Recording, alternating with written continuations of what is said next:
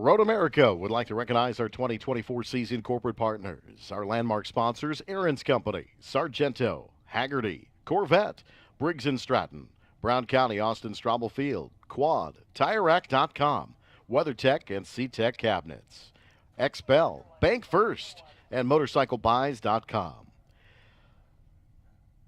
Road America is pleased to feature Palermo's Pizza, Mission Foods Tortillas and Chips, Sargento Cheese, Cedar Crest Ice Cream, Pepsi Soft Drinks, Torquay Coffee, Carbless Cocktails, and Larry's Distributing Family of Malt Beverages.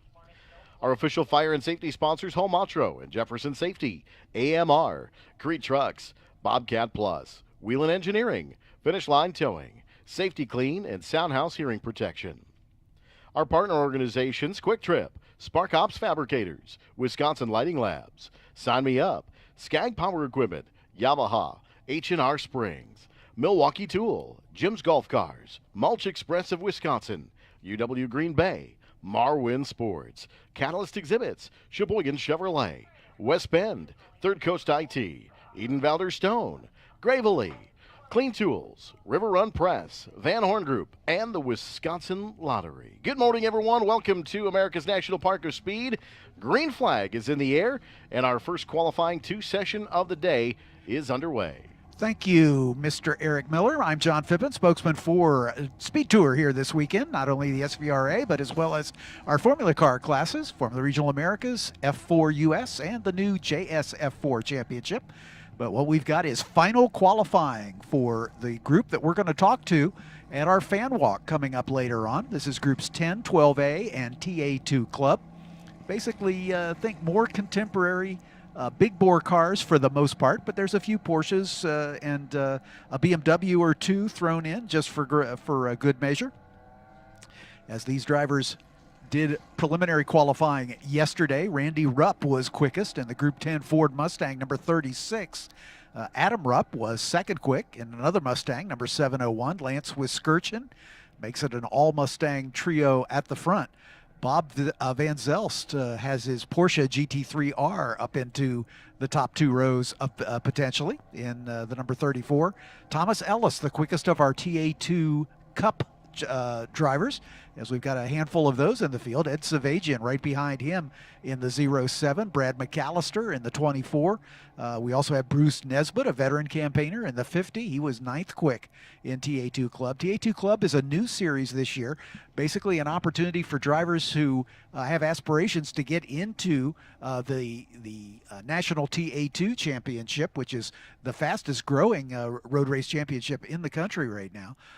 This is an opportunity for them to get familiar with the cars, get familiar with the tracks, and at the end of their season, the winner has a scholarship with an entry to the season finale at Circuit of the Americas in late October, early November. And also entry fees paid for the following season if they can find funding for a car and whatever. So it's an opportunity for drivers to move up to the Trans Am 2 Series. Of course, we'll be here later on this summer at Road America.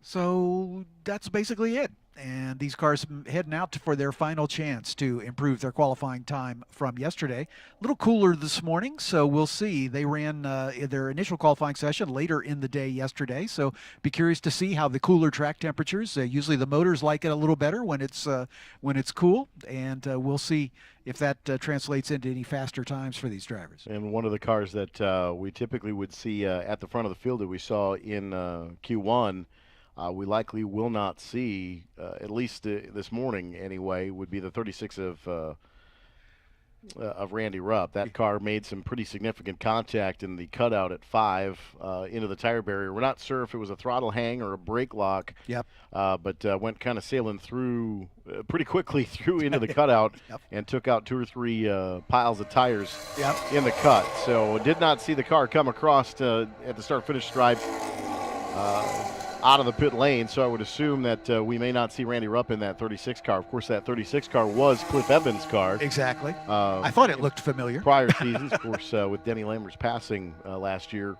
Yep. that operation stopped racing, Yep. and but that is Cliff's car. In that circumstance, pretty tough break for that team. I know that they were really looking forward to using that car. and certainly improving some lap time. So don't see the 36 this morning, but maybe we can get that car repaired for the race action this weekend. But look like pretty significant damage, so I wouldn't be surprised if we miss out on that car throughout the rest of the weekend here. But Bob Van Zelst here on the initial outlap goes purple at 2:48.735, and that's how we start things off here as we are underway here in Group 10, 12A TA2 Club, qualifying to here the SVRA Vintage Festival weekend. Should look for times in the single digits as we get at the sharp edge of the field. Randy Rupp, again, as Eric mentioned, may well not be in the field certainly won't be for this qualifying session. Hopefully they'll be able to effect repairs in time for the race, but if not, but Adam Rupp was right behind him in the 208s. For the top three. Lance Kirchen was a 208.6, so we would expect to see times in that kind of area, we think. But as they work their way down the field, we saw some times in the 230s as well. So we'll just see how the field shakes out in this final qualifying opportunity. They'll have two feature races this weekend. The first feature race for this group, as we mentioned, will be highlighted at our fan walk coming up later today at 12:15. The cars will be brought here onto the pit lane, and you'll have a chance to mingle with these drivers and get an autograph or a selfie or two, and a chance to see just what gives. As Adam Rupp comes across the line at a 2:08.7, that compares to his time at a 2:08.4 yesterday. So right off the bat, looks like times are going to be pretty similar to what we saw in the heat of the day, late in the day yesterday afternoon.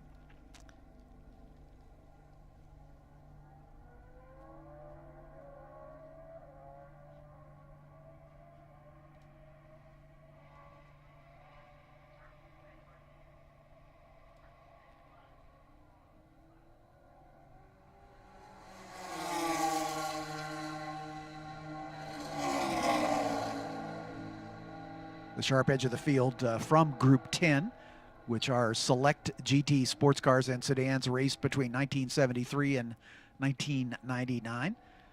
Mixed in as well a few NASCAR Cup and Busch Series stock cars, and the fastest cars here, the Trans Am and production-based contemporary GT cars, as raced from 1999 to 5 years from today's date, as well as the TA2 Club cars, which we've already talked about.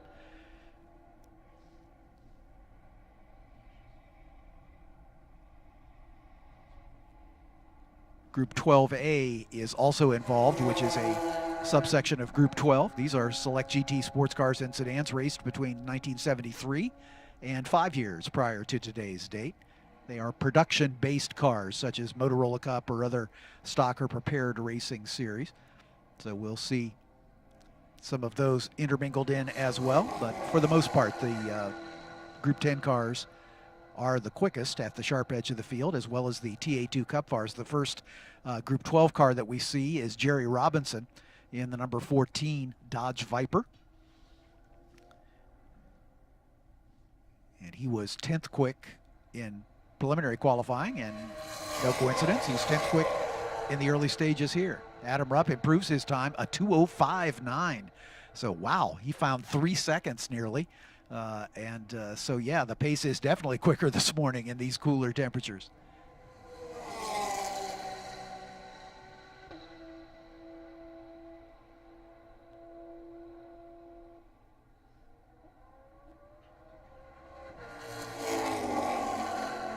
This beautiful circuit here at Road America really favors horsepower. It's this long front straightaway, the uphill climb out of turn 14, all the way down to the heavy braking zone at turn 1, and then the short little chute between turns 1 and 3, and then another long blast back downhill toward turn 5. The best passing opportunity on the racetrack really rewards a car that's got a lot of grunt under the driver's right foot.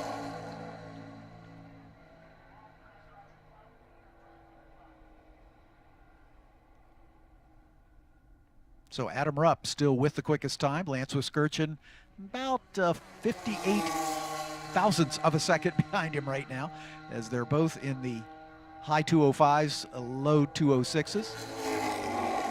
Bob Van Zelst in the Porsche, just about 5 seconds back. So those two Trans Am cars are setting the pace here in the early going. Black flag all going to come out. It sounds like we've had the number 9 car. Potentially that is Joe Dillon with that red Panos.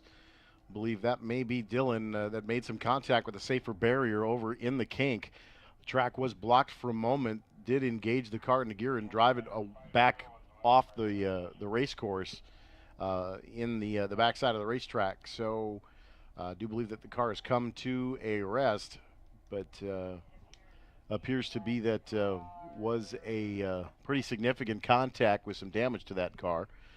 So black flag all. Everyone will come to pit lane here in this qualifying 2 session for Group 10, 12A, and the T2 Club, TA2 Club. Right now, Lance Wiskerson, Bob Van Zelst, Edward Savagian, Brad McAllister, Brad Dahmer. Right now, your top 6 here, with looks like Adam Rupp on top with the 205.984 in that 701 Ford Mustang. So black flag all. Everyone coming to stop on pit lane, and safety will go to the attention over in the kink. So that is our first impact that we've had this weekend over in turn 11, and usually a little bit hairy in the cool morning start. Sometimes tires not quite up to temperature, and trying to get as much speed and carry through as you can. And of course, that section of the track is shaded in the early hours of the morning, and so maybe a little latent dew on the racetrack can catch a driver out for sure. It's a little cool and damp back there in that tree-covered valley that the cars run through. But was really heads up from the driver, though, that did make contact, spun out, kind of bounced back out into the race course, but did get the car back into gear and pull off out of the target zone, so to speak, in that situation. So pretty heads up driving from that competitor to get out of the way, just in case some additional cars were coming. Luckily, it's a little bit lighter field with this group. So most everybody was fairly spread out here in this qualifying session, so don't believe that there was more than the 1 car involved. And believe it was the 9 of Joe Dillon, that Panos. It was a red car back there, so there's not too many red cars other than I believe that and Brad Dahmer in the stock car back there. So I believe he's on pit lane. I believe we saw him come through on the camera as well. So I believe it is the 09 or the 9 of Joe Dillon over in the kink area. So under a black flag all condition, some cars are on pit lane awaiting the resumption of the session. Safety on station over in the kink area. There's Brad Dahmer, so we know it's not him. As you said, we saw him come by. So we're just a brief pause here in the action while we wait for the safety crew to do their jobs. Looking forward to the schedule the rest of the morning. A couple things to make note of. The Haggerty Cars and Caffeine Car Show kicks off down the hill there, just as you come through the tunnel, coming through Gate 6. On your right will be the car show area, and they're going to kick off festivities at about 10:10. Those cars will be out doing some parade laps around the track during the lunch break. So that's coming up. Our first autograph session will be coming up a little later in the morning as well at 11:30. And that is for the drivers from the F4 and JSF4 championships. And they will be signing autographs in the vendor area, basically between Parker Johns and the Victory Circle. They'll have tables set up there. So if you'd like to meet some of the stars of the future for these Formula Car Racing fans, come on over at 11:30. Again, between 11:30 and noon, those drivers will be signing autographs.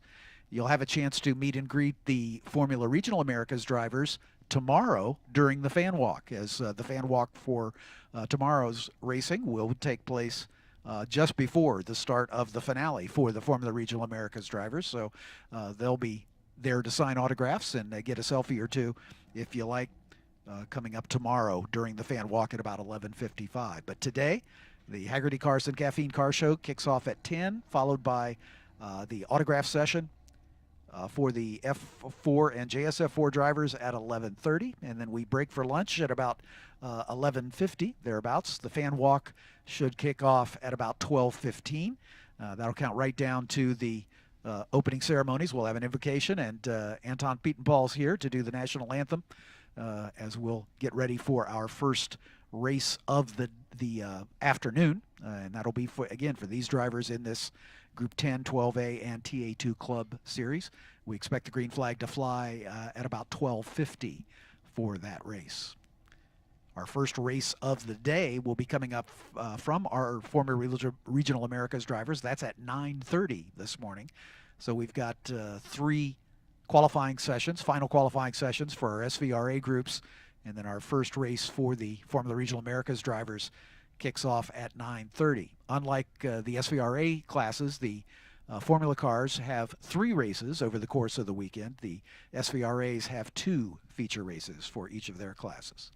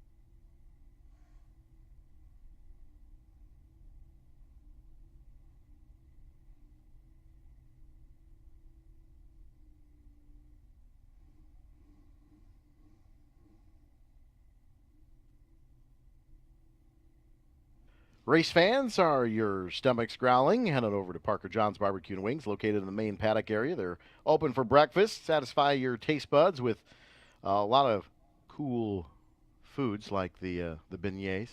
Those are my favorite. Breakfast potatoes, of course. During lunch, they've got their jumbo smoked wings, pulled pork, soft serve ice cream, ice cold beer, and much more at Parker John's Barbecue and Wings in the heart of the paddock area. Over at the Gearbox, you can join them for their famous Eggers sandwiches. Broad Eggers, the official breakfast sandwich of the PA booth, by the way. Made-to-order omelets, track famous RGP potatoes, roasted sweet corn on the ever-popular Gearbox melt. Great barbecue smell you smell. Their on-site wood-fired barbecue pit. Try their delicious pulled pork sandwiches or brisket. This year, they've got some chicken wings as well. Enjoy views of turn 5 and 14 from their huge patio and bench seating area. Condiment table, on-site ATM, and ice available. Track favorite concession stand for over 20 years at the Gearbox. Antoinette's over in turn 3 while you're enjoying your time at Road America. Be sure to stop by Antoinette's at turn 3 next to the Corvette Corral, serving the best mac at the track in 8 different varieties. Their famous original, chicken bacon ranch, oink mac and cheese, just to name a few. Also, you can try your famous broasted chicken. If you're looking to serve a bigger group, grab a bucket of Antoinette's broasted chicken and take back to the pits or your campsite. Antoinette's at turn 3. Race on. You can also head over to Pearls at turns 1 and 7. You enjoy the view from the top of the hill and see racing action from turns 6, 7, 8, and 9 at Pearls on the Hill. And treat you and a friend to the track's largest Nacho Grande, or grab a walking taco for yourself. And don't forget to try one of the local Cedar Crest ice cream flavors in a waffle cone. Lots of other great food options are available. Find a seat under the covered patio during space and enjoy a day of fast racing and great food, serving hot made-to-order breakfast sandwiches all day at Pearls on the Hill over in turn 7. Also, Buzz Hut, if you're looking for a little bit more unique coffee experience, head to the Buzz Hut on the main paddock road as well. Bruce, thanks for the coffee this morning. Always a pleasure to see you guys here at the racetrack. And that's in the main paddock area just north of the paddock shop. And, of course, paddock shop will open at 10 o'clock this morning. And you get your Road America gear as well. I believe SVRA has their gear trailer here as well this weekend for the Speed Tour. You can pick up something out there for one of your favorites as well, John. Yeah, all kinds of new swag and a brand new trailer basically this season for the Speed Tour merchandise trailer. They've got shirts, jackets, hats, posters, just about anything you can imagine with SVRA branding. Some Trans Am branding stuff there as well if you're want to getting ready for the Trans Am race a little later this summer. So be sure to check out the Speed Tour merchandise trailer on Vendor Row as well. Your rundown of all the various food stands here at Road America reminds me of yeah exactly is just how good the food is here. For those of you who haven't traveled to other racetracks, you have no idea what a special treat you have here at Road America. The food concessions, everything about this racetrack is just top notch, and as evidenced by my being in shape, and if round is the shape, that would be. Yeah. That would be effectively why. But I try to watch my boyish figure as well, and I have very little success when I come to this one of these race weekends. I always get on the scale when I get back home and think, what was I thinking? But my stomach is happy. So that's good. As the kids say today, worth it. Yeah. Oh yeah. More than that. Yes, indeed. Beautiful weekend on tap here for the SVRA Vintage Festival. We don't honestly get many 80-degree days in the early part of May here, so we will take it today. That is the forecast right now. About 63 degrees ambient temperature here in the Plymouth area, Elkhart Lake. Chamber of Commerce weather. The trees are green. The grass is growing faster and faster every day, and good forecast in shape for us for the remainder of the weekend, so we're excited about that. So we'll get cars on track here. Sounds like cars have fired up here, and we would expect to have about a minute here, grid's minute, before we get we release here for qualifying two. Just a couple of minutes. 21 minutes already elapsed in the session, so this might be a one and done or a one and go session here. We'll keep you apprised of that. A couple cars at the end of pit lane. Many of them are stacked up here at the start-finish stripe here. Chelsea there with the single finger raised, indicating to the teams that we're about a minute away from releasing them. So that is the plan, we believe.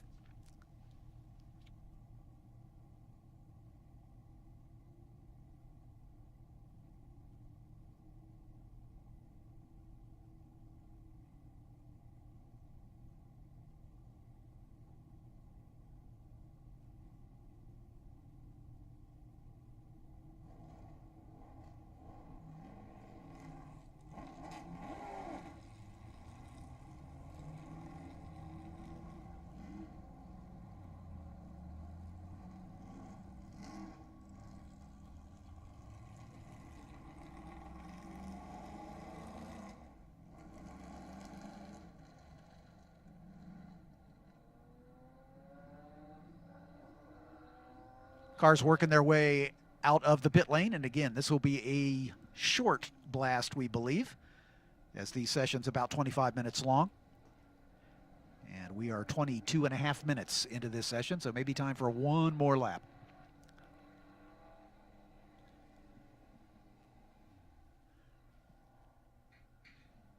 Adam Rupp with the quickest time, a 2:05.9, significantly quicker than we saw in preliminary qualifying yesterday. As we mentioned, Randy Rupp was at a 2:08.076 in the heat of the day yesterday.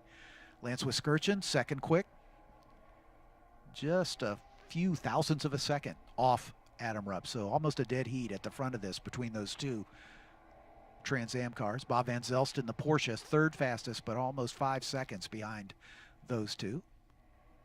Ed Savagian, the quickest of the TA2 club cars. Looks like he may be headed for the pole in that class. A 2:13.937. Yesterday, Thomas Ellis was at a 2:15 and some change. So definitely quicker this morning. And Ed Savagian starting outside of row 2. Looks like he may be the quickest of the TA2 club cars. Right behind him is Brad McAllister in another TA2 Club car, about 2.5 seconds off Savageon's pace at a 2:16.3. Brad the Bullet Dahmer in his number 45 Chevy Monte Carlo. Outside of row 3 provisionally, Bruce Nesbitt, the veteran, in the TA2 Club number 50. Inside of row 4 right now, Jerry Robinson in the Viper, the quickest of the Group 12 cars. Currently sitting outside of row 4. Paul Ruth in another TA2 Club car, the number 11 Chevy Camaro. Joe Dillon in his Panos, we believe, brought out the red flag, so hopefully his car is repairable and he'll be able to be in the field when we go racing right after the lunch break. Randy Alexander in the 070 BMW M3. Randy Castling right behind him outside of row 6 in the number 70 Porsche GT3 RS. Thomas Ellis, who was quickest yesterday amongst the TA2 Club cars, finds himself all the way down in row 7 in this session, a 2:44 and some change. So his time from yesterday will definitely come into play, a 2:12.2 for Ellis. I hope that doesn't indicate that he's got a problem with that number 8 car. If we just do the math in my head, he'll end up 2:15.2, should put him about 5th on the order,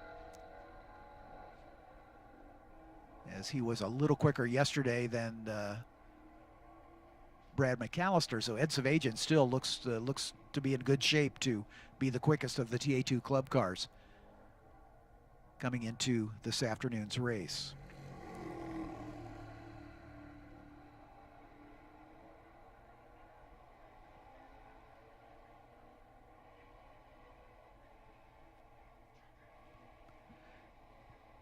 Race control telling us that the checkered flag is imminent. The starter just waiting for a car to begin the climb up the hill, and we'll wave this one to its conclusion. Timing and scoring will set the final race grid for us for the first of our feature races for the SVRA groups. And again, that's coming up right after the pre-race ceremonies and the fan walk, coming up just after the noon hour during our lunch break here.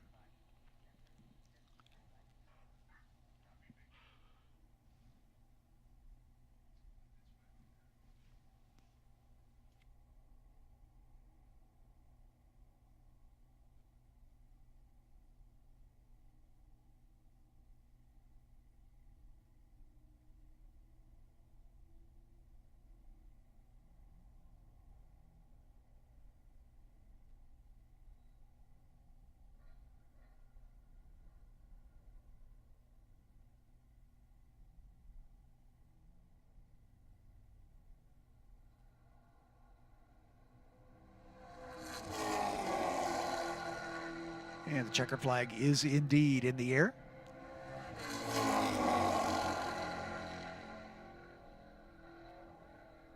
And Thomas Ellis on his final lap retakes the top spot in TA2 Club, as the number 8 Chevy Camaro just clicks off a 2:13.6 on his last flyer. But Ed Savageon went even a little quicker at a 2:12.9, so it still looks like Savageon will be the quickest of the club cars. But we've got 3 of them stacked together. Savageon in the 07 at a 2:12.9. Thomas Ellis in the 8 at a 2:13.6. Brad McAllister in the 24 to 2:14.7.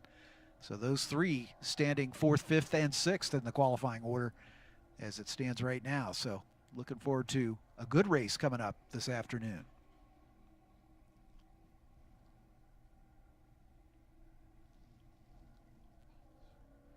Next on the agenda, groups 5A, 7, and 11. You should be on the grid. If you're not, hustle, because we're just about to release those cars. Groups 5A, 7, and 11 for their final qualifying session coming up next.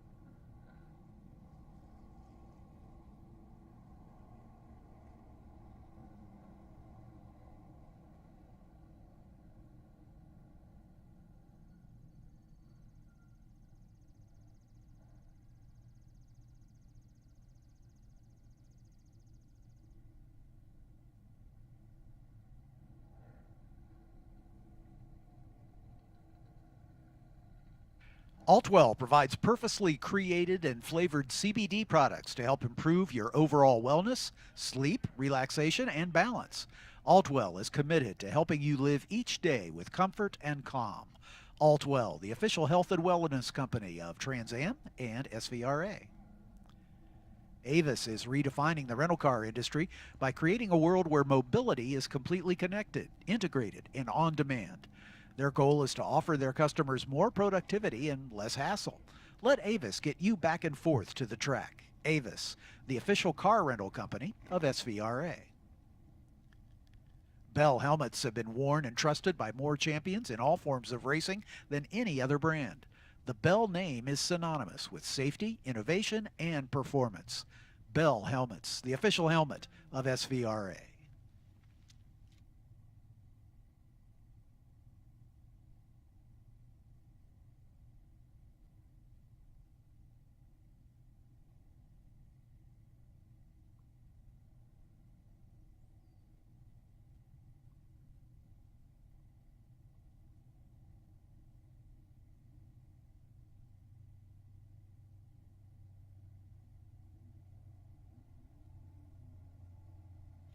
We move on with final qualifying for our SVRA groups. This is for groups 5A, 7, and 11.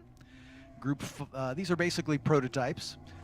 Group 5 are small bore World Sports Car Championship and prototypes, raced between 1960 and 1972. Group 7 are World Championship of Make sports cars on slicks, under 2-liter sports cars as raced after 1972, even some Can-Am cars as raced after 1967. And finally, Group 11, the most contemporary of the prototype cars, GTP, Group C, ALMS, PSCR, World Sports Car, Grand Am prototypes, SCCA Prototype 1 and Prototype 2s, as raced from 1981 up until 5 years from today's date. So these are the quickest of the closed wheel cars here this weekend.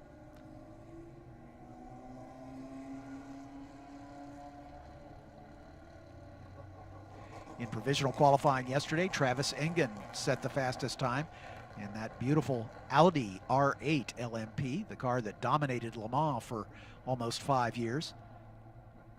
His best lap was a 2:03.156. Brian French right behind in a prototype lights car, a Ligier JSP 320. He was about 7 seconds off Travis Engen's time. Ralph Lamacchia in a Elan DPO2, another prototype lights car, was third fastest. Tim Roberts in an Orica FLM09, same story on that. Number 213 was fourth. Joel Weinberger in his Chevron B21 from Group 7.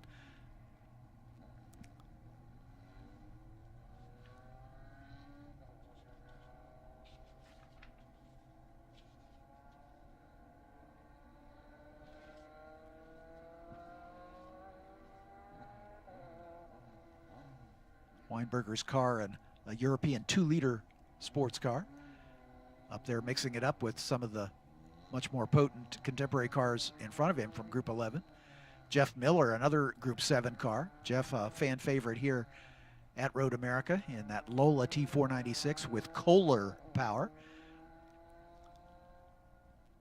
A 6-cylinder Kohler motor with the organ pipe exhaust manifold. It's always fun to watch and fun to listen to. Thomas DePagiter was 7th quick yesterday in the number 32. Another Elan DPO2. And then the Sports 2s from the GTP4 category from Group 11. Jack Donnellan, the quickest of the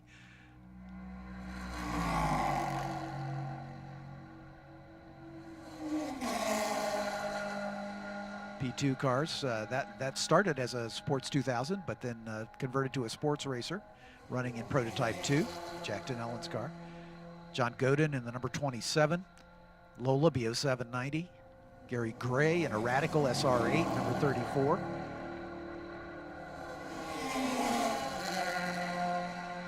As the cars set off on their first flying lap here.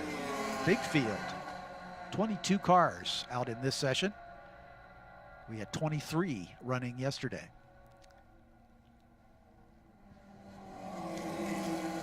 The first race for these drivers. Comes up at 1:20 this afternoon, feature race number 1.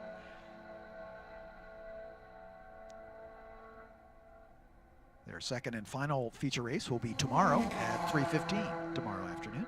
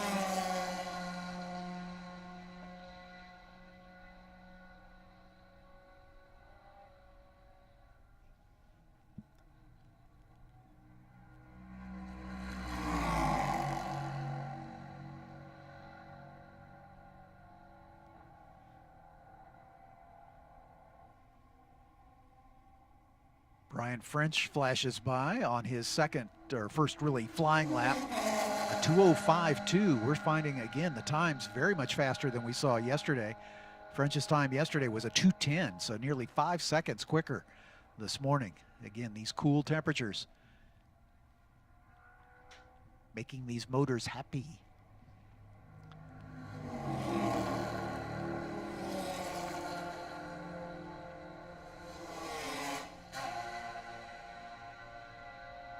Joel Weinberger about the same pace as he was yesterday. Yesterday was a 2:16 flat. His best lap here was a 2:16.1, so not quite as fast, but Brian French made up some serious ground in that Ligier JSP 320.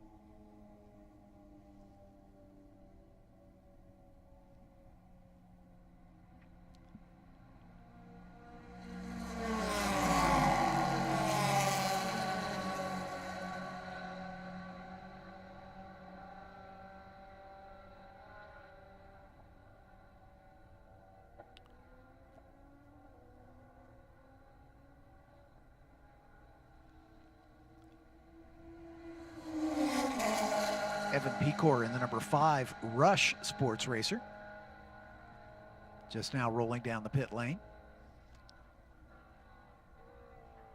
Jose Paredes in his Elan DPO2 IMSA prototype lights. Heading for the paddock, it looks like, slowly rolling down the pit lane. Travis Engen, not nearly as fast today as he was yesterday, but that Audi takes a lap or two to get everything up to temperature, so we expect better things from Travis later on in this session, perhaps. Well, Jeff Miller's car low and slow here on the front straightaway. Sounds like it's dead stick.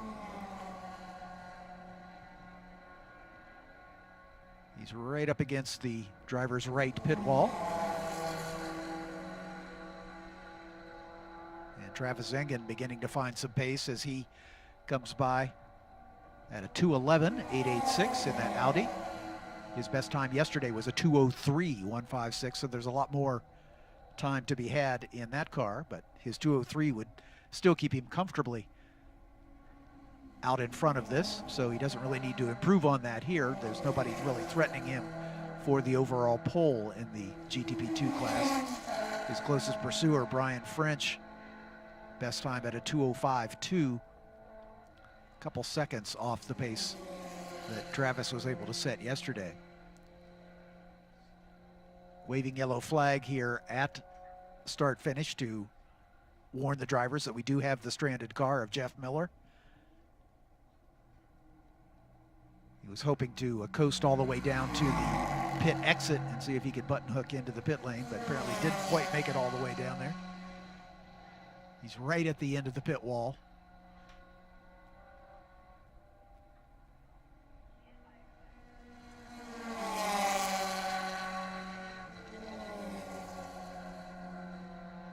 Race control having a discussion of whether to go black flag all here. Yep, and that's exactly the case.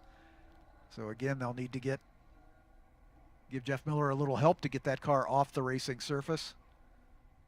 So a black flag and waving yellow being shown here at start finish to indicate to the drivers that there is a hazard in front and they should make their way around and into the pit lane once again. So for the second session in a row, we've had a black flag for a stranded car.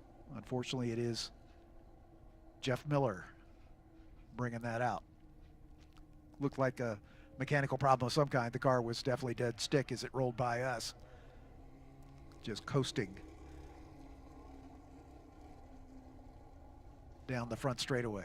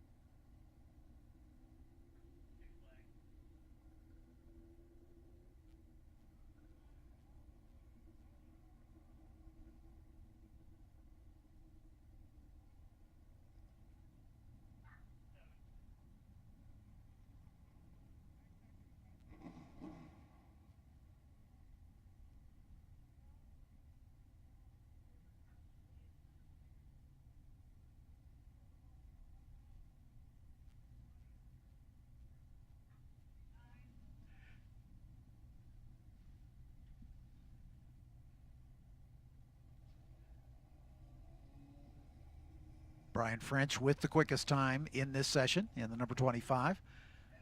A 2:05.286 would put him second in the order based on the combination of times. Travis Engen, as it stands right now, would still start on the pole based on his time from yesterday, 2:03.1. Ralph Lamacchia in the number 7 at a 2:11.788 yesterday. Today at a 2:13 and some change. So his time yesterday would still keep him in the top 3, it looks like. Joel Weinberger at a 2:14.9. John Gooden's Lola B0790 stopped right on top of the timing line. So as he rolls backwards and forwards just a little bit, that gives the timing and scoring folks a bit of a start.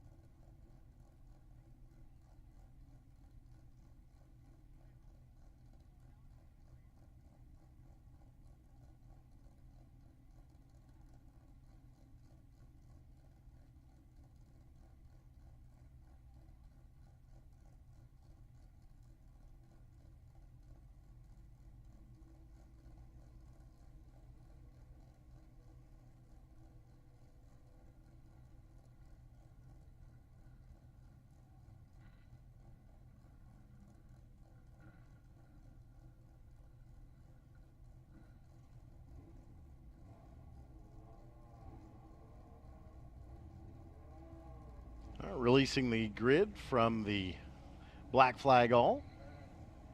Back underway here in this Group 5A, 7 and 11, Q2. About 15 and a half minutes, about 10 minutes left to go here in this qualifying session. As John mentioned, Brian French on top of the board right now at 205.286 in that Ligier. In Group 11, Travis Engen in the Audi R8 LMP. Ralph Lamacchia, Joel Weinberger, your top four. Tim Roberts in the 213 in fifth. Quite a variety in the prototypes class here this weekend. Walter Vollrath in that number 27 T290 Lola with the Kodak colors on it, still on pit lane. The cars have been released and back on track. About 9.5 minutes left to go here in this session. So here we go with Q2 for groups 5A, 7, and 11. Next on the docket here will be groups 6, 8, and 12B. That is our 9 a.m. session. So this is your 10-minute call to the grid. 10-minute call to the grid for groups 6, 8, and 12B. 10-minute call to the grid for groups 6, 8, and 12B for Q2. Group 6, 8, 12B.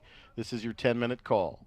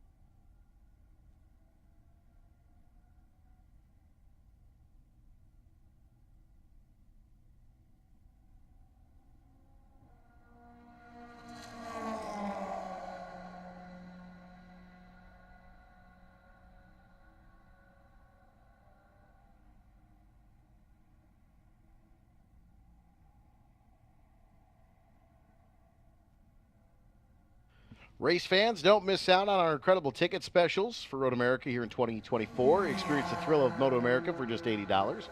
Heart-pounding action of IndyCar for only $140. Catch the excitement of IMSA for just $130. Get your tickets now and secure your spot at these premier racing events. Don't wait, grab your tickets today and be part of the adrenaline-fueled action here at America's National Park of Speed. A couple of first hot laps once the resumption of green flag action here in this qualifying 2 session. Travis Engen just did a personal best, a 2:11.8.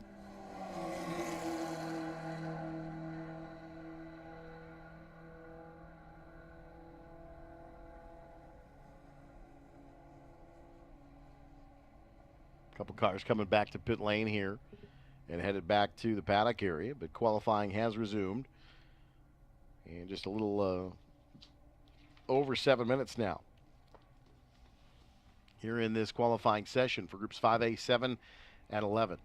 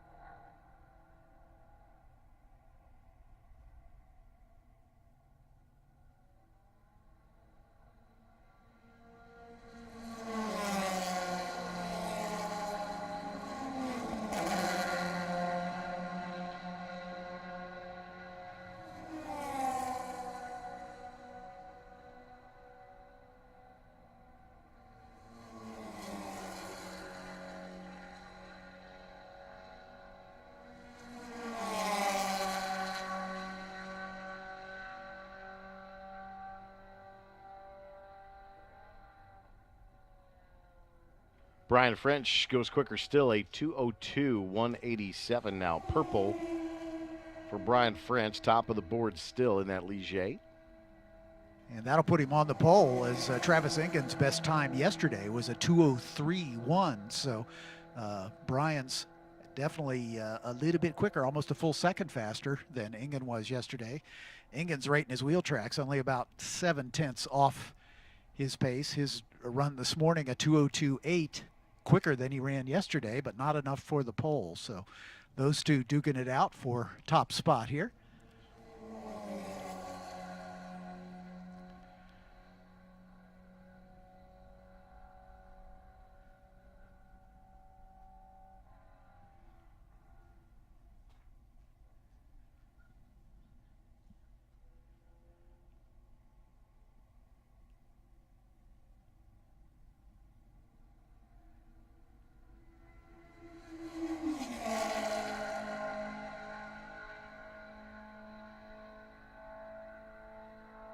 Walter Vorath flashing by in that beautiful Lola T290 with the Kodak livery, number 27.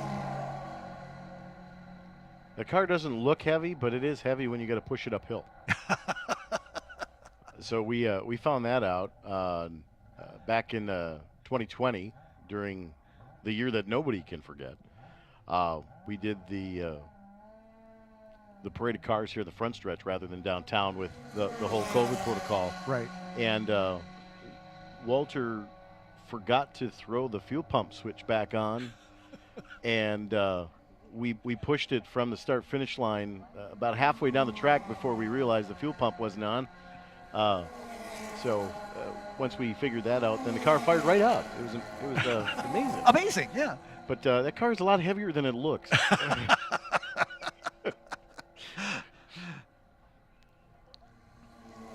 1972 vintage European 2-liter sports car. Back in the days before carbon fiber, for sure. Checkered flag is in the air. We'll see what times come across the line on this final blast to start finish. But as it stands right now, Brian French would start on the pole in that Ligier JSP 320.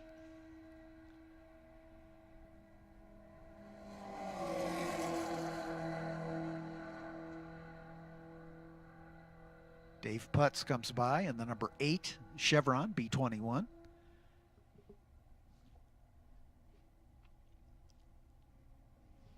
Right now back in 18th position amongst the Group 5 cars, which are predominantly Sports 2000s.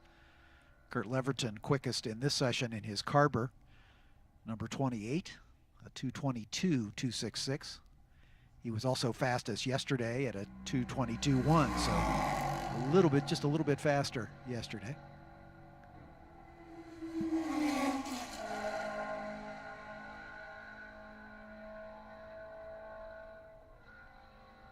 Jeff Miller, despite the problems he had with the car rolling slowly down the pit lane without power, a 2:19.4 was his best lap in this session. Yesterday he was at his 2:18.1, so that would still get him started in the top 3 rows, we're thinking.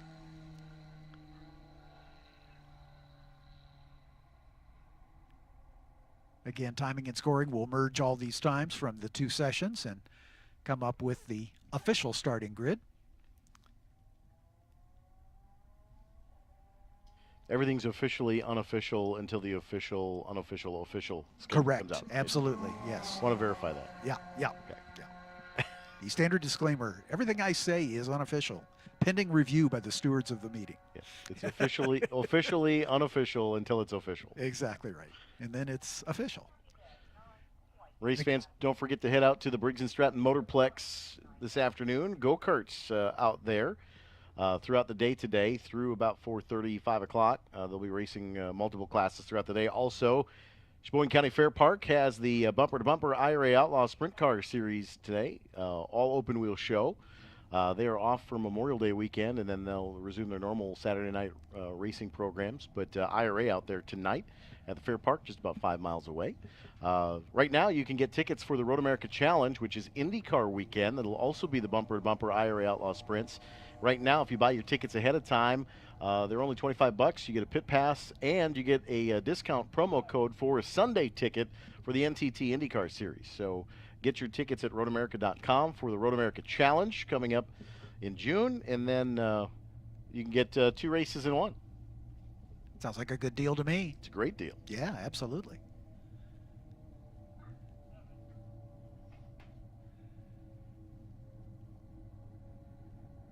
All your, truck drivers, opportunities are endless in the Bennett family of companies. Whether you haul open deck, dry van, or specialized freight, or if you do hotshot, RV hauling, drive away, manufactured housing transport, or power only, you'll find a home at Bennett. Since 1974, we offer the freight, family, and freedom to take your trucking business to victory lane. Drive like a winner. Drive for Bennett. Truck drivers apply today at driveforbennett.com. That's drive, the numeral 4, Bennett.com. Bennett Transportation and Logistics, the official trucking company of Trans Am and SVRA. Bravo Trailers started in 2011 with a clean sheet approach to trailer manufacturing. Bravo teamed up with the best people and have given them the tools they need to get the job done right. Together with Bravo's seasoned engineering team, they've achieved their quest for better quality, a better trailer, and a better customer experience. Bravo Trailers, the official company of Trans Am and SVRA. Buzz e-bikes are here to rev up your track experience. Perfect for racers and enthusiasts, the Buzz Centris offers convenience and versatility for every turn. Race over to buzzbicycles.com and use code SVRA100 for a $100 discount. Join the e-bike revolution and enhance your track days with Buzz. Buzz, the official paddock bike of SVRA.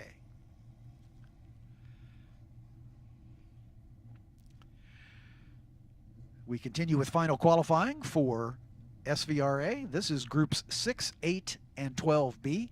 Lots of big bore American iron in this one.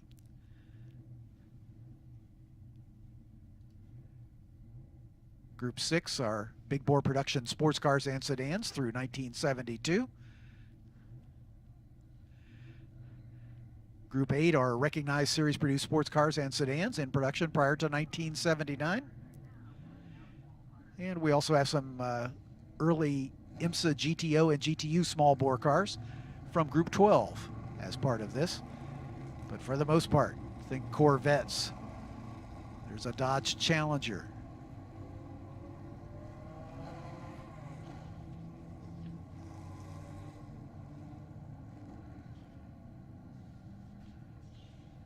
Jonathan DeGainer in that beautiful number 111 Devon Evolution. It's got a big 350 Chevy T10 with an XKE differential.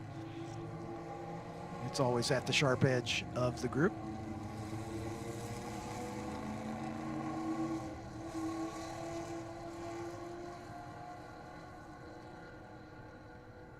Michael Origer was quickest yesterday in the blue Chevy Corvette. He and Robert G have basically sister cars, Chevy Corvettes, the 969 in Origer's case and the 696 in Robert G's case. Origer turned a 2:25.442 for the quickest time yesterday. Fritz Seidel was second quick in his Porsche RSR, number 21. Just about 3/4 of a second further back. Jonathan DeGainer in that Devon that we talked about, the 111. Was third fastest, another half a second back. Rick Frang in his number 77 Chevy Corvette. Travis in the 5 was just a couple spots down. Travis in the Corvette Roadster.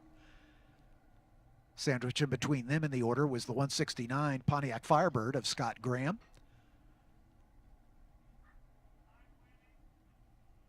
First of the Group 8 cars, George Ballback in his number 0 Porsche 911. And the fastest of the Group 12 cars, Werner Cordas in the number 27, a BMW M235IR.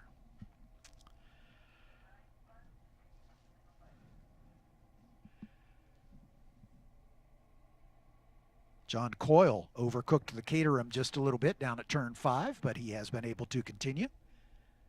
The 09 car, a 2004 Caterham C400.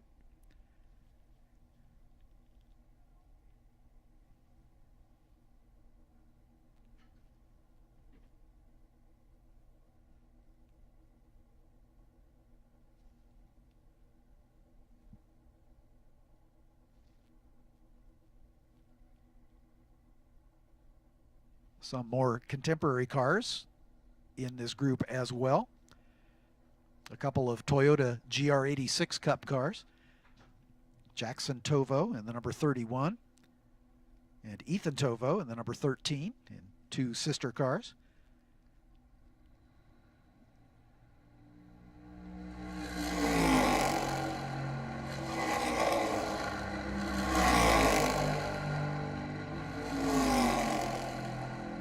Jonathan McGainer, Michael Werger, Travis Frang, Robert G. all come by.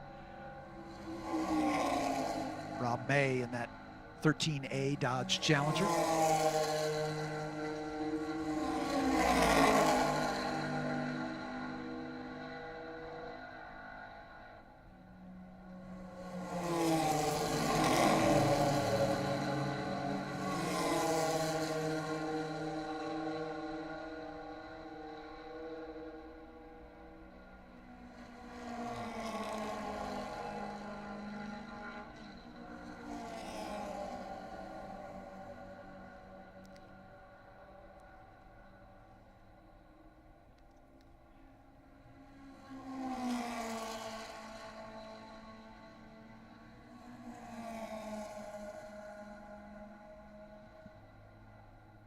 Alex Rourke in his number 62 Lotus Elan. Out there mixing it up with the big thundering V8s of the American Iron. That little 1.6 liter Lotus twin cam.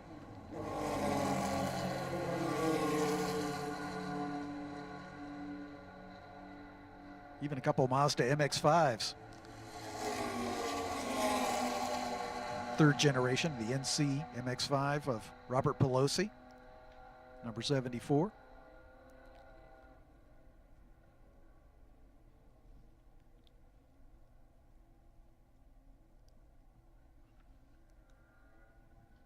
I think what amazes me most is different engine sizes, horsepower configurations, and weight to power ratios. Yep. And they all manage to make the same lap time. Yeah, exactly. It's just, you know, I'm not good at math, but, you know, there's something different about a 200 horsepower car and a 700 horsepower car both making the same lap time, right? Right. Just something about that. What's wrong with this picture? Yeah, exactly. But like I said yesterday, it's the cacophony of noise. I think that's most impressive of these vintage weekends. Is Yep. You just enjoy all the different sounds they make as they come racing by. Yeah.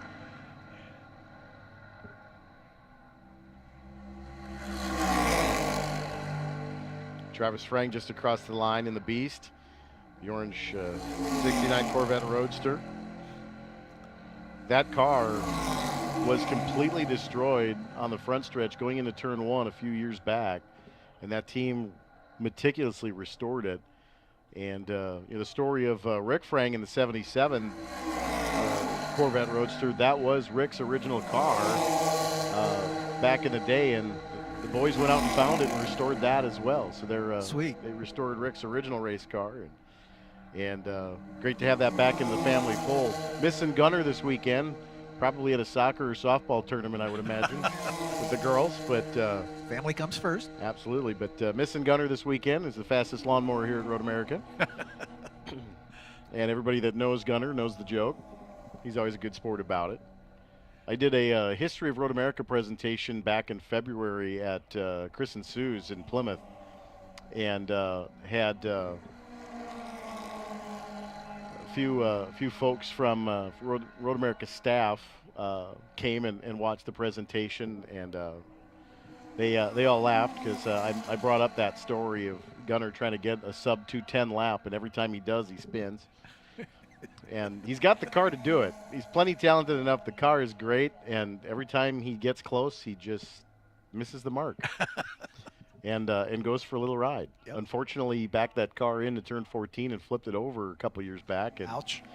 that was some restoration time on that Corvette, but that's a TA caliber car, and Yep. it's a lot of car, and Gunner's always a good sport about the joke.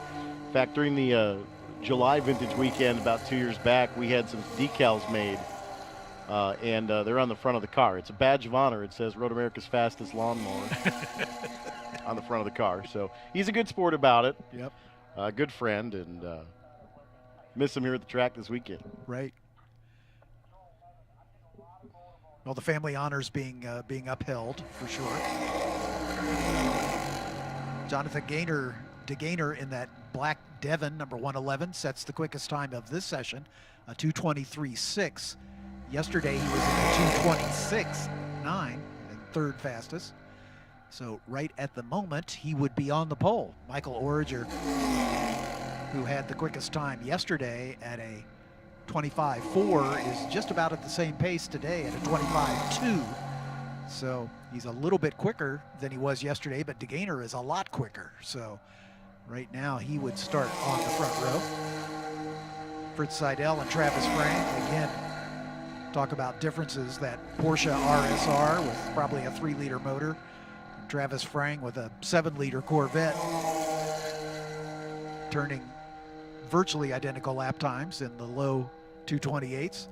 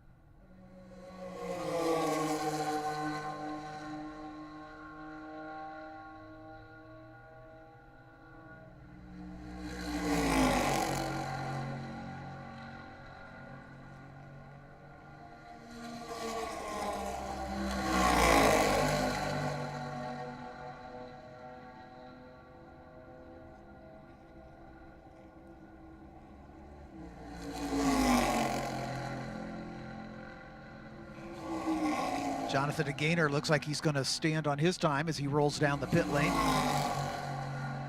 A 2:23.659, good enough for the pole as of this moment.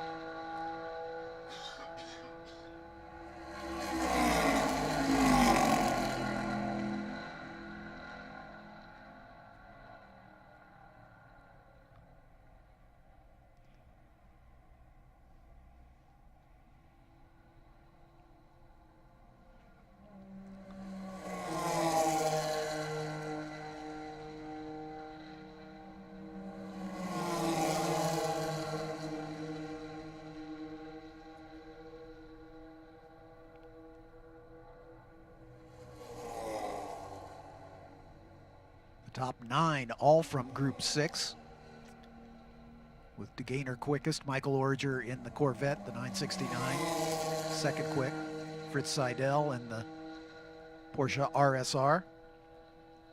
That's a 72 RSR.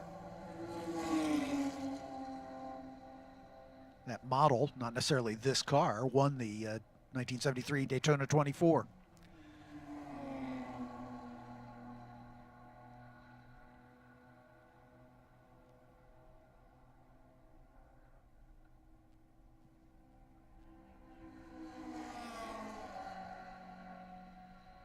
Rick and Travis Frang having a little family battle for supremacy. Rick with the better of it right now in the 77 with a 227 flat. Travis in the number 5 at a 228.4, so about a second and a half separating those two. But they're currently 4th and 5th in the running order.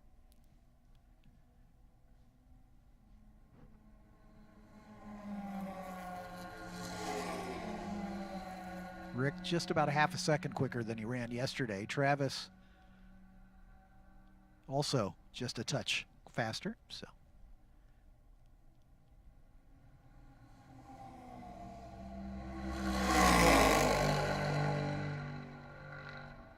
but the biggest mover, Jonathan DeGainer, found almost 3 seconds between yesterday and today.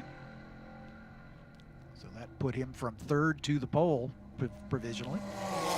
Michael Origer going to set on his time as he rolls down the pit lane. Randy Castling in the number 40 Porsche 914.6.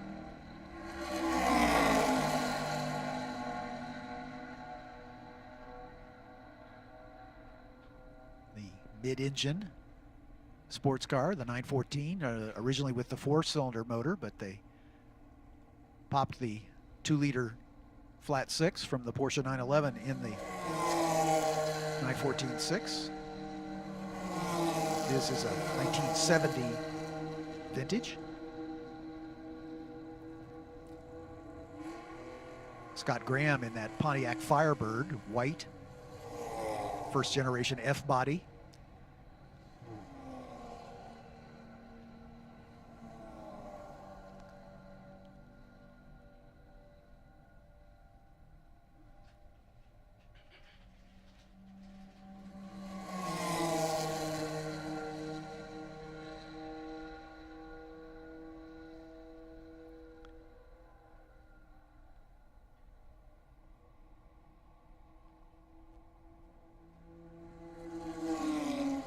Just about 10 minutes to go in this session. Time's kind of settling in. The top 10 all showing static times, no improvement in any of those drivers. Rob May running 9th in that Dodge Challenger, the most recent to set a personal best, a 231.1 for May in this session. Yesterday he was at a 232.2, so a little bit more pace, but about the same grid position. George Ballback in the quickest of the Group 8 cars, 10th fastest in this session at a 234.3. Yesterday, he was 11th at a 235.3, so pretty much faster times across the board here.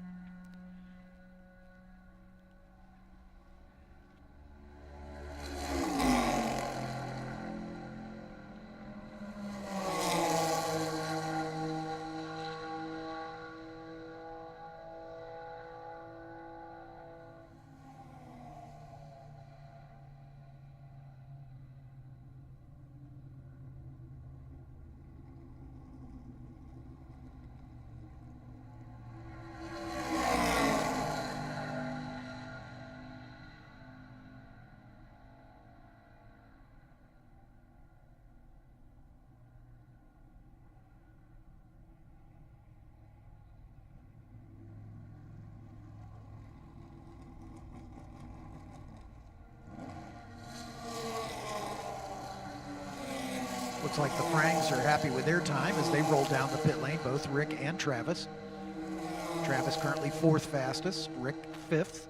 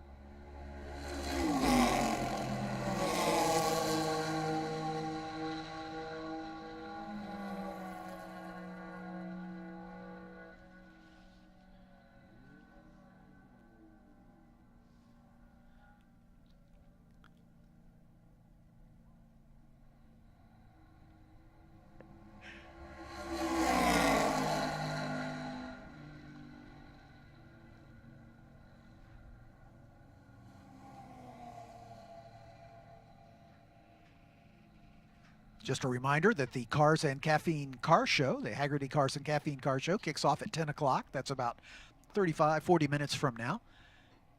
It's down at the bottom of the hill as you head toward the event center. That'll be going on all day today, so you get a chance to see those street cars up close and personal, and those drivers will be bringing the cars out for some parade laps during the lunch break as well. And don't forget the autograph session coming up for the F4 and the JSF4 drivers. That'll be at 11:30, and again, that'll be on the vendor midway between Parker Johns and the Victory Circle. Get a chance to see the stars of the future of Formula racing. And then on Sunday, the fan walk will highlight the Formula Regional Americas drivers, as that will lead up to their final race of the weekend.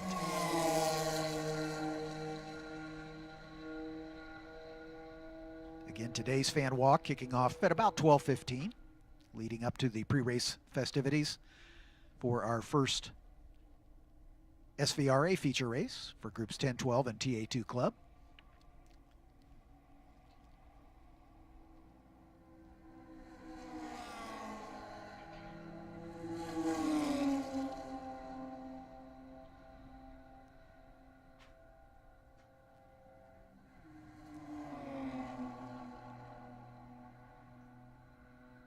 Rob May in that Dodge Challenger continues to click off quicker lap times. He's one of the only drivers in the top 20 to improve on his lap time on that last lap, a 2:31.1 for May.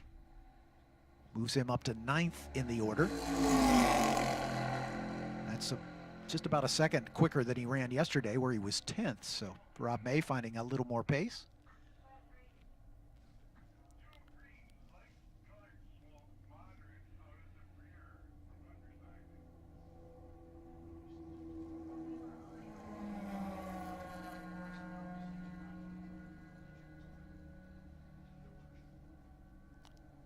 Philip Taxman's Jaguar XKE is being observed by the corner workers for maybe showing a little smoke, so they want to be sure it's not depositing anything on the racetrack.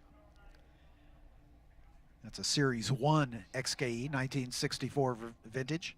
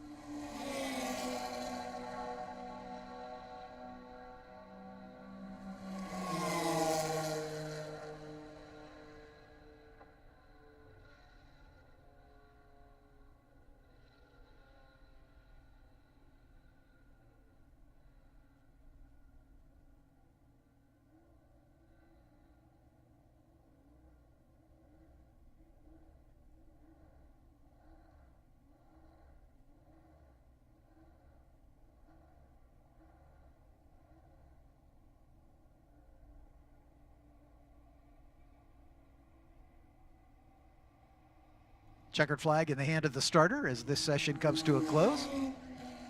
Jonathan DeGainer making a big move from 3rd up to the pole. Michael Urger flashes by and looks like he'll stay 2nd quick. Fritz Seidel inside of row 2 alongside Rick Frang. Travis Frang right behind inside of row 3 with Scott Graham in that Firebird, the 169. Robert G., Michael Orger's teammate, inside of row 4 with Scott Shadell just to his outside in the number 36A Camaro. We've been talking about Rob May in the Dodge Challenger. Looks like he'll start inside of row 5. And George Bullback in the quickest of the Group 8 cars with a top 10 start, the 0 Porsche 911. Ethan Tovo, the quickest of the Group 12 cars in that Toyota GR86 Cup car, in row 6 alongside Lisa Hansen in the 110 Porsche 911S.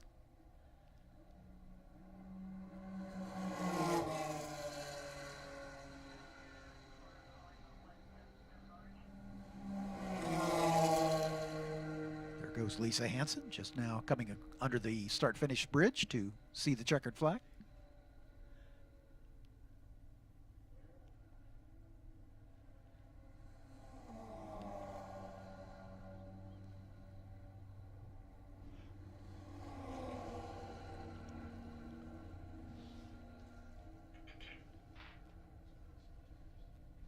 Our first race of the weekend next on the order, as Formula Regional Americas will take the green flag in just a few minutes for their first of 3 races this weekend. Patrick Woods Toth, the reigning F4 US champion, taking advantage of the scholarship to move up to Formula Regional competition, will start on the pole.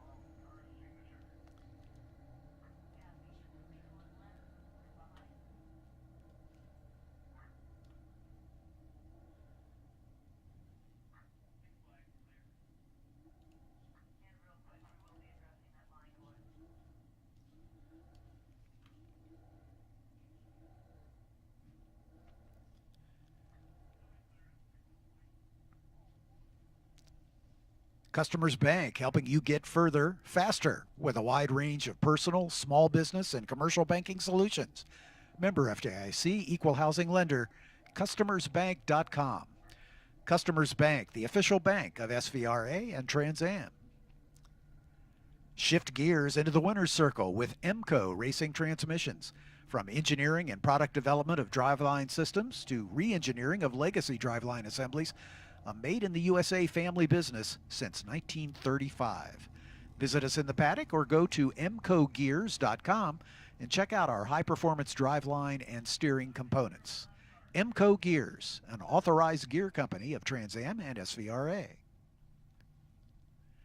As a family-owned business, FPEC is dedicated to keeping their promise to engineer and produce reliable, custom-designed machinery for the meat and food industries. FPEC, SVRA's food processing equipment partner.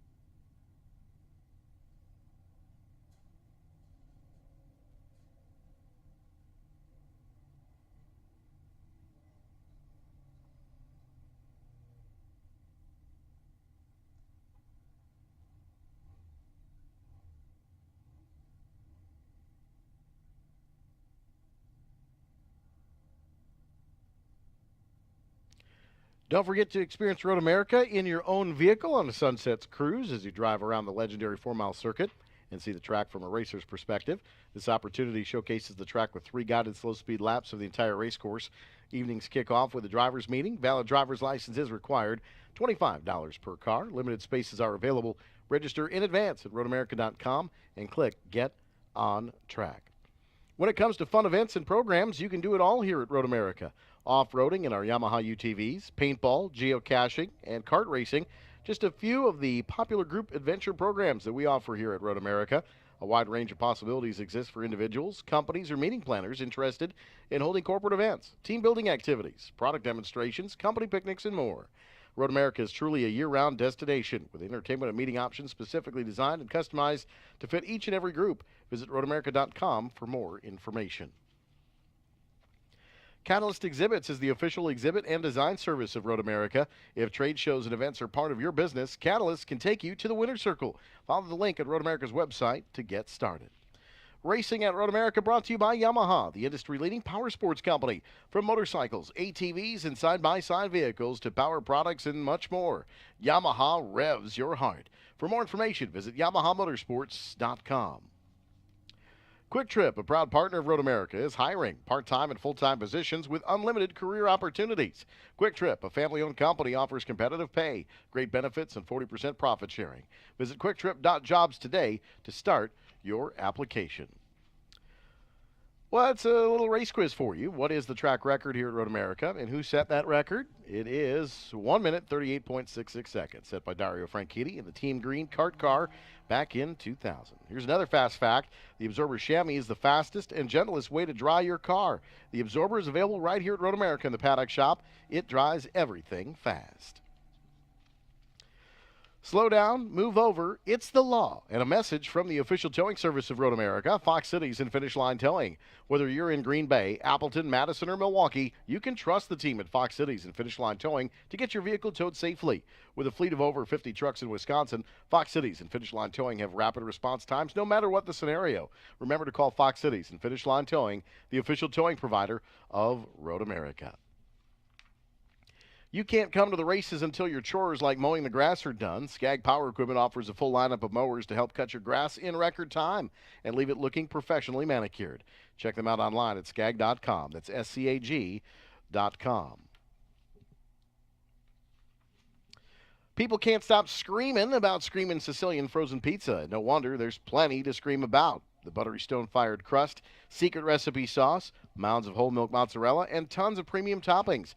Taste what all the screamin' is about by finding Screamin' Sicilian Pizza in your local grocer's freezer. Screamin' Sicilian. Taste what all the screamin' is about.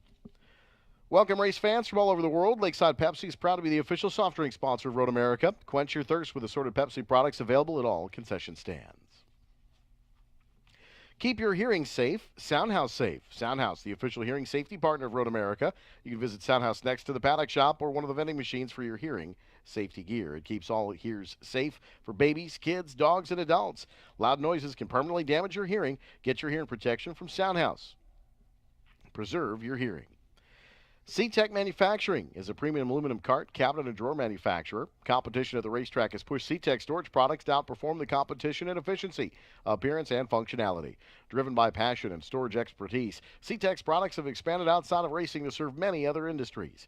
Whether it's at the track, in the garage, or at your place of business, take your storage to the next level with a custom storage cart, cabinet, or drawer from C-Tech Manufacturing. Mission Foods is proud to be the official tortilla, wrap, and tortilla chip company of Road America. Fully loaded tacos, fast wraps, piled high nachos, whatever you crave, Mission has the products you need to fill up and fuel up to take your race day to the finish line. So keep your racing delicious and enjoy all the mouth-watering action. Brought to you by Mission Foods. Now that's too fast, too tasty. Safety Clean, a Clean Harbors company, is the official fluid recycling service company of Road America. Safety Clean provides automotive fluid recycling services for the competitors racing here at the track. Safety Clean is the largest refiner of used oil, antifreeze, and cleaning solutions worldwide. Safety Clean encourages all race fans to do their part to properly dispose of their used automotive fluids. Safety Clean, a Clean Harbors company. Help make green work. Home Ultra is dedicated to providing innovative hydraulic equipment for rescue, industrial, and special tactics applications worldwide. Home Ultra is the official rescue tool of Road America. Contact Jefferson Fire, your local Home Ultra dealer, to learn more. Race fans, a project done the right way only needs to be done once. So when you're choosing a natural stone for your next building or landscape project, choose Eden Valder Stone, the preferred stone of Road America. Road America welcomes partner Crete Truck Centers, the official vehicle recovery partner of Road America. With locations in Sheboygan and throughout Wisconsin, Crete Truck Centers is your Mack, Volvo, Hino, and Fuso truck dealer. Find out more at CreteGroup.com, the official vehicle recovery partner of Road America. Welcome to Road America, race fans and drivers. Whether you're on the track or on the road, remember, nothing protects your vehicle like WeatherTech's precision-crafted American-made products. Find yours at WeatherTech.com. Roaring engines, cheering crowds, it sounds like summer is back. And what's better on a warm summer day than a great group of friends and some Cedar Crest ice cream? It's the perfect topping for a fun day in the sun. Don't forget the sunscreen, and never forget the Cedar Crest.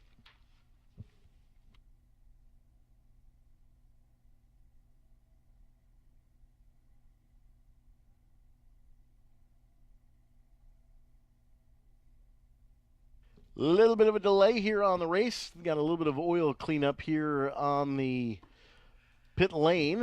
As one of the vintage cars marked their territory on the pit lane, and so we've got a little kitty litter going down to get that squared away. Once that's taken care of, and we'll get back underway. Our first race of the weekend due up next here from America's National Park of Speed.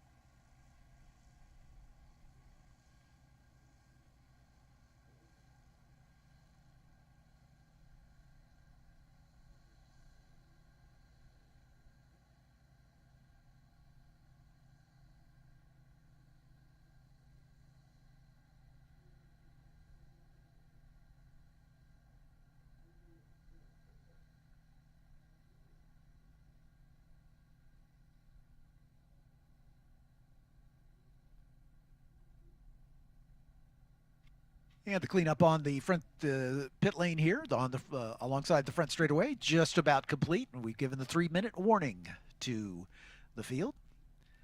One of the beautiful Corvette pace cars takes its position here, right in front of our commentary position, and he will lead the 12 cars around for their formation lap. All of our Formula races, the Formula Regional Americas, about to come out. We do use a Formula One style standing start.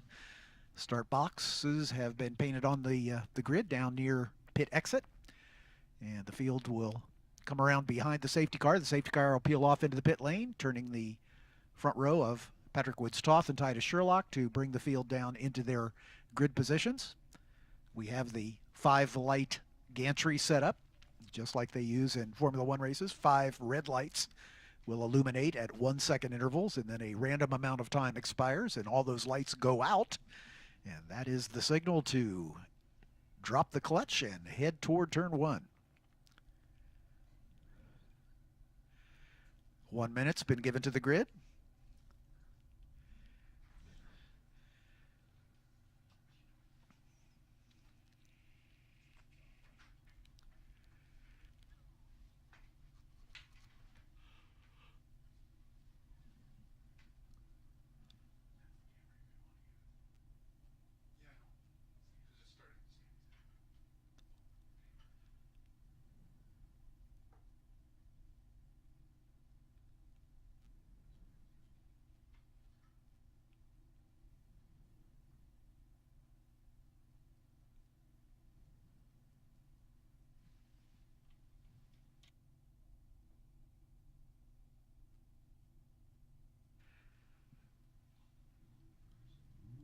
Welcome to everybody here at Road America. Those of you viewing us on the stream, welcome to America's National Park of Speed. Road America, one of America's premier, if not the premier road racing course, a very European style, long straightaways, high and low speed corners, a great test of racing machinery, and we're about to see it. My name's John Phippen, the spokesman for the Formula Regional Americas series. Alongside Eric Miller here, the voice of Road America. We'll keep you up to speed on the goings-on on our first race of the weekend, a 30-minute timed race for 12 drivers vying for the championship of Formula Regional Americas. Let's introduce them to you, starting on the outside of row 6, car number 24, our Masters competitor, Kevin Jansen, out of Deerfield Beach, Florida. He's sponsored by the U.S. Power Group and Data Center Solutions. He drives for Crosslink Kiwi Motorsport. Alongside him, car number 77 is James Lawley out of Halifax, Canada.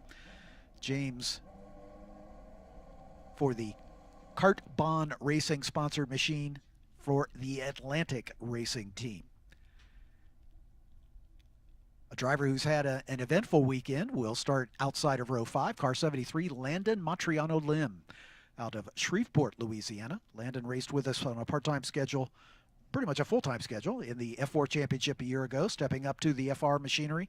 He's sponsored by 739 Racing and for the Crosslink Kiwi Motorsport team. He had an off in testing on Thursday and did some damage to the car, but the crew got the car back together, and he qualified it outside of row 5. Next to him will be car number 17, Justin Garrett, out of Miami, Florida. Justin also racing for the Speed Factory team. In row 4 on the outside, car number 25, Rico Slauman out of Los Angeles, California. Rico also drives for Crosslink Kiwi. He raced with us briefly back in 2018 and in the F4 Championship, and then has pursued other interests, and we welcome him back as a full-time racer in the Formula Regional Americas Championship this year. Next to him in row 4 is car number 66, the vice champion of the Formula Regional Americas Championship a year ago, Ryan Sheehan out of Austin, Texas. Ryan currently 3rd in the points championship, coming into this second venue of the season for us. In row 3 on the outside, his teammate, car number 02, Jet Bowling from Dallas, Texas. Jet also driving for the Crosslink Kiwi Motorsports team. Next to him is the 22 of Hayden Bowlesby from Folsom, Louisiana. He's sponsored by Save 22 for IGY6 Motorsports. Hayden is our most experienced driver, raced with us for 3 years in F4. And then this is now his 3rd season in the Formula Regional Americas Championship as well. And he's coming off a podium finish at our first round of racing at New Orleans. In row 2 on the outside, car number 6, Nicola Verda, one of the recipients of the PMH Powering Diversity Scholarship. She's the only female in our field. She's from Comox, British Columbia for Crosslink Kiwi Motorsports. Next to her, car number 55, Nico Ambiato. Nico out of Santiago, Chile, currently living in the Miami area. He's sponsored by T-Link and Allegro, and he drives for the Velox USA team. They're in partnership with the Speed Factory. Now on the front row, 2 drivers who are near the sharp edge of the championship as well. Car number 31 is Titus Sherlock out of Prosper, Texas. Titus for the Crosslink Kiwi Motorsports team. He was the vice champion of the F4 championship a year ago. And alongside him, the champion of the F4 championship a year ago, Patrick Woods-Toth out of Montreal, Quebec. Patrick, a protege of Ron Fellows, was the winner of the Radford Racing School Scholarship, the Karts to Cars Scholarship. And he was a go-karter 2 years ago and was sponsored by Ron Fellows for the Radford Racing School Shootout and won that, and an opportunity to race in the F4 championship, and lo and behold, he won it. Patrick had 4 wins and 10 podium finishes throughout the course of the season. He is also our points leader coming into this round. The driver who is second in the points, unfortunately not racing with us here this weekend, Cole Kleck for DD Autosport. Ryan Sheehan, we mentioned, a winner at NOLA as well. Hayden Bowlesby with a podium finish. Also, Nico Ambiato finishing on the podium at NOLA. We have 21 races on the schedule this year as we visit a couple venues that we have not visited before. The Indianapolis Motor Speedway during the vintage weekend there. The FR cars will be taking part. And we're also making a trip north of the border to Canadian Tire Motorsports Park, the track formerly known as Mosport, as we'll be racing there later this summer, all leading up to our season finale at Circuit of the Americas at the end of October. The cars now beginning to form up down on the front straightaway. Patrick Woods-Toth on the pole, Titus Sherlock alongside. As we wait for the last of the cars to roll into position and the start sequence should begin. Crew members alongside the pit wall guiding their drivers into their pit stalls. They are enjoined from crossing the line, and it looks like the grid is full.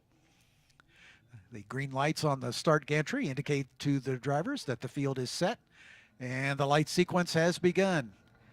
All 5 lights are lit, they're out, and we are away. Everybody gets away cleanly. A little tire spin from the second row is going to create an issue, but sweeping around the outside, looks like Titus Sherlock may lead the field down into turn number 1 as he got the job done over the Aaron's Tunnel as they head down towards turn number 3.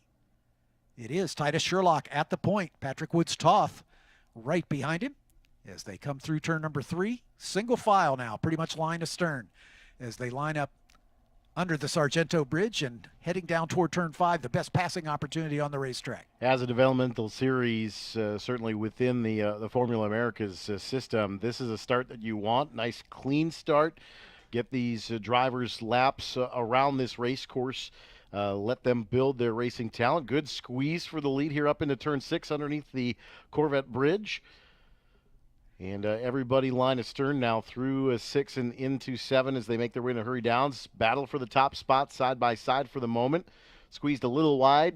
Left side tires across the rumble strips, and that's going to cost 2 spots for the battle for the lead. Titus Sherlock got squeezed a bit by Patrick Woods-Toth, the pole sitter. He was able to go down to the inside of turn 5. They raced side by side all the way through turn 6 and turn 7. Made the run down toward turn 8. Titus got just a little bit wide, dropped a wheel off on the outside as they worked their way under the recently christened Mission Food Bridge through the kink for the first time, down into Kettle Bottoms, making the slightly weaving run, flat out, of course, down toward the northernmost point of the racetrack. Canada corner, turn number 12. So Titus Sherlock, your leader, as another car goes just a little bit wide at the exit of Canada, as these cold Hankook tires take a lap or two to get up to temperature, especially with this very smooth new track paving that we encountered for the first time last season. But it looks like everybody's going to make it through lap number 1 without incident as they climb the hill and come toward the line. It is Woods Toth. Nico Ambiato now up into second spot. Titus Sherlock shuffled back to third. Hayden Bowlesby fourth. Nicole Herverda in the 5th spot. Ryan Sheehan up to 6th. Jet Bowling dropping back just a bit after starting in 6th position. He's back in 7th. Landon Matriano Lim, Justin Garrett, James Lawley, Rico Slauman, and Kevin Jansen bringing up the rear as they begin to spread out just a little bit. These FR cars, of course, generate significantly more downforce than their F4 counterparts. And as we say, anytime a downforce race car does so, it generates disturbed air coming off the back of the car, which creates problems for the following car, taking downforce off the front wing, as we've got a bid for a move there for 4th position, as those drivers, Hayden Bowlesby, Nicole Herverda, going side by side. They work their way through turn 6 there at the top of the hill. Just a short shoot down to turn 7, then down into turn 8, the section of the track known as Hurry Downs. Nico Ambiato in the red machine for Velox USA, hanging right in there in that 2nd spot with Sherlock right behind him. Sherlock getting the jump on the start and took the lead, but unfortunately shuffled back. But Woods Toth beginning to stretch his advantage now, as Patrick looking to see if he can get away.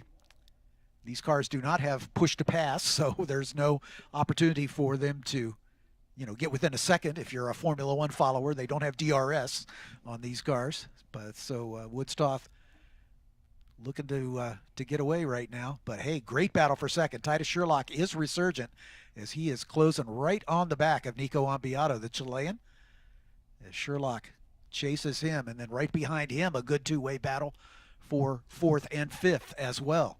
A little bit more organic passing, obviously without the mechanical assistance, but that hones the racecraft, and that's really what this Formula Regional Americas class is all about, is defining and refining their racecraft as they start to move their way through the ladder. The battle for second, Titus Sherlock going side by side with Ambiato over the Aarons Tunnel as they head down toward turn 3, still side by side. And Sherlock's trying to ride the rim around the outside, still side by side. Great racing between these two youngsters as they keep giving themselves racing room. Of course, the man in front of them has got a big smile under that crash helmet as they battle side by side. He can get away even more. So the reigning F4 U.S. champion and the points leader of this championship through turn 5 all by himself. Titus Sherlock dives down to the inside at turn 5, but he goes a little bit wide. That's going to open the door for Ambiato in the run up the hill toward the Corvette Bridge. Not quite able to get the pass done. So Titus Sherlock back up into 2nd spot now.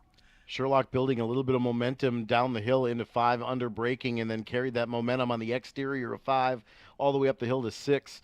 And then now into Hurry Downs by about a car length and a half over Ambiato, who's settling into 3rd now. Great battle just behind them for 4th and 5th as well, as it's Ryan Sheehan. Ryan did not have the qualifying session that he had hoped for. Again, Ryan, as we mentioned, the vice champion of this championship a year ago, coming off a win at round 3 at New Orleans Motorsports Park. Qualified well down the order, and he is on a charge now, working his way forward, as he and Hayden Bowlesby battling for that 4th spot. Cars coming out of the kink toward Canada corner. Titus Sherlock, after disposing of Nico Ambiato and the Velox machine, is beginning to stretch it out just a bit. Great new camera angle here as we get another view of the cars coming off the Billy Mitchell bend as they make the run down toward the final turn, turn 14. Arguably the most important turn on the racetrack because it leads onto this long uphill front straightaway. Woods Toth sets fast lap of the race at a 2:04.5. Titus Sherlock right behind him.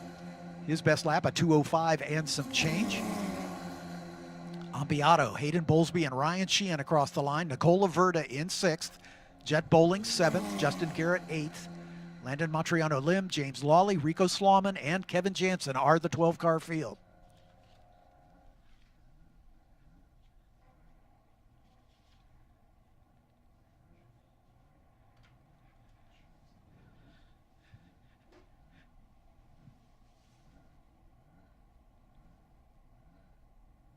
Patrick Woods-Toth heading up the hill toward the Corvette Bridge. Titus Sherlock looks like he might be closing the gap down just a little bit at the line. Woods-Toth had built up almost a 3-second lead. As Sherlock, after getting back around Nico Ambiato, begins to press the issue just a little bit.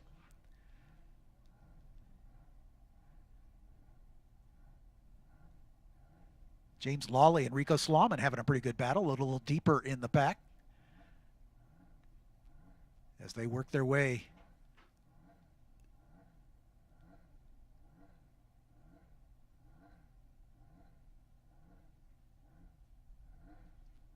Nick Ambiato kind of settling into that 3rd spot, just kind of minding the gap right now back to Hayden Bowlesby between 3rd and 4th. That gap really stabilized between 3rd and 4th, but losing touch with Titus Sherlock in that 2nd spot.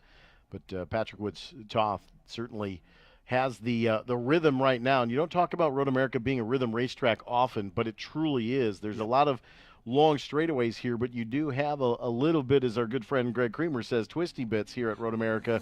And from turn 5 to really to the carousel, you do have to mind the rhythm of the racetrack a little bit.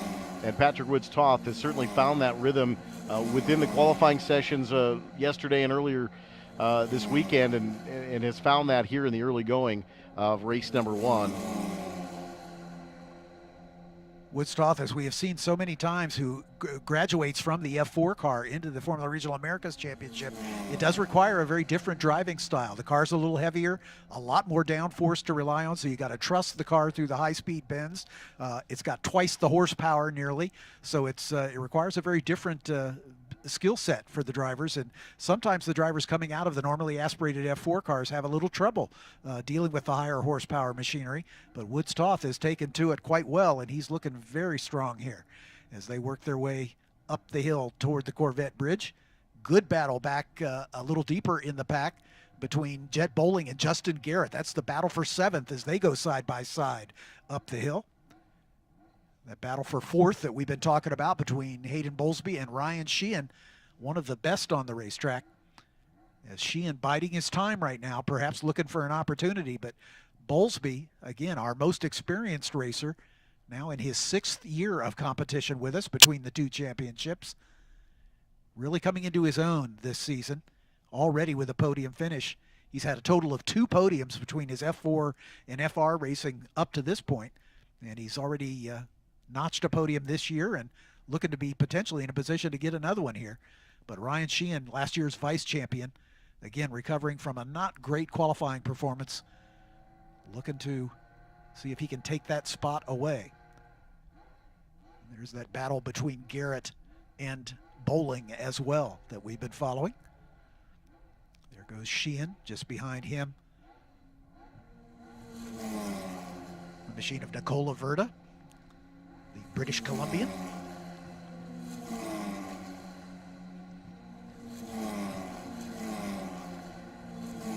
Woods-Toth resets fast lap of the race, a 2:03.981. The race lap record is a 2:03.377, set here by the eventual champion Callum Hedge a year ago. So Woods-Toth getting pretty close to lap record pace, at least race lap record. Titus Sherlock now about 4.2 seconds behind Woods-Toth. Nico Ambiato a further 2 seconds back in 3rd. About 3 seconds back to the Bowlesby-Sheehan battle, who were almost exactly a second apart at the line. But the closest battle on the racetrack right now is the one for 7th. Jet Bowling in the 02, holding off Justin Garrett in the 17. Garrett driving for the Speed Factory team. Jet Bowling in the 02, one of the Crosslink Kiwi Motorsport drivers.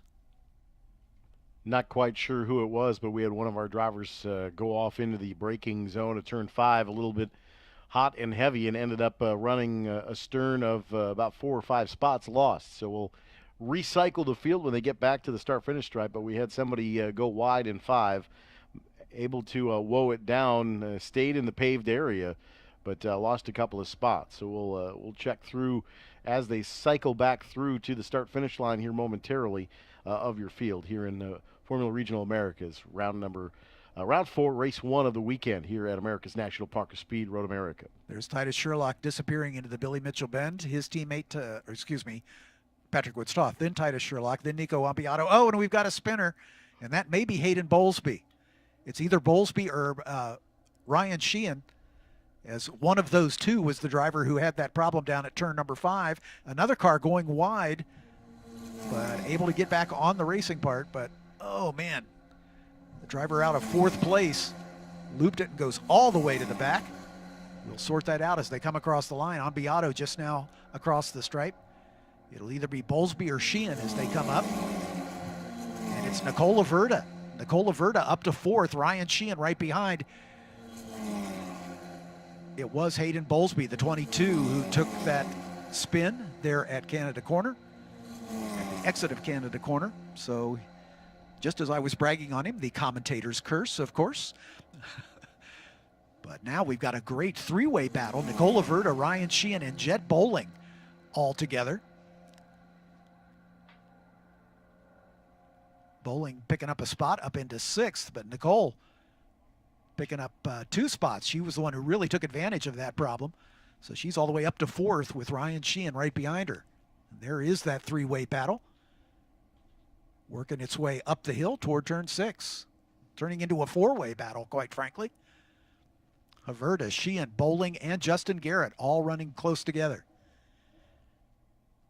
As they come through turn 7, through Hurry Downs, down toward turn 8.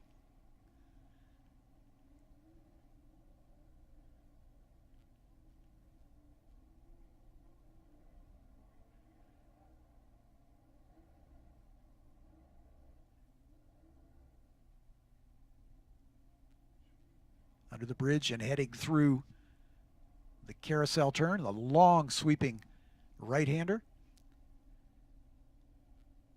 that feeds into the most daunting corner on the racetrack, the legendary kink. As they come down, our leaders disappearing into the sunset, but here's that great 4th place battle. 4th, 5th, 6th, and 7th, all in the same camera shot. The 5th and 6th battle may be the best one, as our leader, Patrick Woodstoff, already across the line as he continues to stretch his lead up to almost 5 seconds now over his teammate, Titus Sherlock. Then Nico Ampiato, another 3 seconds back. And then a bit of a gap back to this scrum that we've been watching with Nicola Verda out in front of Ryan Sheehan and Jet Bowling. Justin Garrett in the 17. Currently in that 7th spot. Garrett started back in 9th, so he's picked up 2 positions. We're halfway through this one with 15 minutes remaining. James Lawley in the 9th spot. Landon Matriano Lim, who started back in 10th, has picked up 2 spots up to 8th. Hayden Bowlesby recovering into 11th position as he fell all the way to the back. He's been able to get back around Kevin Jansen to move up to 11th. Rico Slauman in front of him. Slauman just behind James Lawley, as those drivers having a good battle too for 9th and 10th. As we watch this 4-way battle for 3rd spot, Haverda, Sheehan, Bowling, and Garrett. Nicola Verda still with the advantage. Ryan Sheehan right behind her. Again, Sheehan qualifying in 7th, a bit uncharacteristic for the driver who had a win at NOLA. Set fastest lap in the course of that race. Beginning to stretch back out just a little bit, and then behind them, behind Jet Bowling, or Justin Garrett, about a 5-second gap back to Landon Matriano Lim.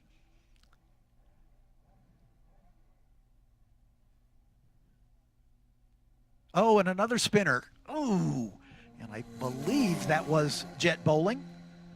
Just as I was talking about it, commentators curse once again, is that exit of Canada corner has been a bugbear for a couple of these drivers, as we saw Hayden Bowlesby spin back to the back, and I think we're going to call a safety car here. That's what we're hearing from race control. It hasn't been dispatched just yet. Yep, that's the case. Full course yellow. The safety car will pick up the field.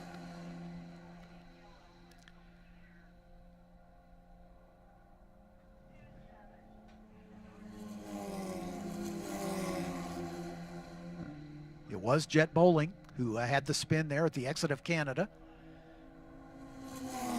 As the rest of the field powers by us here on start finish, they'll get to pack up as the safety crews tend to the car of Bowling. Looks like he made contact with the tire barrier right there where Hayden Bowlesby spun.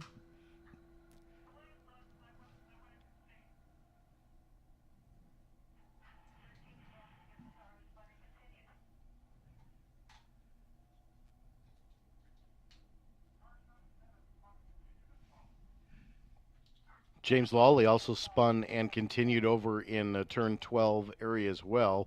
Likely tried to avoid the situation. Looked like some debris was kind of strewn about after the contact with the tire barrier. Yep.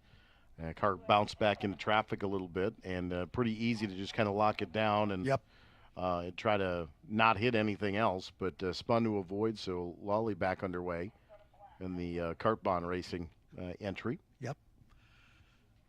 So we could pause for a breath here, and we can run the order for you. Patrick Woodstoth had built up a 5-second plus lead, and that will now evaporate as his teammate Titus Sherlock will close up right behind him. Woodstoth in the number 27 for Crosslink Kiwi. Titus Sherlock again in the 31. Nico Ambiato in the 55 will slot up behind them in third spot in the Velox USA Racing number 55. Nicola Verda running in fourth with Ryan Sheehan, last year's vice champion. Just behind her, Justin Garrett in the 17 for the Speed Factory. Landon Matriano Lim up to 7th now. Hayden Bowlesby in recovery mode after his spin, dropping all the way to the back of the pack. He's up to 8th now. Rico Slauman in the 25 in 9th. James Lawley recovered for a 10th place spot for his spin and go. Kevin Jansen, our Masters competitor, in the 11th position, and Jet Bowling, the car involved in that spin. They're at turn 12, the exit of Canada corner.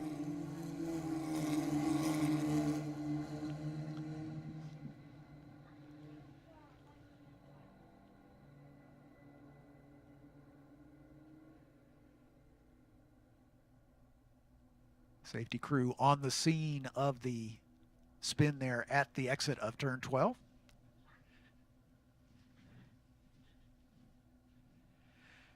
Patrick Woodstoth certainly in a position to extend his points lead.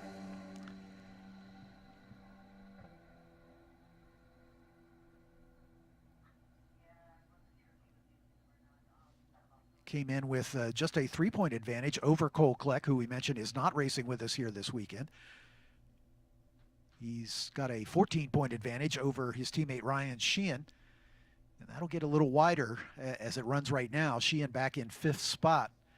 But on this restart, he may have an opportunity. The car's been good here in the last few laps, as his last lap at 2:05.2, just a little bit quicker than Nicola Verda, just in front of him. So Sheehan might be in a position to challenge for a podium spot, perhaps on this restart. We'll see how that works out.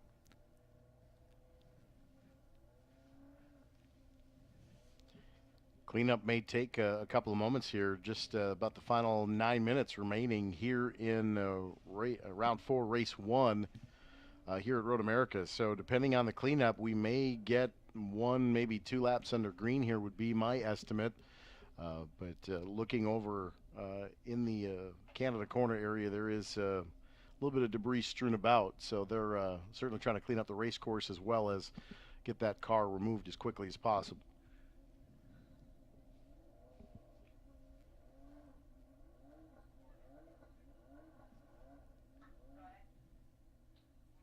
Our race director, Scott Goodyear, may well elect to red flag the situation, which basically would bring the cars into the pit lane and stop the race clock.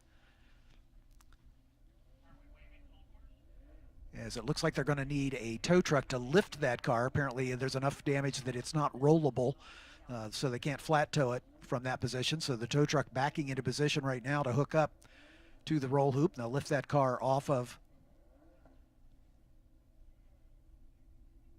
the track and get it out of harm's way. Get a shot now of the recovery work. Jet out of the car and okay, by the way, so no issues for the driver. But enough damage to the suspension of that car that it's going to require a little help from the tow truck to get it back into the paddock.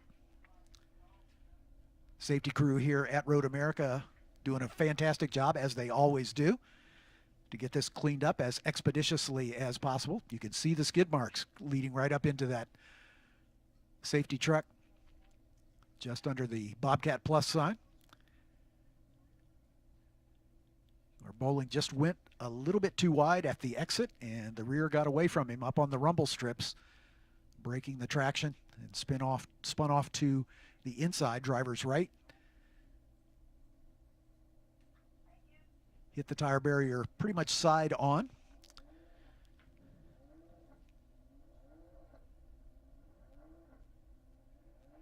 Clock continues to run with about 6.5 minutes remaining. If there's not significant damage to the tire wall itself, they should be able to get this cleaned up pretty expeditiously here, as they're making the connection to the roll hoop now to get that car lifted out of harm's way.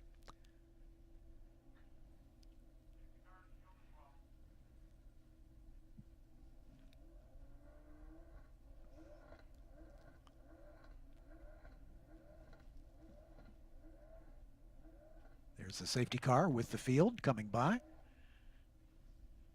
Woods Toth and Titus Sherlock, Nico Ambiato just behind him. Then Nicola Verda with Ryan Sheehan, Justin Garrett, Landon Montriano Lim, Hayden Bowlesby in recovery mode, Rico Slauman, James Lawley, and Kevin Jansen at the tail end. Car is in the air on the tow hook.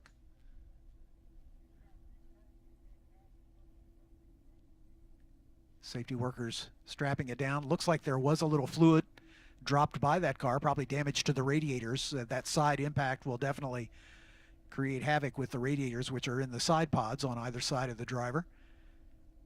And they probably dropped a little oil and or coolant on the racetrack, so they're putting some oil dry down to get that soaked up. Now that the car is in the air, looks like they might be putting a diaper on it to make sure it doesn't drip any further.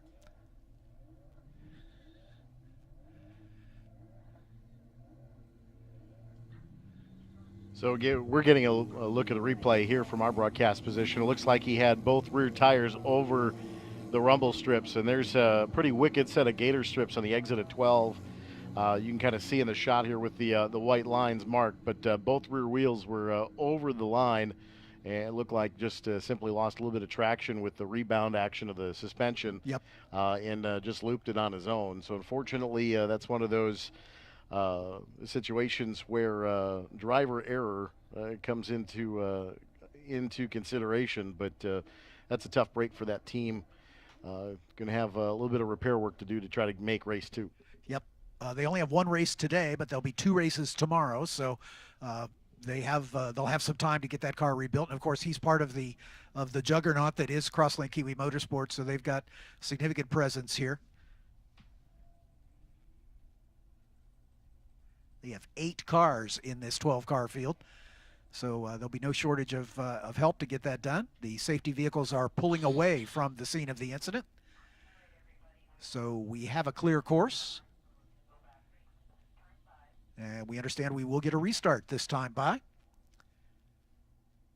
as the tow truck staying on the grass in case there is any fluid still leaking out of that damaged car of Jet Bowling. Jet had a pair of 5th place finishes in the 3 races at NOLA. He did not score points in the first race, but 2 5ths put him 6th in the points standings coming into this 4th round of competition here at Road America. Got about 3.5 minutes remaining as the field just now coming into view on the way down toward turn 5. So it'll probably be a green-white checker, I'm guessing. Again, these races are timed, not a number of laps per se, so it is a 30-minute timed race. And they're going to take the green with about a minute left, I'm going to guess. So it'll be a one-lap dash with everybody packed up. Yep, so that's the case. We'll see the green and white simultaneously here on the starter's gantry, just upstream from our commentary position. Safety team smartly taking the car through the grass rather than on the racing line. That allows them to, keep some of that containment of fluid in the grass rather than on the racing surface, but it allows us to be able to get the field back behind the safety car up to speed, get tires up to temperature, and then get a one-lap dash in for the checkered flag here to round out race 1 of the weekend for Formula Regionals Americas. Nicola Verda looking perhaps for her first podium if she can find a way around Nico Ambiato or pressure him into a mistake. Ryan Sheehan, also a hungry driver, again, didn't get the qualifying lap in that he had hoped for. And he's in position now to challenge perhaps for a podium spot as well. Cars heading through the carousel turn.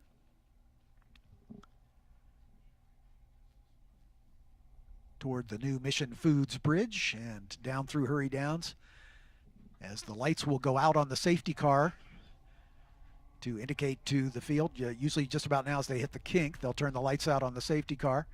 And then as they approach Canada Corner, the safety car will accelerate away from the field. The leader is required to maintain safety car pace until he gets to the apex of turn 14. At that point, he can accelerate. It is so the field under leader control once the safety car pulls away. And then it's the run up the hill. You can see these drivers weaving a bit as they work their way through Hurry Downs, trying to get any dust or debris off the tires and get them back up to temperature. There goes the Corvette safety car pulling away as they exit Canada Corner. And Patrick Woods-Toth brings the snake around through Bill Mitchell Bend. It'll be a single file restart. The drivers may not make a pass until they reach start finish. They can pop, but they can't complete the pass until they reach start finish. Everybody's line astern heading toward turn 14. Woods-Toth can drop the hammer right about now, and he does just that. Titus Sherlock staying right with him. Cars beginning to set up their positioning. Green flag flies. Nicola Verda trying to play defense now as she's trying to hold on to that 4th spot with Ryan Sheehan trying to go around the inside. Titus Sherlock right on the rear wing of his teammate, Patrick Woods-Toth. Woods-Toth being a little defensive in the run down to turn 3. That's going to hurt his exit. And Sherlock might have a run on him as they come under the Sargento Bridge. The clock has expired. The next flag they see will be the checkers.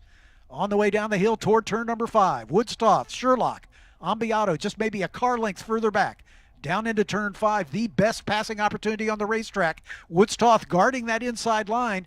Sherlock should get a good exit, though, as they come out of turn 5. Side by side, Nico Ambiato and Ryan Sheehan, I believe, going side by side for 4th. As we've got a spinner, it looks like that's the 25 car of Rico Slauman, who has looped it down at turn 5. So that will cost him a couple positions. He was in 9th. Excuse me, coming down to turn 8. Still a good battle at the front as they work their way through the carousel turn. Woods-Toth with Titus Sherlock right behind him, and I think that's Ryan Sheehan up to 3rd. Nico Ambiato has dropped back just a touch. as they work their way through the kink on the way through Kettle Bottoms toward Canada Corner. Side-by-side action between Nicole Haverda and Ryan Sheehan. The battle for the lead, still a good one. It's not over yet. A drafting duel up to the line, definitely in possibility here. No, it is Ambiato still in third. I'm sorry, I misidentified that. But a great battle just behind him. Here they come, climbing the hill. Can Patrick Woods-Toth hold off his teammate as they race toward the line? The checkered flag in the air. It is Woods-Toth with the win. Sherlock across the line in second. Ambiato third. Ryan Sheehan recovers for fourth. Nicole Haverda in fifth. Justin Garrett up to sixth. Landon Matriano Lim in seventh. Hayden Bowlesby in eighth. James Lawley ninth. And Kevin Jansen in the final points-paying position, as Rico Slauman with that spin at turn 5 cost him a chance to score some valuable championship points. Slauman had a 9th and an 8th in 2 of the 3 races at NOLA. So great job for Patrick Woods-Toth, leading pretty much from flag to flag. But Titus Sherlock kept him honest as they worked their way to the finish. I'm going to make my way over to Victory Circle to interview our top 3 finishers, but there's plenty of activity still to come, as next up will be groups 1, 3, 4, 5B and Miatas for their second and final qualifying session. Remember that the Cars and Caffeine Car Show has already kicked off, and don't forget the autograph session coming up at 11:30 for our F4 US and JS F4 drivers.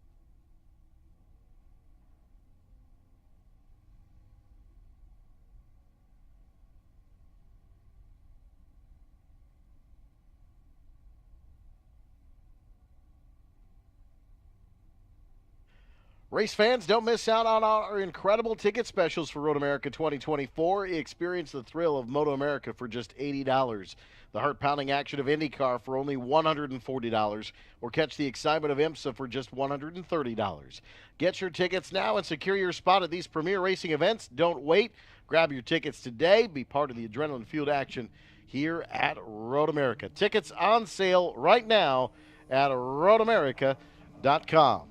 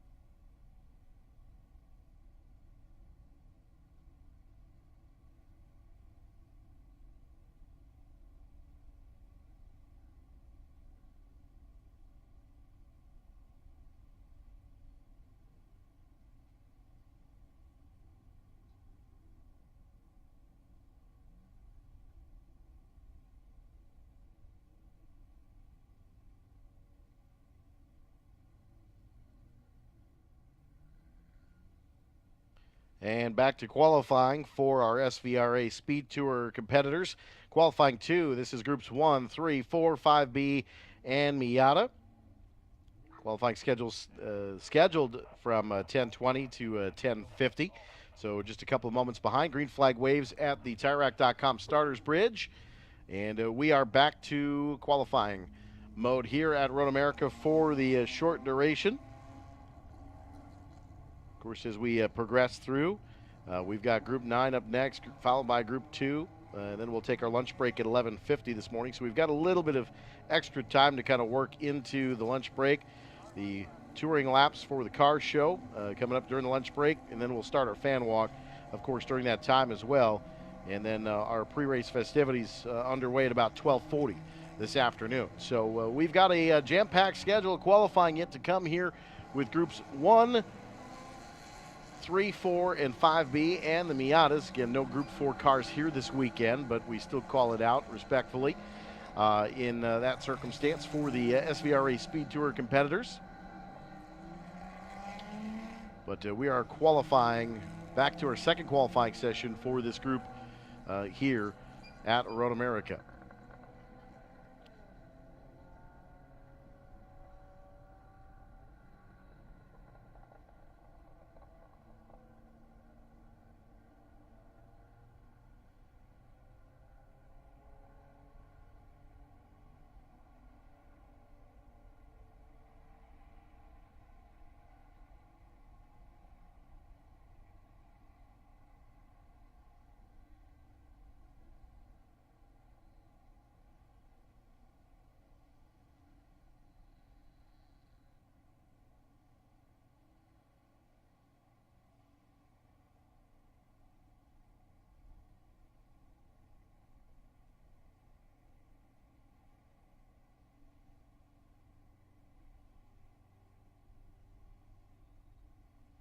Doing a good battle on both starts. Titus Sherlock, ladies and gentlemen.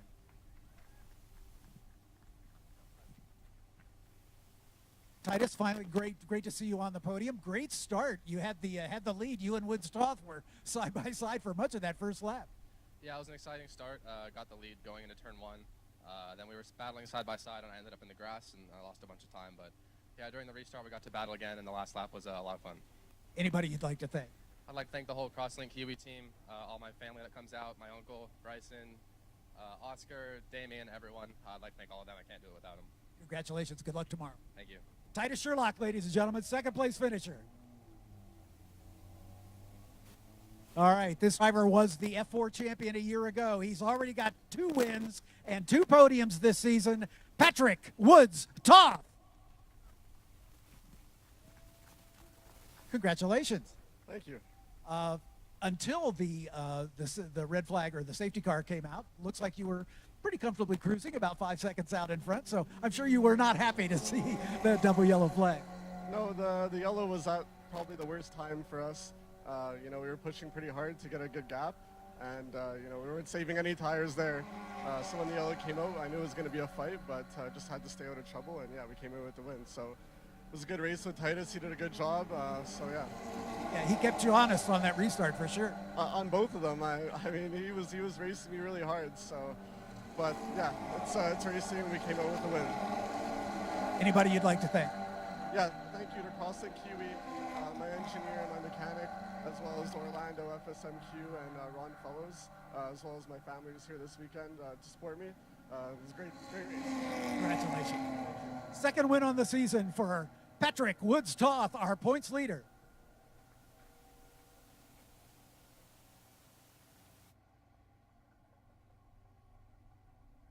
And podium celebration completed for John Phippen. He'll make his way back up here as we are back to qualifying for groups 1, 3, and 5B Miata. And Matt Getzinger right now here quick in the session with 5B in that number 26.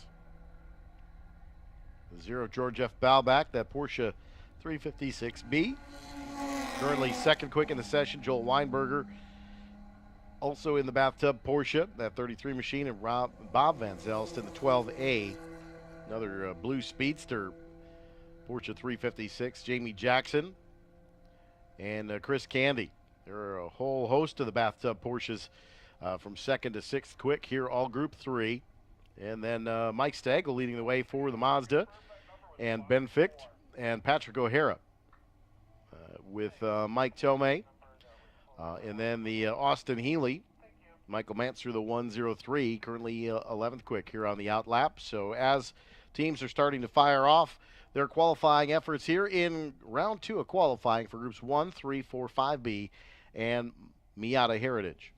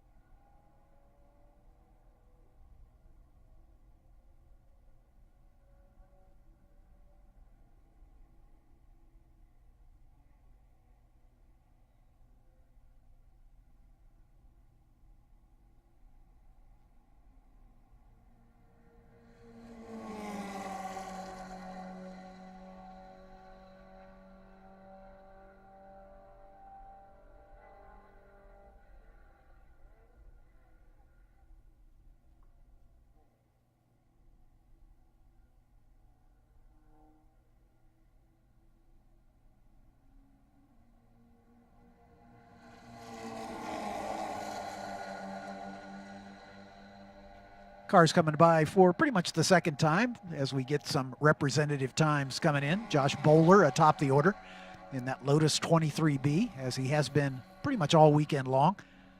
A 235.298.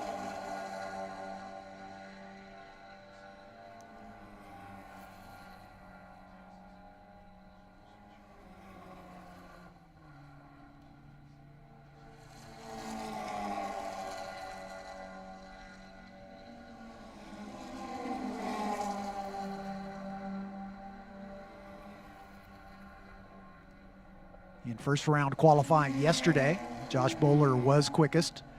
A 2:32.766 was his quickest time, so not quite at that pace just yet. Matthew Getzinger having a good run here. A 2:39.3 puts him in second spot in that La Boa. Group 5 F modified machine.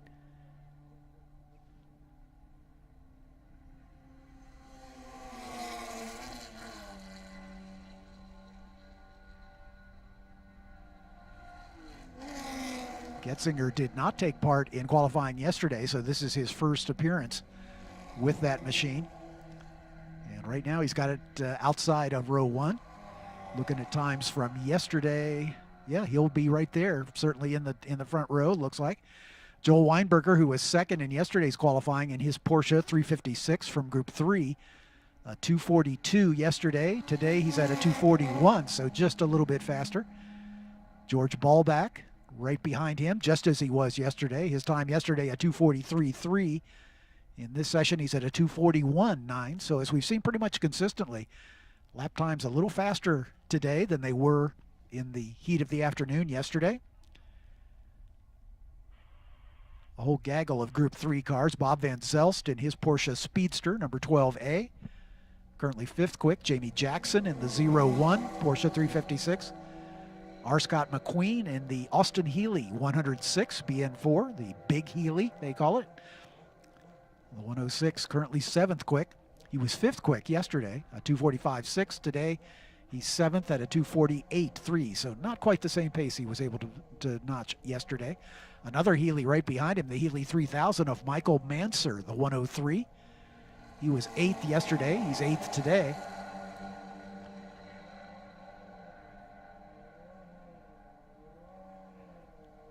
Quickest of the Miatas right now is Benjamin Ficht in the NA Miata, number 36. He is 9th quickest. Yesterday, Tony Fernetti in the NB Miata was the fastest among the Miatas.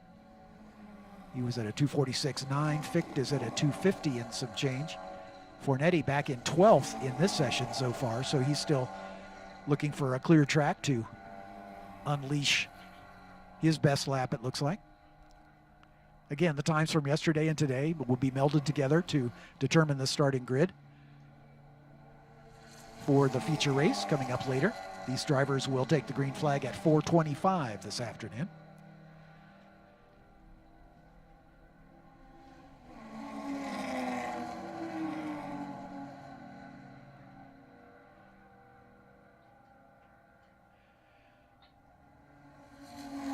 Remember, going on the rest of the day, down at the bottom of the hill, near the event center, is the Haggerty Cars and Caffeine Car Show, going on until 5 o'clock. You'll see those drivers out during the lunch break, taking some parade laps.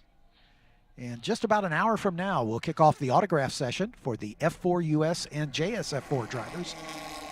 Again, we'll set up the autograph session between Parker Johns and the Victory Circle there in the vendor area. And that'll be coming up just about 50 minutes from now. After 2 more qualifying sessions, we'll break for lunch and get ready for the fan walk. The lunch break starts at about 10 till noon, thereabouts. And at about 12:15, we'll invite you down onto the pit lane to meet the drivers from groups 10, 12A, and the TA2 Club, as we will build right up to the pre-race festivities to our first SVRA feature race of the weekend, coming up at about 12:50. But we'll have opening ceremonies and invocation, national anthem, counting down to the command to start the motors, and we'll get racing the rest of the day today. We'll have our second Formula Car race at 1:50 this afternoon. The JSF4 drivers, that brand new championship, will take to the track at 1:50, and then the final Formula race of the day will be at 3:40 for the F4 US Championship drivers in the brand new Ligier JSF 422. As we debuted that car at this racetrack a year ago, unveiling it for the public to see. And we are racing it in earnest here for the first time 1 year hence.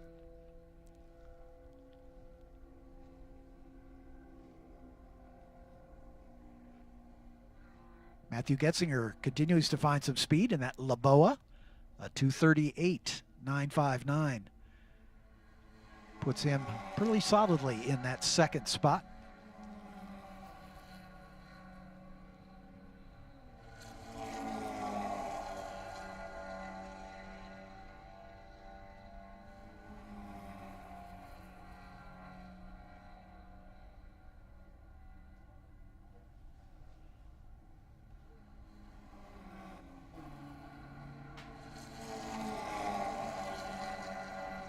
Scanning down the order a little bit for our Group 1 cars, the small bore class, Evan Hubachak, who was quickest yesterday in his number 7 red Mini with the checkered flag hood, or checker flag top, I should say.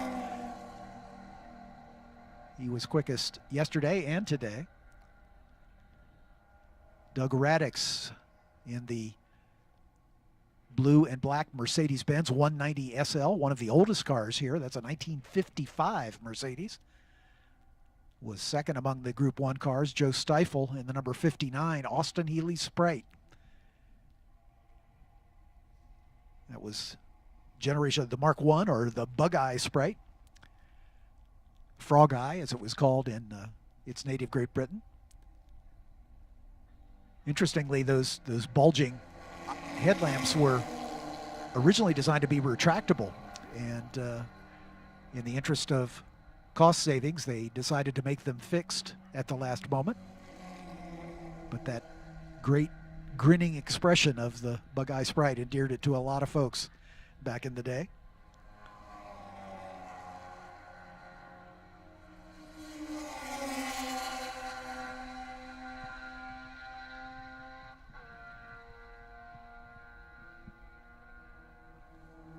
In street trim, that Sprite had a just under a 1-liter 4-cylinder motor, making an astounding 43 horsepower. The race version, probably a little healthier than that, but nonetheless.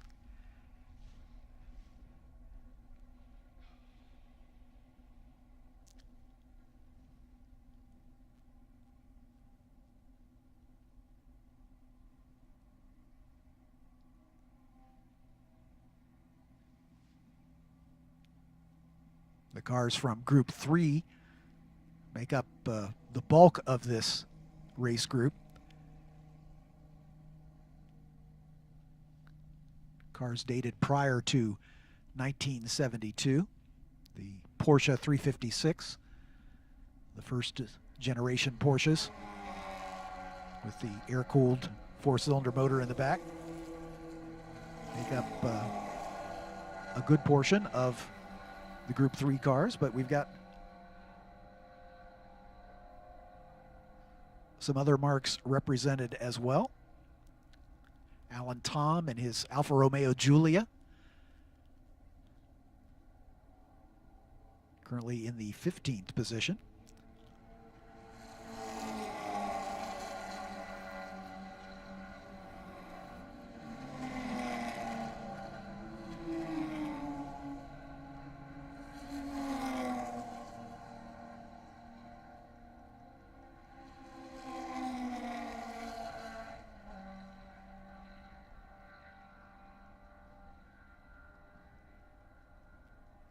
Field pretty much settled in. We're not seeing any improvement in times for much of the field. In fact, Getzinger, the only driver in that Group 5 Laboa to improve his time on his last lap.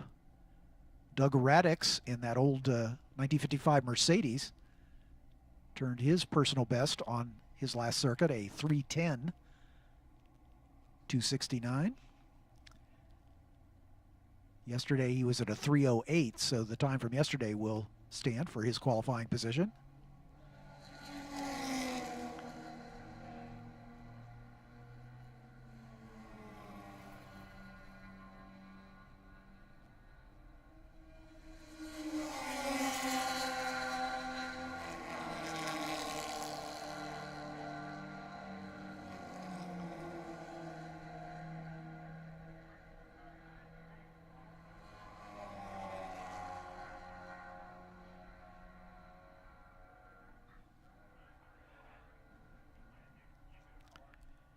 Michael Tomei in one of the Miatas, the NA 1994 Miata, had a spin and go, but he's been able to continue under his own power.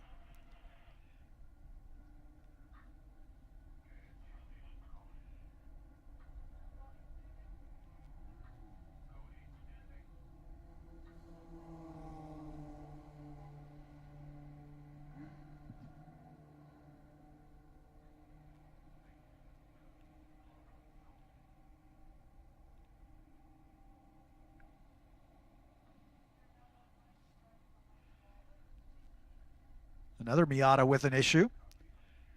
The 77 of Alan Schomer has pulled off down at the bottom of Hurry Downs at turn 8.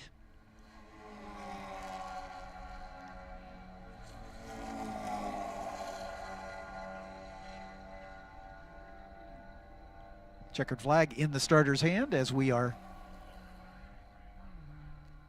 calling a halt to this one.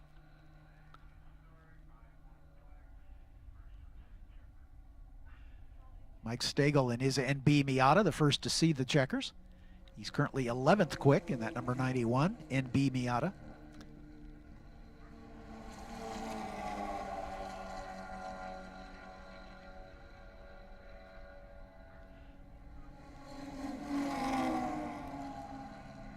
We have another car, the 33, we understand.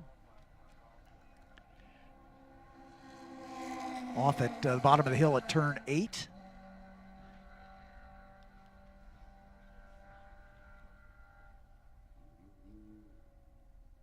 Car just off just past the exit and showing a little smoke, maybe overheating just a bit. Drivers climbing out of that car as we're on the cool down lap here. They're going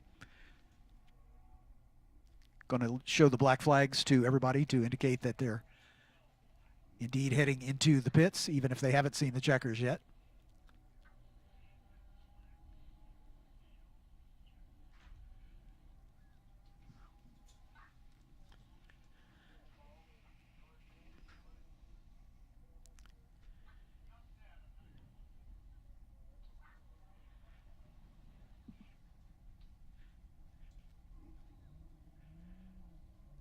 Safety vehicle just arriving on the scene. We believe that's Joel Weinberger.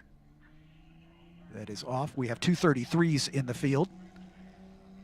It could be Ethan Alexander, but I'm pretty sure it's Weinberger from what we can see on our camera shot.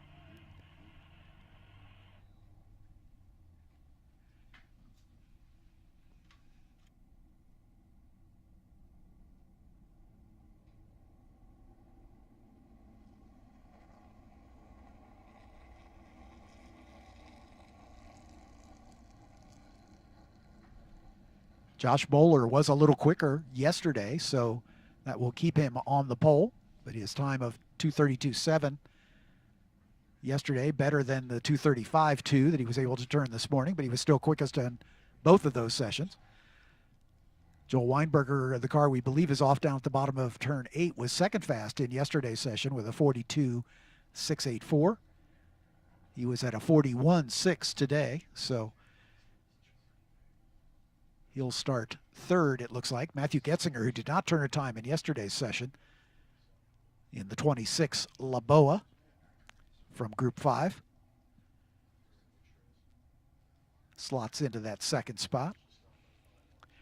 George Ballback continues to show good pace here. He was second among the Group 3 cars yesterday. He's second among the Group 3s today as well.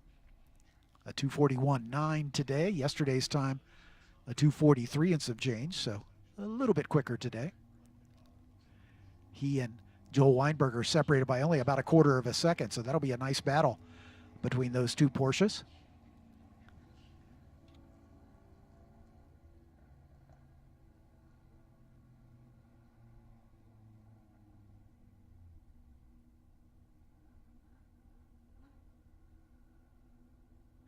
Furia Corsa has you covered for all your racing, preparation, and transportation needs. Professional preparation keeps you safe. Engineering keeps you up front. And quality support keeps you on the track. Stop by and see the Furia Corsa team on Vendor Row and check out their website at furiacorsa.com. Furia Corsa, authorized professional services for all your racing needs, company of SVRA. SVRA is proudly sponsored by Hagerty, the world's largest membership, insurance, and media organization for people who love cars, and the sponsor of the Hagerty Cars and Caffeine Car Show. Hagerty, the official insurance partner of SVRA. Hawk Performance delivers premium friction products for racers that stop faster and last longer. Whether looking to cut seconds off your lap time or if you need superior stopping power for your tow vehicle, Hawk Performance has the products you need to keep you safe. Today's Race 1 group winners will be awarded Hawk Performance gift certificates on the podium. Hawk Performance, SVRA's official brake pad.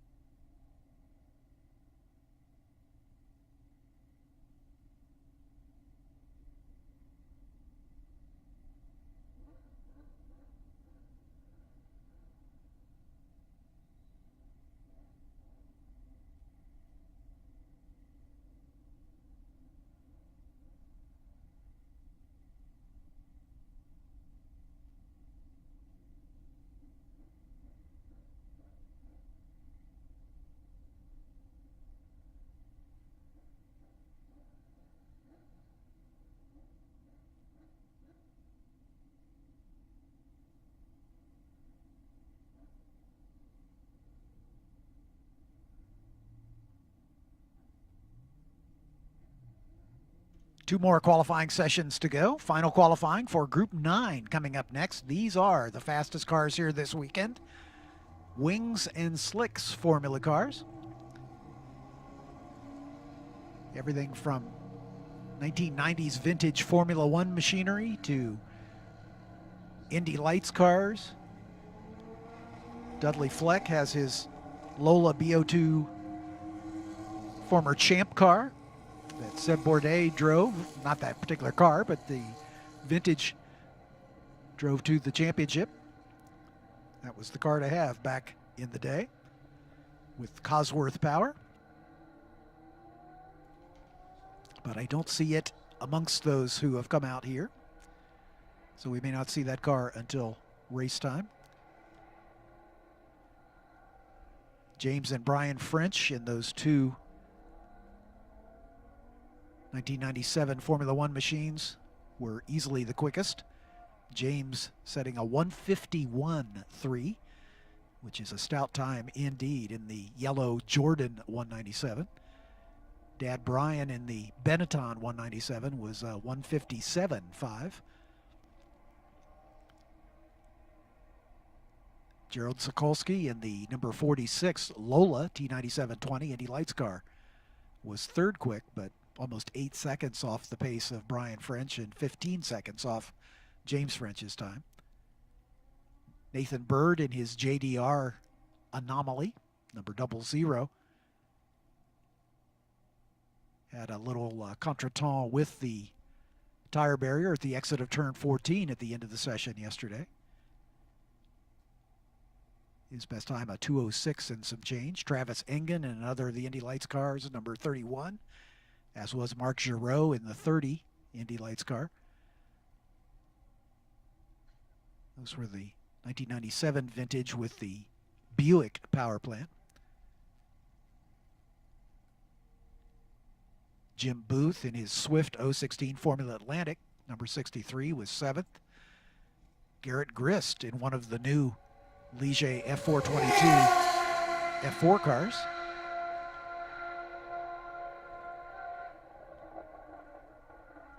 Was 8th quick. Dave Oddie in his Renard F4 car was 9th. Josh Bowler in a Chevron B29 Formula B was 10th quick. Brian French already flying past our position. Looking for some clear track. Just trying to set a flyer here.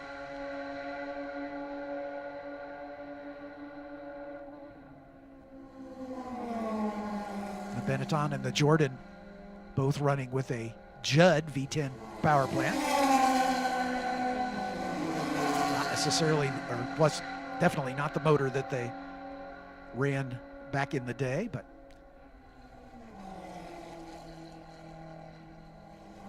Formula One power plants require an army of people just to get them started, so it makes good sense to transplant a slightly more tractable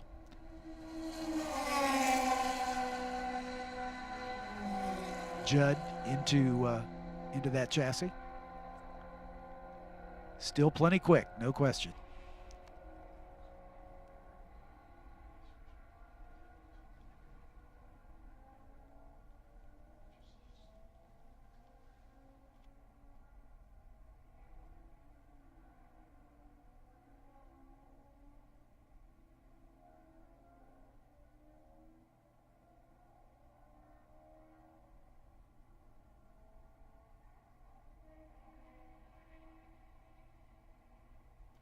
Jean Alesi and Gerhard Berger were the drivers of that 97 Benetton back in the day that Brian French is driving. And he's across the line with a 1:56.2. A little quicker than he ran yesterday. He was at a 57.5 in yesterday's preliminary qualifying.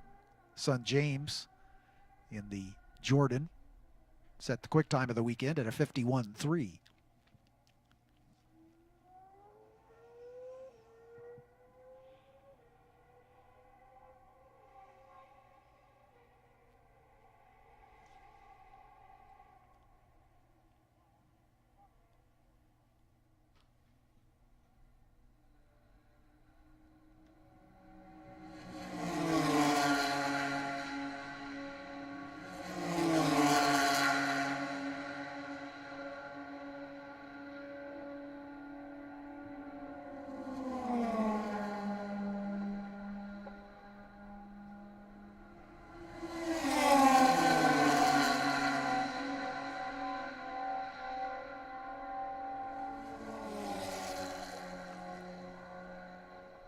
Robert Blaine in that orange number 9, another ex-Formula One car. A March, 1975 March.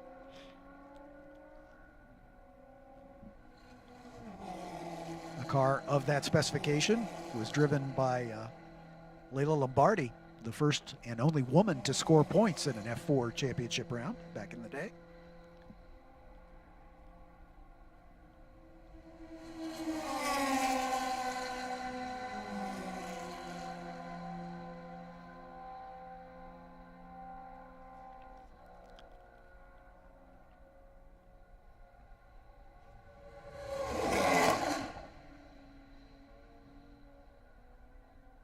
Brian French drops it to a 154 flat.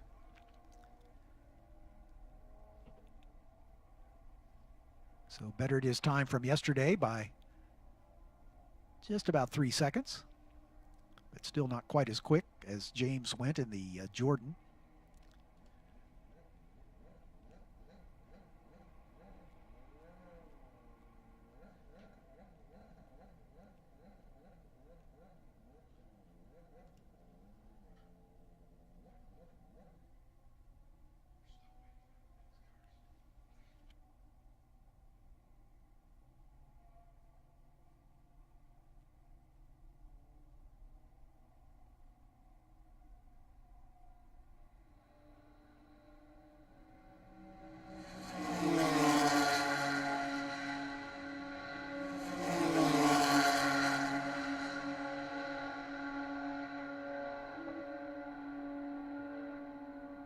Mark Giraud and Travis Engen in those two Indy Lights cars, Lola T9720s with the Buick power plants, second and third respectively. Giraud with a 208.1, Engen with a 208.3, so only about a tenth and a half separate those two. Jim Booth in the Swift Formula Atlantic, currently fourth quick. The 46 of Gerald Sokolsky and another of the Buick-powered Indy Lights cars was fifth.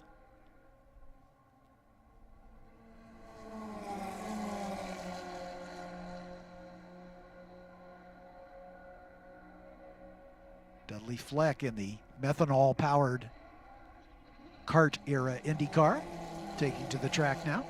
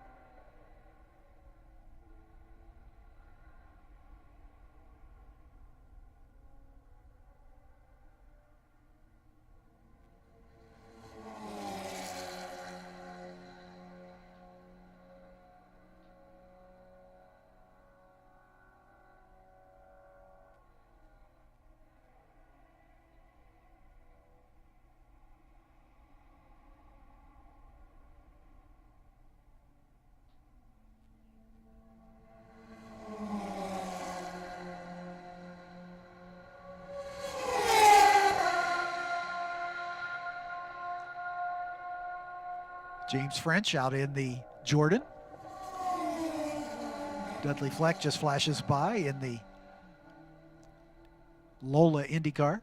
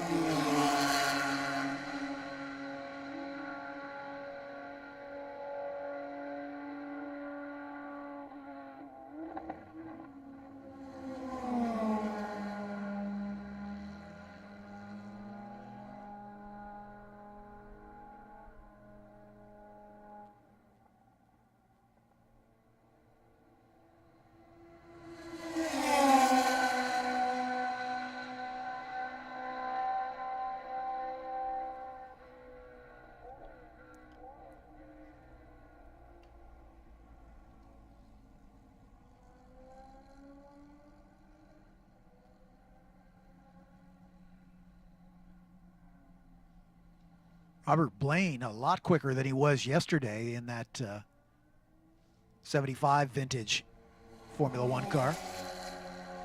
He just clicked off a 2:11 flat.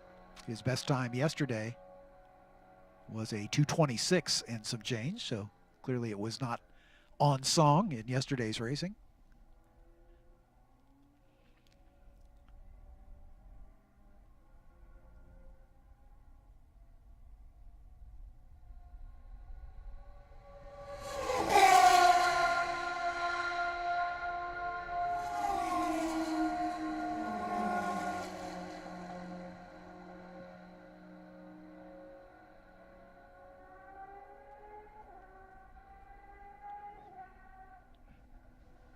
Dudley Fleck, his first flying lap at 2:13.5. James French, his first flying lap at 2:17 and some change. So still getting the Jordan up to temperature and probably weaving his way through traffic a bit.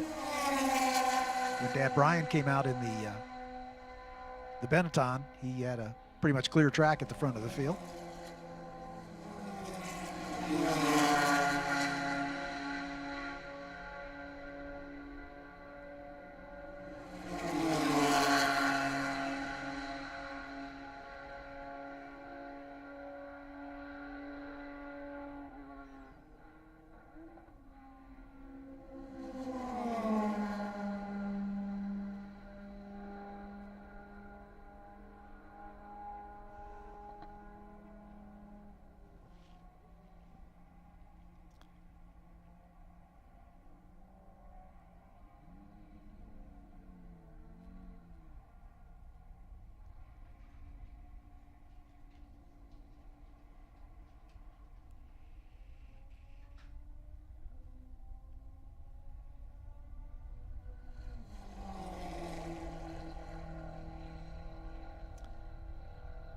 Remember the autograph session kicking off in about 20 minutes time. That'll be in the midway area between Parker Johns and the Victory Circle. Our drivers from the F4 US Championship and the Ligier JSF4 Championship will be signing autographs. Whoa-wee, James French, a 1:49.844. Bettered his time from yesterday by almost 2 seconds.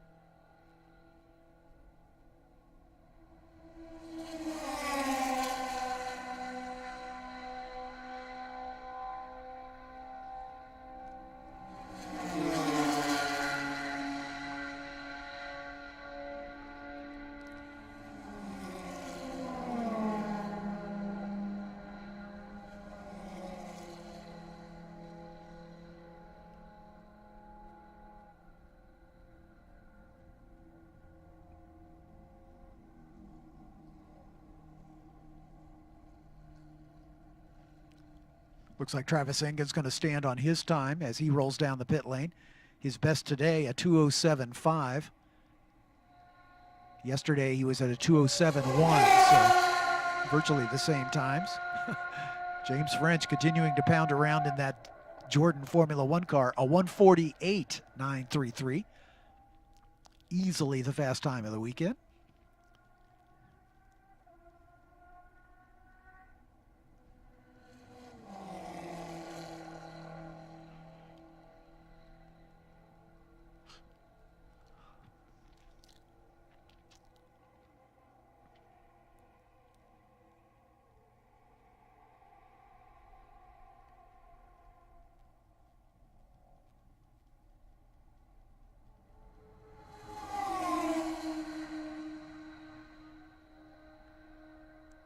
Dudley Fleck starting to hustle that IndyCar just a bit, a 2:07.728 for the number 2.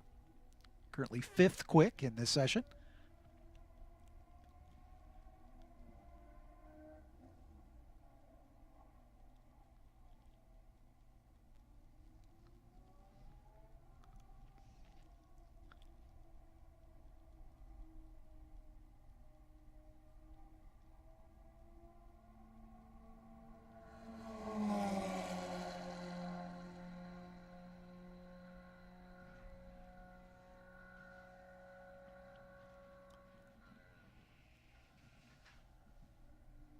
Jordan driven by Ralph Schumacher and Giancarlo Fisichella back in the day. In the 1997 Formula One season for Eddie Jordan.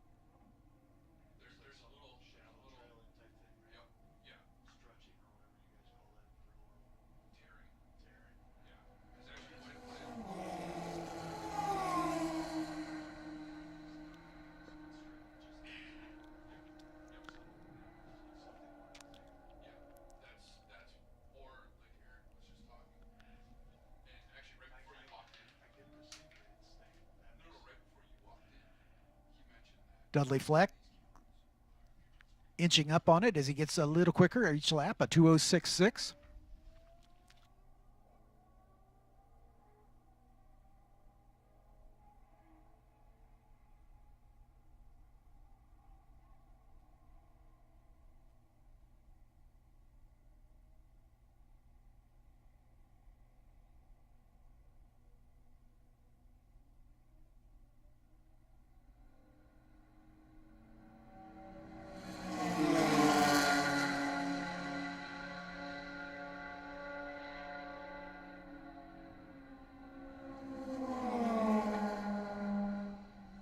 Checkered flag in the air. Marc Giraud the first to see it, and he sets his fastest lap on his last lap, a 2:06.3 for the Lola Indy Lights car.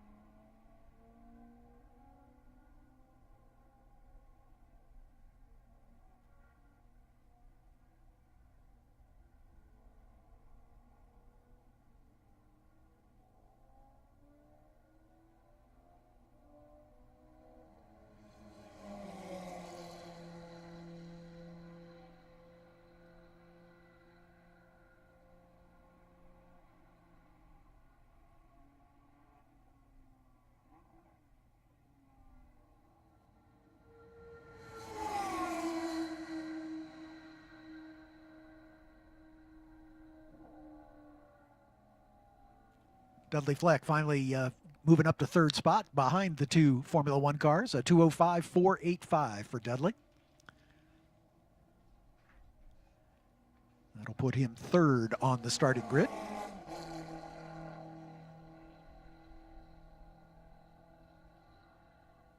And it looks like everybody has seen the checkers. One more qualifying session before our lunch break. Group 2, the non-wings and slicks Formula cars, will be our final qualifying session of the weekend, as we'll be in race mode the rest of the way this afternoon and tomorrow.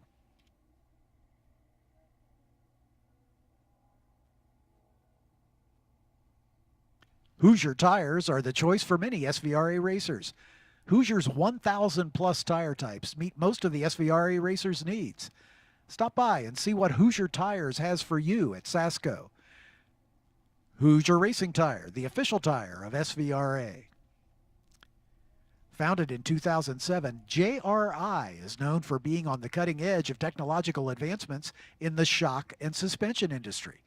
All JRA shocks products are hand-assembled in Mooresville, North Carolina, using only the highest quality materials. Along with countless wins and championships in racing's highest levels, JRI products have been featured on street cars and motorcycles. Discover the advantage of JRI shocks at jrishocks.com. JRI Shocks, an authorized shock supplier of Trans Am, Formula Regional Americas, F4 US, and the JSF4 Championships. The home of America's tastiest duck, Joe Jerkowitz & Sons Limited, is a family business that goes back over 4 generations. Through tastyduck.com, JJS offers farm-fresh whole ducks, fully cooked duck, meal kits, ingredients, and much more delivered directly to your doorstep. Owned and operated by a veterinarian, JJS is focused on sustainability and the humane treatment of their free-roaming, antibiotic, and hormone-free ducks. From award-winning chefs to podium-finishing drivers, Tasty Duck always comes in first place. Joe Jerkowitz & Sons, the official duck supplier of Trans Am and SVRA.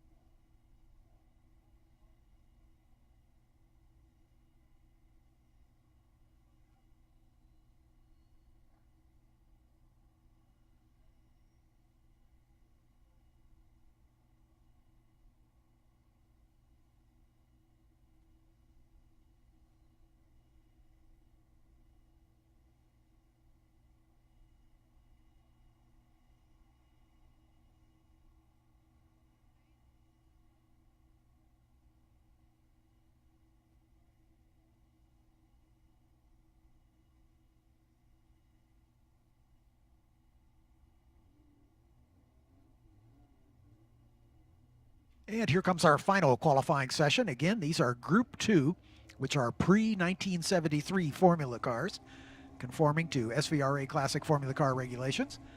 Basically think Formula cars before aerodynamics. Wings and no wings, no slicks. Treaded tires for the most part. All about mechanical grip.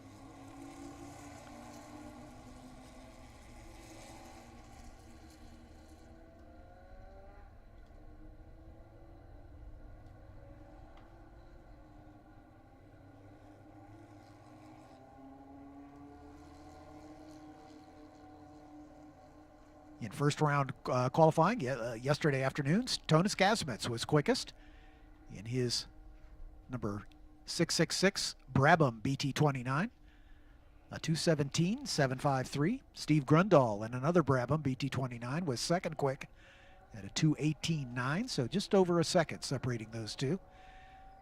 Pierce Rader in a Lotus 69B Formula B car. Car 68 was third quick. Travis Engen in a Chevron B17B Formula B car was fourth. Marc Giraud in his Brabham BT29 was fifth. Matthew Primack in the Brabham BT18, number 9, was sixth. Patrick Flynn in the Post Club Formula Ford, number 29 of Van Diemen, RF87. Daniel Ahrens in his Club Ford number 127, a Crosley 32F. Jeffrey Tillich in the number 36, Lola Club Ford, and Mark Repka in the number 77 Caldwell Formula Ford were your top 10 in yesterday's first round qualifying.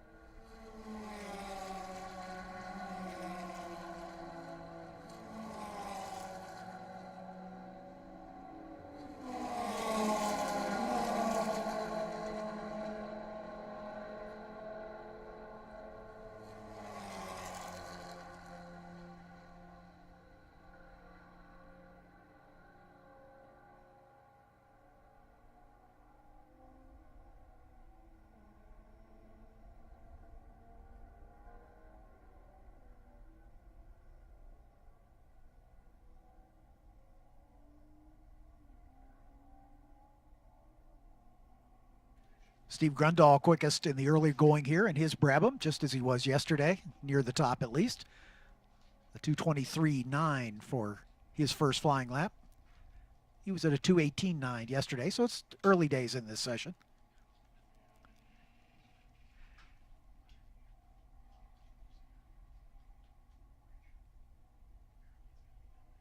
Just a heads up, the autograph session is just now getting underway. So once again, if you'd like to meet the stars of the F4 U.S. Championship as well as the new Ligier JS F4 Championship for the older cars, those drivers will be signing autographs until noon. And that's set up on the midway area between Parker Johns and the Victory Circle. So be sure to head over to the autograph session, get the autographs and a selfie or two from these stars of the future and the road to Formula One.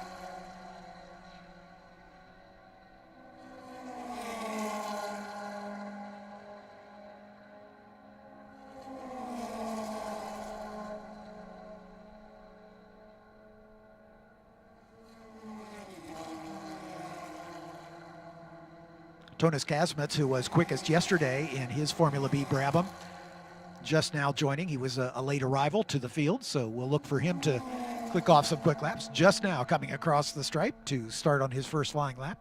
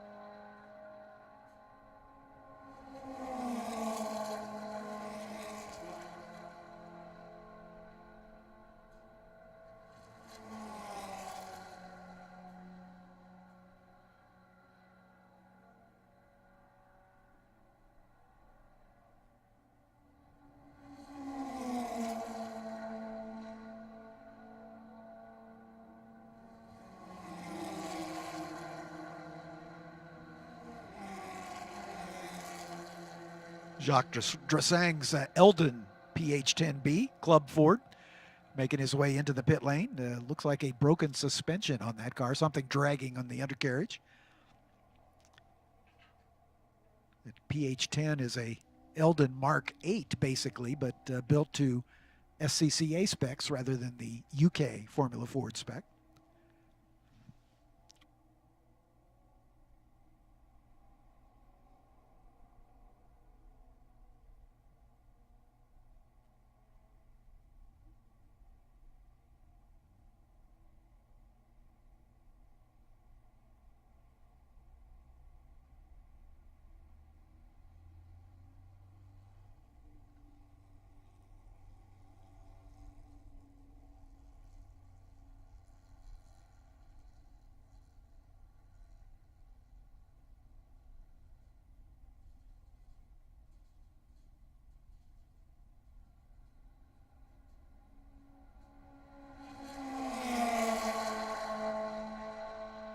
Steve Grundahl still setting the quickest time.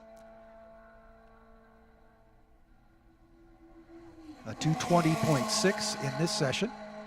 Not quite as fast as he was yesterday. A 2:18.9 was his best lap yesterday. Tonis Kasmets on his first flying lap a 2:27.2 compared to his 2:17.7 in yesterday's session. So he'll probably find some more pace. Travis Engen, currently second quick in this session at a 2:25.3. Yesterday he was at a 2:24.5. Pierce Rader in the Lotus at a 2:25.5. Yesterday he was at a 2:22.3.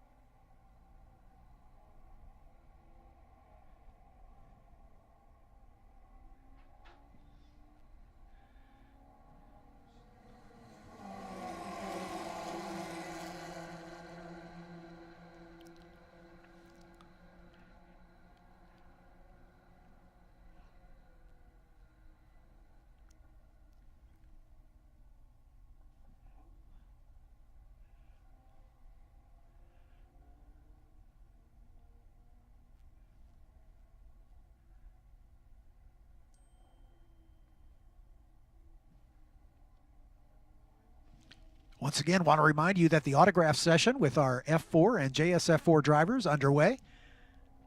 Those drivers will be there until noon, so make your way over to the vendor area between Parker Johns and the Victory Circle to meet and greet these youngsters and get autographs if you would. Again, they'll be there until 12 noon.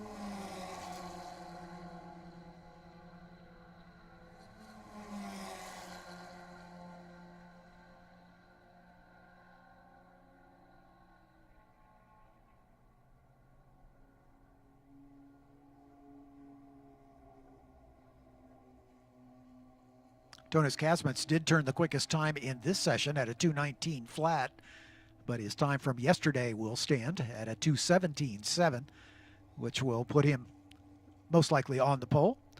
Steve Grundahl second quick in this session in the Brabham. And The top three in this session, all Brabham BT29s. Steve Grundahl second in this session at a 220.6. Yesterday he was at a 218.9, so a little quicker there. Mark Giroux in the number 59 was a 226.2 yesterday. He's found a little more pace, a 225.2 in this session. So that slots him up into third spot.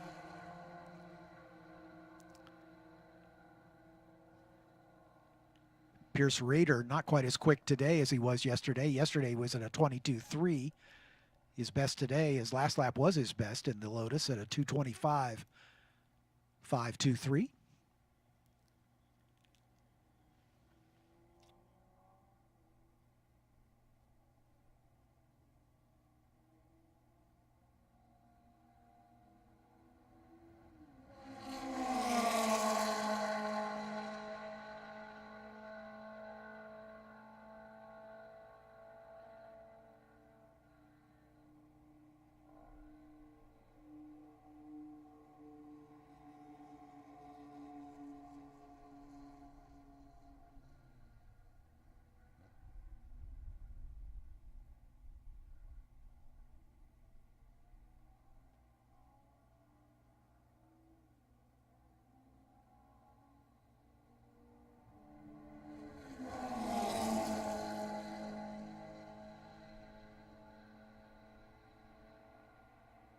Field pretty much settled in this qualifying session, final qualifying session for the weekend. Mark Repka, the top driver to improve his time in the number 77 Caldwell Formula F, a 2:34.835 for Repka. Yesterday he was a 2:35 and some change, so he's a little quicker today. Travis Engen just now comes by the line in his Chevron B17 Formula B car. His last lap was his best at a 2:25.285. Not quite as quick as he ran yesterday at a 24.513.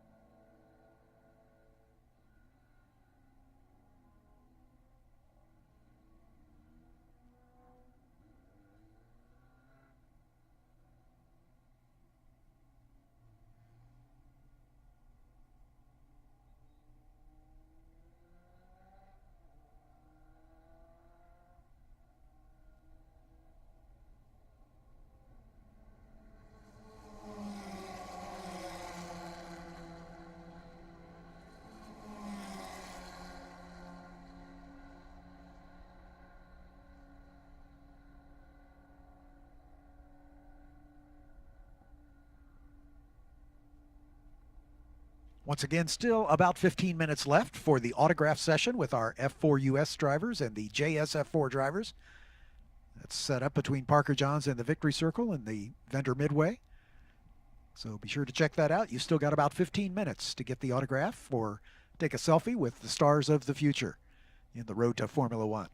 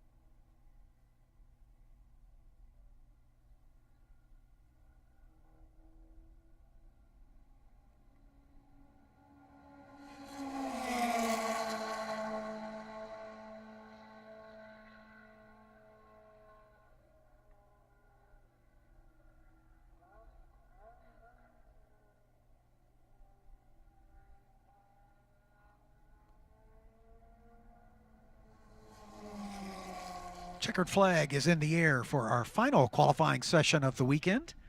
As we mentioned, we will be in race mode from here on out. First race of the afternoon will be the Groups 10, 12A, and TA2 Club race. And you'll have a chance to meet those drivers up close on the pit lane, as those drivers will be taking part in our fan walk coming up in about 30 minutes time. We expect the fan walk to start at about 12:15. You'll have a chance to see the cars and stars of the SVRA during that fan walk, and that'll lead us right into opening ceremonies before our first SVRA race of the weekend, coming up at 12:50. So with that, I will retire to the pit lane, and we'll get ready for the fan walk and the opening ceremonies, and we'll hope to see you there during the fan walk. Again, also remember, you still got a little time to swing by the autograph session for our F4 and JSF4 drivers. That'll be going on until noon, so you can get your autograph from those and then come on over to the pit lane for the fan walk right after.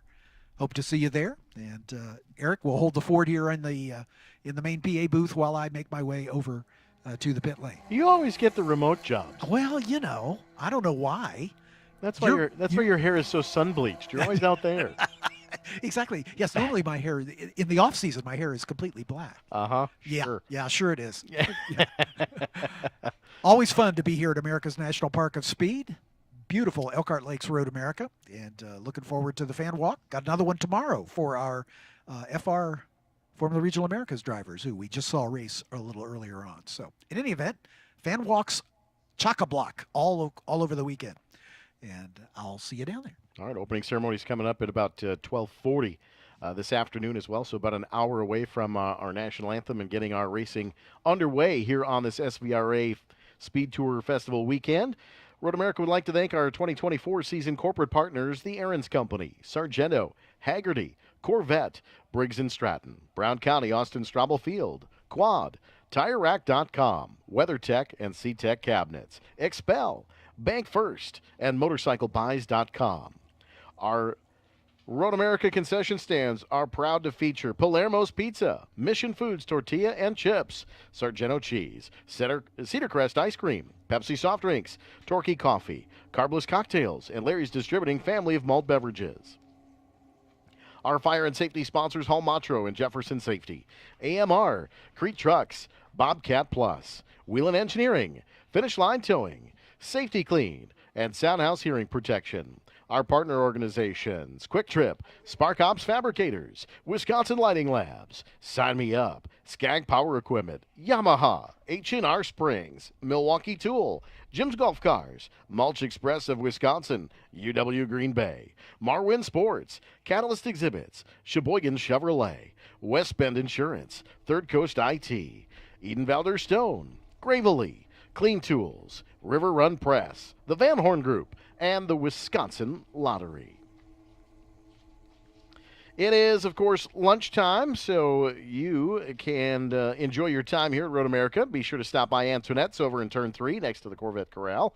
They serve the best mac at the track in 8 different varieties. Their Fair Famous Original, Chicken Bacon Ranch, their Oink Mac and Cheese, just to name a few. You can also try their famous Broasted Chicken. If you're looking to serve a bigger group, grab a bucket of Antoinette's Broasted Chicken to take back to the pits or your campsite. Antoinette's at Turn 3.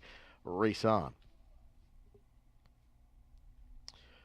Don't forget to head over to the Gearbox. They're located on the main paddock road. Join us for our famous Egger sandwiches, made-to-order omelets, track-famous RGP potatoes, roasted sweet corn, or the ever-popular Gearbox melt. The great barbecue smell you smell is coming from their on-site wood-fired barbecue pit. You can try a delicious pulled pork sandwich or brisket. New this year, chicken wings. Enjoy views of Turn 5 and 14 from their huge patio and bench seating area. Huge condiment table on site, ATM, and ice is available. Track favorite concession for over 20 years at the Gearbox in the main paddock area. Race cars aren't the only thing hot and fast on this track. Haven't you heard of Parker John's Barbecue and Wings, located in the main paddock area, highlighting their smoked Mother Clucker chicken sandwich, 1 pound giant stuffed potato, the scotty, soft serve, and more at Parker John's Barbecue and Wings. We are at our lunch break. Again, it is 11:50. Our opening ceremonies at 12:40 this afternoon, so about 50 minutes away from right now. We'll get underway. John Phippen will head down trackside and bring you the fan walk as it starts around 12:15 this afternoon. So race fans, while we've got a few moments, you can get ready for a thrilling night of sprint car racing at the Road America Challenge on June 8th. It's located just 5 miles from Road America at the Plymouth Dirt Track. Don't miss the bumper-to-bumper IRA Outlaw Sprint Series and PDTR MSA 360 Wing Sprints. Adult tickets just $25 until June 3rd, with kids 6 to 11 getting in for $11. Plus, if you buy before June 3rd, you get a free pit pass for the Road America Challenge Dirt Race and a promo code redeemable for $15 off your Sunday ticket for the NTT IndyCar Expel Grand Prix presented by AMR at Road America. 2 great race events in one weekend. Mark your calendars. Grab your tickets now. The Road America Challenge, June 8th. And, of course, if you're interested in some racing action during your lunch break, you can head over to the Briggs & Stratton Motorplex here during the SVRA Vintage Festival weekend. Road America Kart Club is racing until 4:30 this afternoon. And tomorrow, the Road America Supermoto Series from 8 a.m. to 5 p.m. Don't miss out on the action-packed racing and thrilling competition at the Briggs & Stratton Motorplex just inside the carousel. You can head over the Johnsonville Bridge or head over the Corvette Bridge. And then you head over the Mission Foods Bridge and go to the beach on a very nice, warm May Day here at Road America. 75 degrees, sunny, and just a few white puffy clouds. We will take it. I'll take 75 degrees in the middle of May. Thank you very much, Mother Nature. Thanks for being a race fan this weekend here for the SVRA Speed Tour weekend at America's National Park of Speed. Enjoy your lunch. We'll be back at you with John Phippen on pit lane for the fan walk just a little after 12:15.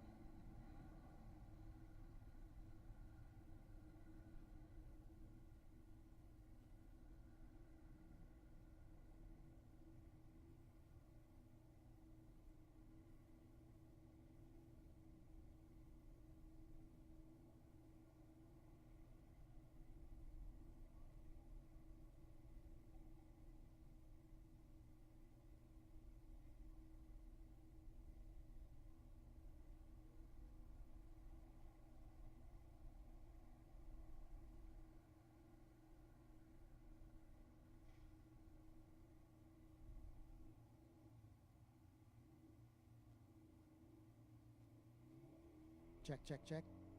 Check, check.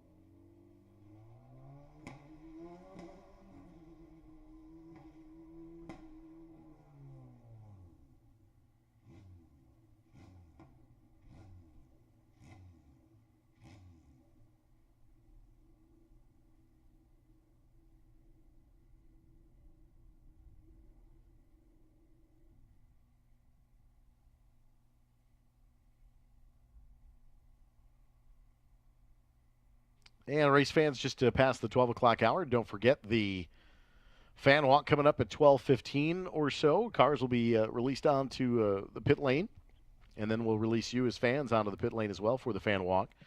Just a reminder, no glass, no alcohol, no smoking while you are on pit lane with these cars. So if you have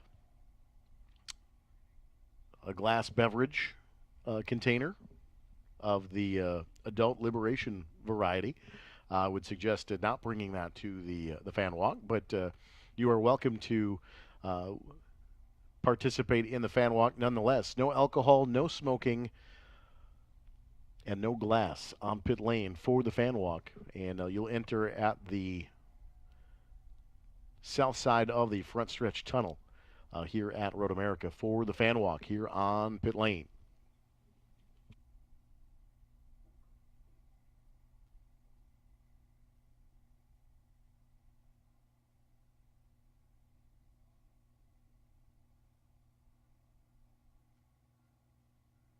Hello, hello from the pit lane.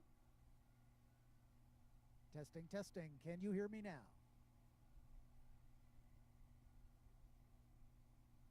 Hello, hello.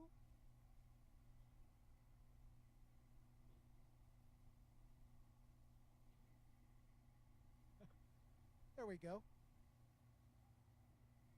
Thank you, Eric. Got my mic live now. And again, we're just waiting for the cars to present themselves down here on the pit lane, and we'll get the fan walk started in about 5 minutes, a little more.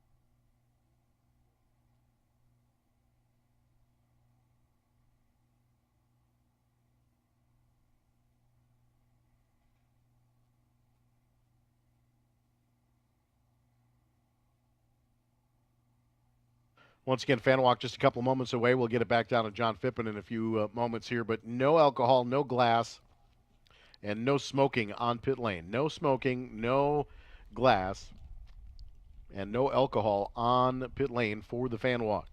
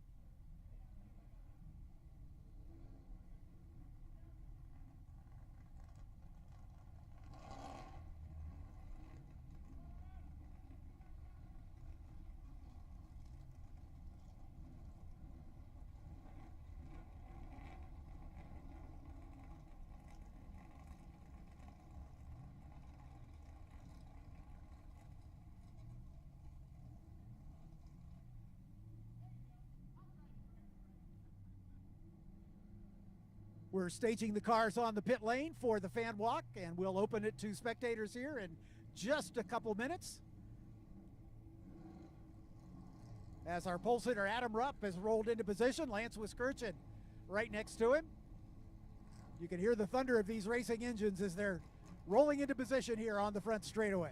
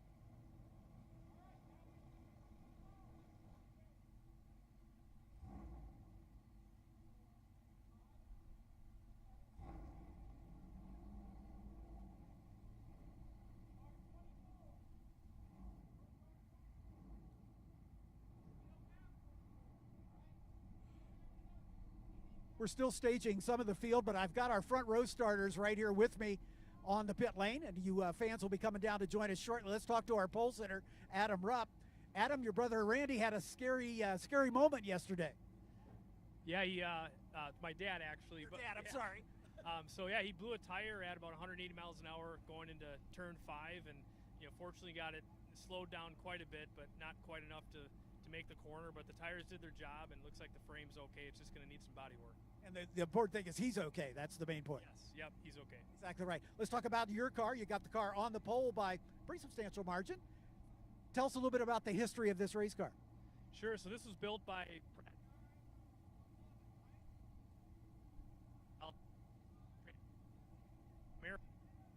by Peter Shea. He converted it to a Mustang, and then ran as a Mustang really since then. And then Debbie and John Cloud bought it at some point in the mid-2000s, and then I bought it about 15 years ago, and we totally restored the car 2 years ago, and it's a pretty fast hot rod. And it's beautiful, man. The restoration job is just top-notch, as we can see. Tell us about your driving history. I mean, have you done vintage all your career, or have you done other forms of racing? Just vintage racing. So I ran in Group 6, ran Mustangs for a while, and then had a stock car for a while, and really run here 3 or 4 times a year for the last 20 years. And Road America is the best track on the planet, so we're fortunate to be 30 miles down the road.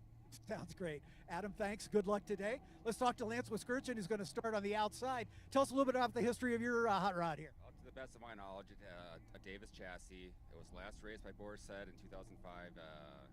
It's a Long Beach, I do believe. And then it sat in a couple garages until I came across it on Facebook as a roller. Sweet. Yes. Tony Ave helped put it back together. It's a fast hot rod. Indeed.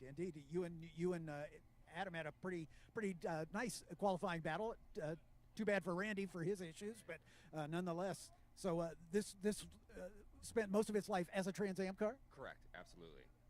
How about your racing history? Have you just done vintage racing or other things? Yes, only vintage racing, and this might sound a little funny, but this must be 6-7 years ago. I took the HPDE class here at Road America and jumped in a TA1/GT1 car. So, been doing vintage racing in these fast hot rods ever since. Awesome. Have fun today. Thank you, sir. All right, Lance Wiskirchen is going to start outside of the front row. Let's work our way back to Bob Van Zelst in the 34 car.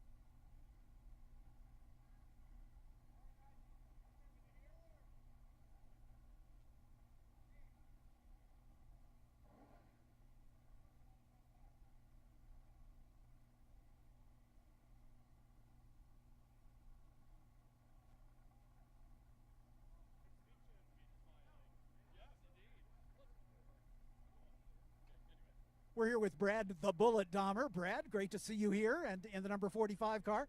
Tell us a little bit about the history of this racing machine. I acquired this car in a deal a few years back. It's a Joe Gibbs car. It was run by Kyle Busch and Tony Stewart, I believe, a few times. I really didn't want this car. I want a car to it, if you're familiar with the Chevelle I run out here. So I bought the sister car to it, wrecked, and then put the Chevelle body on it and built that car. But I acquired had to buy the guy all of his stuff to get the Chevelle. So I run this car once a year. Probably one of my best handling cars out at this track for a heavy stock car. And yeah, it's a lot of fun to come out here and great weather.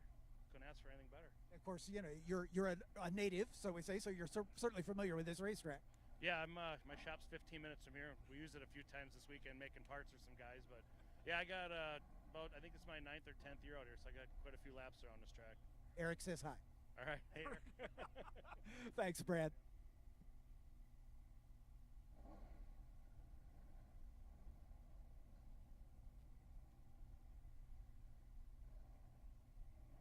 Let's talk to one of our TA2 Cup competitors, Thomas Ellis. Thomas, you were atop the charts for most of the testing in the first qualifying session, but you got pipped at the last moment by Ed Savagian, but you still in a good race, I think. Yes, sir. We're looking forward to it. Hopefully we can maybe make a early race pass and just stay in the front.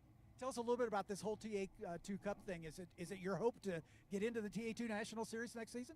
We're mostly using this as testing for Trans Am, so maybe some other ones just to do some testing, but not too many of them. Indeed. Tell us a little bit about the history of this race car. I really don't know much about it. Okay, well, that's fair. I've been driving it for about 6 months now. It's a great car. Probably it's definitely the best TA2 car I've ever driven. Awesome. Well, good luck today. Thank you. Thank you very much. Thomas Ellis will start in 6th position, and one of our TA2 Cup competitors.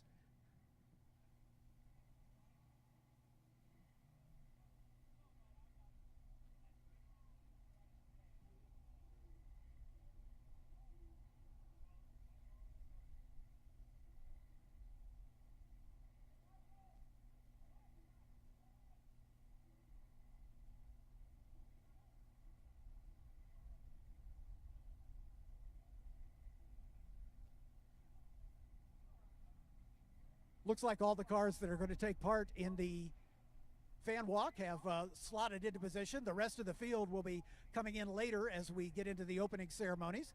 So welcome to the fan walk. Come on down, meet these drivers and crew members up close and personal.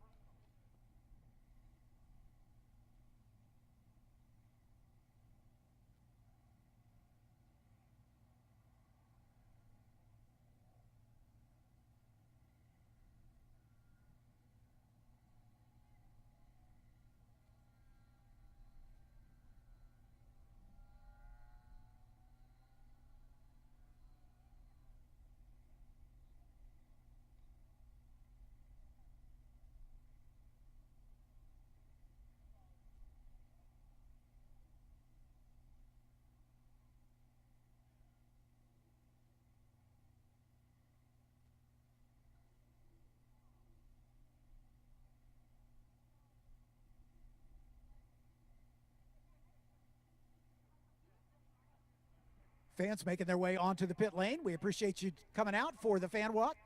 We're still waiting for some of the drivers. They're over the wall getting last-minute preparations, getting in their fire suits, ready to go for this first feature race of the weekend for our Group 10, 12A, and the TA2 Cup cars.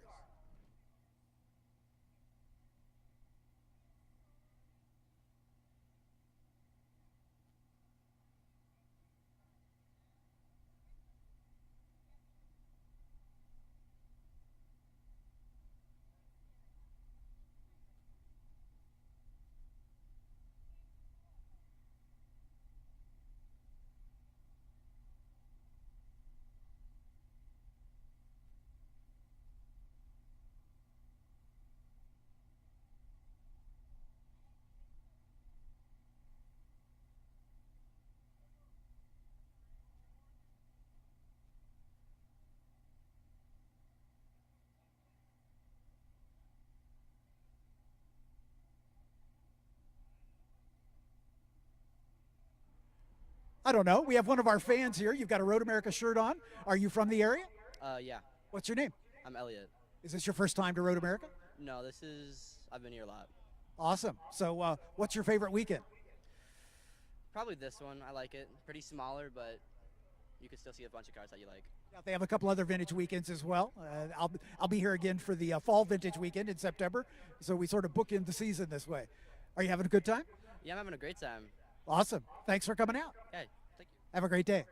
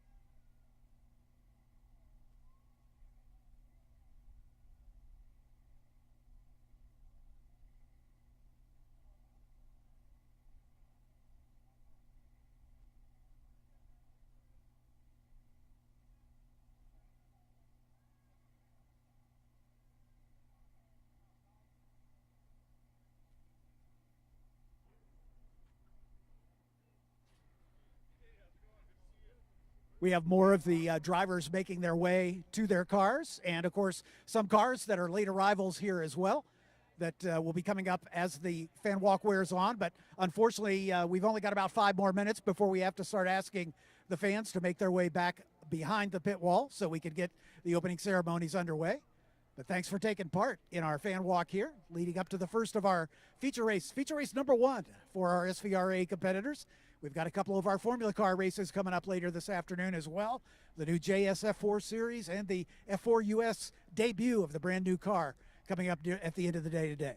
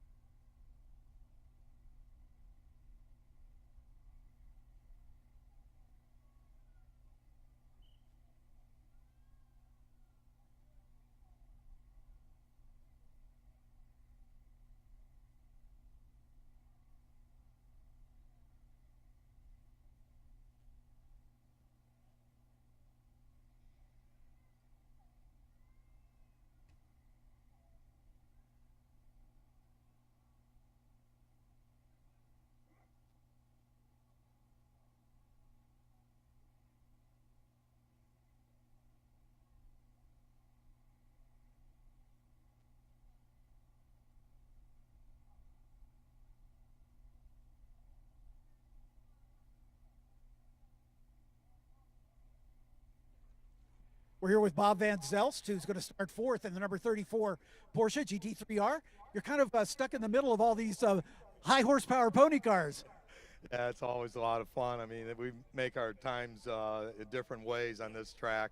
But yeah, once their tires come in, they kind of wave goodbye. So I think I'm going to have a lonely 3rd here. So Randy had bad luck yesterday, so we're not going to have him in there. So, but beautiful day for the race and a great turnout. I'm looking forward to out there and run. So this beautiful racetrack and a Porsche GT3R, I can't think of anything much better.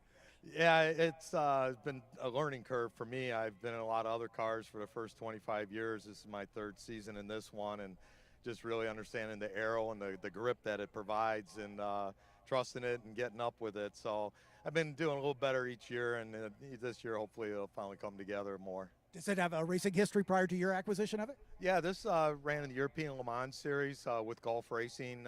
Andrew Baker and Ben Barker were the drivers. So when I got the car, they had pictures of it in the Gulf Racing shop, which is amazing. And they did pretty well. The longer races, they brought a Porsche Junior driver in, and actually he set a lap record, I think, at Le Mans that year in 17. So, but as soon as the season's over, all these guys sell their cars, so they're going to buy new ones for next season. And therefore, you have an opportunity to buy them. Yeah. Well, someone else brought it over here, so I knew about the car, and I told him, if you're ever going to sell it, give me first shot. And he got a newer one, and he called me up and he said, "You want it?" And I said, "Sure, let's do it." So that was that. Awesome. The best part of it is that, with my other cars was, setup, this, that, whatever. This car, if it's not doing what it should do, it's the driver, because it's so much car there. It's the driver that makes the difference. Good luck this afternoon. Appreciate it. Nice talking with you. Bob Van Zelst, driver of the number 34.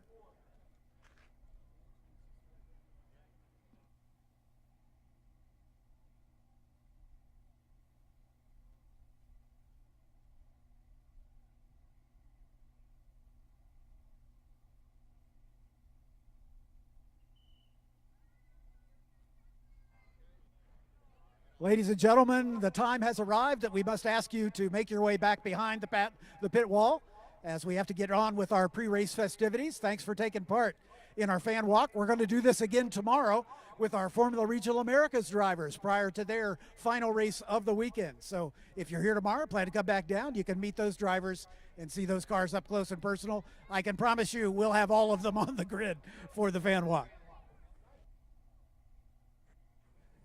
So once again, we ask you to please make your way to the exit down near, just past the start-finish line where you came into the pit lane, as we need to clear it in preparation for these opening festivities.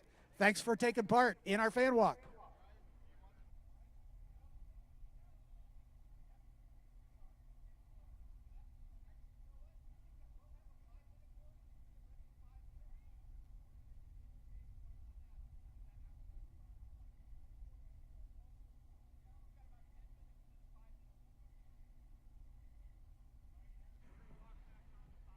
Drivers and teams, you'll have a 5-minute board at about 12:44.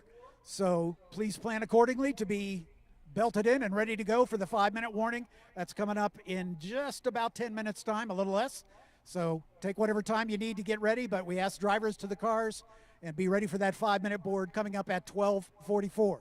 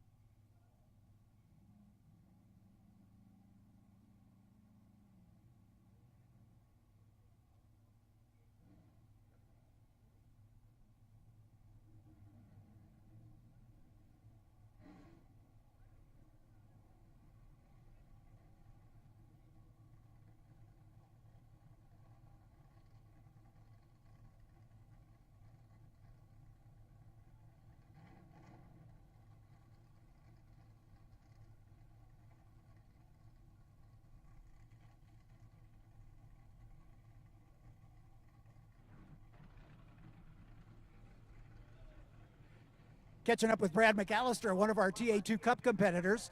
Brad, tell us a little bit about the TA2 Cup. Well, it's great that SVRA added this to the armamentarium of classes. You know, there's a lot of people that love to run these TA2 classes, and by them opening that up this year, it's a great place for us to run, and we get a little seat time before our Trans Am race that's coming up at the end of next month. Awesome.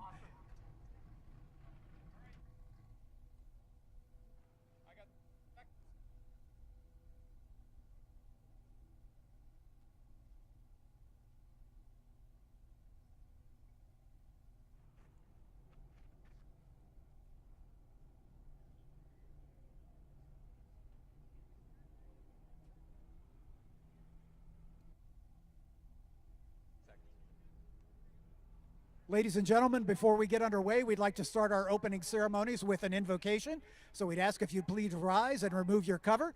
And the communications director at Road America will be delivering the invocation. Here's John Ewart.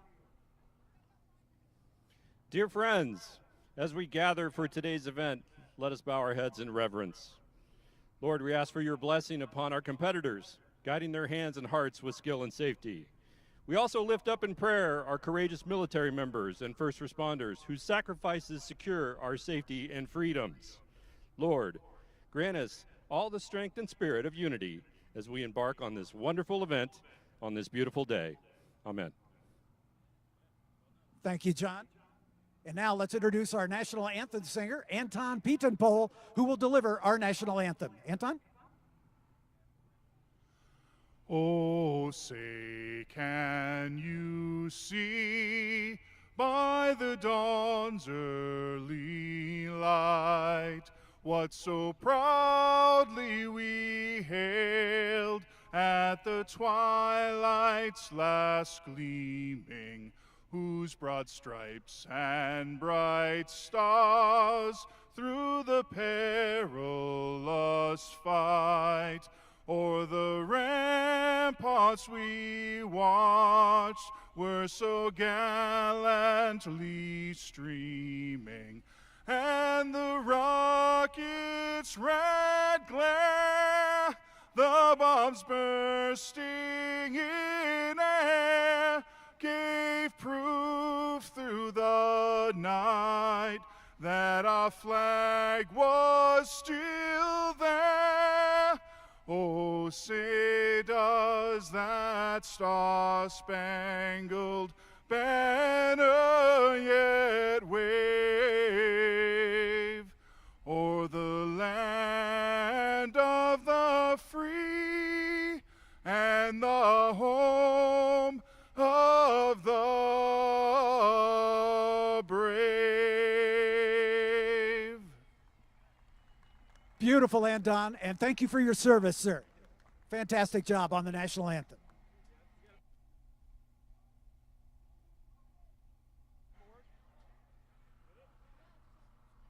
The countdown continues as we're about 2 minutes away from the 5-minute warning. That'll be the cue for the drivers to get into position as we will be sending these cars off on their formation lap.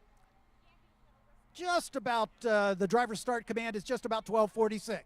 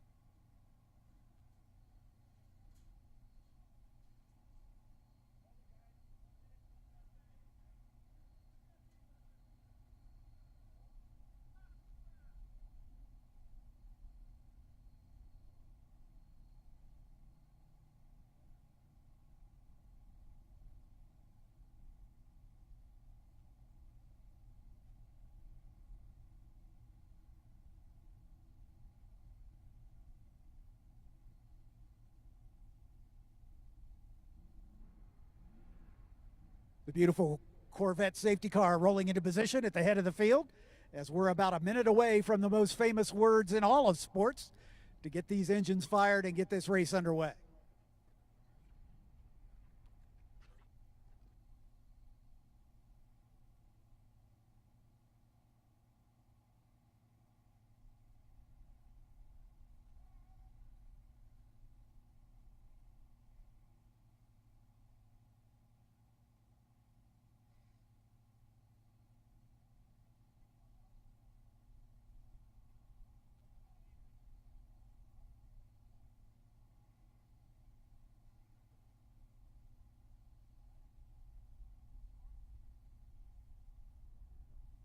Ladies and gentlemen, let's get the show on the road.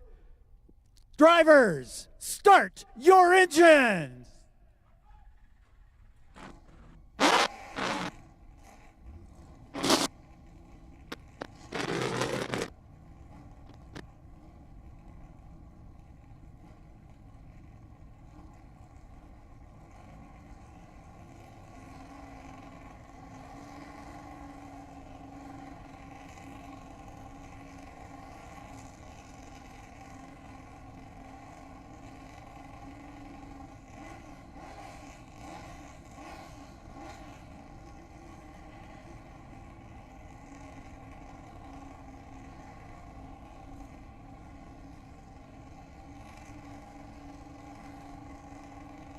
With that, the engines have fired here on pit lane. The remainder of the field has come to life.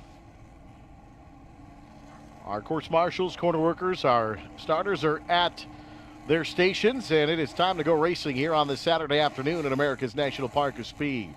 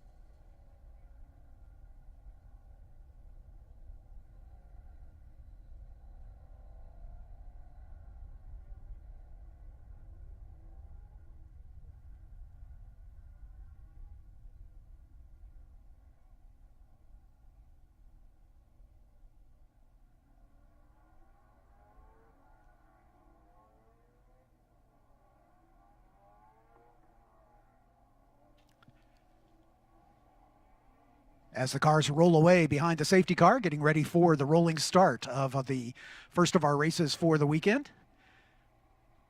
From the SVRA at least. Let's introduce the starters. Not all of them made it to the grid, but starting outside of row 9, the number 50A of Paul Rico in his Panos Esperante GTS.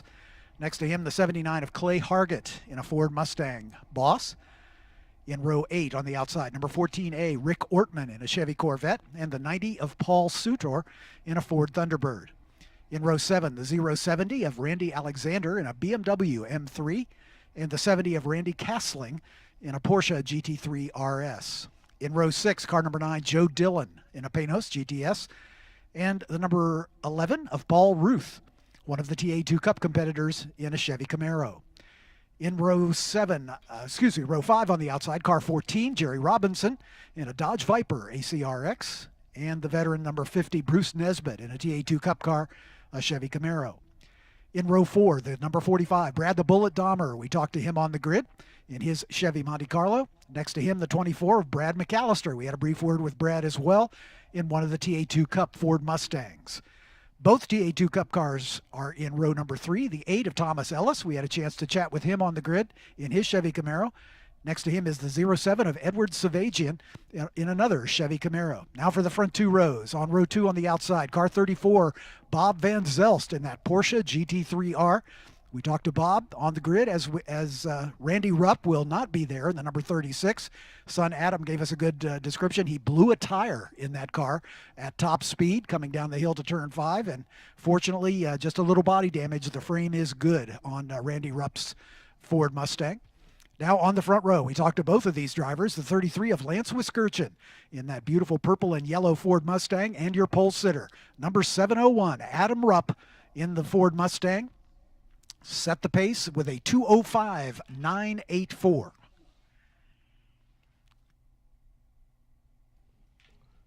One of the more popular group classifications here at Road America during this weekend, the stock car contingent, if you will.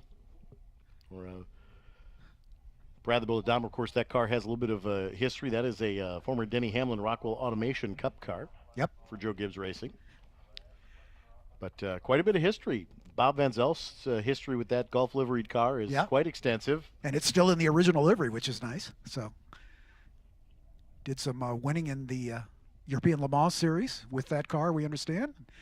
When the opportunity came for him to acquire it, he jumped at the chance. As the field already beginning to form up, 2 by 2, as we get ready to climb the hill to the attention of our starter right here just upstream from our commentary position. John Phippen alongside Eric Miller, keeping you up to speed on all the goings-on for this Road America Speed Tour weekend. As these cars are coming up to speed, we wait. There's the green. And they drop the hammer. Wiskirchen and Rupp side by side as they race down toward turn number 1. Still side by side. Rupp with the inside line. Lance might try to stick it there on the outside as they go around. He does, but falls back in behind. Let's see if he gets a little better exit speed in the downhill run over the Aaron's Tunnel down into turn 3.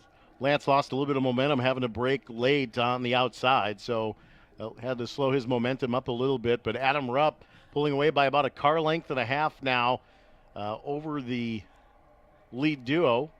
And then about 10 car lengths back to Bob Van Zelst in the Porsche as they work their way through the Moraine Sweep on their way down to turn 5. So Lance Wiskirchen trying to get some momentum back, but Adam Rupp very tough to beat here at Road America.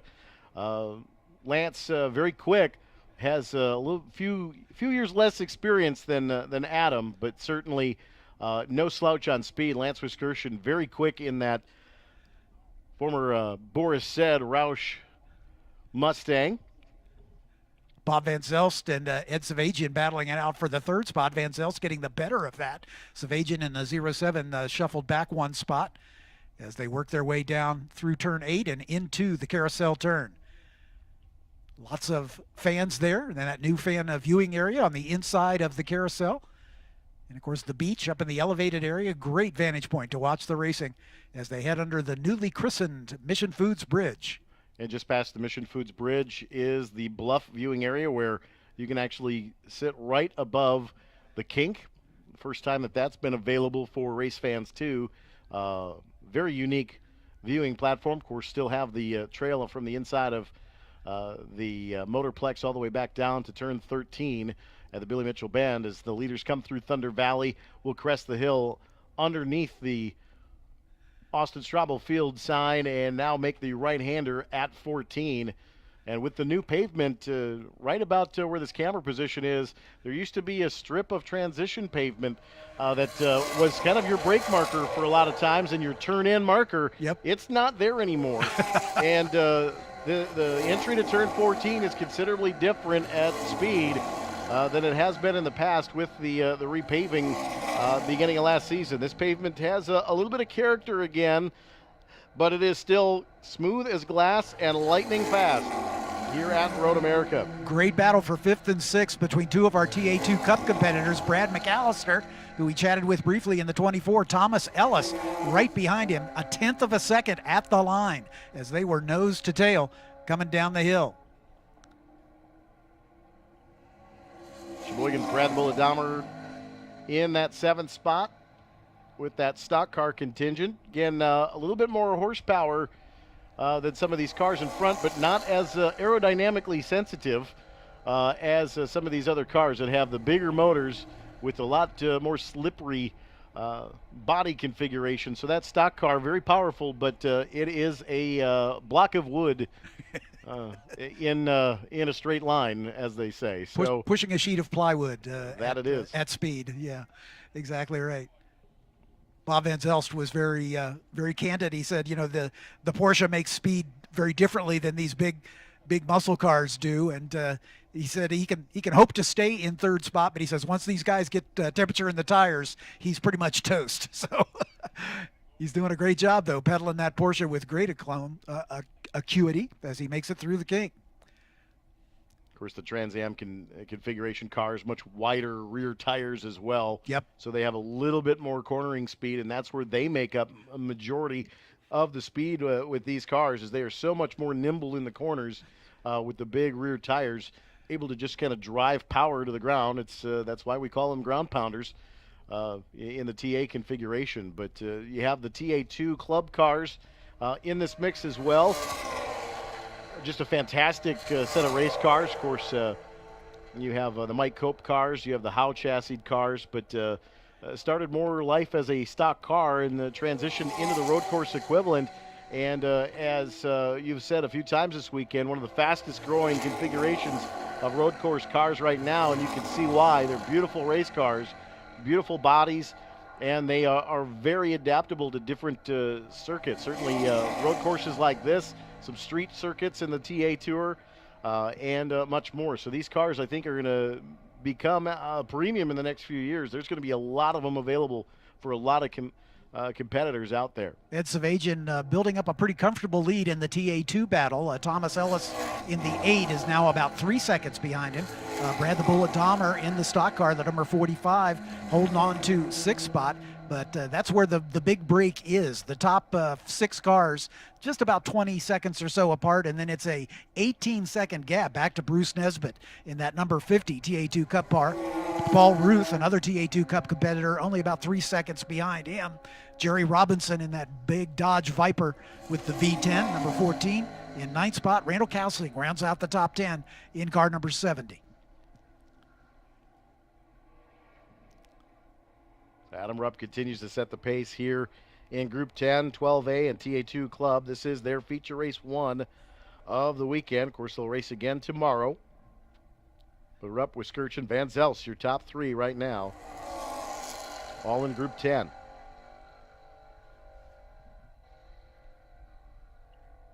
So far, a clean race. We haven't had any incidents. We had a little argy-bargy at the very beginning, but everybody's settled into their race pace, and the field beginning to spread out just a little bit. The closest battle on the track is the one for 4th between Edward Savagian and Thomas Ellis, but that's just shy of 3 seconds separating the two of them. As Adam Rupp sweeps by to complete another lap, he sets fast lap of the race, going purple at a 2:05.077, and that is quicker than he qualified the car. Well, we've seen over the years that these TA configuration cars, of course, this is Group 10 GT2 considered, but these are TA, Trans Am cars of history. Yep. And these cars traditionally do much better when the tires are hot. Yep. They have extraordinary balance with some narrower front tires than the rear tires, but they have extraordinary balance once these tires come up to temperature. That lap 3, 4, 5 is typically their fastest laps of their races. In some cases, lap 10 or 12 is their fast lap, because as the fuel burns off, tires remain hot, the track comes up to temperature. We're in really operating temperatures that these cars just absolutely love in the heat of the day. Paul Rico in that number 50 Panos already been caught by the front of the field as he is being lapped by our top three as they work their way through turn number 7. There's Rico's Panos just exiting turn 7 as he's been passed by our 2 leaders, Adam Rupp and Lance Wiskirchen.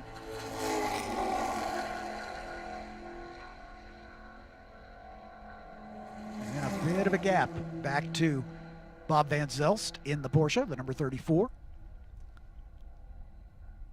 Adam Rupp through the kink.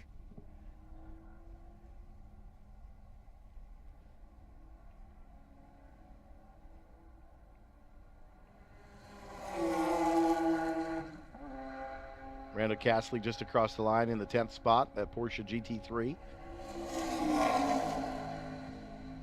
Paul Suter as well, that Heilig Myers, Junie Donlevy Racing Thunderbird, the last year of that Thunderbird's operation within the NASCAR Cup Series.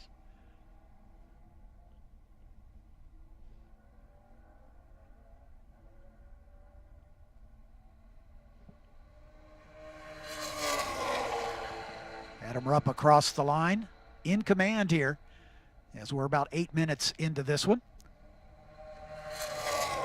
Interval between he and Lance Wiskirchen in very similar cars, about 9 seconds. Rupp's car a little newer, a little more potent. Bob Van Zelst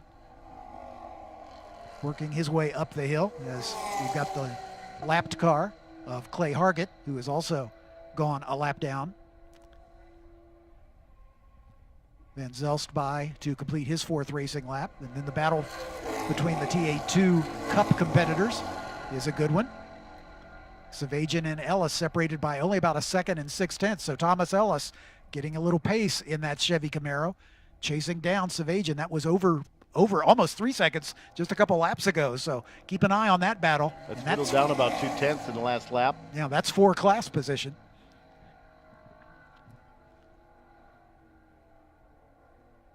That would be the top 2 steps on the TA2 club podium. Savajian and Ellis, as well as Nesbitt in the 50 machine. That's your TA2 podium as they run right now.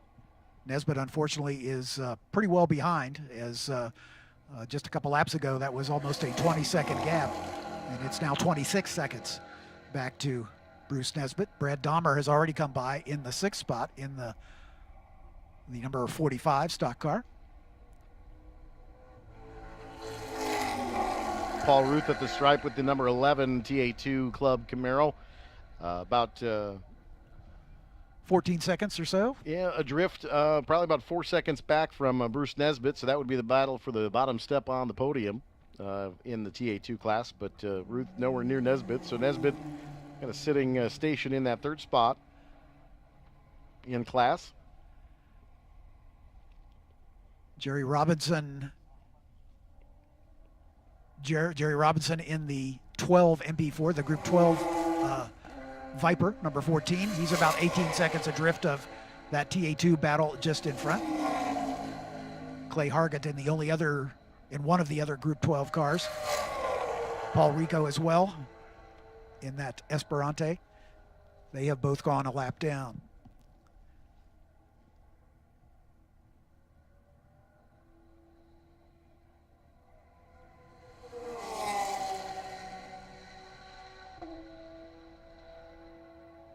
As is so often the case in these vintage class groupings, where they try to group the cars with similar performance envelopes, but obviously there's a pretty big gulf between the slowest and the fastest.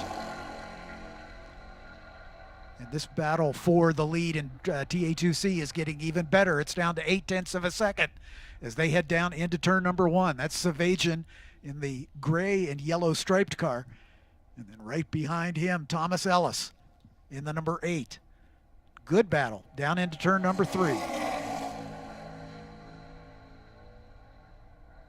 I think Ellis has got a run here as they exit turn 3 under the Sargento Bridge. Let's see if he feels he's close enough to pop here as they make the run down the hill toward turn 5. Savajian guarding that inside line as you would expect. Then he takes the normal racing line. Both of them right out to the edge of the Gator's Teeth as they climb the hill to the Corvette Bridge. Savajian and Ellis locked together in combat, and that is for the lead in TA2C. Ellis content to hold station right now because I think he feels he's got a little more pace, a little brake lock up from Ed Savajian as he's got his eyes on the mirrors and aware of the pressure that Ellis is putting on him. So maybe a little late on that brake as they work their way through the carousel turn. Savajian's car may be handling a little bit better through that carousel because he's able to stretch it out to about 2 or 3 car lengths. But as they get through the kink and on the way down Kettle Bottoms toward Canada Corner,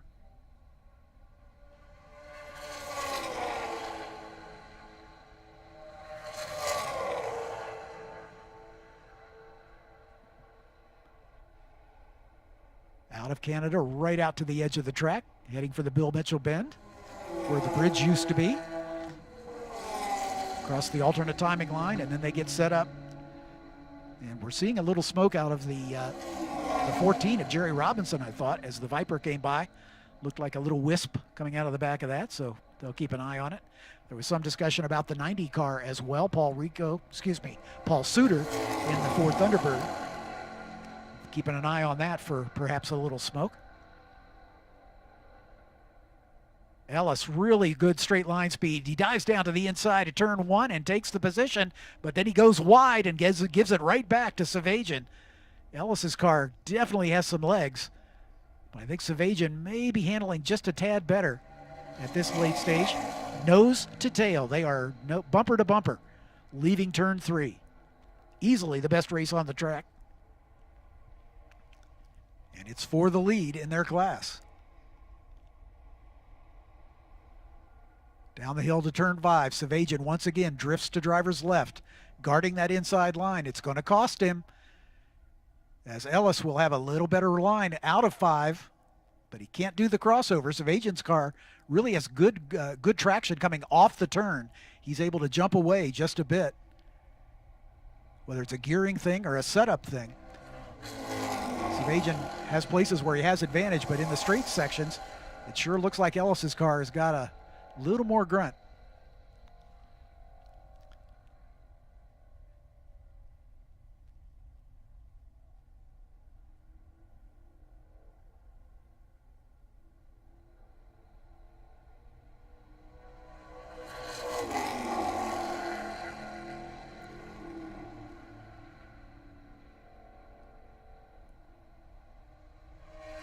This battle again working its way through traffic. They're closing up on the back of Jerry Robinson, about to put the 10th place car a lap down. 2 laps ago, the gap was 2.8 seconds from Rupp to Wiskerson. Last time through was 3.6. This time crossing the stripe, waiting for timing and scoring to update. But it seems to me that Rupp is just kind of managing the gap right now. Yep. Really stabilized up front. We're going to see the white next time by for our leader.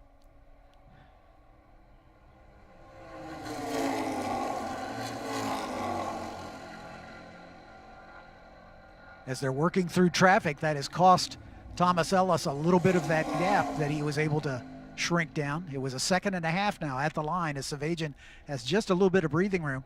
Brad the Bullet Dahmer set his fastest lap of the race the last time by, a 2:17 and some change, but he's still well behind that battle in front. There's Brad coming by. 24 seconds, the gap between 5th and 6th. As we stay with this TA2 club lead battle, there's Savajian, there's Ellis. As traffic definitely played a factor in spreading this gap out just a bit. Adam Rupp, your leader, working through 11B, working through Kettle Bottoms, on his way down towards Canada Corner now. As he makes his way into 14 and up the hill, he will see the white flag indicating one more lap to go.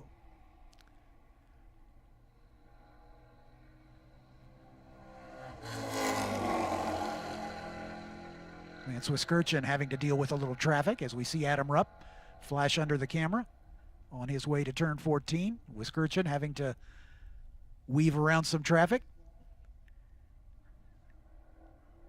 That's going to cost him a little momentum, but he's comfortably in front of the third place car.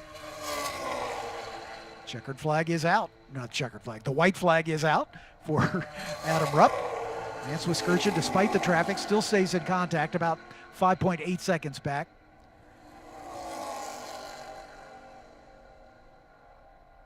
The lapped car of Clay Hargett just coming by, and we're waiting on Bob Van Zelst, running second in the 10 GT4 class, which is the same class as Lance Wiskirchen. Let's see if Thomas Ellis has anything for Ed Savajian on this final lap, as it was a very entertaining battle for much of this race. There's Savajian, there's Ellis. He's within shouting distance, but it's going to take some luck. It's just over a second between those two, but there's traffic in front.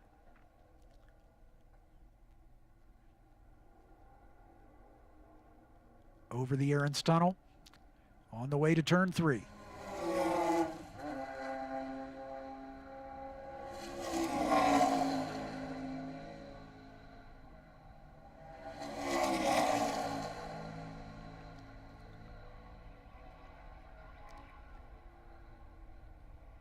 This run down the hill is a place where Ellis has been pretty strong. Evidence the fact that Savajian has to be defensive when he comes down into turn 5. He's definitely made up much of that gap. Last chance for Thomas Ellis. Leader working his way through Kettle Bottoms for the final time here on this Saturday. This TA2 lead battle, a good one. Down the hill to turn 8. Ellis is close. Maybe a car length at the braking zone. Into the carousel for the final time at speed. Ellis a little wider line than Savajian. Savajian's car is hugging that inside just a little bit better. And the checkered flag flies for Adam Rupp. Never really challenged on this one. Wiskirchen got alongside him on the run down to turn 1, but basically he's been able to drive away. Lance Wiskirchen takes a well-deserved second spot. Bob Van Zelst, as he said down in the fan walk, figured he'd have a pretty lonely third, and that's exactly what's happened. Here comes the battle for the TA2 lead, working its way through the Bill Mitchell Bend. Popping across the alt-start finish line. Ellis going to brake as late as he dares into turn 14.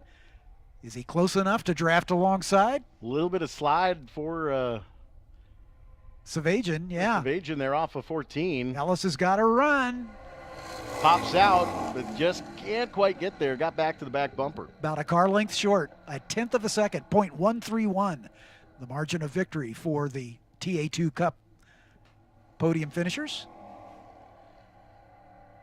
Well, put the pressure on. Yeah, absolutely. Was in the position. Did what he needed to do. Made up a second on that last lap.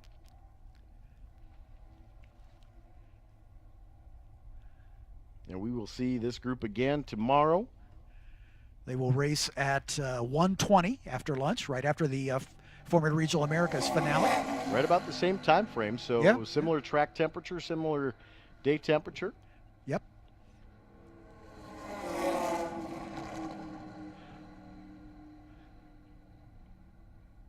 .78 degrees right now.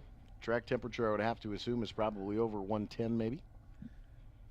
I didn't take my pyrometer with me down for the fan walk, so I can't give you an exact number. But I assume it's rather warm. I'm thinking, yeah.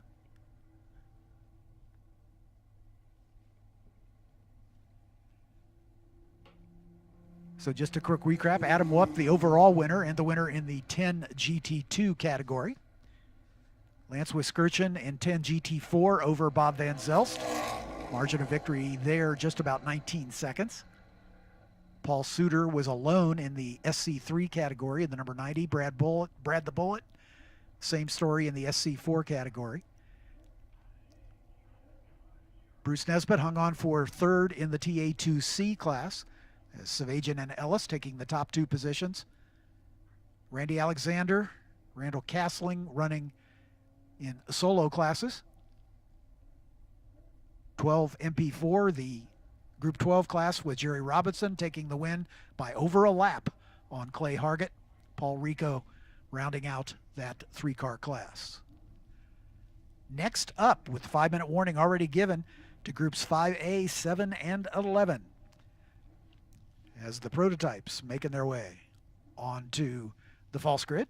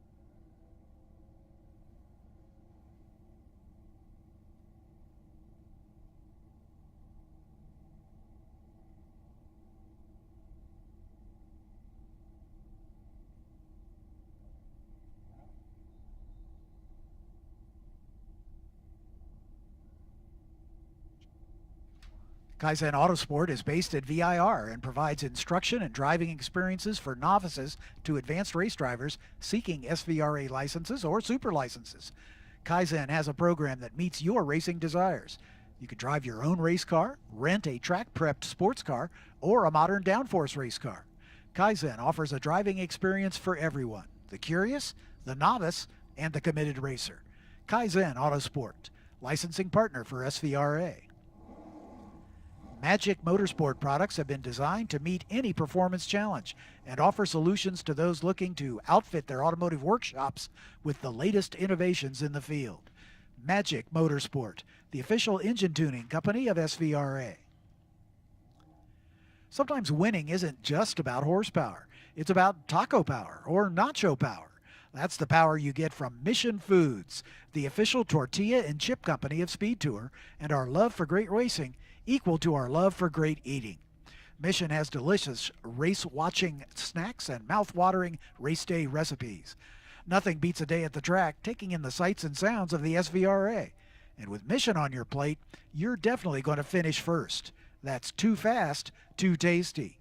Mission Foods, the official tortilla and chip company of the SpeedTour. Motorsport culture is Homologato's founding design principle. Honoring the past by racing into the future is the company's mantra. This weekend's Homologato perfectly timed Move of the Race winners will receive a watch on the podium. The quality and price point of an Homologato timepiece is second to none. Homologato, the official timepiece of SVRA.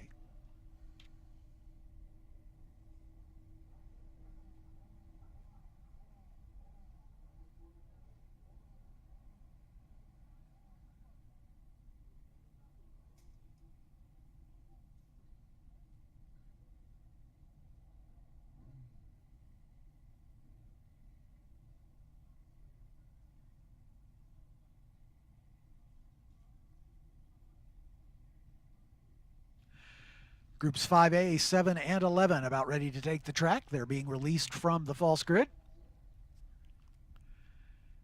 24 cars on the starting grid.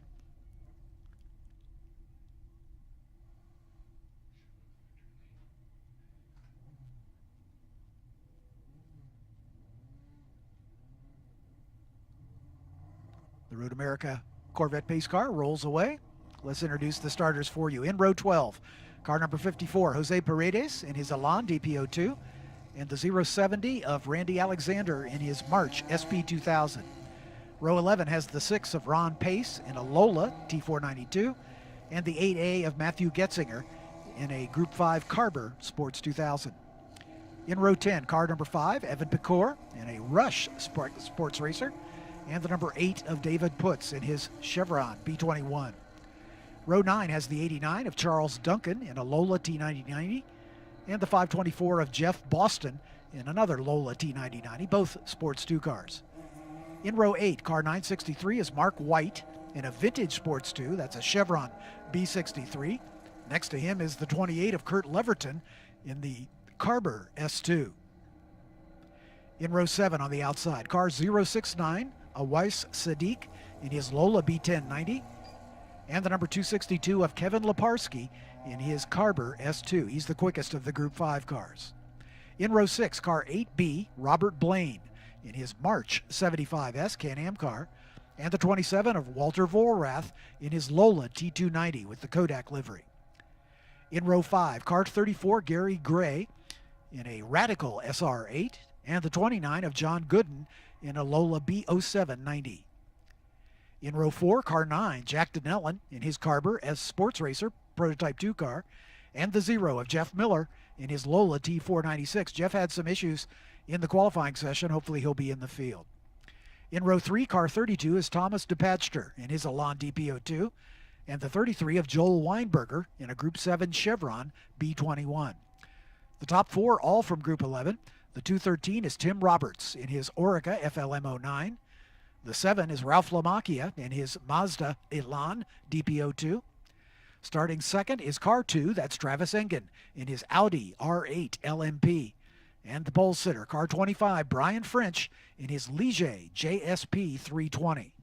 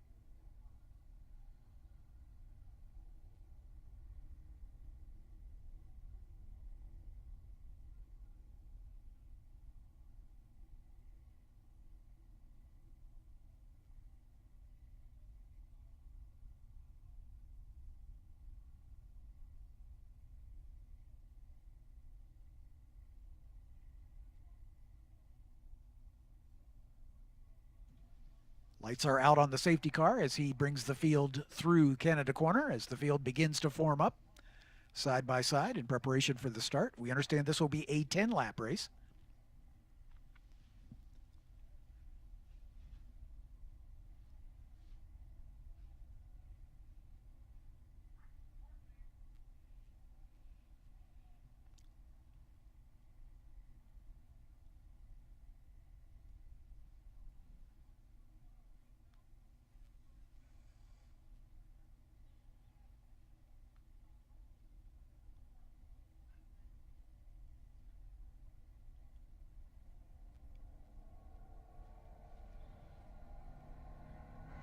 Green flag is in the air, and we are away.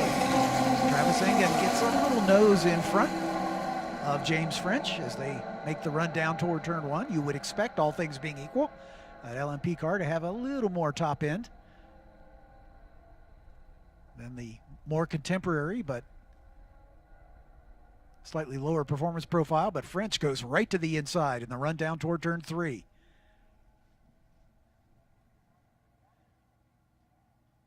There's a few years between those two drivers as well. Just a few. Yeah, just a few. Travis, one of the veteran vintage racers.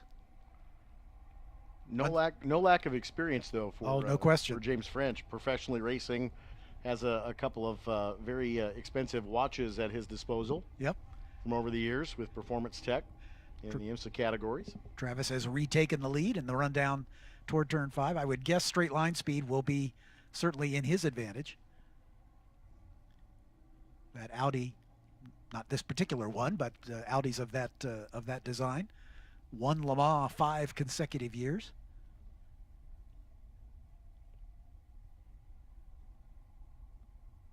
I think what you'll see a little bit here too is as they'll leg it out, that closed cockpit car has a little bit more lower end torque. Yep. So off of the twisty bits, that car is going to be right on the back bumper of that Audi, but the Audi, when it gets a chance to stretch its legs, right, is going to pull away a little bit, just a little bit more straight line speed than the power plant in that Ligier for James French. Precisely. Pretty good battle back for 3rd and 4th as well. We'll sort that as they come across the line, but they're down at the exit of Canada Corner right now.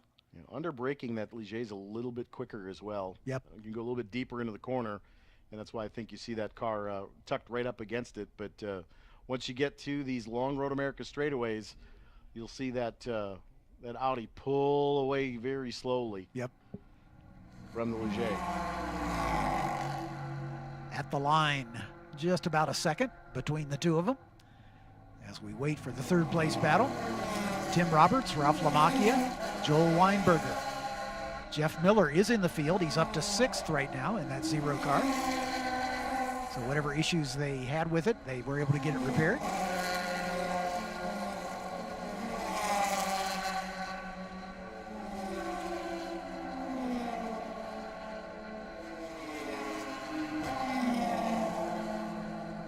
The Sports 2's having a dandy battle as they just came across the line, the Group 5 cars. Charles Duncan among them. Evan Pecor right there in his machine. Dave Putz in the Group 7, number 8. Ron Pace in his Lola.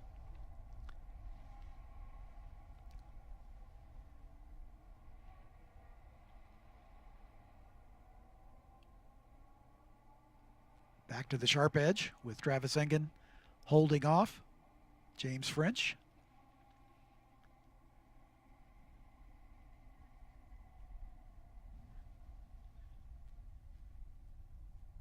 As those two in qualifying trim were about 7 seconds a lap faster than the next closest pursuer, which is Ralph Lamacchia in his Elan.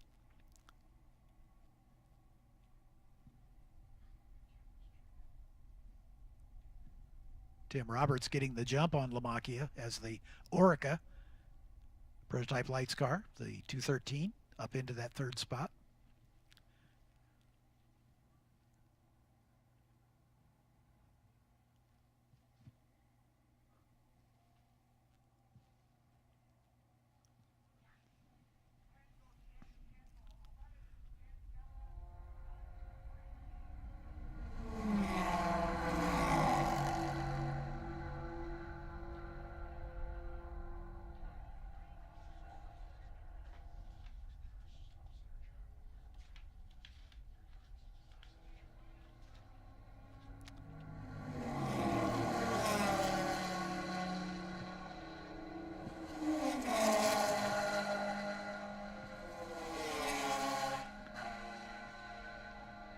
And we're getting word from race control that we're going to a safety car as we have some fluid down on the racetrack at the kink. And we've had several cars, at least 3 cars that may have spun in that oil. And so they're going to back everything down. I can't think of a more daunting place to come across some fluid on the racetrack than that.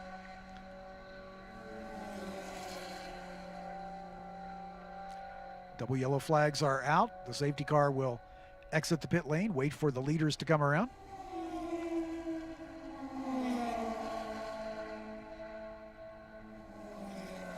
Leader's just making his way down toward turn 8.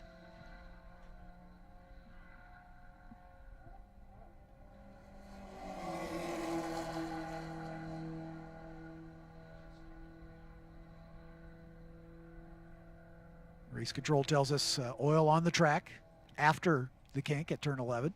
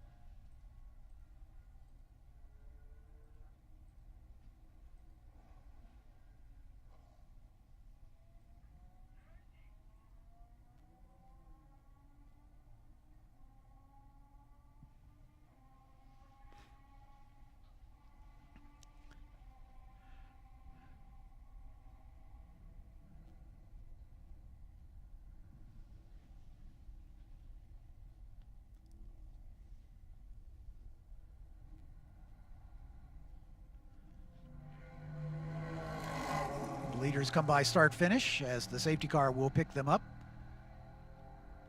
As the rest of the field motors through, we can determine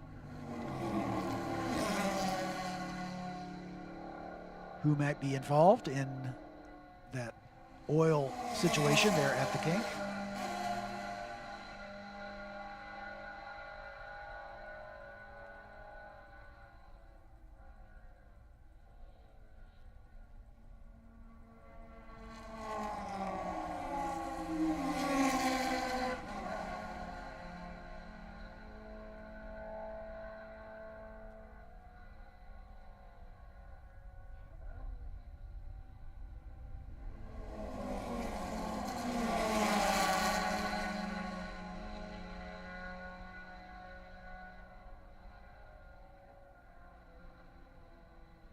I believe it may have been Mark White that had lost the power plant or the oil fitting of some type. Looks like it was just a driver's right at the entrance to the kink, and as the oil let go, put it all over the racing line. Awais Sadiq did a nice job trying to avoid it, but it is all the way down from, it looks like 11 towards Canada. From what we can see, Evan Pecor did a nice job trying to navigate through it as well. But it sounds like there was some spinning towards the backside of Kettle Bottoms towards Canada that eventually is what brought out this full course yellow. So far, we're missing Jose Paredes in the 54, Ron Pace in the 6, and Mark White in the 963.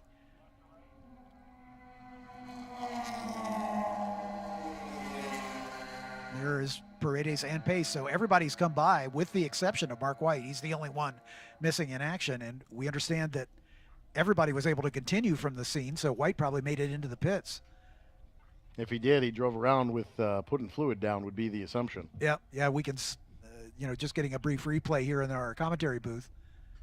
You can see where that oil is down. This is going to be perhaps a lengthy cleanup.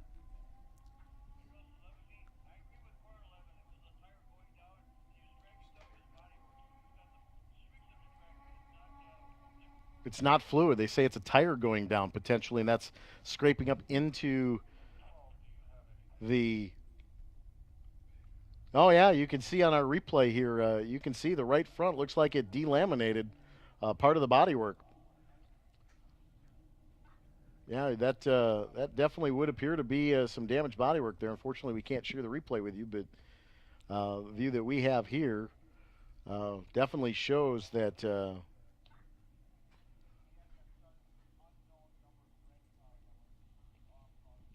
There is a tire down. Let's see if we can get a better view of it here, John.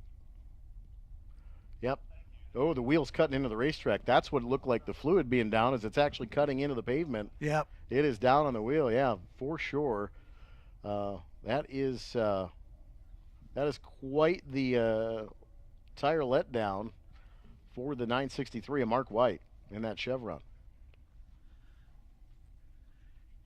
He started in 16th spot, so that was right in front of some of the cars that we talked about. Evan Picor among them, getting through. Awas Sadiq, Charles Duncan getting through that cloud of smoke, and I'm sure it appeared to the safety workers, the corner workers on the scene, as well as the drivers following, that it might be oil, so they obviously took evasive maneuvers to try to stay off that racing line, and as it turns out, it wasn't oil at all.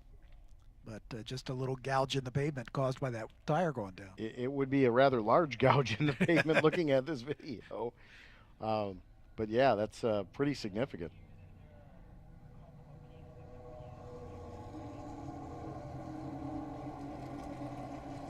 Getting reports from the workers on the scene that there may be a few pieces parts there. Perhaps that wheel exploded.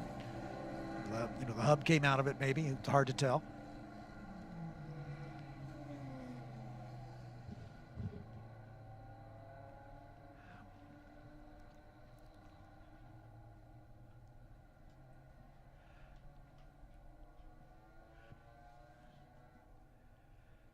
Yeah, there was a definitive line on the racetrack where that car had gone, so considerable damage to the right front of that 963 Chevron.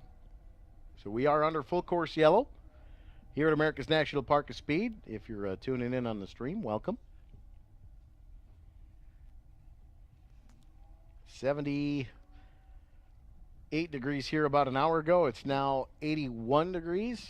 Right now here in the Elkhart Lake area. We have crossed the threshold of summer weather in May, which, knowing that, there's always the chance for pop-up humidity showers. Yes, indeed. This afternoon and into the early evening. So if you are camping here at Road America, that would just be advised that keep an eye on your weather apps, because this is Wisconsin. Just wait 10 minutes. The weather will change. Of course. So there is a advisory for potential showers later tonight just because of the heat and humidity this time of year.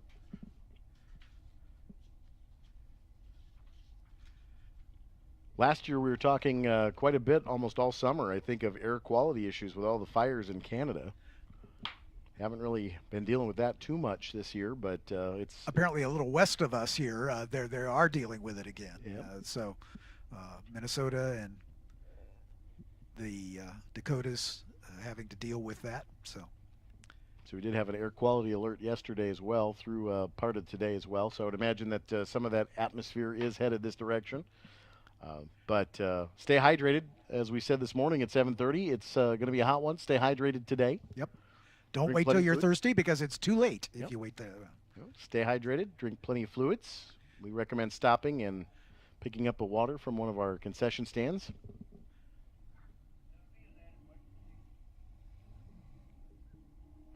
Parker John's in the heart of the paddock area open. The Gearbox, Pearls on the Hill over in turn 7, and Antoinette's over in turn 3, all open this weekend for your dining pleasure.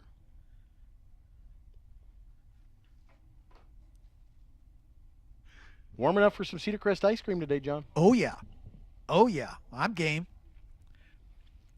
I'd picked up a pint of mint chocolate chip. That stays in my freezer pretty regularly. Nice.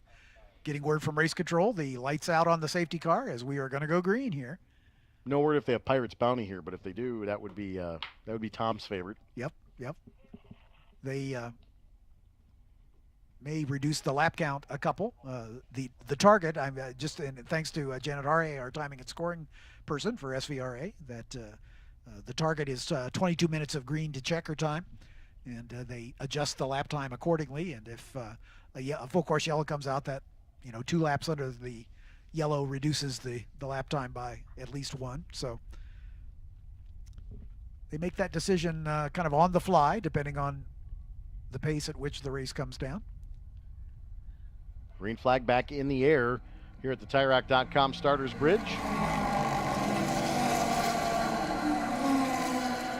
And here we go again.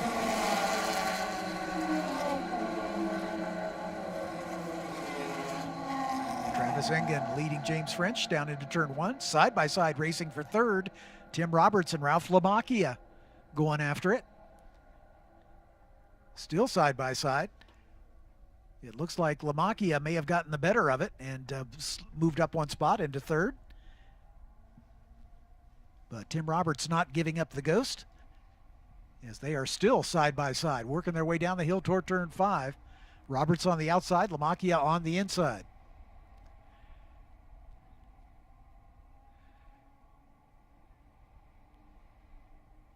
Roberts takes over that spot, or retakes that spot. Lamacchia slots back in to the 4th spot, so that's pretty much where they were at the restart. Joel Weinberger not that far behind in the white and red chevron. Here comes James going around the outside in the run down to turn 8. Same story for Lamacchia and Roberts going side by side. James French has taken over the lead as they work their way through the carousel. Travis Engen was radioing to his crew that behind the safety car, the engine temperatures were going up a little bit more than he was comfortable with, as these cars are not designed to motor around at 60 miles an hour. So James French at the point, Travis Engen in second. Those two have drawn away between this battle between Lamacchia and Roberts.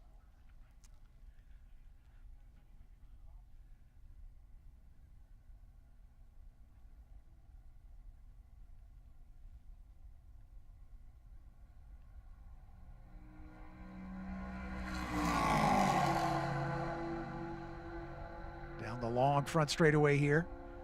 The top end speed of Travis Engen's car lets him draft right past into the lead once again.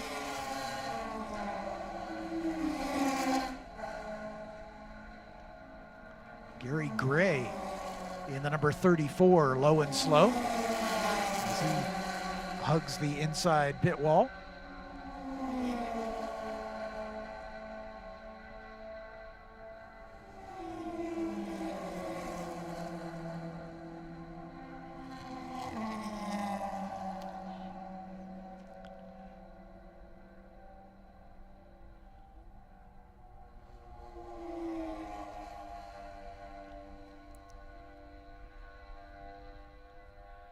Got a car just drivers right past pit out.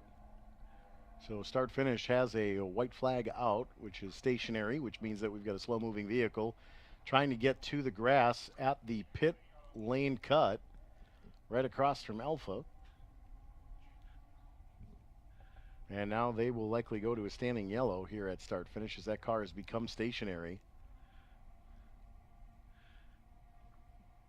Would be protected for the most part. We understand the white flag next time by for our leader, as the full course yellow eats into the elapsed time of this race.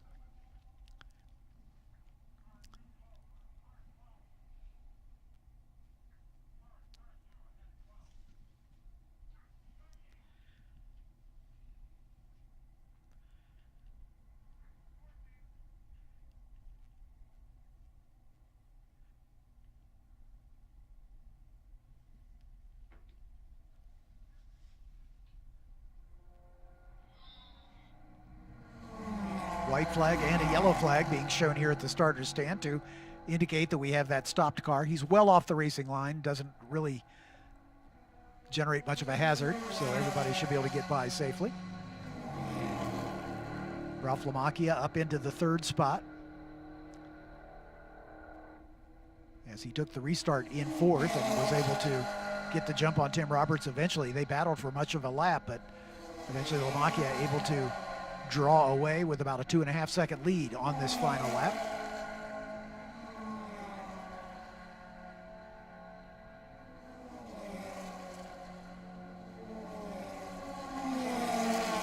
The car off there at the pit exit is Gary Gray in the number 34. That's a Radical SR8.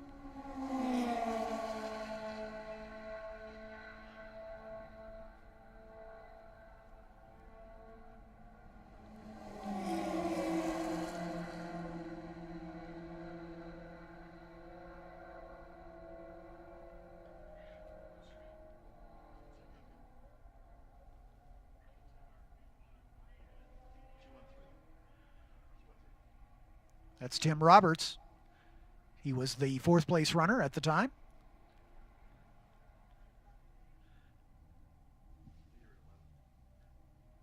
So that will promote Joel Weinberger up into 4th spot.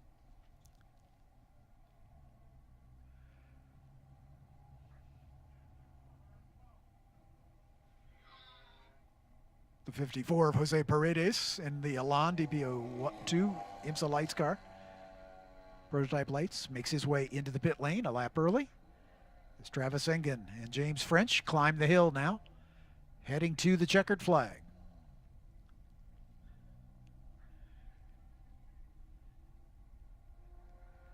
And Travis takes the win. James French in 2nd. Ralph Lamacchia should be all alone in 3rd, as Tim Roberts was trying to overhaul him down at turn 5 and unable to make that stick. Joel Weinberger was about 8.5 seconds behind that battle, so we'll see how far Tim Roberts may fall based on that little error down into the braking zone at turn 5.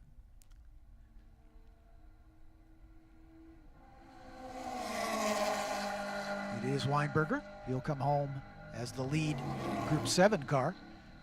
Then Roberts, so he only lost 1 spot.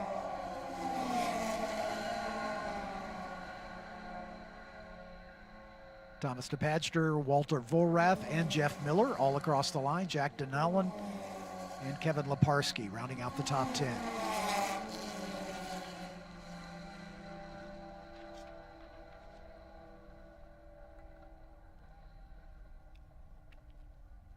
So we take a break from our SVRA competition and head into Ligier JSF4, a brand new class for an old car, which is kind of unusual. But with the introduction this weekend of the new F4 US car, the Ligier JSF 422, the older original F4 chassis, which has served us well since the series inception in 2016. Being retired from the F4 competition, but a lot of those cars still around, and Tony Perella from Perella Motorsports Holdings lobbied for a fresh class called the Ligier JSF4 class. It's not under FIA sanction, but is still under the sanction of SCCA Pro Racing and Perella Motorsports Holdings, running to the same rules, with one exception. The drivers as young as 14 can take part in the Ligier JSF4 series. There is a scholarship at the end, which includes a season's worth of running in the F4 championship, so there's certainly plenty to race for those drivers, and they will be coming up next.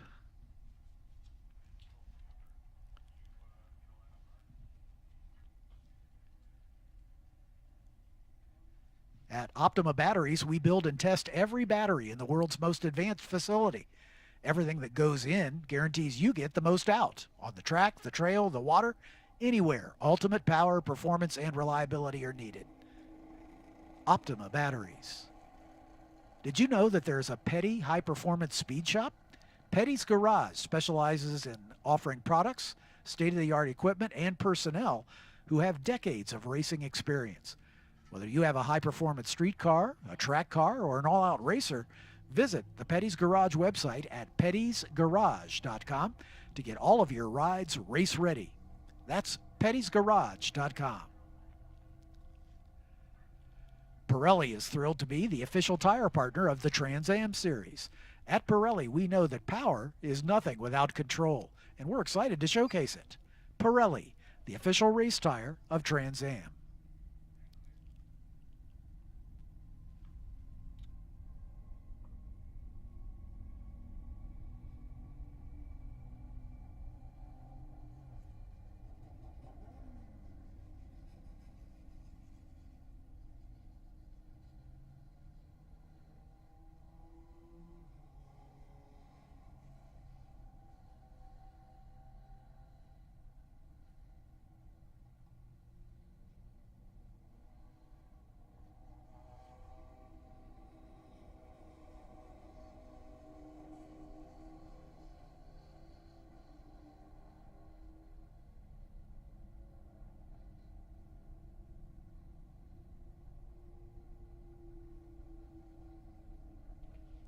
Do you love your ride but are looking to do some upgrades? Golf car lift kits, stereos, lights, and more. All available at Jim's Golf Cars, locations in Reedsville and De Pere. Give Jim's a call for full service sales, parts, and rentals. Authorized club car dealer with Wisconsin's largest rental fleet. Give Jim's Golf Cars a call for all your needs. And remember, the golf car is not just for the golf course anymore. Anytime is a great time for an ice cream break when Cedar Crest is on the menu. At Road America, Cedar Crest is always on the menu. Made right here in Wisconsin by your friends and neighbors. Cedar Crest is a Wisconsin original. It's Wisconsin's favorite summertime treat. With many delicious creamy flavors to choose from, you can have a few favorites every day. Pick some up on your next pit stop. Don't wave the checkered flag until you've had yours. Cedar Crest, it's the best. Race fans, EV charging has come to Road America, and Tech Solutions has partnered with Road America and the Go Green Initiative to provide free solar-powered EV charging here at the track. It's located at the top of the Paddock Hill. Visit energybynTech.com.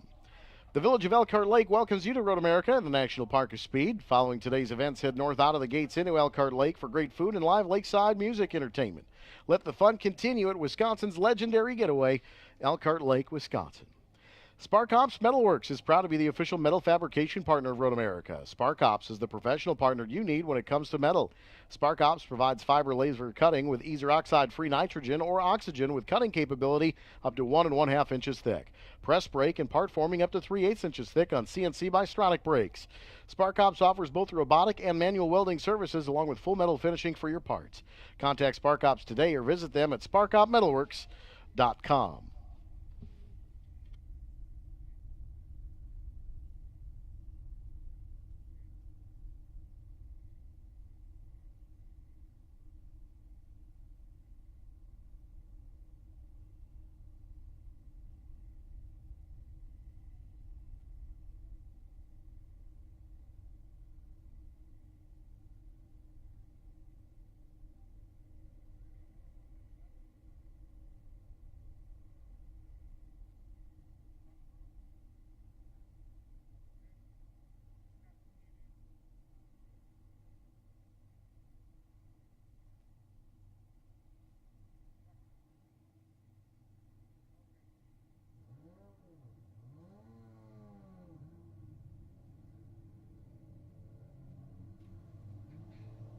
Welcome back to beautiful Road America as we are sending out the Ligier JSF4 series for their first race of the weekend.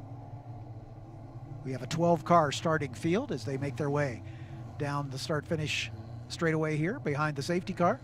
Let's introduce the drivers to you. Starting outside of row 6, car number 72, Jacob Lauter from Edmond, Oklahoma. He races for IGY6 Motorsports, sponsored by Save 22. Next to him, the number 1 of Jake Pollock from San Antonio, Texas. Jake races for the Jensen team.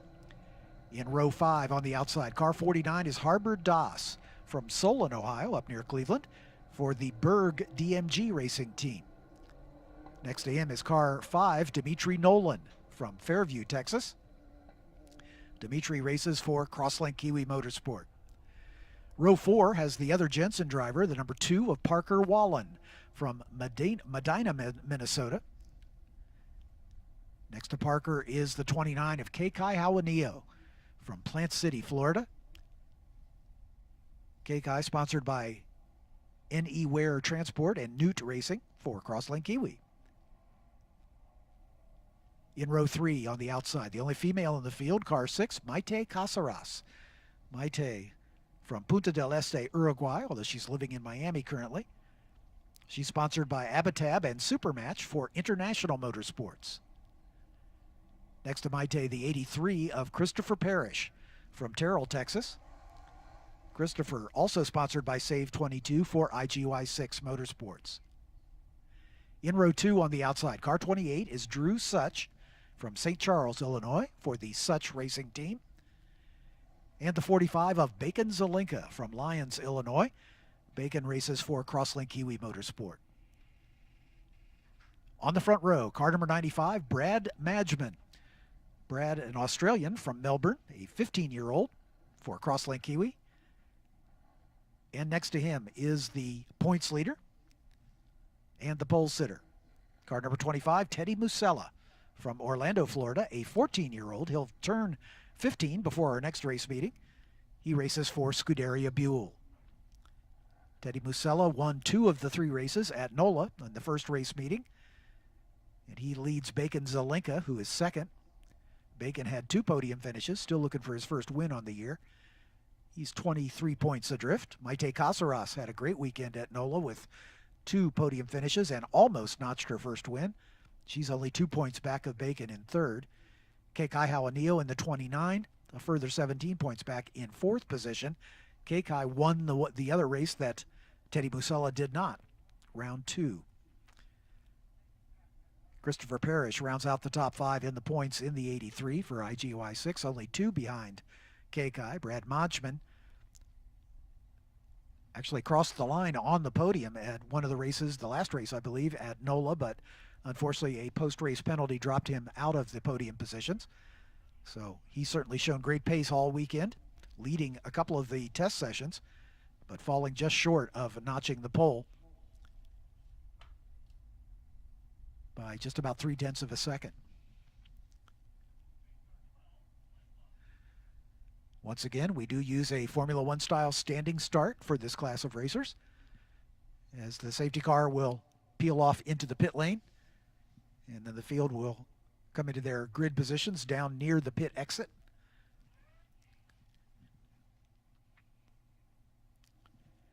This is a timed race of 30 minutes duration.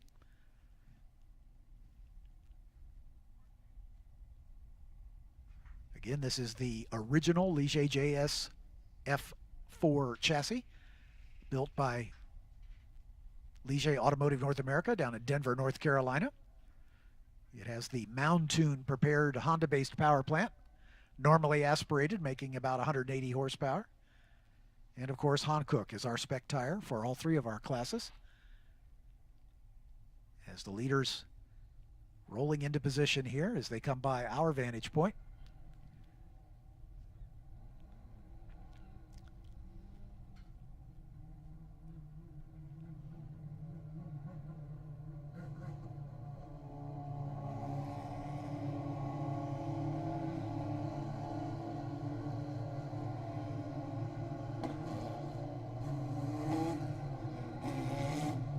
Teddy Musella for Scuderia Buell in their red livery. Brad Modgman lines up alongside.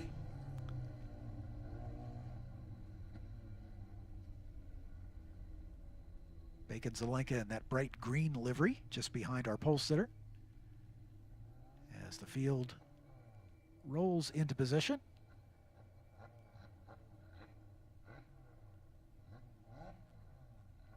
Crew members are asked to leave the pit wall, just leaving stewards there to see if anybody has a stall. The grid is set. The green lights on the light gantry indicate that.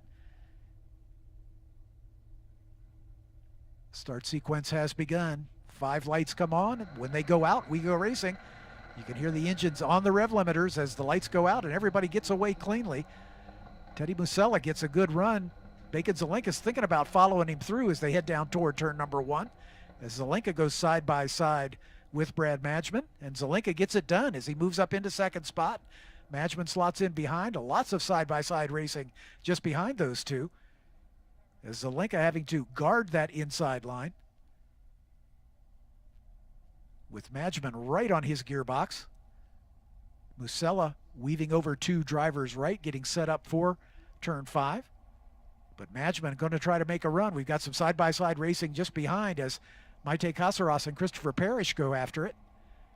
Side-by-side for second now, with Modgman on the outside, Zelenka on the inside. Zelenka maintains the position, but Modgman should get the over-under here, as we got a couple cars going wide at turn 5, but everybody stays on the racing surface. That's Drew Such right in behind Brad Modgman. Oh, 2 cars coming together, spinning off there at turn 6. We'll see if everybody's able to continue. We've got a car maybe high-centered on the curbing. If that driver can get it restarted and continue, we won't have to bring out the safety car, but sadly, that may not be the case. Bacon Zelenka getting past now, shuffled back to 4th spot. In fact, he's going side-by-side with Drew Such in that battle. Zelenka maintains a nose ahead as they exit the carousel turn. Teddy Musella beginning to get away at the front. Madgeman now in second. Yep, they weren't able to get that car restarted, so we are going to go safety car after this first lap. So the field is now locked with the yellow flag coming out. Everybody will pack up behind the leader and be picked up by the safety car at pit exit.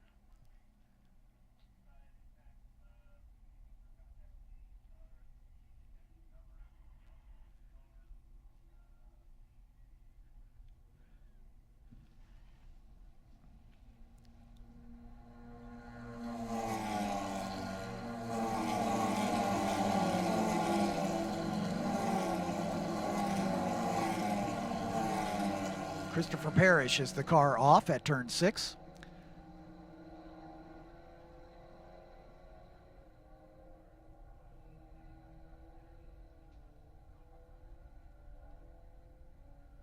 Christopher's doing double duty this weekend. He has been an off-road ATV racer, and he is racing this weekend at Dirt City Motorplex in the Championship Off-Roads Pro Light class this weekend.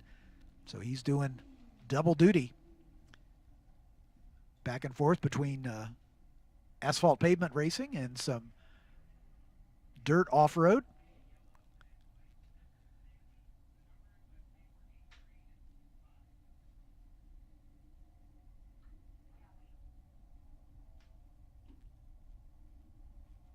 Ted.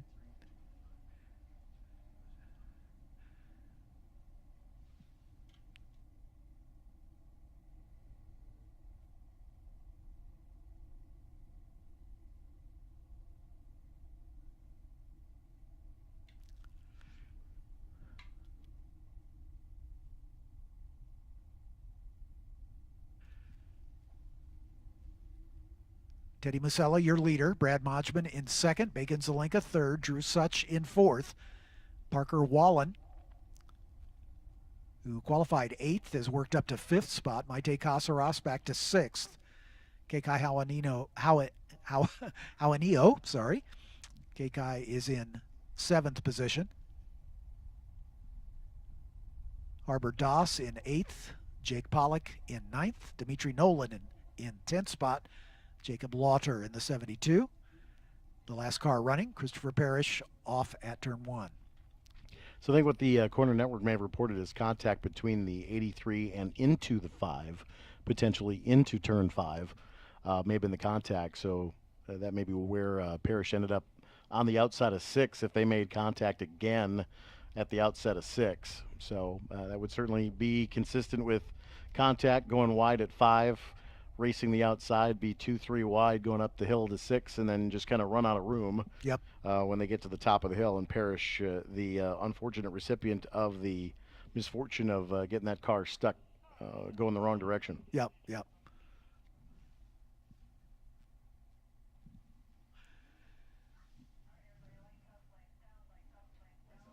They were already able to get Christopher Parrish back underway. So this will be a brief yellow, only one lap, as the lights are out on the safety car as they approach Canada Corner. One advantage of a 4-mile race course. You betcha. You betcha. If we were at Lime Rock, this would be a 3-lap full course yellow.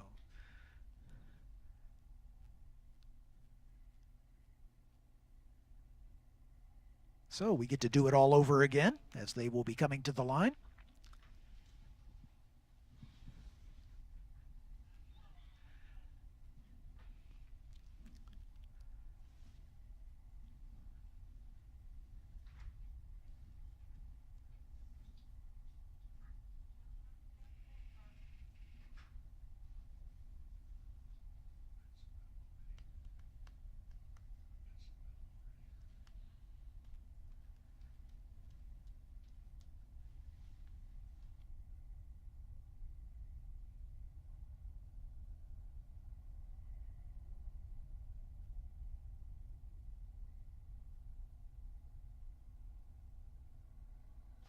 Green flag is in the air, and we are back underway.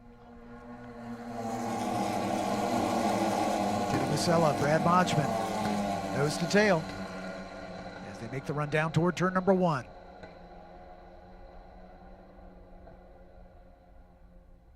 Musella hangs on to the lead. Bacon Zelenka right there behind him in the third spot.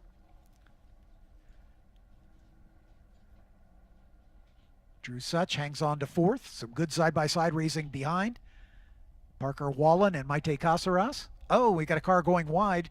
I think that might have been Parker Wallen, who maybe got just a little bit wide at the exit of 3. We'll sort that out as they come by. But down the hill toward turn number 5, Teddy Musella had built up a pretty nice lead on that one lap.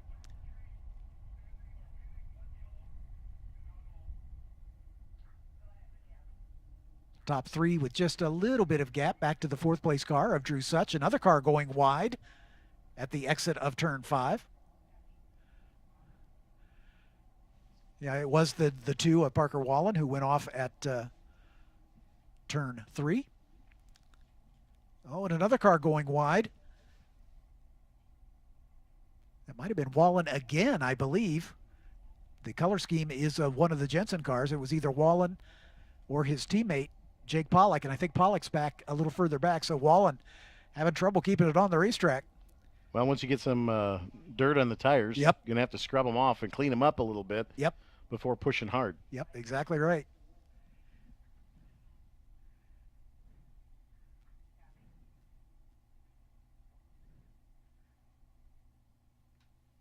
Good battle just behind the lead quartet.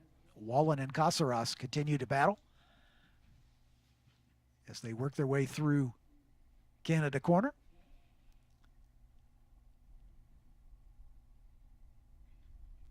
Out of the Bill Mitchell Bend and on the way to turn 14. Brad Madgman pops out there, goes to the inside at turn 14. Kind of an unexpected place for a pass, but he might be able to make it stick as they make the run up the hill here. And he's bringing Bacon Zelenka with him. Zelenka taking the draft to see if he can give a little push. Man, they are all together, the top 4, nose to tail. Drew Such in 4th place. That's the fast lap of the race as we sort it out down into turn number 1. And I think Madgman has gotten it done. He has. Musella a little wide, and that has allowed Bacon Zelenka to try to make the run. As Madgman and Zelenka trying to take advantage of Teddy Musella in the Scuderia Buell number 25. Drew Such right there to pick up the pieces. Kekai Hawanio and Harbor Das were the 2 cars battling just behind. Maite Casaras dropped back 1 spot behind them into 7th. Then Dimitri Nolan, Jake Pollock, Jacob Lauder. Parker Wallen lost 2 spots back to 11th. But this 4-way battle at the front is a good one. Going all the way to the inside is Drew Such. He dives to the inside of Musella. Musella's gone from the lead to 4th in the course of about half a lap.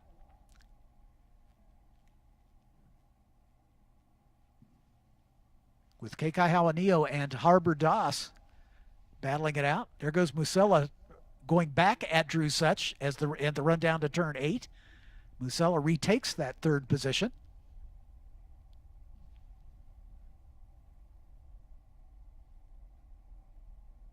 Brad Madgman, the diminutive Australian, just past his 15th birthday.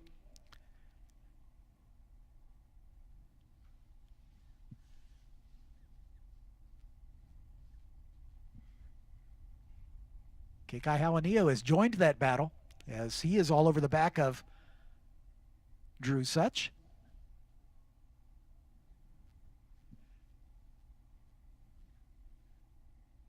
Couple cars going wide at Canada Corner. Madgman pulling away just a little bit from Bacon Zelenka. Then Musella, and now Hawanio looks like he's moved up into 4th as he gets around Drew Such as they climb the hill toward the stripe.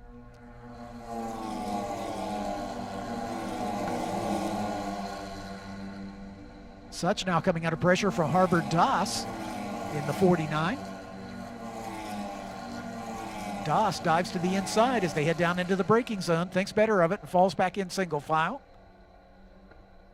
So Kekai Hawanio, one of the big movers here in the number 29 for the Crosslink Kiwi team.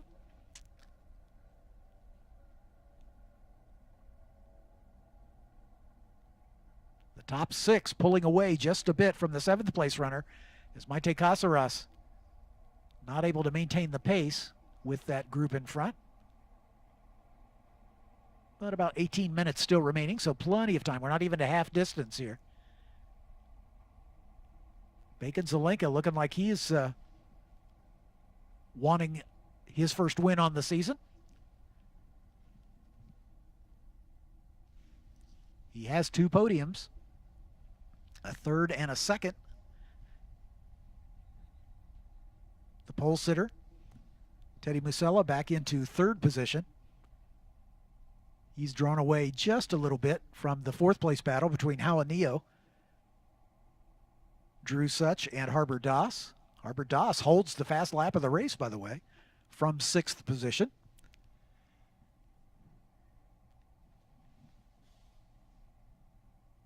Begin to string out just a little bit behind the lead battle, which is nose to tail.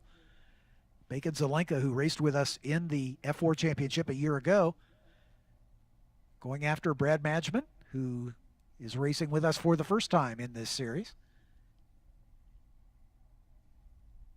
Madgman, a bit of a karting phenom in his native Australia. And coming over to these shores to race in the JSF4 Championship with an eye toward a full season of F4 Championship competition next year. As the top 6 pulling away from the 7th place runner. Here they come to the line. Madgman with Zelenka right behind him. Teddy Musella resets fast lap of the race. Madgman guarding the inside line in the run down to turn number 1. He's able to hang on to it as they go right out to the edge of the gate. Drew Such goes a little wide at the exit of 1. That may cost him. There's Musella. Yep, Such has got his hands full with Hao Neo and Harbor Das.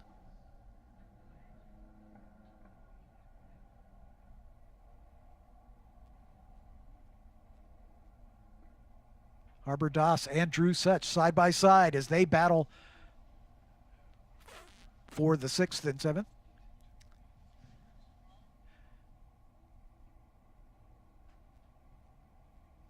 Christopher Parrish, who's the car that spun, he's a lap down to the lead of the race. Has some loose body work, we understand.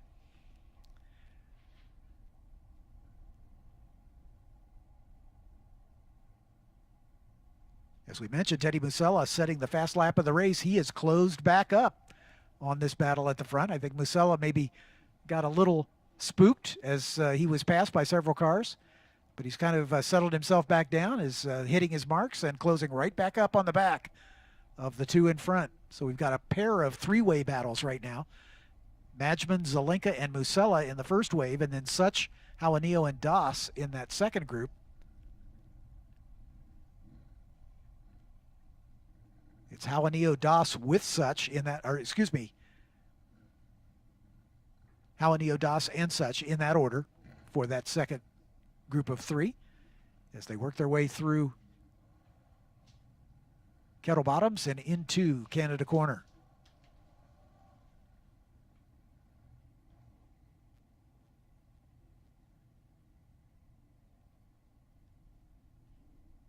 Three-way battle at the front. Bacon Zelenka once again dives to the inside, trying to make the same move that Madgman made on Musella a lap ago. And it looks like Bacon Zelenka has the lead as they come to the line. But here comes our pole sitter, Teddy Musella, resetting fast lap of the race in the Scuderia Buell, number 25. All together as they head down into turn number 1. Zelenka on the inside, Musella on the outside. Madgman slots into 3rd as they go over the Aaron's Bridge tunnel, down into turn 3. Musella retakes the lead. Drew Such battling with Harbor Das to try to retake that 5th spot as this lead trio begins to stretch their legs over the 4th place battle.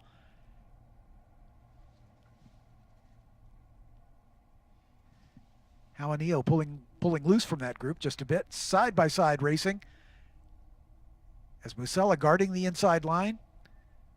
Bacon Zelenka trying to do the over-under.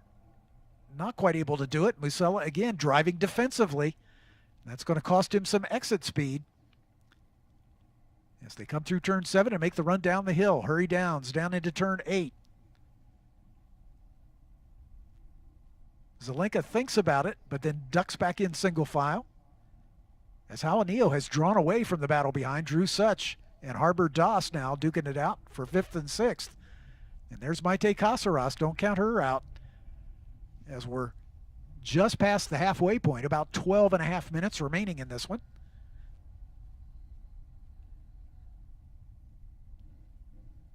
But this has been a great battle at the front, as these top 3 are still sorting it out as they work their way through the kink.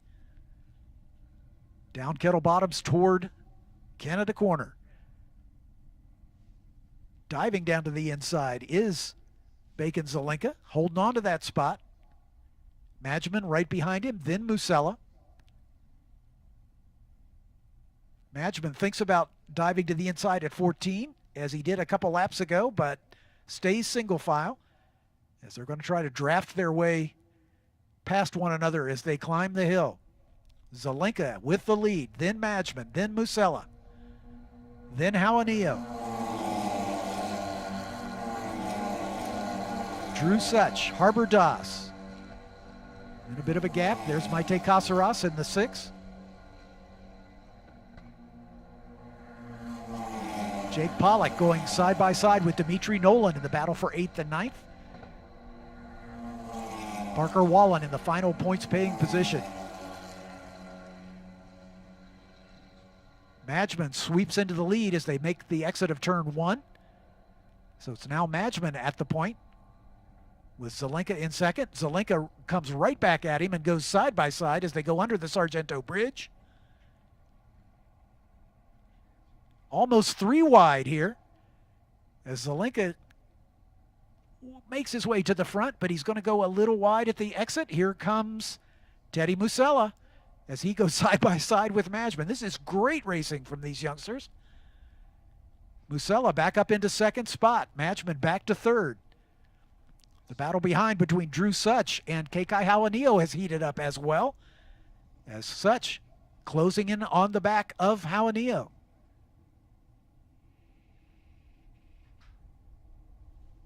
And not that far back, Harbor Das right there to pounce as they work their way through the carousel.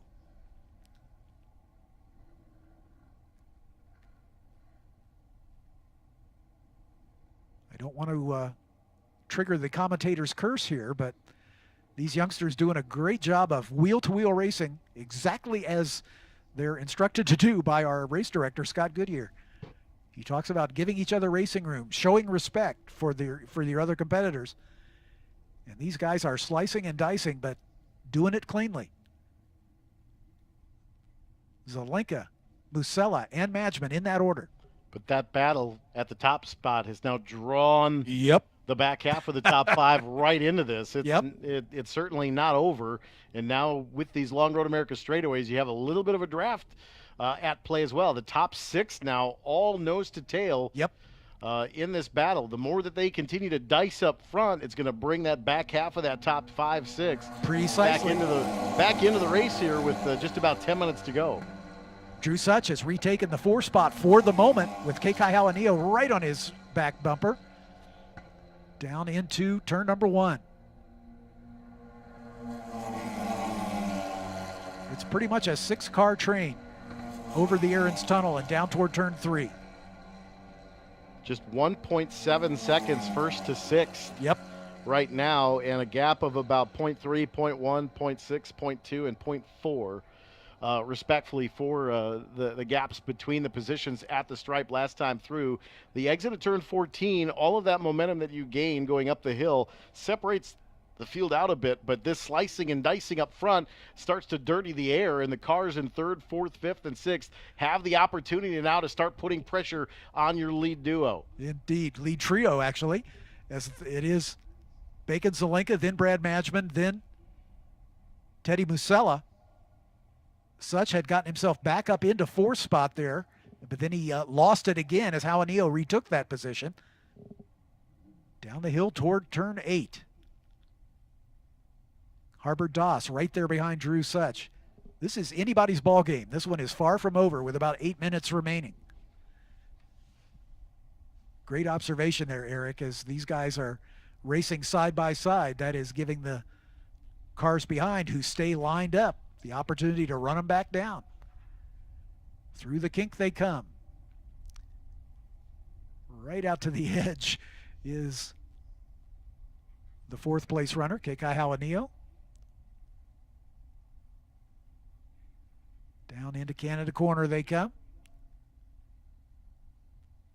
Madgeman looking racy now as he is right on the rear wing of our leader, Bacon Zelenka. All 3 of those top 3 have led this race at one point or another. Such also really close behind Hawanio in the battle for 4th. Hawanio is starting to lose touch a little bit as we say that, coming up the hill. Now 4th and 5th battle side by side, kind of creates a little bit of that draft to draw them back in. But you notice that as these cars now were staying in line, they were starting to pull apart again. Yep. And now the battle for the lead into turn 1 sets this field up and starts to scrunch it right back down. Indeed. Brad Madgeman sweeps around the outside of Bacon Zelenka to retake the lead as they go over the Aaron's Tunnel, head for turn 3. Madgeman, Zelenka, Musella, Such, your top 4. With Harbor Doss and Hawanio battling it out for the last 2 positions in this train. Harbor Doss looking racy. Harbor Doss, a kind of a great story. He's an engineering student. And he taught himself to weld when he was in 8th grade and built a go-kart from scratch. It was a yard cart for sure, but he built it from scratch after teaching himself to weld. So he's got aspirations as an engineer as well as a driver. He's doing a great job.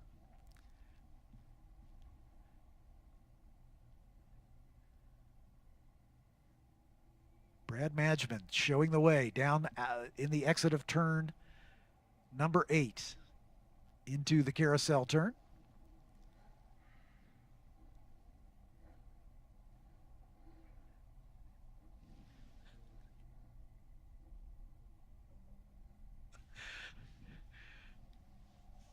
Through the kink, line astern right now. Maite Casaras in kind of a lonely 7th spot. She can see that battle tantalizingly not that far along, but she doesn't have a drafting partner to get up to with him. Oh, look at this. Such going side by side with Musella at the exit of Canada. Drew Such, who was back in 6th not too many laps ago, is resurgent here, but I think he miscalculated a bit, and that's allowed Hawanio to get back by him now. This is not settled with about 4.5 minutes remaining as they cross the line. Anybody's guess. I think a patented side-by-side Road America finish is in our future as a drafting duel up the hill for the final time. And we may have 3 rows side by side at oh, this yeah. point. That's the way it's looking. Look at this. What a fantastic race. Best race of the season for sure. I think the level of grip with these cars being mechanical in nature here is allowing this a little bit more. Oh yeah, you won't see this close racing in any of the other 2 series because they have more downforce. We're going to see the white flag next time by. Just heard that from timing and scoring. So we're getting down to crunch time. Madgeman with the lead. Musella and Zelenka side by side. That cluster of 4 cars coming up to turn 6, excuse me.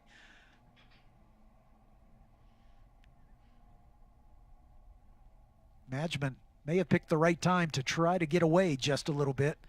All he needs is a little breathing room. Bacon Zelenka all over the back of our pole sitter, Teddy Musella. Drew Such, after challenging Musella, has dropped back to the tail end of this 6-car train.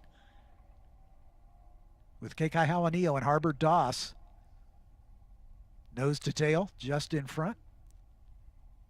They're all together at the exit of the carousel through the kink. I'm sure their crews are on the radio letting these drivers know that they're going to see the white flag this time by, so everybody's in the mode now to decide, where do I make my move? Where am I strongest? Where is he weakest? Oh, we got a car wide here.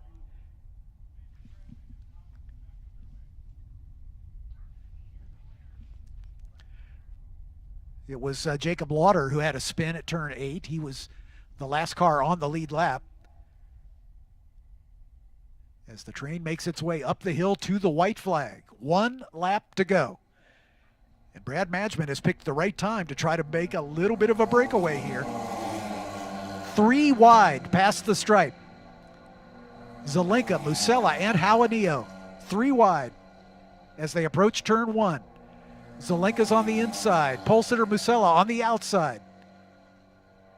Musella gets the better run. Zelenka staying right there as they go over the Aaron's Tunnel. Down into turn number 3.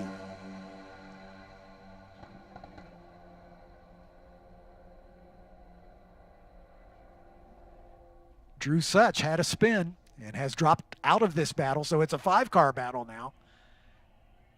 As Such has dropped all the way back to 12th spot as they come down the hill into turn 5 for the final time. Such just now coming by start finish. Oh, this is not done. A 4-car battle. Parker Wallen going wide at turn 1 and into the gravel trap, but they're going to race to the finish here. Madgman getting just a little bit of a gap on the 3-way battle behind. Bacon Zelenka, Teddy Musella, Kekai Hawanio. There's Maite Casaras running in the 5th spot as they go into the carousel for the final time at speed.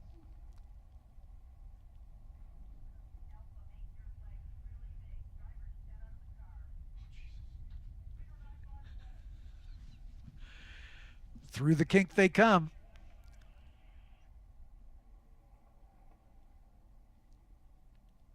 Single file down into Canada Corner. Really the last good passing opportunity. And they stay single file. That's a good move. Oh, Musella goes a little wide at the exit. That's going to open the door for Kekai Hawanio.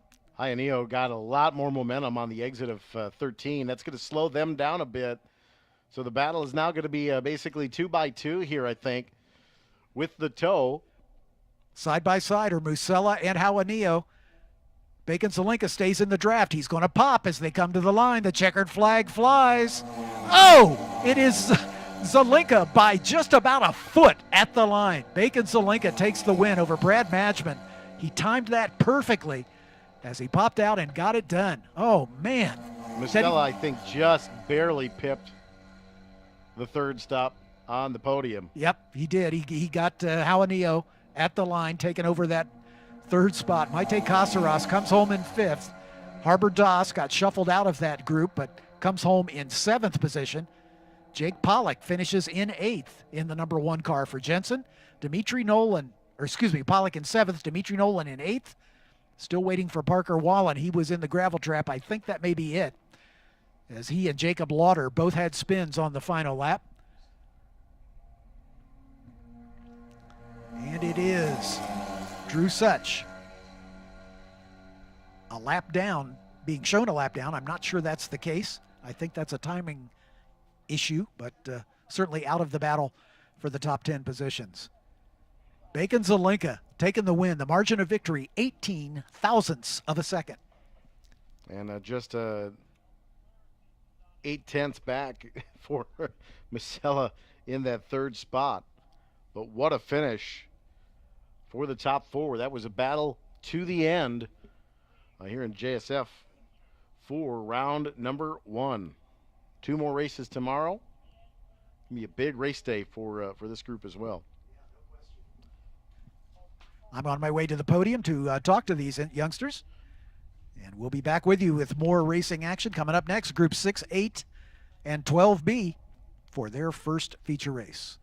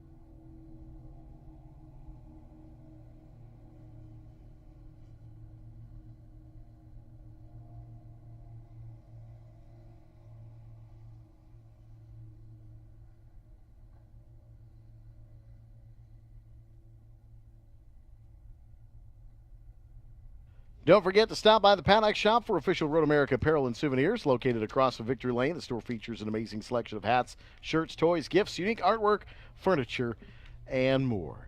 Are you looking for an affordable place to stay for the races? Well, why not stay here at the track? Whether you need lodging for one person or a group, we have the best options for race fans. It'll save you time and money when visiting us here at Road America.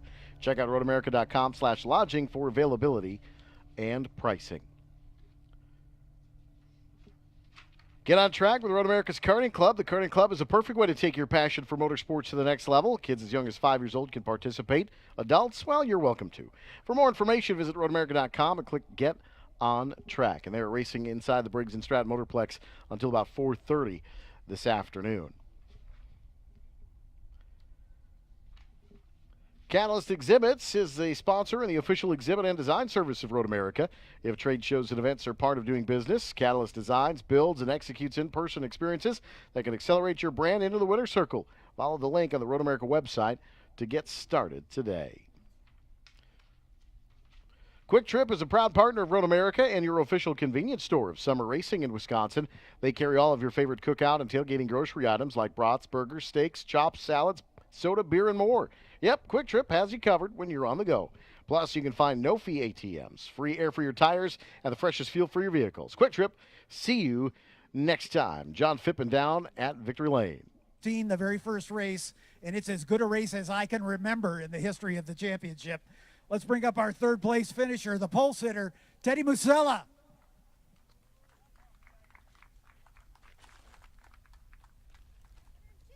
Look out for the chips.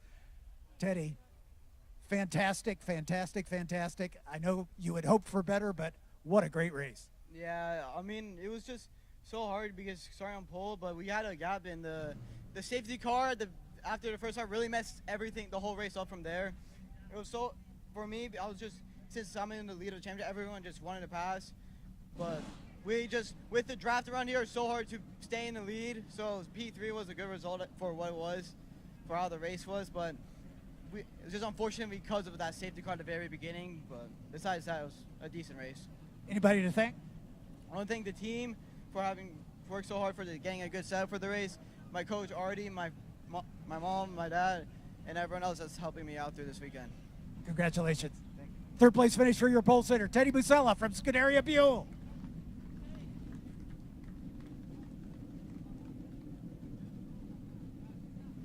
Second by about a foot, Brad Madgman, ladies and gentlemen.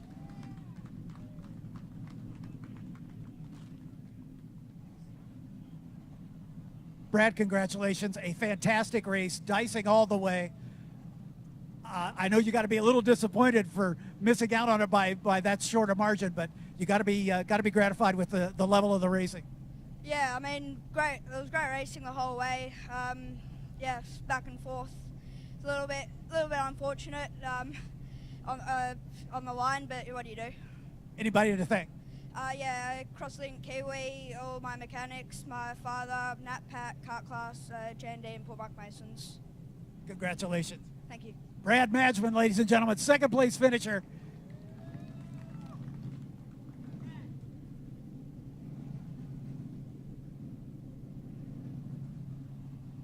Let's bring up our winner, ladies and gentlemen. He earned this one. Bacon Zelinka, ladies and gentlemen.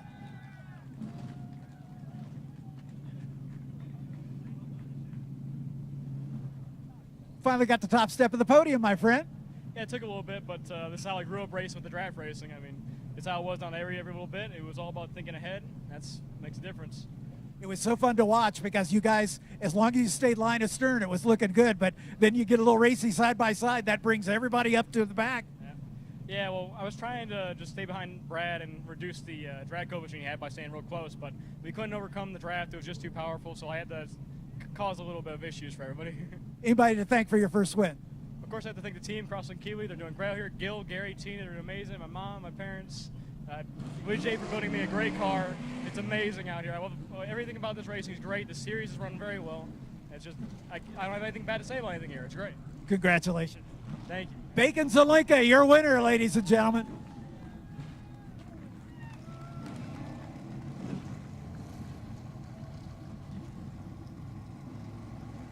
Bacon notching his first win to go along with 2 podiums earlier in the season. Brad Madgman with his first podium. It won't be the last, I can assure you that. Teddy Musella now with 2 wins and 2 podiums in a 4-race season. The Ligier hats coming off. The Radford Racing School hats going on as we acknowledge our Radford Racing Karts to Cars scholarship.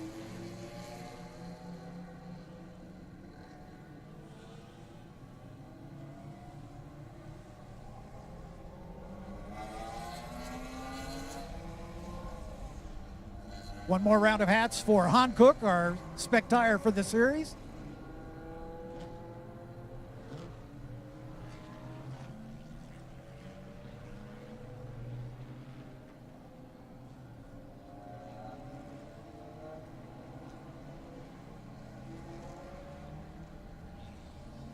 You're going to have to go some to find a better motor race than these 3 put on, ladies and gentlemen.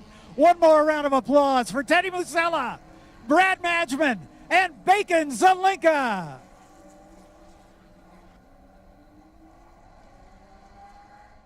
Thank you, John. From the podium, we'll let John hitch a ride back across the tunnel and back up to the VIP tower here. We'll call some more race action. Group 6, 8, and 12B. Feature race 1. The Devon on the pole. John DeGainer in the 111. Michael Origer in the 969. That blue Chevrolet Corvette Roadster. Fritz Seidel in the Porsche RSR. I have Rick Frang in that white, red, and blue Chevrolet Corvette Roadster. Travis Frang, his son, in the Beast on the inside of row 3. On the outside, the 169, the Pontiac Firebird of Scott Graham. Robert G., the 696, the other blue Corvette Roadster. Scott Shadell in the blue Chevrolet Camaro, the 36A. Rob May, the 13A. That is the green and black Dodge Challenger. George Ballback in a Porsche 911.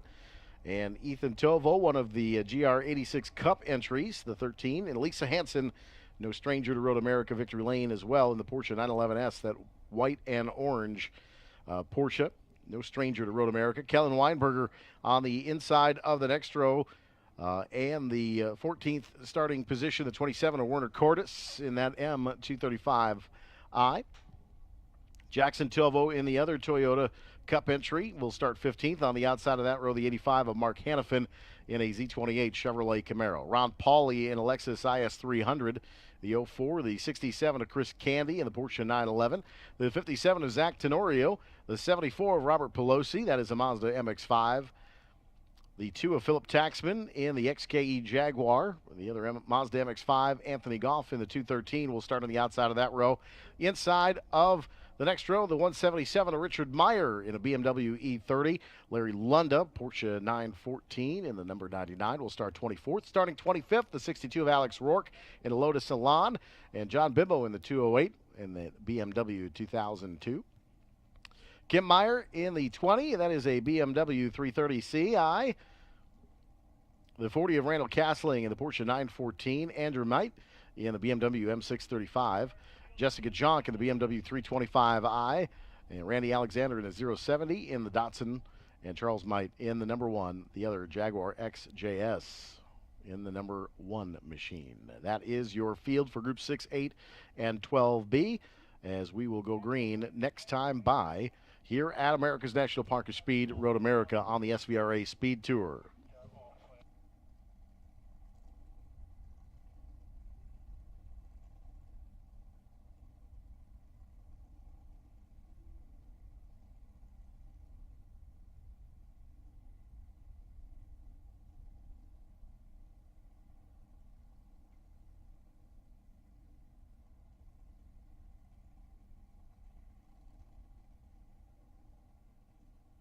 Well, we're not going green next time by. Pace car is going to stay out. We've got a car stranded on the backside. So that is between 10 and 11.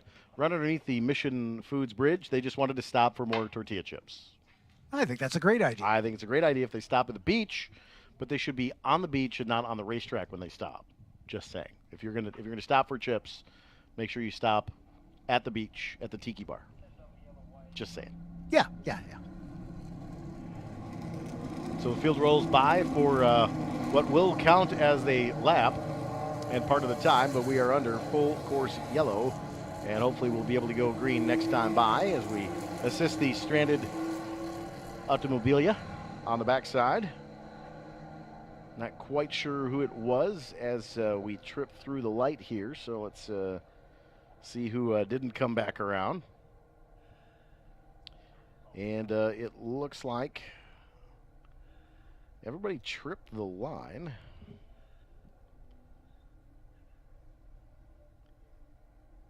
Going across on exit. So we're going to see who did not have a time. I believe that might be Chris Candy in the 67 Porsche, perhaps. The only car that did not trip the light, I believe, on the second go. So that might be that car. To double check that once we get going green here, but that would appear to be our stranded automobile.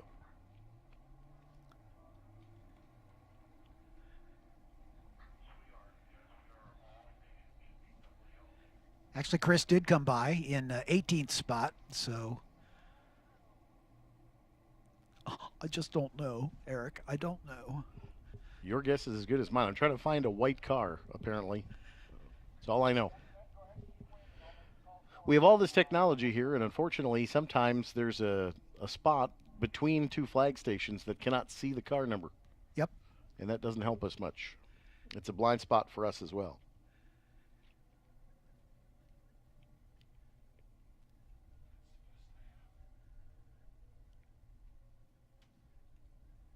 I'm just scanning the list of cars that are white, and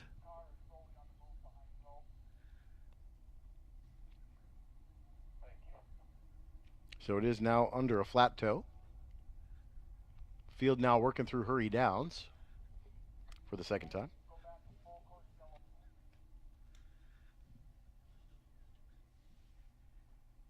It's a mystery.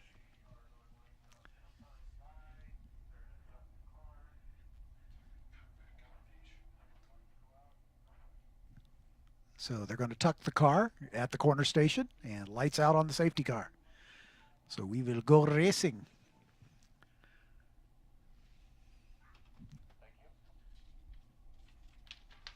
Would it be appropriate to do a pirate joke on this Saturday since he's over in the beach? Arr. What did the pirate say on his 80th birthday? Aye. I like it. All right, there you go. All right, that's my dad joke for Saturday. That's dad joke for today. You are a dad, so I mean, 4 times over. That's yeah, good for you. And they're all adults now on their merry little ways. Yes, it's they're no longer rely on you for sustenance. I still get phone calls though. Hey, Dad, can I borrow some money? But you know. And the answer is always no. The answer is always, of course, yes. Because I want to see the grandkids when they come. Luckily, I don't have any yet. Yeah, there you go.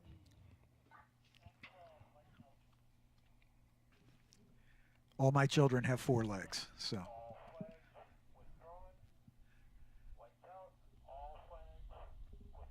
Safety car has the field. Flags are withdrawn. Lights are out. On the way to a side-by-side rolling start.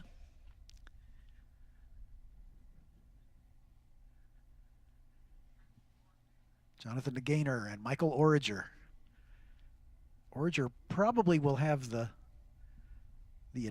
acceleration advantage, but DeGainer's car might be a little handier at high speed, so we'll see what happens when the flag drops. Safety cars into the pit lane. Starters looking them over. There's the green. DeGainer gets a good jump. Fritz Seidel right behind him in that silver Porsche. Michael Origer getting that big Corvette up on the cam. Late on the brakes at turn 1, but DeGainer's going to keep the lead. Seidel got passed, I believe, by Rick Frang.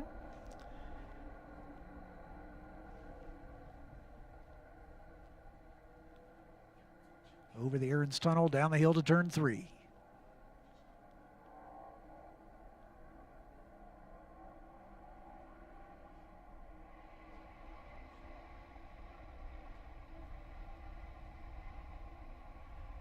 Scott Shadell back there in about 4th or 5th place in that Robin's Egg blue Camaro. But DeGainer holding off Origer. Rick Frang up into 3rd, Fritz Seidel. Actually, that's Travis, I think. No, Travis is just behind it. So Rick and Travis both got around Fritz Seidel.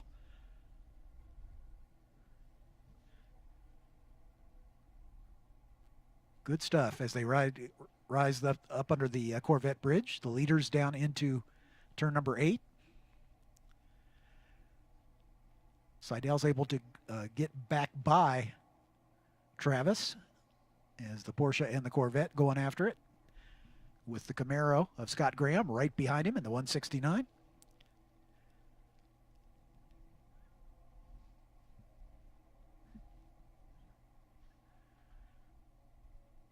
Through the kink, the top 3 beginning to spread it out just a little bit.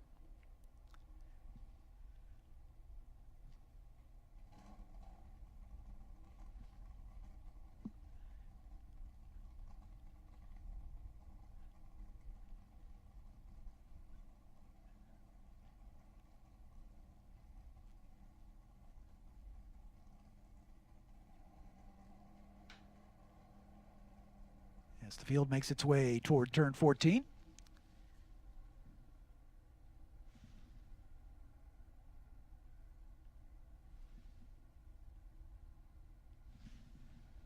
Scott Graham taking a little too much curb on the inside of turn 14.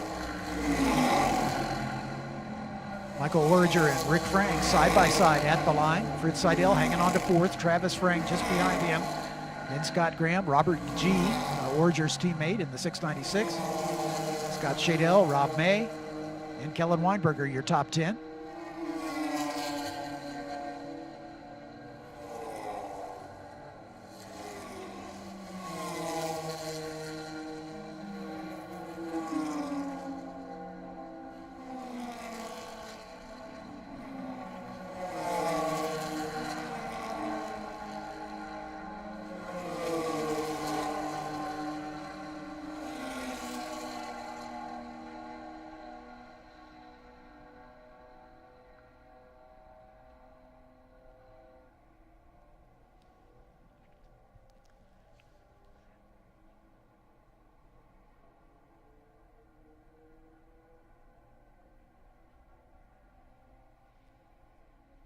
Pretty good battle for the lead. Jonathan DeGainer, Michael Origer. Actually, Origer is missing. There's DeGainer and Frang. Origer's back to 3rd, sorry. Then Fritz Seidel in the Porsche. So Rick Frang's the car on the move, up to 2nd and closing down on our leader. Travis doing battle with Scott Graham in the Firebird Camaro.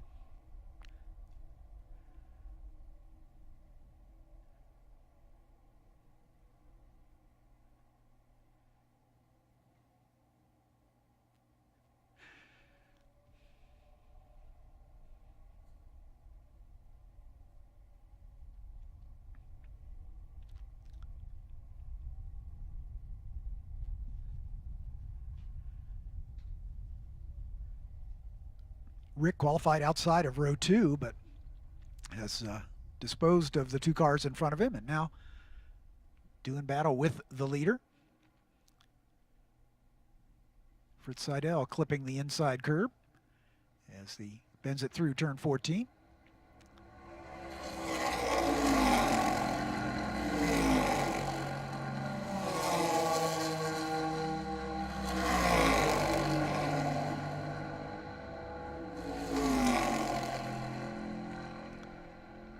Robert Gee in the 7th position with Scott Shadell just behind him.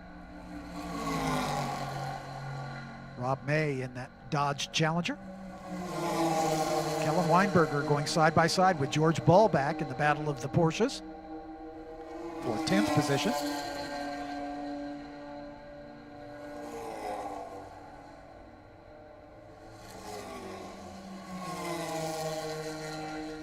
A little defensive line from Jonathan DeGainer as Frang has set the fast lap of the race and looks like he wants the lead.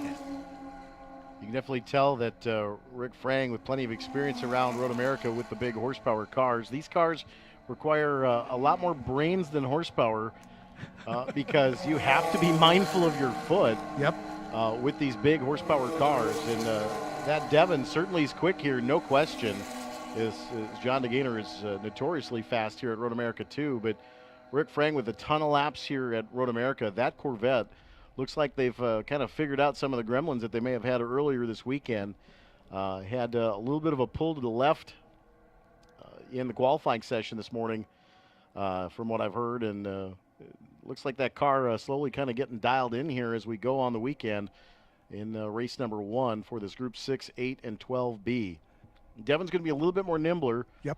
With a little bit short, just a hair shorter wheelbase, but no question that Rick Frang is got the hammer down in that Corvette Roadster.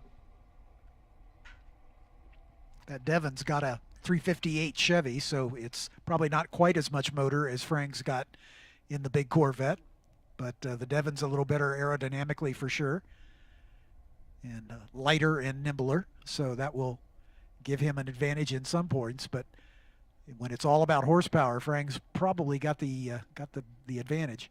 Michael Origer there in 3rd, Fritz Seidel in the Porsche, bringing up the rear of this top 4.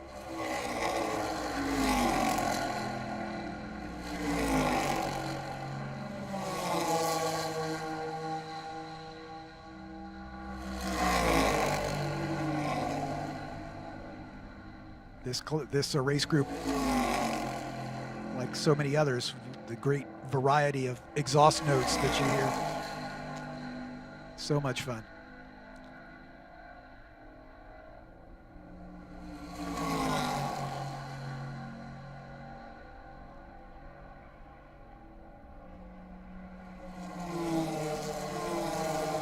George Ballback getting the better of Kellen Weinberger to take over that 10th position. Has about a 1 second lead. That's the battle for 10th. But those two are the lead Group 8 cars. So Ballback and Weinberger battling for the lead. Lisa Hansen not that far behind.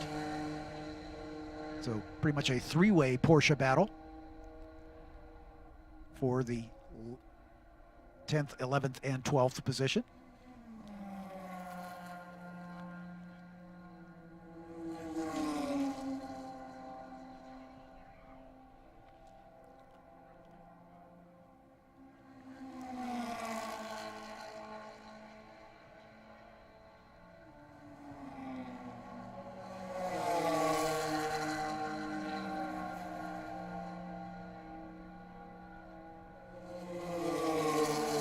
The 04 Lexus of Ron Pauley coming under the watchful eye of the corner workers.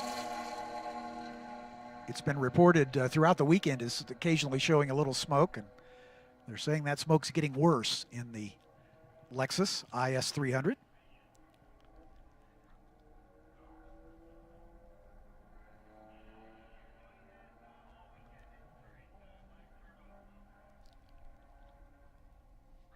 Jonathan DeGainer setting the fast lap of the race last time by, a 2:25.041.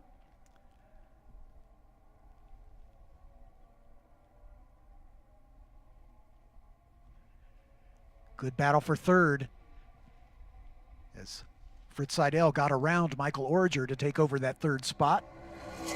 Origer battling back in the run up the hill. He'll have the advantage, obviously, in acceleration. But Seidel's car definitely handier.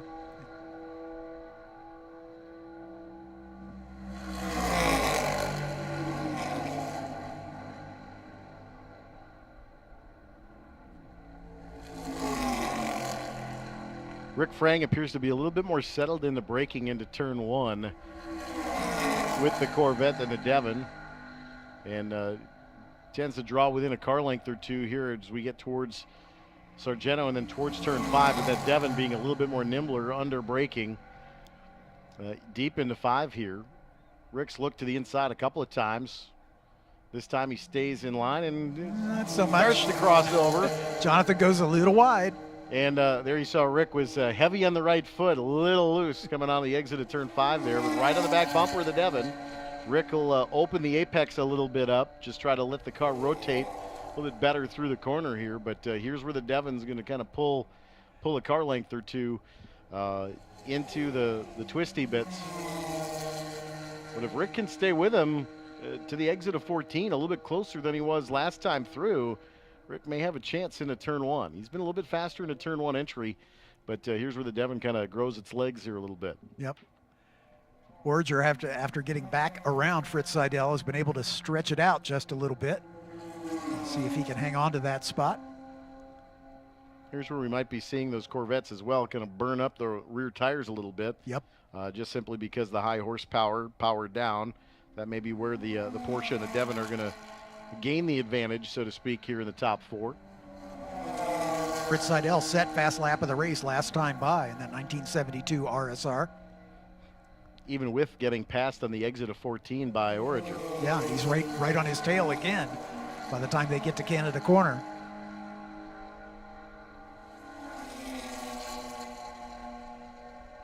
Gainer and Frang, and then this great battle, which is kind of seesawed back and forth. Fritz really cutting a short apex entry, really shallow, going to cost him a little bit of straightaway speed as Origer pulls ahead a little bit here in that third spot.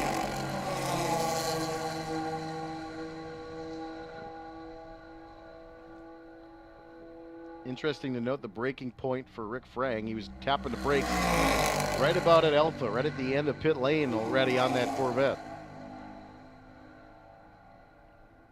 Maybe wanted to make sure that there was going to be a brake pedal when he got to turn 1. Pumping those pads up against the disc. I believe they should be coming 2-1 to go this time through. Starter has the white flag in hand. He has not yet displayed it, but looks like he's making ready to do so. Frang again will open the apex and cut the apex a little shallower. This time not as good of a run out of 5 on the Devon of Jonathan DeGainer. Yeah, DeGainer actually found the apex that lap. He missed it by about a track width last time by. So that certainly helps his cause. You can see this big lead that Origer has built up, but then by the time they get to Canada, it has evaporated every time. There's that Porsche showing its stuff, but he may have lost a little too much ground this time. I think Fritz kind of dropped the wheel off on the exit of 14 and really kind of slowed his momentum down. He wasn't able to carry as much speed through 1 and 3 either. Yep. But he's starting to slowly draw back in. Some lapped cars just in front of our leaders as they will begin to encounter lapped traffic on this final lap as we're approaching the final lap. I believe that may be Jessica Jonk.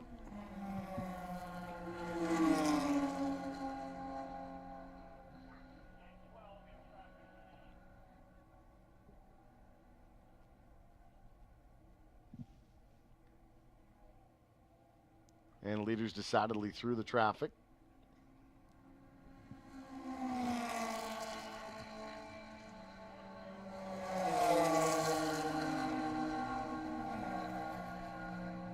Quite a bit of traffic now as they're going to encounter it pretty much at every turn the rest of the way. And one of the Jaguars, I believe, that is pulling onto pit lane, it looked like. Yeah, that XKE of Philip Taxman, I think, is the one that pulled into the pit lane. Yeah, Rick Frang was starting to tap the brakes already at just past start finish, making sure the brake pedal is there. Sails it off into turn one. Maybe slow the entry down, try to carry a little bit more speed. Yeah, could be. A little bit. Not as much initial momentum, but DeGainer will go to the lap traffic and kind of got hung up there. Yep, sure did. Frank's got a good run on him down the hill. Through the Moraine sweep, within 3 car lengths now is Rick Frang on this final go. Into turn 5, Rick Frang has notoriously looked to the inside, just kind of filled the mirror of DeGainer. DeGainer hits a nice exit, as does Frang. They stay about 3 car lengths apart underneath the Corvette bridge. And Rick Frang hung out the rear end on that Corvette. You could tell he's trying to pedal hard here, and that cost him about 4 or 5 car lengths. Origer through the lap traffic, and Fritz Seidel is decidedly settled into that 4th spot now. Yeah, I think he realizes he doesn't have anything for that big Corvette. But these guys working traffic through the carousel.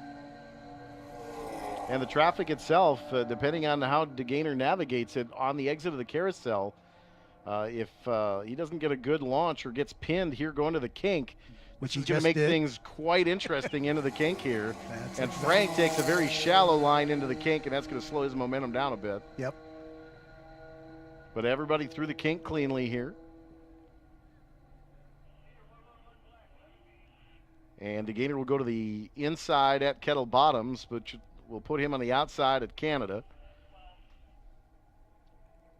There And they they're go. through the traffic. Traffic right in front. At Thunder Valley, again to the outside in Thunder Valley. Put him to the inside at 13 at Billy Mitchell Bend.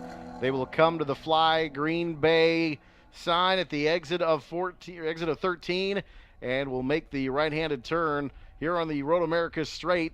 Can Rick Frang do anything with the Devon as they cross underneath the walkover bridge? On the way to the line, Frank looks to be gaining as they come to the line. Oh, side by side, Devon by a car length. Rick Frang gave it a valiant effort in the red, white, and blue Corvette. You bet. Coming home second.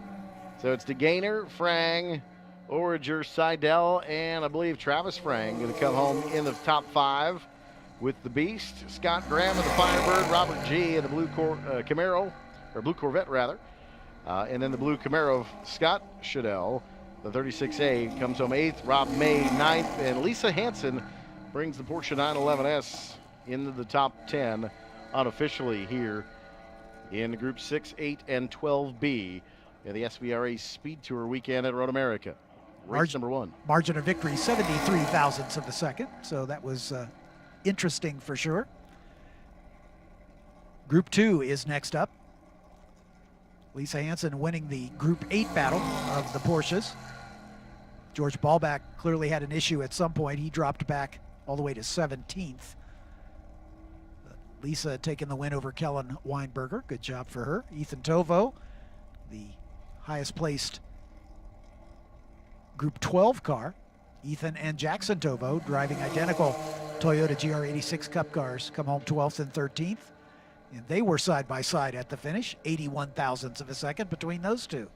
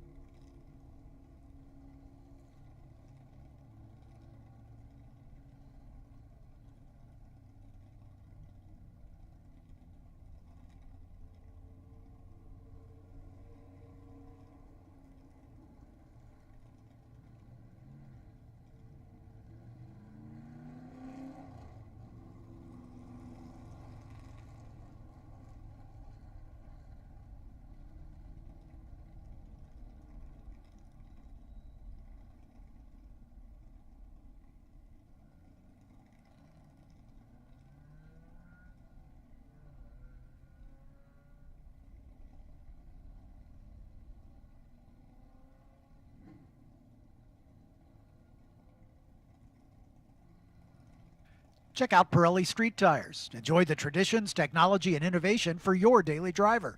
If you're looking for performance tires for the winter or summer, check out the Pirelli lineup. Pirelli, the official street tire of SVRA. Pristine Auction is a family-owned online auctions company specializing in autographed memorabilia, sports cards, car coins, art, and collectibles. The company works directly with the leading authentication companies to ensure authenticity. Pristine Auction offers several online auction formats with thousands of auctions ending each day. For more information, visit pristineauction.com. Pristine Auction, the official sports memorabilia online auction of the Speed Tour. Schultz fuel cells are designed and manufactured in the United States to be safer, last longer, and outperform other fuel cells. Grab a copy of Speed Tour Quarterly magazine and find a great article about the company and Schultz's incredible motorsports history. Schultz Engineered Products, the official racing fuel cell of SVRA.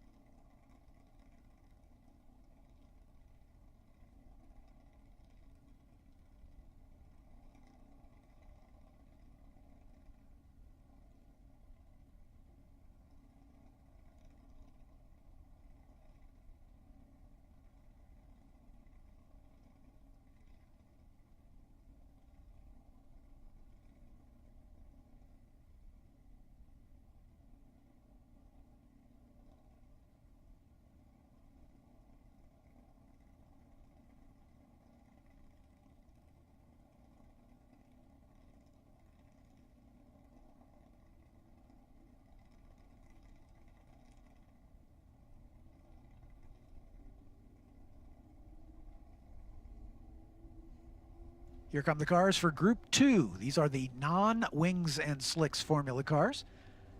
We've got 18 of them. Let's introduce them to you. Starting in row 9, car 61, Hector McDonald in a Taiga Formula Ford, an FFA 80.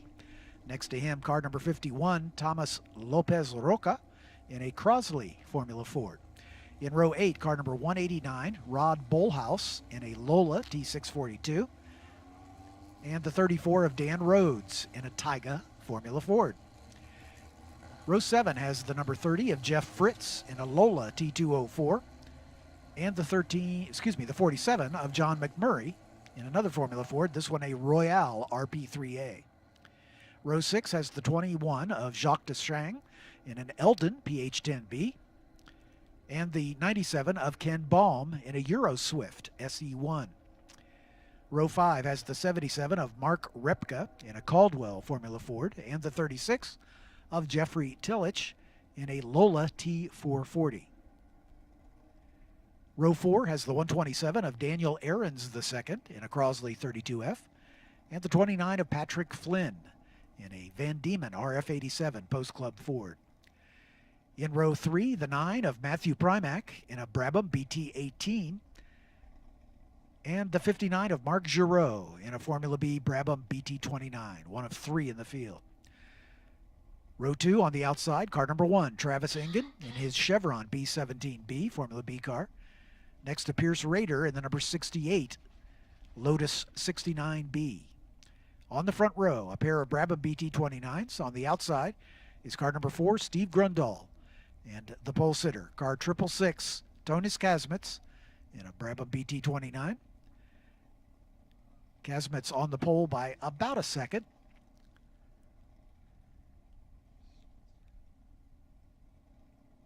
The Formula Bs all at the front, down through 6th spot. Matthew Primack, the last of the Formula Bs. And then the Formula Fords after that. So sort of a natural split between the two. About 4 seconds a lap difference between the 6th place Formula B and the 1st place Ford. So they're not splitting the field technically, but it will turn into a split as they accelerate away once they get the green.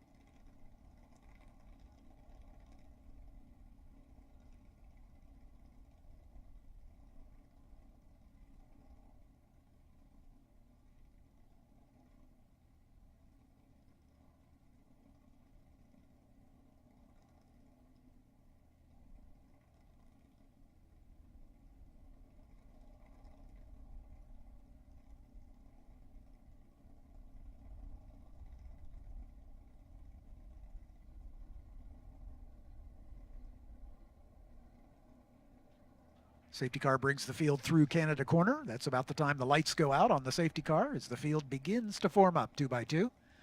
And they are doing a self-split. So the Formula B cars, the top 6 or 5, I think one of them's missing, will have the jump as they are quite a bit faster, about 4 seconds a lap faster. As yeah, we only have 5 of them. There should be 6, so somebody's missing, and we think it's the 9 of Matthew Primack. But all will be revealed when they cross the line. Here come the Fords. Patrick Flynn on the pole, Daniel Ahrens II.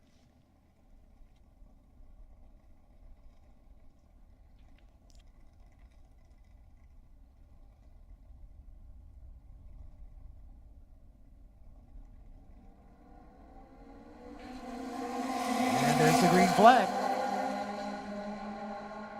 First wave accelerates down toward start finish. The second wave takes the green. Patrick Flynn with the lead as they head down toward turn number 1. Flynn getting a good jump in that Van Diemen. The Formula B's already lining up single file as the Fords and Club Fords going side by side through turn number 1.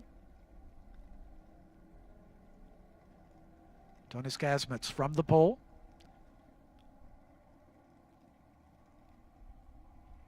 For those of you making your trips into the pits, I strongly urge you to find one of those Brabham BT29s. They are a sight to behold. They look like they were built by a jeweler. They're just beautiful little race cars.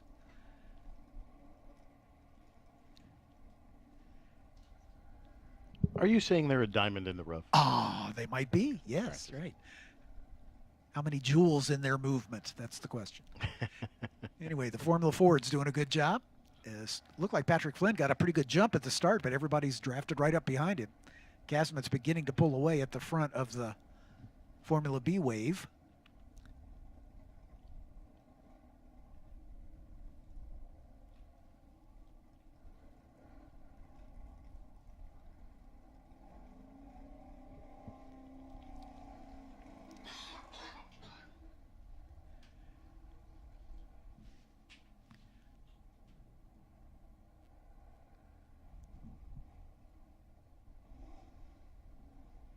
The B's are long gone as the Formula Ford's streaming through the carousel turn.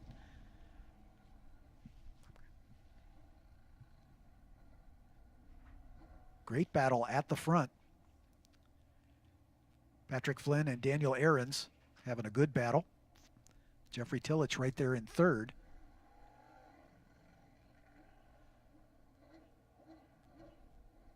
Side by side down into Canada Corner. It looks like Daniel Ahrens might have gotten swept back a couple spots. All will be revealed as they come across start finish. Side by side, Steve Grundahl with about a half a car length advantage over Tonis Kasmets. Pierce Rader another 3 seconds back, then Travis Engen and Mark Giroux. It was indeed Matthew Primack who was not in the field. Now we wait for the Fords to make their way up the hill. Patrick Flynn at the point. Jacques Dressang now up into second spot amongst those. Mark Repka. Daniel Ahrens, as we said, shuffled back to 9th position overall. Tillich, Baum, McMurray, and Lopez Roca, with Dan Rhodes, Jeff Fritz, Rod Bolhouse, and Hector McDonald bringing up the rest of the field.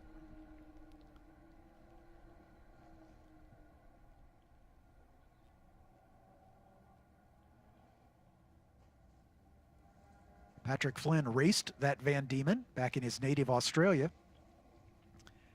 Came over to this country and was one of the progenitors of what is now the Crosslink Kiwi Motorsports juggernaut in our Formula Racing series. Patrick no longer affiliated with that group, but he's now got some time to race his own race car, and he brought that Van Diemen back over here and has been doing vintage racing with it with great success.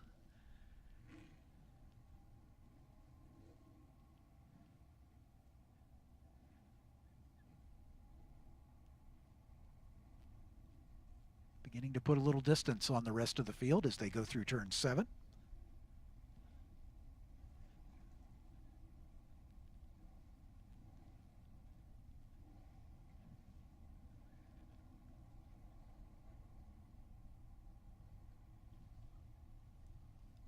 Dressang, Repka, Ahrens, and Tillich all in a bunch. Ken Baum at the tail end of that grouping.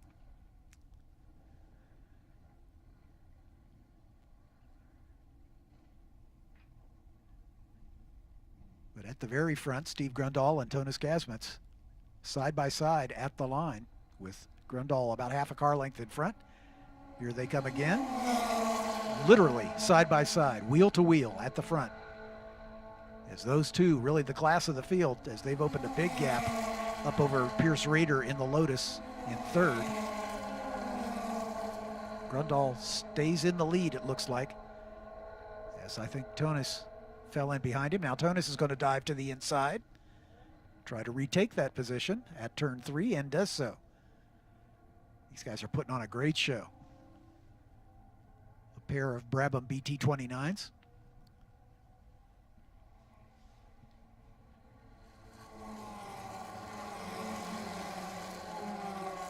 In the battle of the Club Fords, Tresang hanging on to that second spot with Repka right behind him. Aaron's maybe half a second back, then Tillich, then about a second back to Ken Baum as the field spreads out a little bit behind them. But this battle at the front of the Formula Bs is a good one.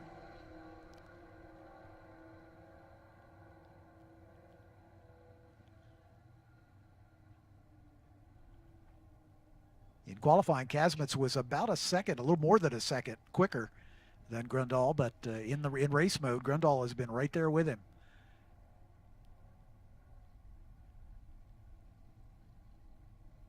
I remember very distinctly interviewing Tonis Kasmitz when he won his SCCA Formula Atlantic Championship at the runoffs back in the day. You could tell how pleased he was with that achievement, as he was choked up on the podium. And he has since gone on to be looks like Grundahl has solidified his hold on the lead right now, but we'll see if he can hang on to it, as they were literally at a dead heat as they crossed the line last time. This is one of those cases where when you exit turn 14, do you want to be first or you want to be second? Usually you want to be second, but we'll see. Here they come up the line. Let's see if Kasmitz pops out or if he's going to stay line astern here. He does pop out, and he has the lead.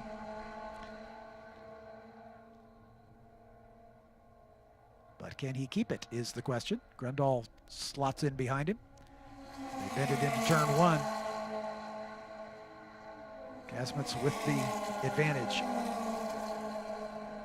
No change behind as Flynn and Tresang continue to be the leaders in the Formula Ford wave.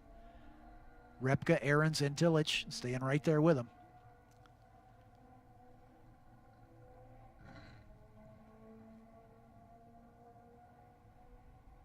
There's Patrick Flynn out in front.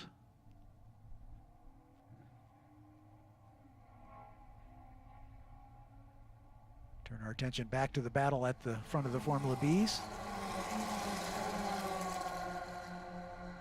Through turn 6 on the way to 7.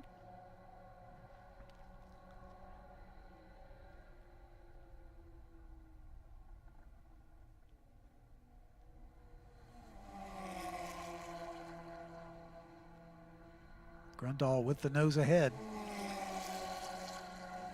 as Tonis appears content to stay in that second spot, realizing that if he can stay there, he's got a good shot at drafting by on the run to the line.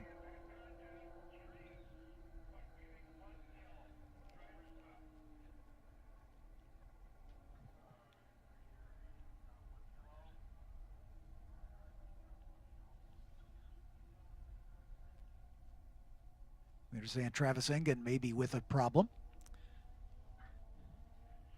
in the number 1 Chevron.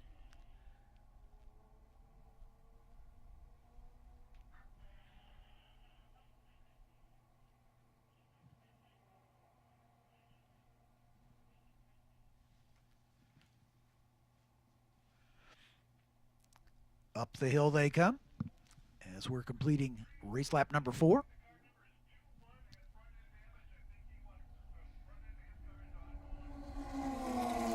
Jack Tresang is the car with the front end damage in the 21.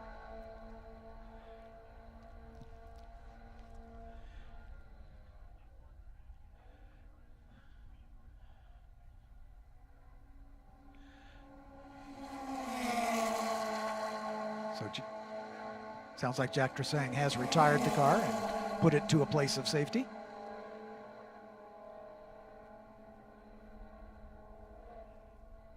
Kasmitz with about a 1-second lead as he's pulled the pin. Just set fast lap of the race at a 2:19.8. So Grundle about a second behind him, and then it's 16 seconds back to Pierce Rader in the Lotus.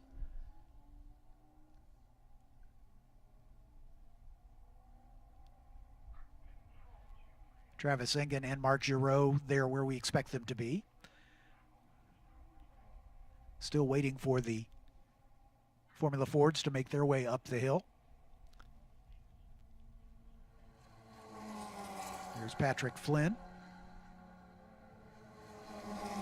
And the 127 next up, that's Daniel Ahrens up into second in the Fords. Ken Baum, Jeffrey Tillich. Mark Repka, I think, may have been the car involved with Jacques Dursang because he has fallen back a bit.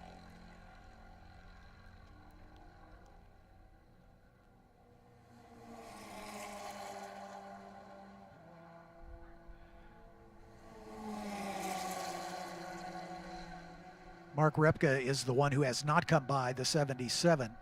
Everybody else has come by. Jack Dursang is there, so he was reported as having the car pulled off, but that's not the case. It's the 77 of Mark Repka. So we got bad information from the Race Control Network, but they're sorting it out.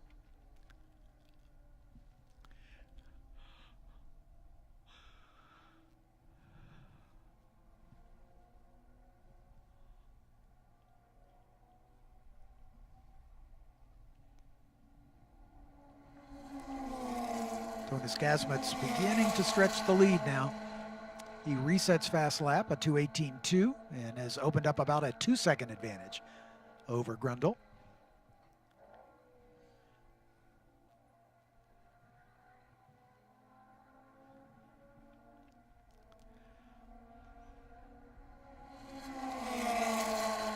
There's Pierce Rader all by himself in third. Some 20 seconds adrift of those lead two. Travis Engen, another 6 seconds back in the Chevron.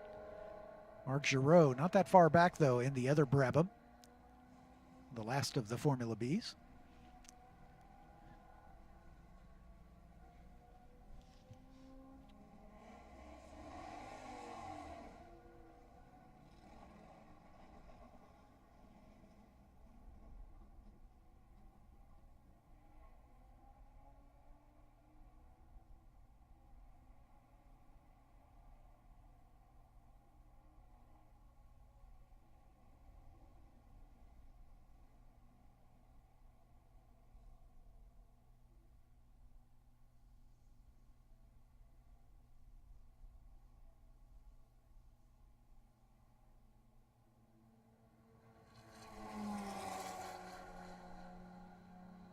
Patrick Flynn out for a nice Saturday afternoon drive, but behind him it's getting exciting. Ken Baum now the second place runner in the Fords, that's 7th overall, with Daniel Ahrens right behind him. Jeffrey Tillich not that far back. Those three separated by just over a second. And then a big gap back to Jacques Dursang.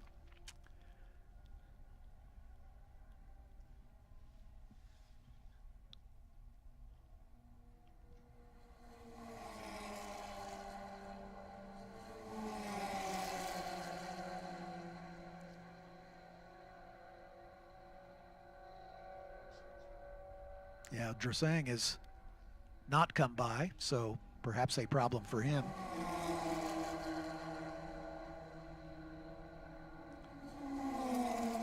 So there was some discussion that Dursang and Repka had gotten together, and perhaps that is the case, as Dursang has not come by.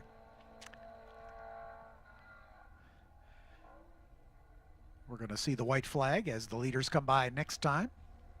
Yep, there's Dursang. Why? There's no wings on that car. Oh, wait. He didn't start with any.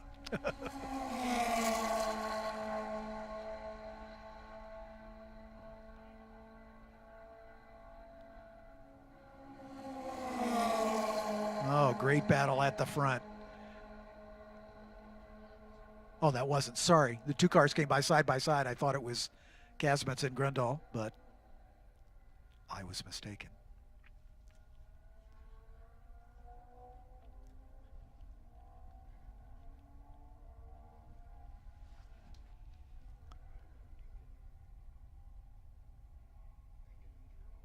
Yeah, I think it was, or Thomas Lopez Roca and Hector McDonald.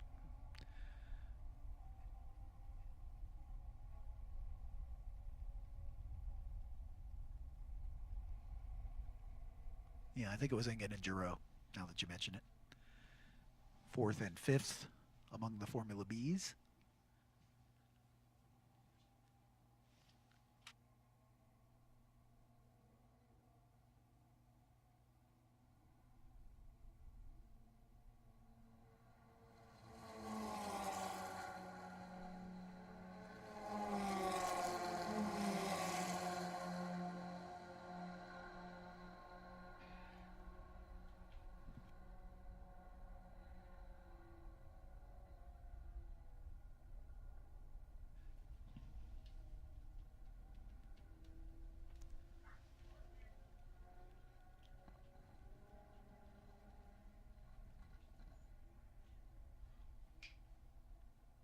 Leaders climbing the hill. They've got traffic in front of them as the white flag is in the air. Tonis Kasmets still waiting on Steve Grundahl. There he is, almost 6 seconds adrift, so Kasmets has really been able to pull away. It's perhaps a problem for Steve Grundahl on the last handful of laps after running nose to tail with Tonis Kasmets for much of this race.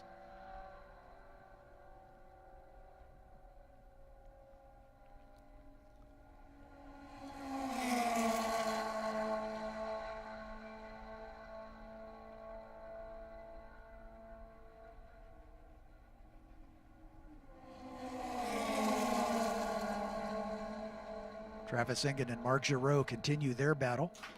Less than half a second separates those two as they come across the line 4th and 5th.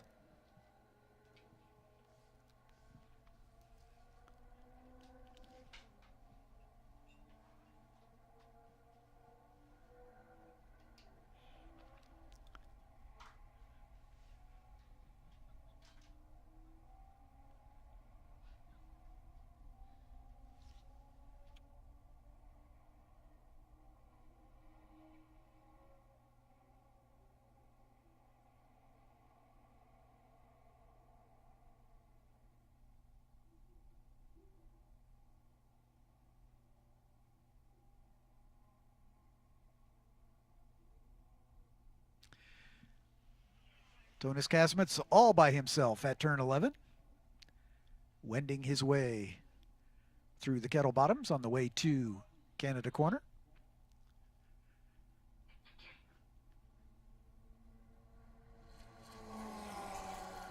And he is approaching turn 14 just as the leader of the Formula Fords crosses the line. Patrick Flynn has led from the drop, and he's got about a 3-second advantage over Ken Baum, running 2nd in class. But here comes our winner, and it is Tonis Kasmets. 666 Black takes the win after a great battle at the early stages with Steve Grundahl.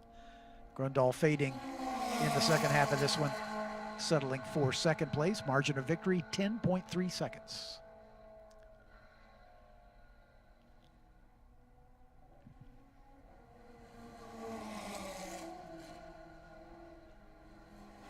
John McMurray and Dan Rhodes across the line. The first car's a lap down. They are 10th and 11th.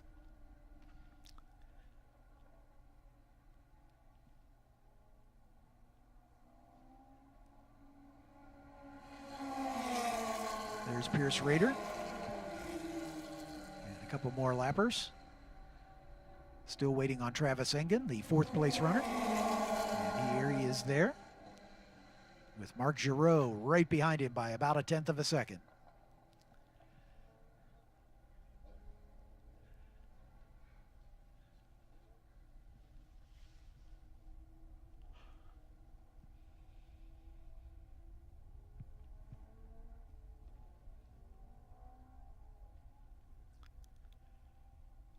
Last time by, Patrick Flynn was over a minute behind Marc Giroux, so it will take a bit for the Formula Ford wave to make its way up the hill.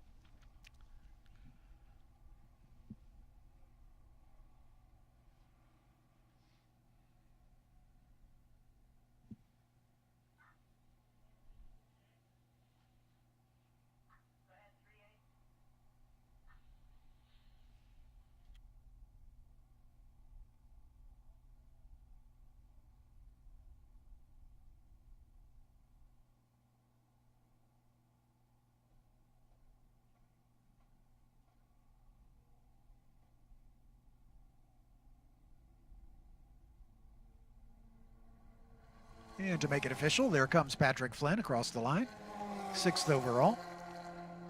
Ken Baum in the Euro Swift takes second. Daniel Aarons just takes the 3rd place spot of that wave over Jeffrey Tillich by less than a 1/10 of a second. And I believe that's everybody on the lead lap.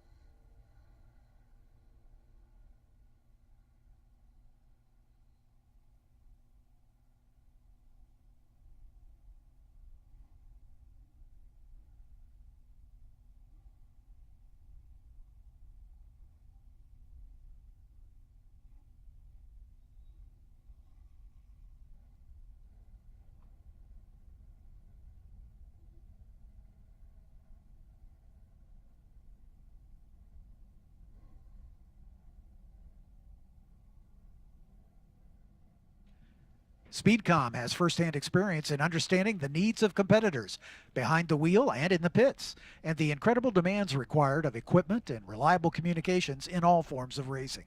Stop by and see them in the paddock. SpeedCom, the official radio of SVRA.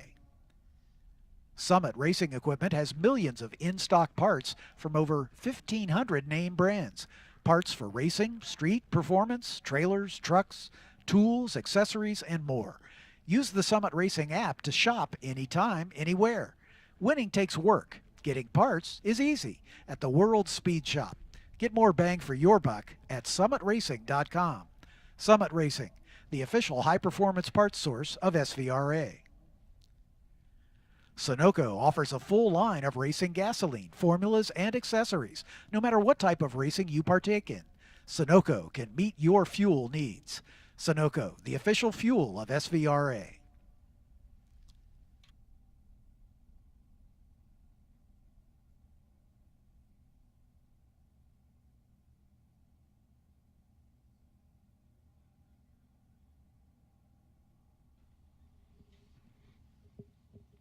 I have a special guest with us, and he is the new CEO of Ligier Automotive North America, Mo Murray.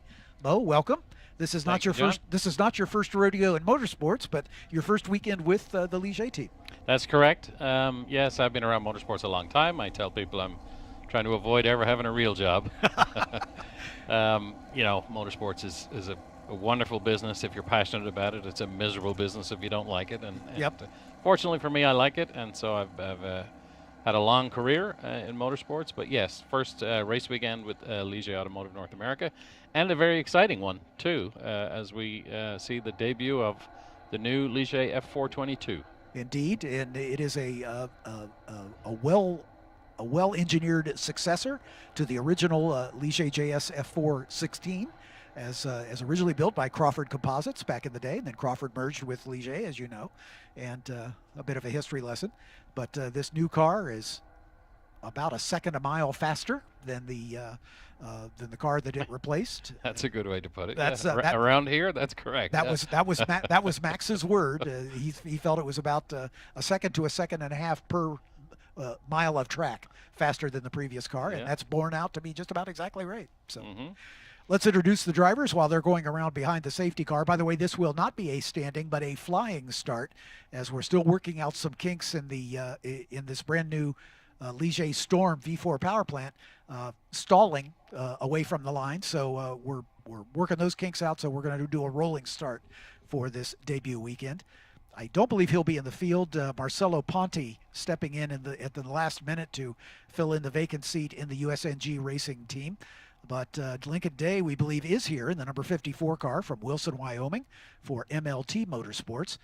Next row up in row 3 on the outside, the 13 of Barrett Wolf. Barrett currently living in Las Vegas, although originally from Chicago for Crosslink Kiwi Motorsport.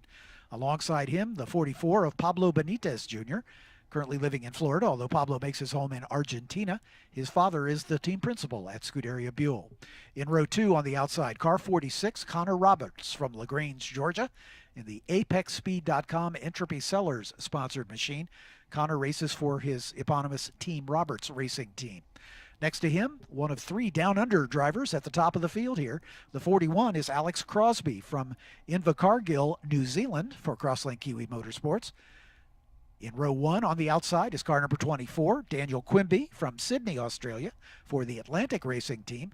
And your pole sitter, car number 15, also from the Crosslink Kiwi stable from Dalkeith, Australia. That's Nicholas Stati. Barrett Wolf shuffled back a couple spots, although it didn't cost him any positions, but he had a spin off during the qualifying session and was docked his fastest lap, but it didn't cost him a starting position. Let's talk a little bit about this car. The highlights that I've been given is that it's about 50% more aerodynamically efficient than the car it replaces. And, of course, the new Ligier Storm V4 motor is brand new to the series. Yes, the engine, the motor is very exciting. It's a very exciting motor.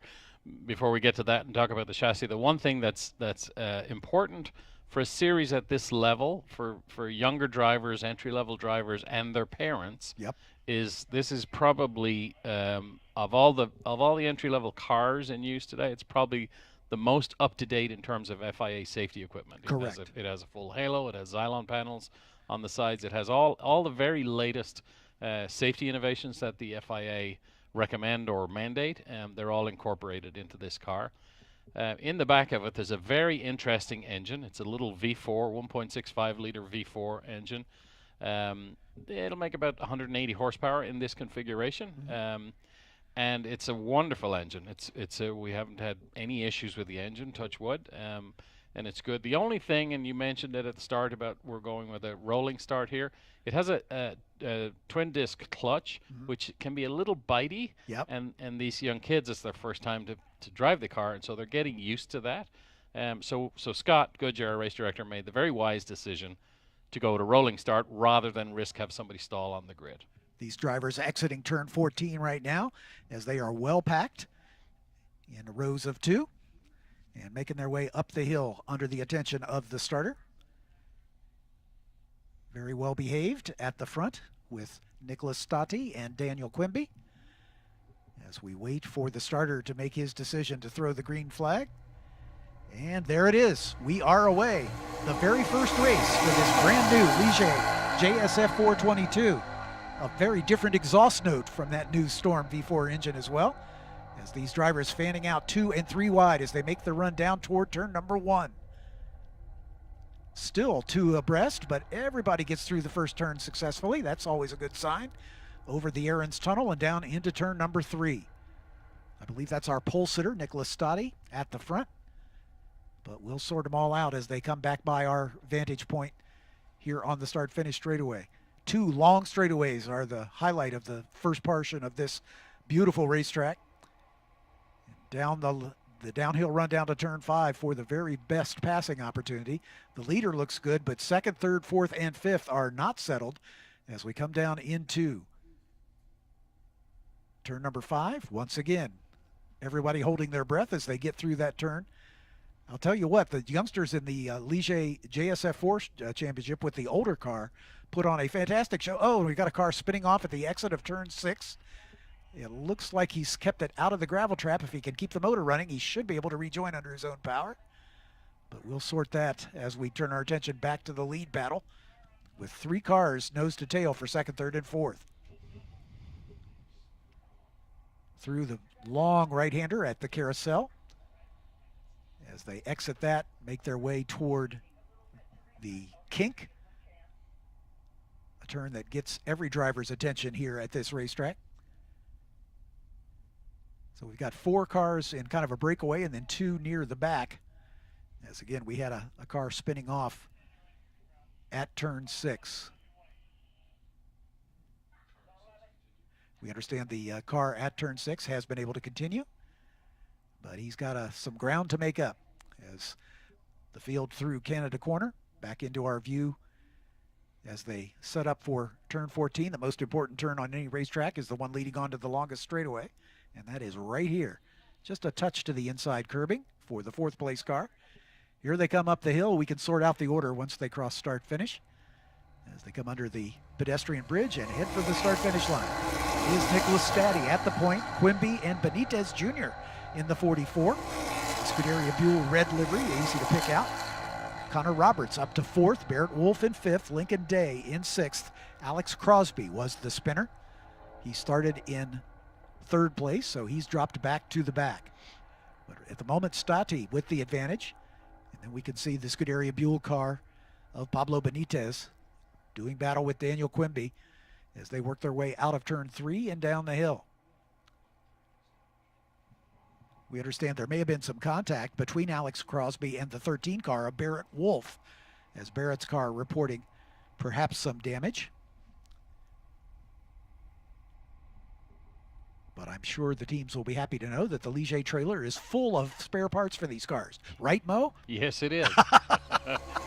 Not only is the trailer full when it left Denver, North Carolina, but then we send a Sprinter van up a day later with more parts. Awesome. Because customer service is our watchword, and we want to make sure that none of these drivers or teams lose 1 lap of track time because we didn't deliver something. So that's very important to us. Make sure that these teams and drivers can focus on what they need to do this weekend, and that's get their get these young kids around the racetrack, and they are young kids for the most part. The leader, Nicholas Staddy, is 15 years old. Yep. Very, very impressive young driver.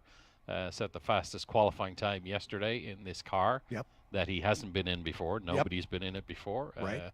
I don't think he's been at this racetrack before. I don't believe so either. No. And comes here and sets the pole time and is handily leading this race. Very impressive young kid. I'm not sure that I could be doing this when I was 15 years old. I know I couldn't have been.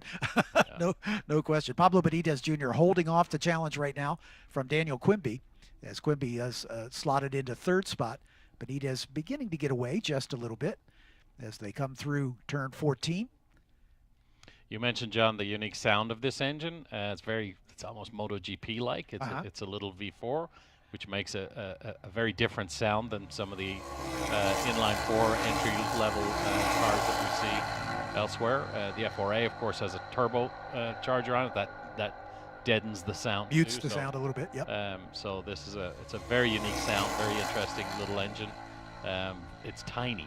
It's tiny. An F1 engineer would look at this engine and rub their hands together and said, "Ooh, I could do all kinds of packaging, exactly, make this car smaller." But that wasn't what we were trying to do here. So.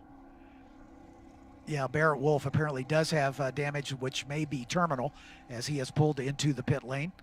So Barrett Wolf dropping out of 6th position. Alex Crosby, who had the spin, maybe with contact with the 13, is still running, but he is well adrift, as it took a while to get that car back on the racing surface. Kind of a 2x2 battle at the front. Nicholas Staddy and Daniel Quimby. Quimby just set the fast lap of the race from 2nd position. And Pablo Benitez and Connor Roberts have been swapping that 3rd spot back and forth, and they are still doing battle. It looks like it is Benitez in 4th now. We'll sort it out there from our camera angle. It's a little difficult to tell, but I think Benitez has been passed. Yes, he has, by Connor Roberts to move up into that spot. I know there's been a lot of discussion, Mo, in the intervening time between the unveiling of the car right here at this track a year ago and the start of the season, which we've delayed until this race. That getting delivery of the cars has been an issue that some folks wish could have happened faster. Is that something that you can address? Other than to say, I wish it could have happened faster too, as does everybody at Ligier Automotive North America. But it was also important to focus on making sure this car was good, was right out of the box. The last thing we want is to deliver a car that then needs a bunch of updates or needs to be has issues that need to be addressed. So I don't want to say we took our time. We worked as diligently as possible. The team did. I wasn't there, of course. I'm only new at Ligier, and I wasn't there. But yeah, there were challenges in getting this car to market. But now that it's here, we've delivered, I think, 9 of these cars. We have 7 of them running here. There's an 8th one here on site, but for one reason or another, mostly related to driver funding, it's not running. We have 3 more in build at the shop that will go out in the next 2 weeks maybe, and then we will immediately begin to build 3 more. We build them in batches of 3. Okay. All the parts we need for the cars. The tubs come in from Ligier's own composites business in Italy, HP Composites. Yep. So the tub comes in to us, and then we either manufacture in Denver, North Carolina, or outsource. Primarily in the U.S., but we outsource many of the parts. The engines, of course, come from Michigan. Yep. And we bring it all together, and it takes about 2 weeks to build a car, something like that. So the team under RJ's leadership, Mark and Dustin down there in North Carolina, they're putting the cars together, and like you mentioned, every driver here this weekend and every team owner here that I've talked to are very pleased with the product. Yep. You know, many have said to me, you know, for a new car to show up here and not have fingers crossed, not have any major issues. We're dealing with some niggly stuff. I don't want to sugarcoat that, but there's nothing consequential that can't be dealt with whatever we have in the truck. So right. So from that standpoint, I think it's been tentatively, I'll say, a success story. Yes, we would love to have had it out over the winter. People could have tested it and then gone to NOLA and run this car. that didn't happen. Sure. And now our focus is on getting as many of these out into the marketplace as possible, and build up the numbers of this F4 championship. F4 is for young drivers looking for a start, especially drivers from overseas. As we see, we've 3 Australians, or New Zealander and 2 Australians in this race. Yep. You know, Staddy's looking at his countryman Piastri, who made it to Formula One very quickly. Yeah. F4 and FRA deliver FIA super license points. Correct. Unique in North America. They're very hard to get, as you know, everybody who's read about the Colton Herta story knows. Exactly. Super license points are tough to come by, and if you have aspirations of getting to Formula One one day, or Formula 2, super license points are very important. So when we can get cars out onto the racetrack and make this championship available to young drivers in the US who have those aspirations, as we all know, Formula One has grown by leaps and bounds in the US in terms of its popularity. We have 3 races now. Yeah. So for young drivers in the US who have that aspiration, or more importantly, or equally importantly, for drivers overseas who maybe the European ladder is too expensive, maybe it's too difficult to get onto. It's a very different vibe on the European ladder than it is over here. Yep. Can see this as an opportunity and come over here. Do business with one of the teams we have here in the paddock. We're ready to go. Yep. They're ready to sign up drivers. And race on these epic racetracks. I mean, it's not like we're racing in parking lots. We're taking these kids to Canadian Tire Motorsports Park and Road America, and Indianapolis Motor Speedway. Indianapolis Motor Speedway. I mean, they're the COTA for the season finale. Yeah. The racetracks that we take these young families to are epic. I mean, that's a bonus in itself. Right. Right. So yeah, it's an exciting time, I think, for F4 and for us at Ligier, because I think we're going to grow. All the signs are that we're going to grow from where we are today and build this into something very, very exciting. And the other thing is, you have all these younger drivers in the junior series with the first gen Ligier J4, the first gen F4 car, who have a healthy series here that Pirelli Motorsports has put on for them. They're going to want someplace to go. They're going to want to evolve and get up to the next level. Of course, that series doesn't have FIA points. This one does, and so they can map out a career progress that gets them a big chunk of the way towards where they want to go, and that's an important thing for families who are investing a lot of money in the career of their young drivers. Just want to turn our attention back to the racing action. Nicholas Staddy just set fast lap of the race. He's opened up about a 2.5-second lead over Daniel Quimby in second. Connor Roberts and Pablo Benitez continue to have the best battle on the racetrack for the final podium spot.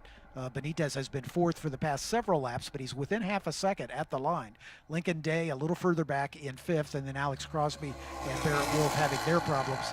Barrett Wolf has been able to rejoin the race after making a call to the pits, but he is for all practical purposes, a lap down to the lead of the race, and Alex Crosby still in catch-up mode. But I want to, Mo, thank you for your candor. The sales pitch that you've given is one that we've given for a long time about the advantages of this series over other opportunities. I won't mention them, but I think everybody knows what the other ladder series is. And, they brag about their relationship to IndyCar. That's great. But we have half a dozen drivers qualifying for the Indy 500 this weekend that are graduates of our series. Kyle Kirkwood is the poster boy for us. He notched the F4 championship, took the FR championship the following year, went over to that other ladder series and dominated it, winning their 3 series on the trot, and immediately got a ride with AJ Foyt and then stepped up to the Andretti stable, and he's a race winner in IndyCar. Kyle Kirkwood is a guy that did not have a lot of funding. He's not from a wealthy family, and he was able to advance his career by winning the scholarships.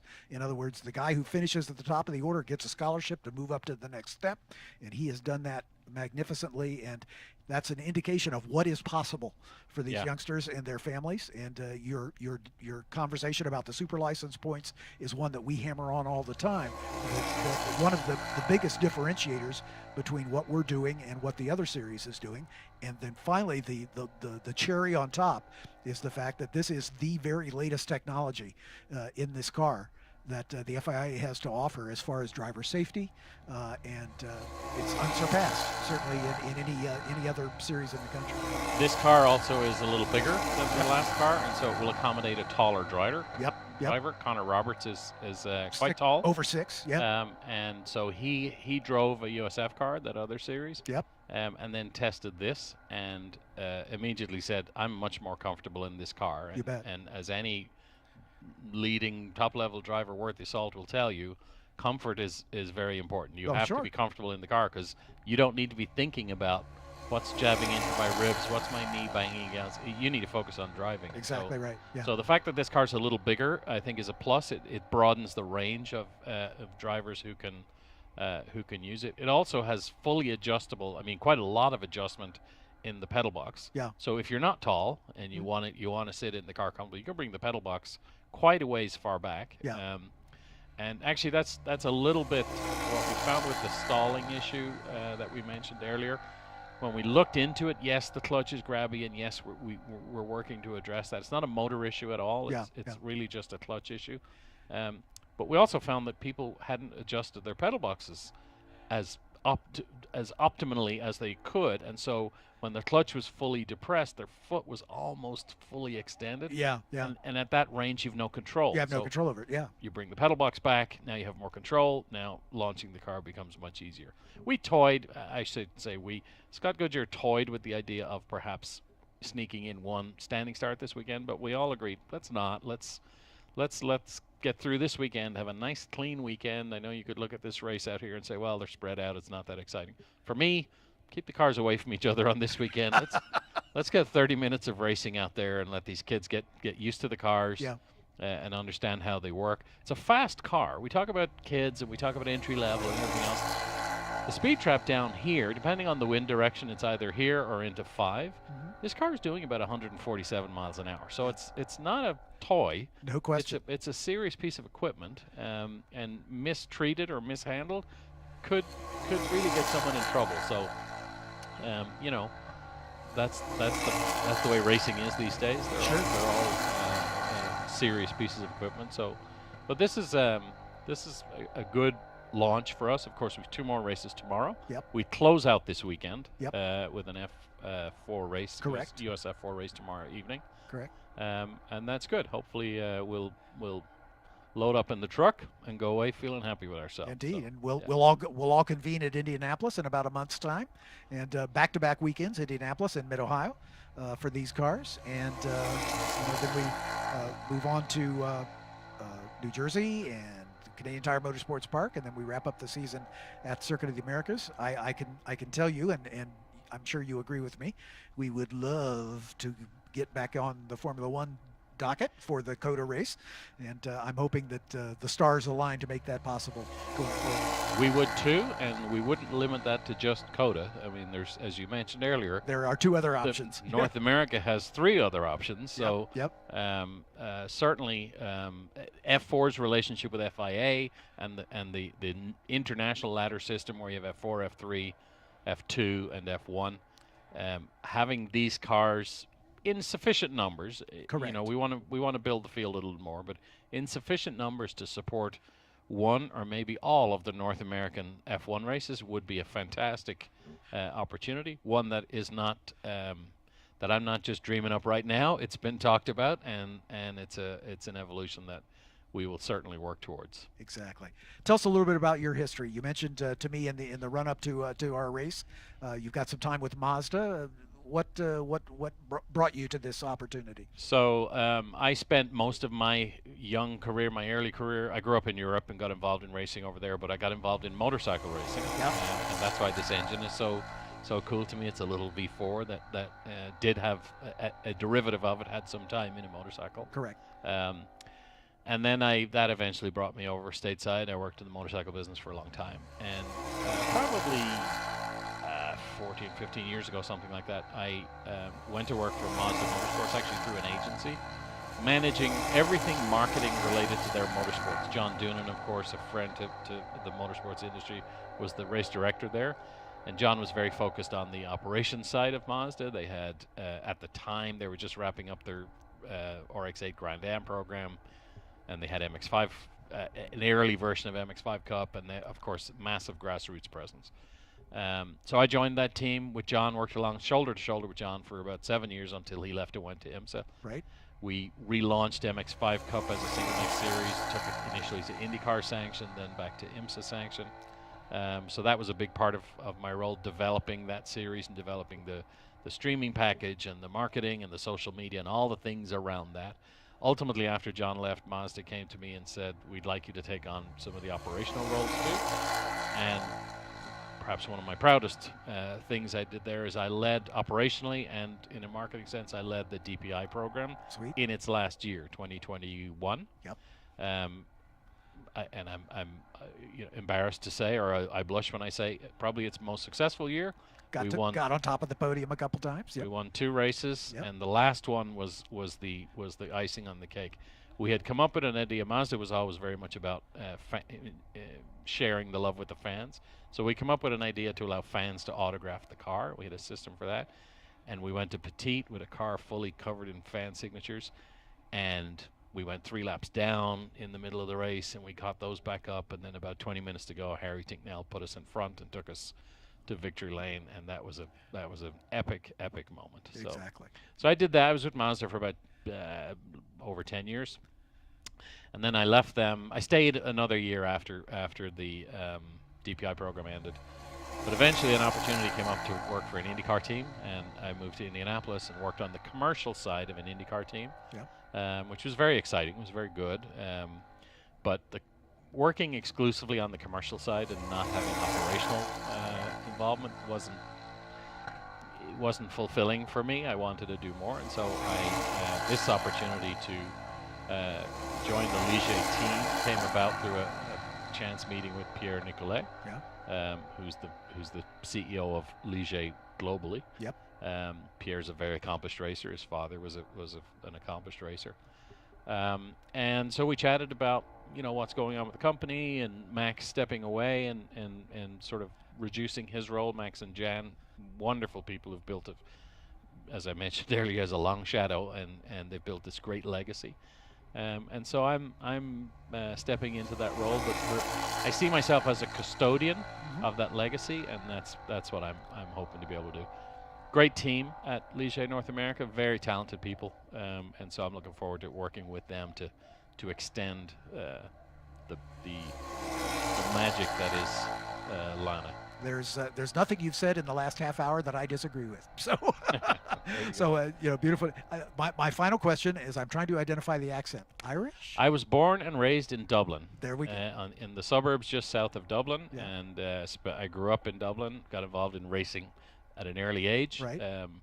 Actually, the first car I ever fell in love with was a Chevron B29. Okay. And there's an exact, not the same color scheme, but there's a Chevron B29 Here racing this weekend. So. Yeah. But yeah, just fell in love with racing at my local racetrack just outside of Dublin, and then just, like I mentioned, trying to avoid ever having a real job. I just kept moving around within racing, and yeah. So I'm Irish. And the Isle of Man is going on as we speak. I bet you've been there a couple times. I have, and that is. You mentioned you had some motorcycle background. That is a unique experience. Indeed, it is.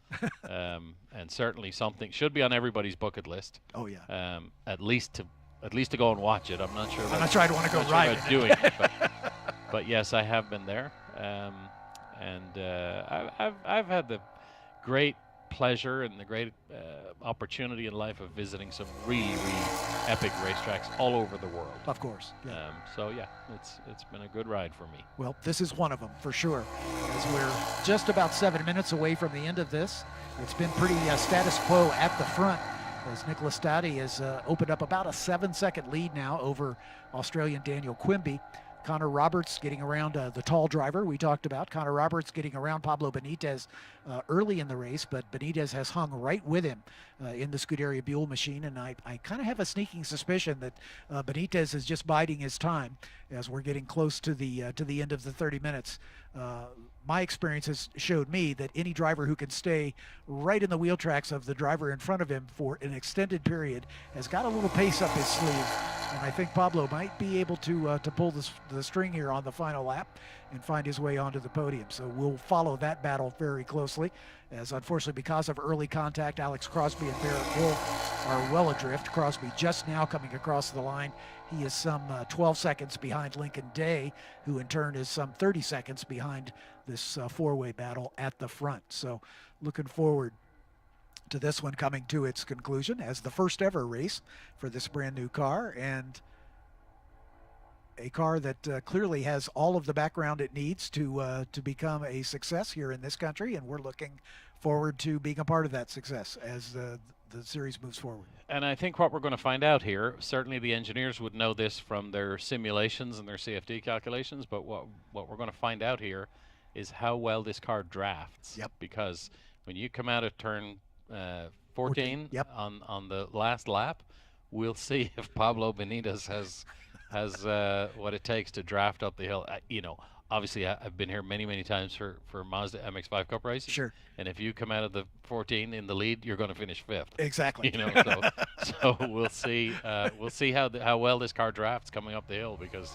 there is no better drafting dyno in the world than the run from 14 to the finish line here at Road America. Yeah, and it's uphill to boot, so makes it even better. So, yeah, we're going to keep a close eye on that battle for the final podium step. Certainly don't wish any ill to befall Staddy or Quimby, but they've spotted themselves to a pretty comfortable position, and it's all going to come down to the final step on the podium. And again, we've got 2 more races this weekend, both of them tomorrow for this class, and the finale of the weekend will be the 3rd and final race of the weekend for this one. And we look forward with great anticipation to Indianapolis and Mid-Ohio, back-to-back weekends with perhaps more cars. We certainly hope so. And as the field grows throughout the course of the season, I remember when we started the Formula Regional America Series, we had 6 cars the first race weekend. And, you know, that was kind of the size of the field for much of that first season. We doubled it the following year. And now we've got some of our biggest fields ever in the Formula Regional Americas Championship. So I see no reason why this won't go from strength to strength and continue to fulfill the dream that you and the folks at Ligier have built into this machine. Yeah, there's nothing. We're not alarmed, I guess is the word, at all by the size of this field. It's a new car. It's a launch weekend. We know we've had a lot of interest from other teams. Even here, a lot of these teams are saying, "Hey, I might need another one. I've got a driver interested. I might need to step up to add more cars." And we're actively building them, and yep. So yeah, I'm very confident that we'll be able to build on this as a good start for the weekend. And you mentioned about the dream that we see. This is while we might have a dream, the role we see in ourselves here is we're unlocking the dreams of these young drivers. Exactly. And their families. They don't aspire to be an F4 driver. They aspire to something higher. Sure. But in order to get there, they have to go through F4, as you mentioned, You bet. and then F4A and on up the ladder. So the role we see ourselves in is enabling the dreams of these young kids to come true, which is a very fulfilling thing yep. to do. And you give them the tools in the toolbox to hone their craft and do so as safely as possible. I mean, motor racing is not without its risks, and anybody knows that. As we're going to see the white flag next time by, as our leaders are going by. The other thing, yes, as safely as possible, that's important to us, but being a race car driver is more than just about driving the car. Mm-hmm. And we have we can now bring some focus to how we work in this paddock. And I have a background in commercial. Are there things that I can teach these young drivers about how to develop their brand and how to develop their commercial acumen? Scott Goodyear, our race director, very, very experienced, very talented guy. He has been there. He has done what these youngsters are doing. Absolutely. Are there lessons that these families can learn from engaging with the people around this paddock? Even the PMH staff who run tech, and the staff in the I shouldn't laugh, but there's 2 guys who work at Ligier who I'm just floored by, because they worked. I grew up falling in love with Formula One in the late 70s. Yep. We have a guy on the staff who worked for half of those teams back then, and Dave Cooper, who everybody knows, he worked for worked for the teams that I was just in love with Yeah. so there's a lot of experience that we can share with these young drivers and their families and their support system, and help them to be, when they eventually move on, whether they move up to FRA or move somewhere else or eventually make it, to be better rounded race car drivers. Exactly right. Exactly right. All right, let's turn our attention to this motor race here as we are coming up on the white flag lap. One more to go after this one. And this battle for third is the one we're going to watch. Connor Roberts and Pablo Benitez have been locked together since the very start of this race. Nicholas Staddy and Daniel Quimby kind of in a zip code of their own. But this battle for third has been a good one. And there it is, coming out of turn number 12. That's known as Canada Corner. They make their way through the Bill Mitchell bend as our leader sees the white flag. Nicholas Staddy sees the white flag. Daniel Quimby just about 9 seconds up the road. We'll see it second. And here comes the battle for third. They're going to stay line astern this time, but next lap I think is where we'll see if Pablo Benitez is going to pop out and find himself an opportunity to get up into that podium position. Down this long straightaway, first and second already through turn one. Now here comes the battle for third. It is still Connor Roberts showing the way. Benitez goes a little wide, but that might give him a good run down into turn number 3 here. And that's exactly what's happened as he's closed up. Maybe a car length separates the two as they exit turn 3 under the Sargento Bridge and make their way down to the best passing opportunity on the race course. This would be one opportunity for Benitez to try to make the move, but I think you know, your instincts are absolutely correct that the place he wants to be at the bottom of the hill is second. But if he can find a way around earlier, he might be tempted to make that happen. But we'll see. Under the Corvette Bridge, approaching turn 6, Roberts and Benitez. And none of these cars has missed a beat over the course of this race. We've had a couple cars come together and spin off the racetrack, but that's no fault of the car itself. Down into turn number 8 for the final time at speed. Under the Speedville Bridge and into the sweeping carousel turn. This battle for the final step on the podium. Out of the carousel, under the new Mission Foods Bridge, and through the daunting kink, which leads into this sort of winding, meandering Kettle Bottoms section, which leads down to the final passing opportunity, frankly, on the race course if an overtake is planned. Down into Canada Corner, the northernmost point of this racetrack, hence the name. And I think Benitez is right where he needs to be. So the question is, that you would post, how well does this car draft? We're about to find out as they come down into 14 for the final time. Benitez maybe a car length back. Oh, just a little bit of a wiggle from Connor Roberts. Here they come. Roberts is guarding that line. He knows that Benitez is going to try something. Quimby's already across the line in second. Here they come to the line, and it is Connor Roberts getting the job done as he was able to hold off the challenge from Pablo Benitez as they were both pushing it hard into that final turn. Fifth place runner, Lincoln Day, is somewhat adrift of these two, so we'll watch for Lincoln to make his way across the line to make it official. Alex Crosby and Barrett Wolf also, unfortunately, unable to challenge at the front. It'll be real great to see the next two races with Crosby and Wolf in their positions where they belong. That's going to make the racing even that much more exciting, as Alex Crosby, the New Zealander, has shown great pace all weekend long. There is Lincoln Day. Crosby ran him down at the end of the race, got within a second and 3/10 at the end. So Mo Murray, thank you. It's a pleasure to meet you. I am thrilled with your new position. The man you've replaced, like you say, does cast a long shadow. Max Crawford, well known to all of us, one of my favorite human beings on the face of the planet, in well-deserved retirement.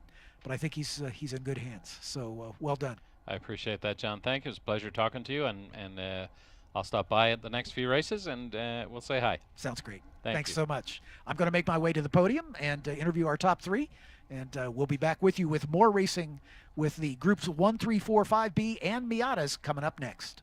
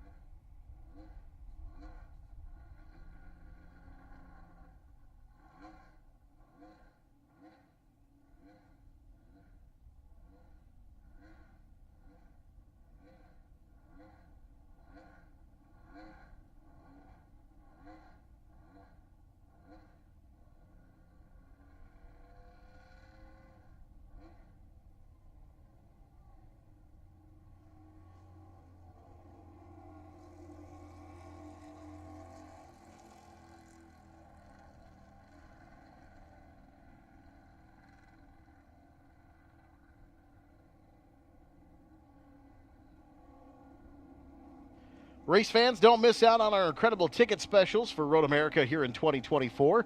Experience the thrill of Moto America for just $80, the heart-pounding action of IndyCar for just $140, or catch the excitement of INSA for $130. Get your tickets now and secure your spot at these premier racing events. Don't wait. Grab your tickets today and be part of the adrenaline-fueled action at Road America.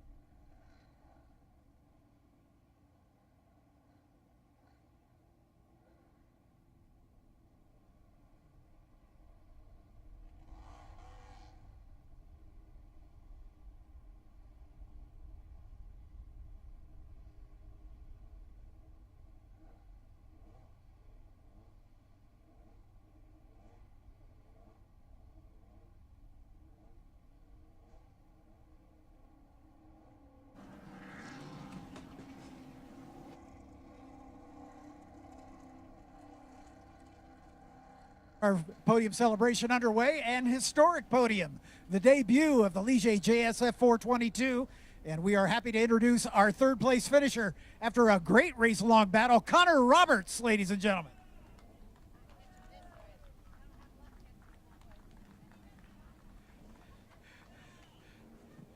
Connor, first off, great to meet you. Pablo kept you honest all race long. Yeah, he did. He was really strong through the midsection of the track, but fortunately for me, there's no real overtaking spots there. So I managed to be good out of the final corner in turn 3, and it really limited his overtaking options, so he really just couldn't make it past. Anybody you'd like to thank for your first podium? Yeah, definitely my mother and father. They really helped me get to this point. You know, Dad's basically running our team, and Tom and all of our other crew guys, Rick, you know, they all really make it possible for me to come out here and race. So congratulations. Thank you. Podium on the first race for Connor Roberts, ladies and gentlemen.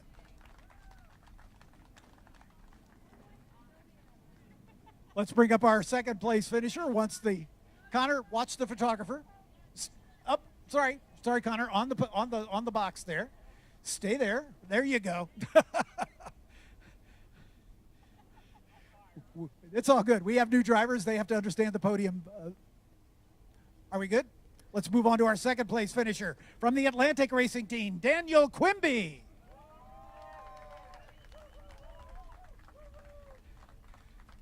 Daniel, well done. It wasn't much of a race at the front after Alex got off in the first lap, but nonetheless, you hung in there and come home with a second spot. Yeah, it's a tough race. We didn't really have the pace there for Nick, but yeah, thanks to the team and everyone that helped around. Dad, yeah. Anybody else to thank? The whole Atlantic, obviously. Ligier for getting the cars ready, all that, and Nick for a really good race. Congratulations. Good luck tomorrow. Thank you. Your second place finisher, Daniel Quimby from the Atlantic Racing Team. Let's bring up our winner. First time in this car, Nicholas Stati, ladies and gentlemen.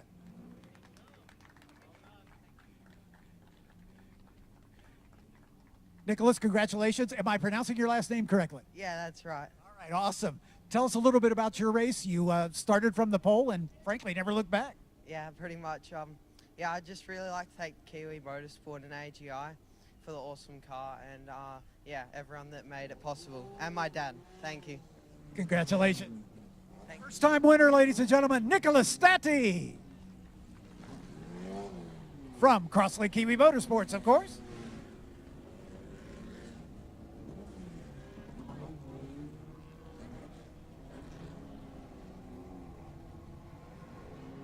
Trophies up, gentlemen. Thank you very much.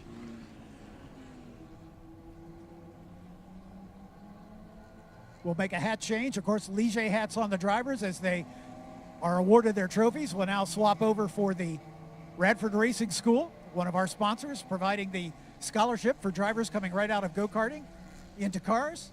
And this will be the car they'll step into eventually. Trophies up once again, gentlemen. Thank you.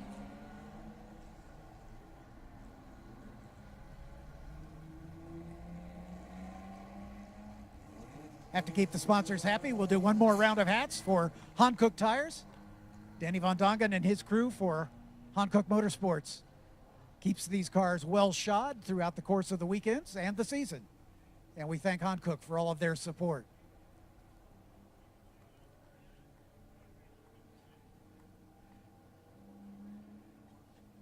Gavin Baker, our series photographer, the best motorsports photographer on the planet, documenting this historic event.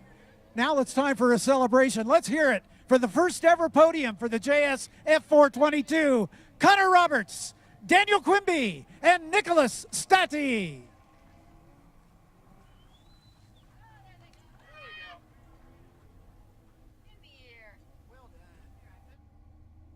Thank you, John.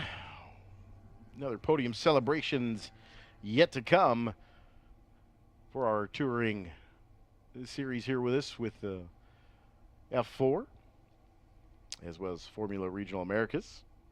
Feature race number 2 coming up this afternoon at 5:25 today. Groups 1, 3, 4, 5B, all part of the SVRA Speed Tour, back on track. This is feature race number 1 of 2 for the weekend. They'll rejoin us tomorrow. Josh Bowler in that 23B Lotus.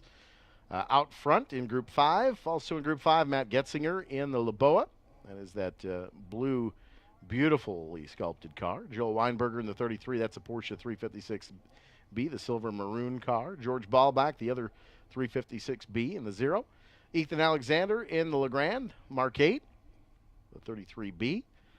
12 of Bob Van Zelst in the 12A. That's a Porsche 356 Speedster. Scott McQueen in the Austin Healey 100-6. And Jamie Jackson, another bathtub Porsche. Chris Candy in the 34. And Robert Wagner in the Austin Healey 3000. Alan Tom in the Alfa Giulia. And the beautiful Morris Mini. That is Evan Hupchek in the number 7. 202 rather. Starting 13th is Eileen Wetzel. Eileen in the other Austin Healey 3000, the Opel Manta. 140 is Kevin McNiff. He'll start 14th. On the inside of the next row, the 331 of Dan Powell. The 12 of Jeff Butzer. That is a Porsche 914. Joe Stiefel in the 59, another Austin Healey Sprite.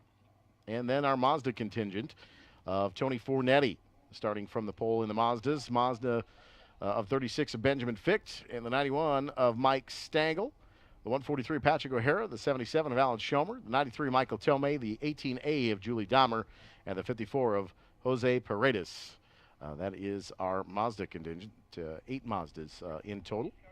And we are at 11B. Lights are out on the safety car, and we will go green this time by, says race control. So Group 1, 3, 4, and 5B. This is their first feature race of the weekend. We'll do it again tomorrow as well. They will race late in the day at 3:45 tomorrow afternoon.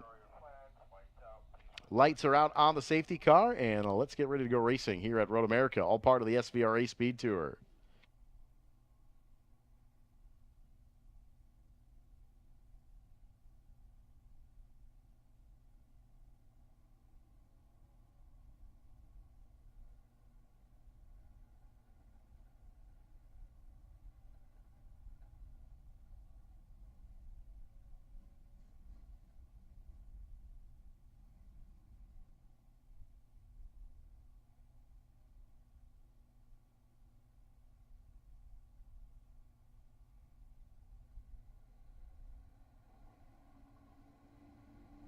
At the TireRack.com starters bridge, the green flag is out, and Josh Bowler gets a great liftoff on the start.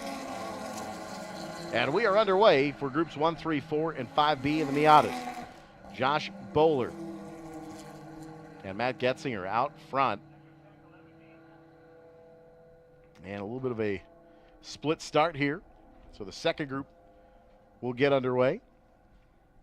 Safety car through Kettle Bottoms with the second group.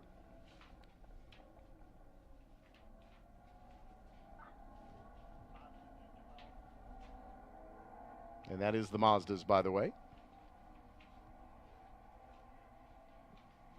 But Josh Bowler commanding advantage at the start. Got a great liftoff with Matt Getzinger in tow, Joel Weinberger, George Ballback, and Ethan Alexander, your top 5. Jamie Jackson, that bright yellow and white bathtub Porsche as well, the 01 into that 7th spot. Looks like we've had a couple cars go wide at 5 on the rumble strips and back in the line at the top of the hill in turn 6 underneath the Corvette bridge. So leaders of the first start at Hurry Downs making their way towards turn 8. And we're going to the Miata start here on the front stretch. Again, Tony Fornetti, the 14, your pole sitter with the Miatas. Other than a bug-eyed Sprite, these are the happiest little race cars at the racetrack every time they come out. And we are green for the second grid here at Road America, all part of the SVRA Speed Tour. Great to have the Mazda heritage. The NAs and NBs now 30 plus years old. Yeah, vintage, hard to believe. Some of them.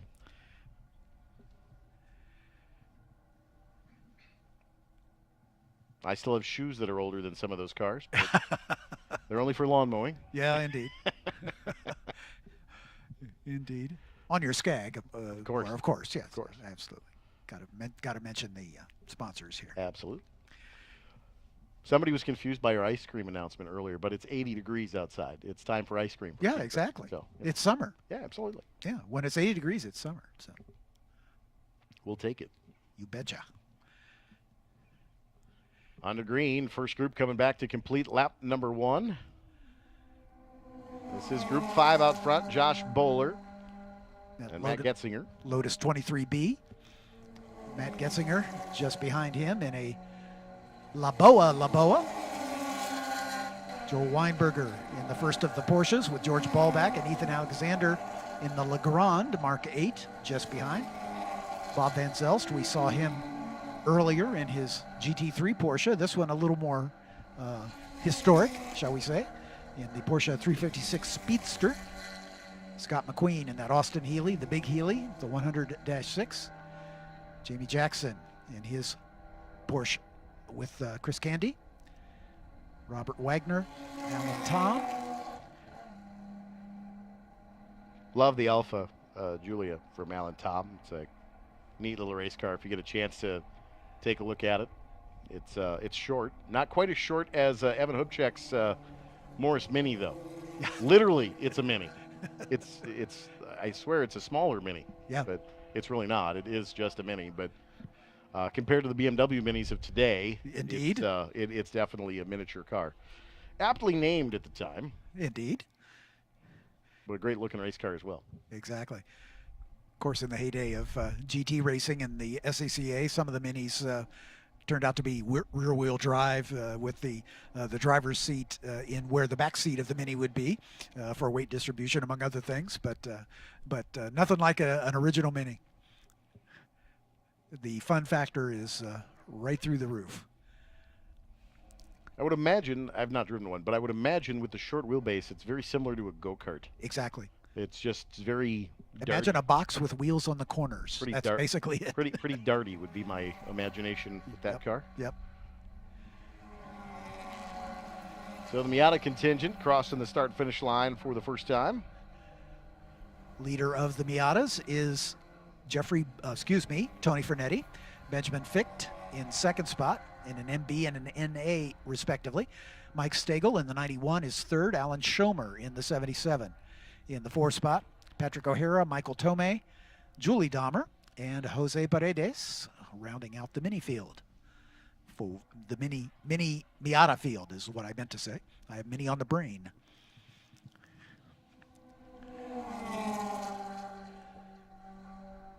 Stationary white flag here at start finish. Not sure if someone is. So we've got a safety vehicle out on course. Looks like just after turn 1 goes into the grass to 2. So it looks like we may have someone off in the 2 area at the top of the hill just before the Aaron's Tunnel, perhaps.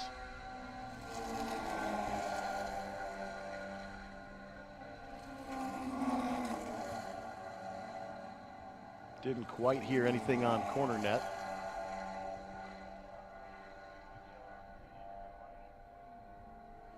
We're seeing the stationary white has been withdrawn at start. No, it's still out at start finish.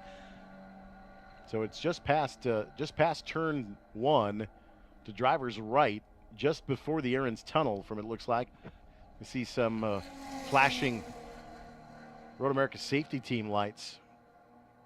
So it could be a car pulled off there to driver's right into the grass, approaching the tunnel.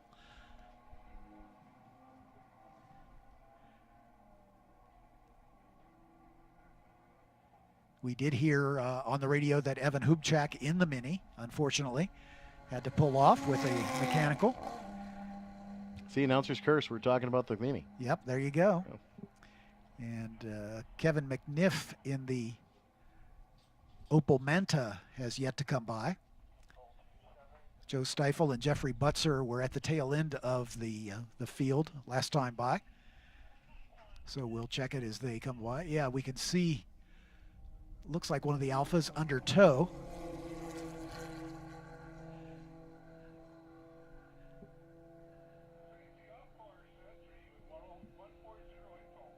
So the 140 was being towed by safety on a flat tow. Yep, that's Kevin McNiff. And Hubachak pulled off on his own. They're going to wait to the end of the race to go collect the Mini. So Jeffrey Butzer, the last car of the first wave. Tony Fernetti has come by, now up to 16th position with the retirements of the two cars in front of him. Benjamin Ficht and Alan Schomer having a good battle. Only 0.3 of a second separate those two at the line. Mike Stagel, Patrick O'Hara spread out just a bit behind. Still waiting on Michael Tomei. There he is in the 93. Julie Dahmer just now going a lap down to the leader as Josh Bowler comes by to complete race lap number 3 in the Lotus 23B.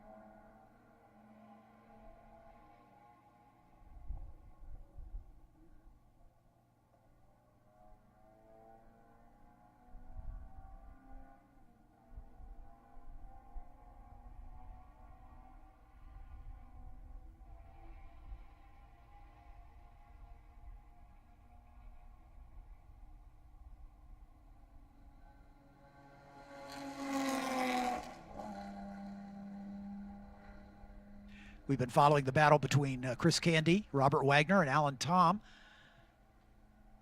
9th, 10th, and 11th in the first wave. 3 more distinct cars you could not find in this race class. Chris Candy, of course, the 356B Roadster Porsche. Robert Wagner in the 50, the Austin Healey 3000. Alan Tom in the Alfa Romeo Giulia TI.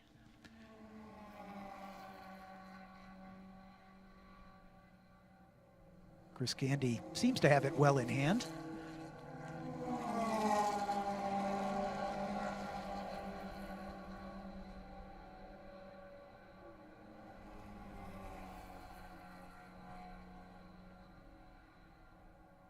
Tony Fernetti has come by in the lead of the Mazda Wave as he has put a lap on Jeffrey Butzer and Joe Stiefel. Benjamin Ficht now second among the Miatas, with a couple of the first wave cars sandwiched in between. Josh Bowler, Matthew Getzinger, and Ethan Alexander by the line. Bowler is well out in front, almost a 29-second lead over the second place. That Lotus 23B is like bringing a gun to a knife fight. Getzinger and Alexander a little more closely matched. Getzinger in the La Boa, Alexander in the Le Grand. So La Boa, Le Grand, both from Group 5.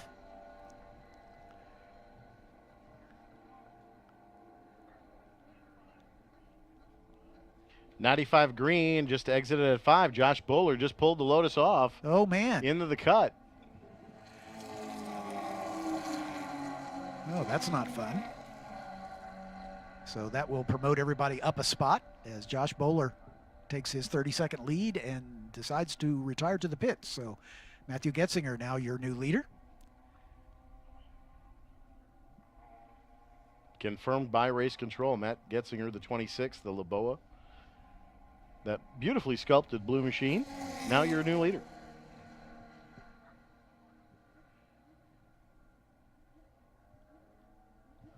We stay with this battle that we've been watching. Chris Candy and Robert Wagner getting a little closer together as we look at lap times. Candy was a tad quicker than Wagner, but for the life of me, it looks like Wagner's closer now. Alan Tom in the Alpha, about a second back.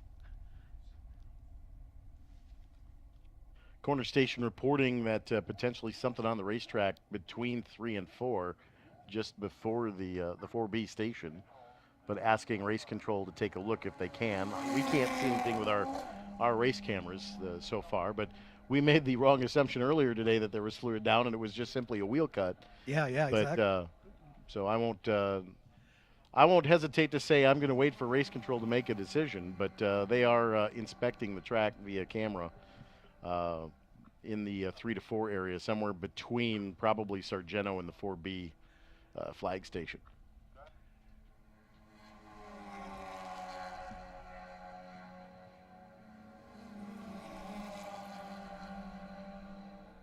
Tony Fernetti has climbed up to 14th position, soon to be 13th with the retirement of Bowler. Benjamin Ficht. As Matthew Getzinger comes by to officially take over the lead in the La Boa, and Ethan Alexander is right there with him. Almost 0.2 of a second at the line, so the lead battle is enjoined here as we are approaching about 14 minutes into this race. Target time's about 22 minutes, green to checker.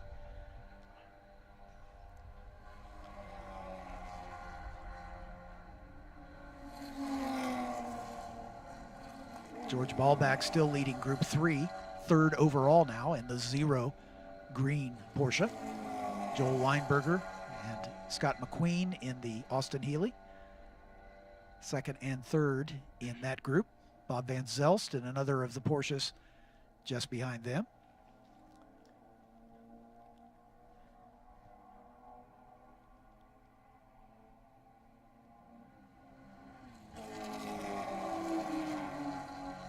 Our leaders contending with traffic at just about every turn, and that helps to keep them compressed as they make the downhill run toward turn number 8.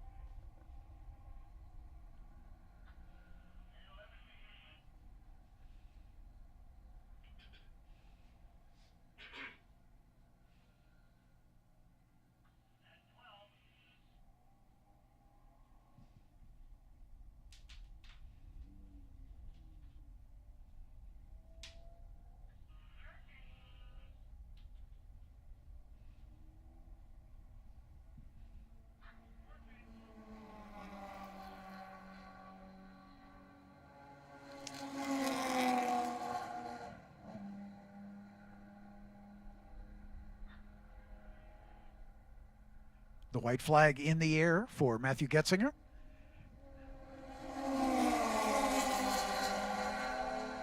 Ethan Alexander right behind him, about half a second. They both set personal bests on that last lap. As we follow this lead battle down into turn number 1. The La Boa leading the Le Grand.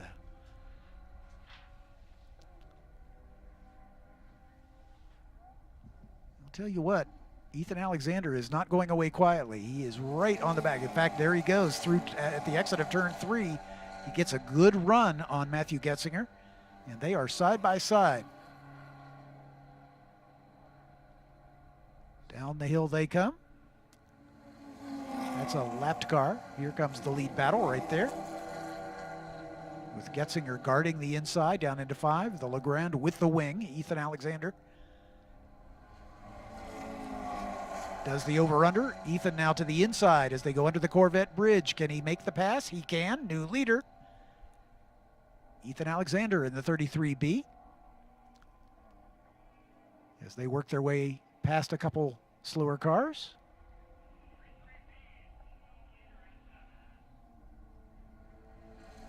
Down the hill toward turn 8. See if Matthew Getzinger has anything for Ethan Alexander in the run to the checkers.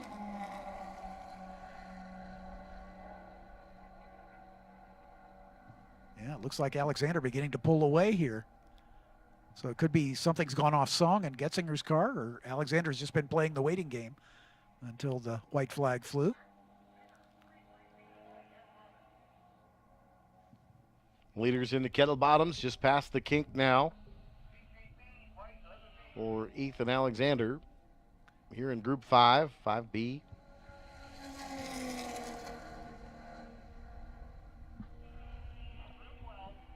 And now through Canada. Big lead here for Ethan Alexander. So Matt Getzinger in the Loboa was watching Josh Bowler pull away and then traded fates. And it's come to recur as the nightmare back to second place for the 26 of Matt Getzinger. But a valiant effort nonetheless. That's a beautiful car. You betcha. And a rare one as well. I've never heard of a Loboa prior to this weekend. As the starter with the checkered flag in hand. And there it is. Ethan Alexander, your winner. Matthew Getzinger. Pretty close to his best time. Alexander just turned up the wick at the end. Alexander's last lap was a 2:36.7. His best lap a 2:36.7.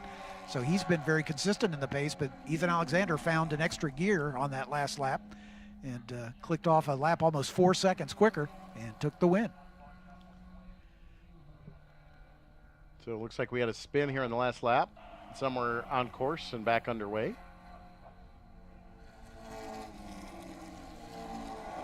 I think we found where the Mini went off over in turn 7. Yep.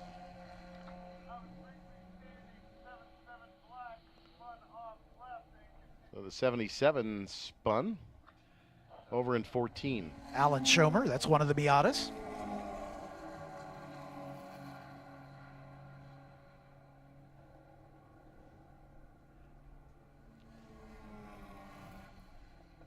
Tony Fornetti taking the win in the Miata wave. Benjamin Ficht in second.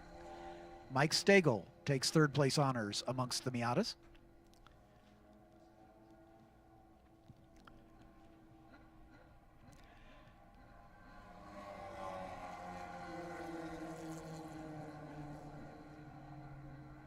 Two more races to go. Group 9 next up. The very potent Wings and Slicks Formula cars. And then we'll wrap it up with the second race on the day for the Formula Regional Americas drivers, as their round number 2 will be the final race of this second day of the weekend.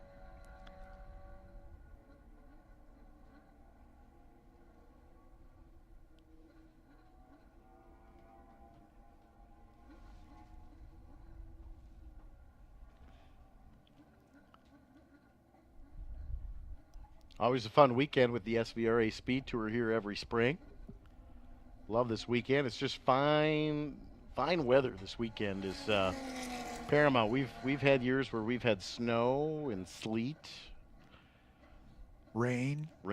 Lots of rain over the years. A lot of wind. Yep, it's pretty breezy out there right now. You can see the checkered flag standing at attention in the starter's hand. That breeze coming out of the south right in the driver's faces as they come up the hill. Good for downforce, not so much for top speed.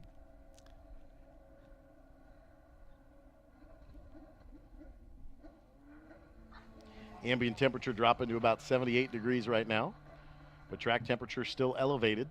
Baking in the sun all day. Yep. Tony Fernetti was the last car on the lead lap as the winner of the Miata Wave, so well done to him. So we'll make ready for Group 9 coming up next.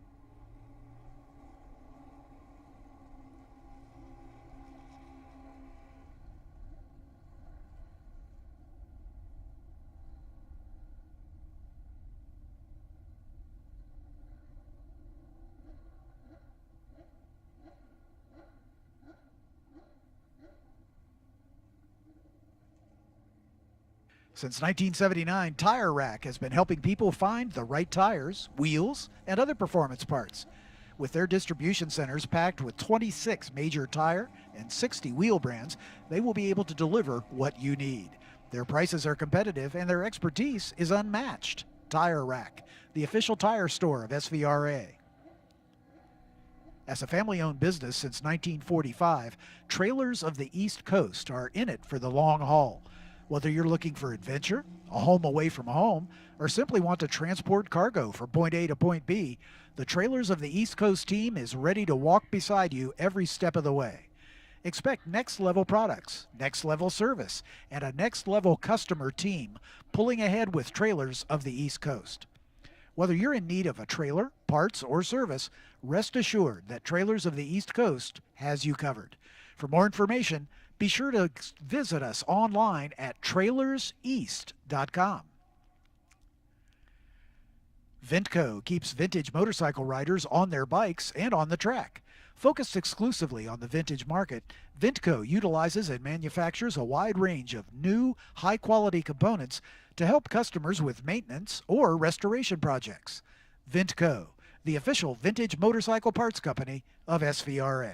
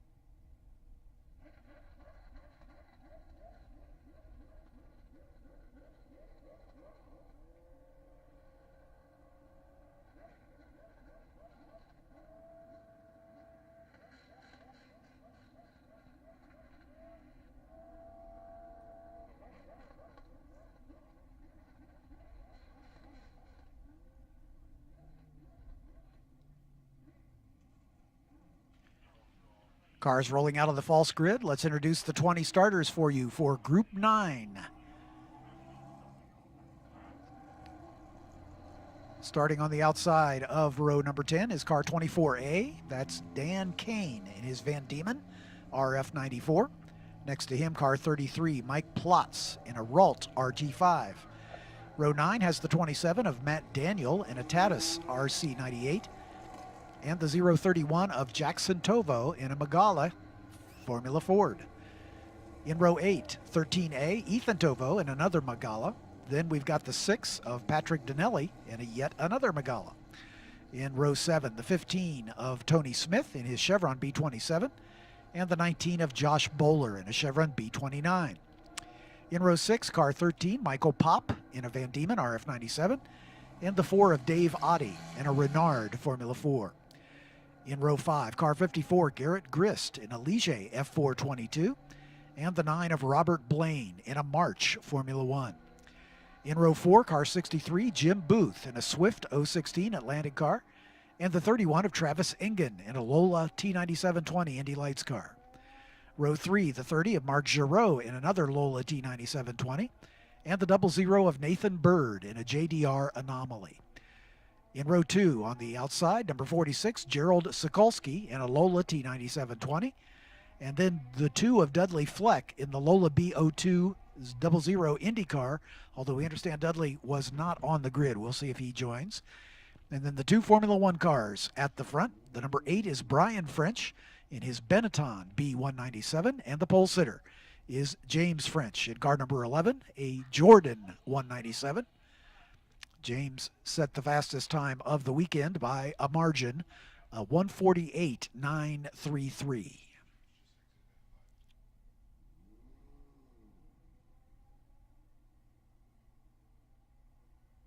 And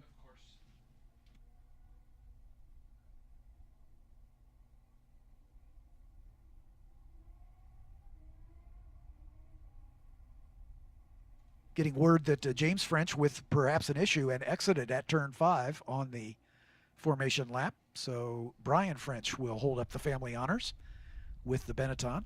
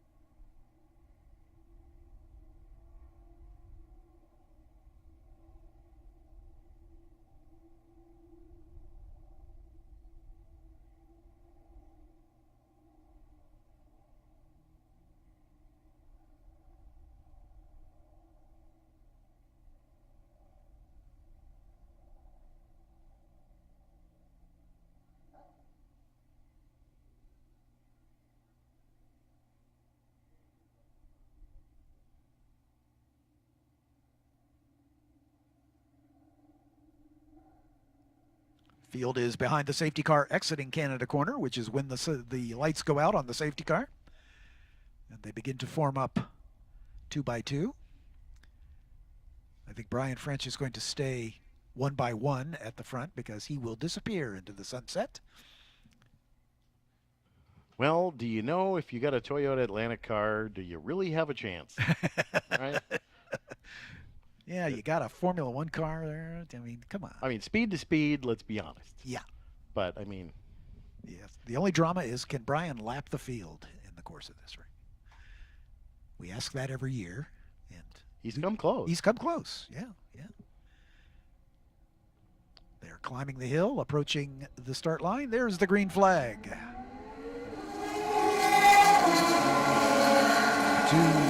Indy Lights cars side by side. Dudley Fleck, Gerald Sokolsky, not Dudley Fleck, excuse me, Gerald Sokolsky and Nathan Bird. I did not see Bird come by, but am I right? Yes, he is missing as well. So it is Travis Engen and Mark Giroux at the front.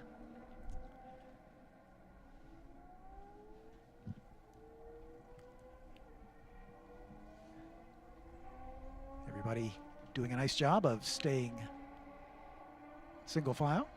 There goes Brian French disappearing into the sunset. And we wait, and there's the rest of the field. It looks like Giroux with the advantage over Travis Ingen as they come down into turn 5. Right behind them, Jim Booth in that Swift Formula Atlantic. Bruce Hamilton in his Swift 014 Formula Atlantic. Robert Blaine in the Orange March Formula One car, 1974 vintage. 75, sorry. I missed it by a year.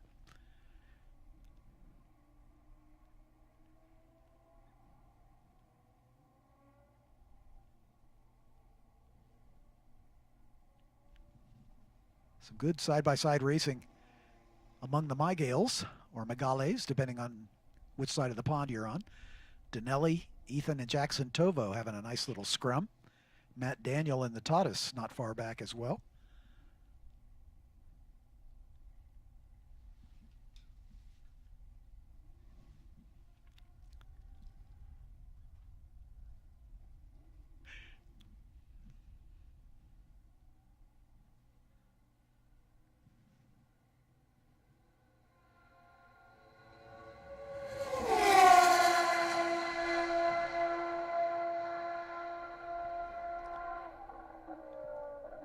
That noise. Brian French. Is it noise though? Yeah, it's music. It's music.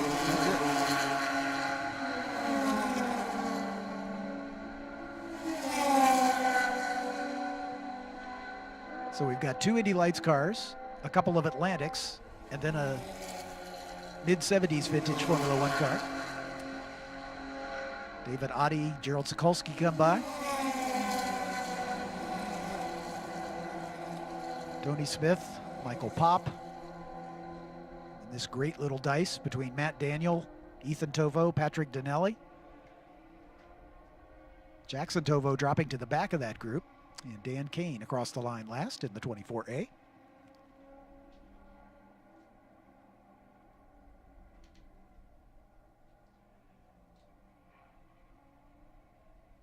Kind of broken into 2x2s. We've got the 2 Indy Lights cars, and we got the 2 Atlantic cars, and we've got Blaine in that mid-70s Formula One car.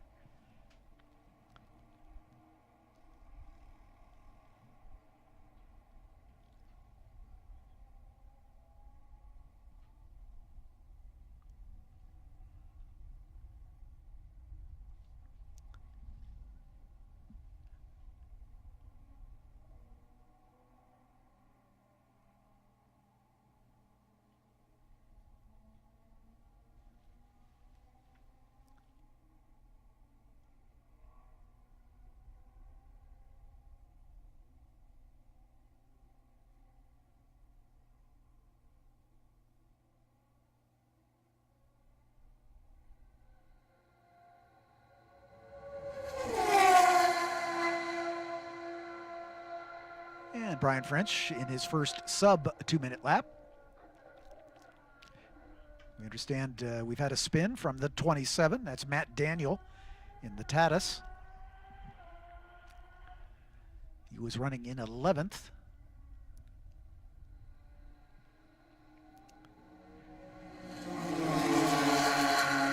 There's Giroux and Ingen, the 2 Indy Lights cars, and then right behind them, Jim Booth and Bruce Hamilton in the 2 Formula Atlantics. Robert Blaine in the Formula One car. Gerald Sokolsky now up to 7th. He did not get a good start in his Indy Lights car, but he is making up ground in a hurry on the cars in front of him. Dave Oddie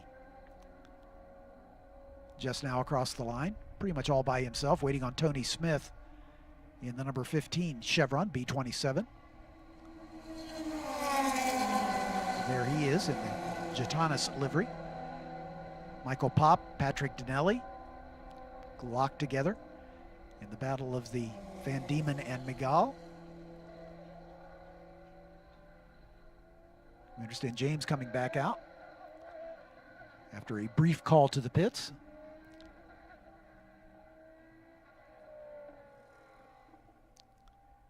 Perhaps they did a Formula One style pit stop and put new tires on. I don't believe that would be the case. Just checking. The pit stops from that era were actually pit stops, unlike today. Yeah, which is they just a pause. They fueled the car. Sometimes it burst into flames. It was exciting. It was a pit stop. Yeah, exactly. Now it's something to be said about normally aspirated vehicles. Yep. High revs. Yep. Like that. Yeah. Pretty much. Yeah. That's what they ought to all sound like. Someday, maybe again. There's been talk. But we'll see. Enjoy them while you can, ladies and gentlemen.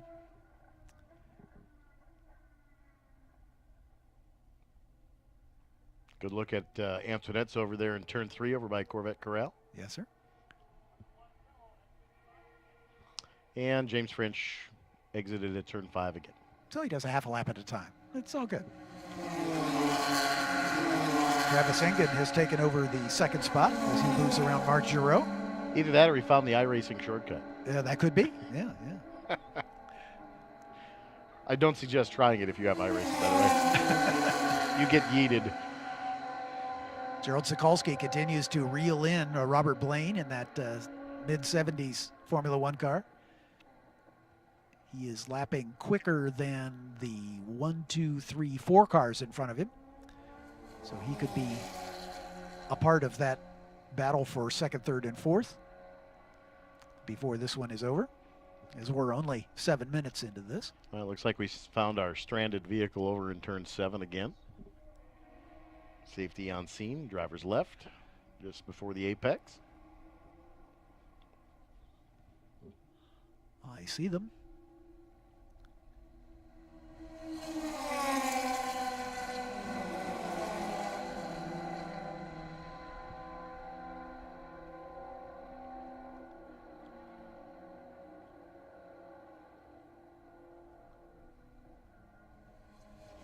Looks like Patrick Donnelly, Jackson, and Ethan Tovo. Those three having quite the little dandy of a battle here on the front stretch just a moment ago. Yep, they've been together all race long. And Brian French just about to catch the back of the field and begin his lapping journey.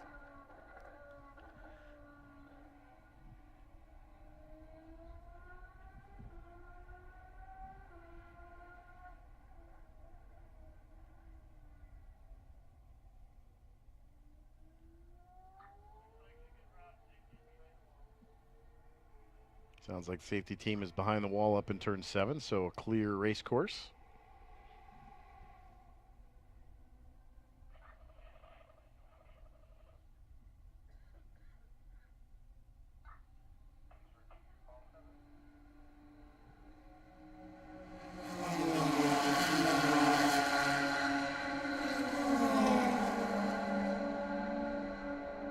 I'll tell you what, those two Atlantic cars, Jim Booth and Bruce Hamilton, keeping pace with the two Indy Lights cars in front of them, running very similar lap times. So that's a testament to just how strong those cars are. Sokolsky has gotten around Robert Blaine to move up to 6, so he's at the tail end of that group. Now the cars all lapping at about the same pace, so Sokolsky is probably as far forward as he'll be able to get. Hamilton and Booth, those Swifts, about 10, 12 years newer. Yep. Ish. At least, yeah. 10 to 15 maybe. Believe we should be getting the white flag this time for Brian French. Jim Booth is a 2016. And Bruce Hamilton is a 2001.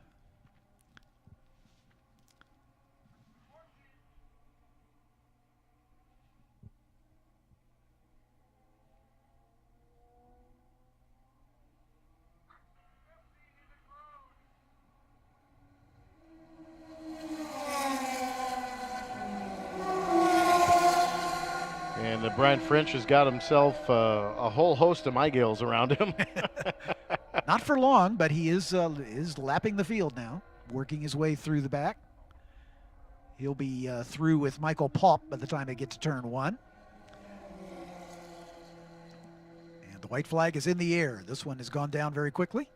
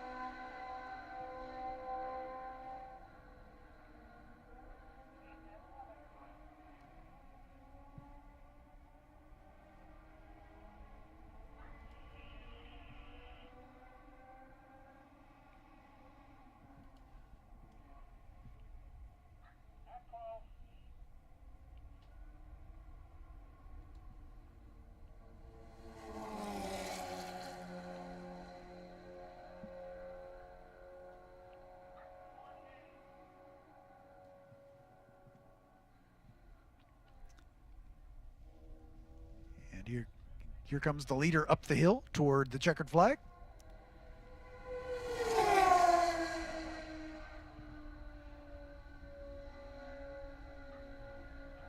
Well, he was really stroking it on that last lap at 2 minutes and 3/10. So, you know, he really let off the throttle on that. He backed off a whole 4 seconds. Yeah, exactly.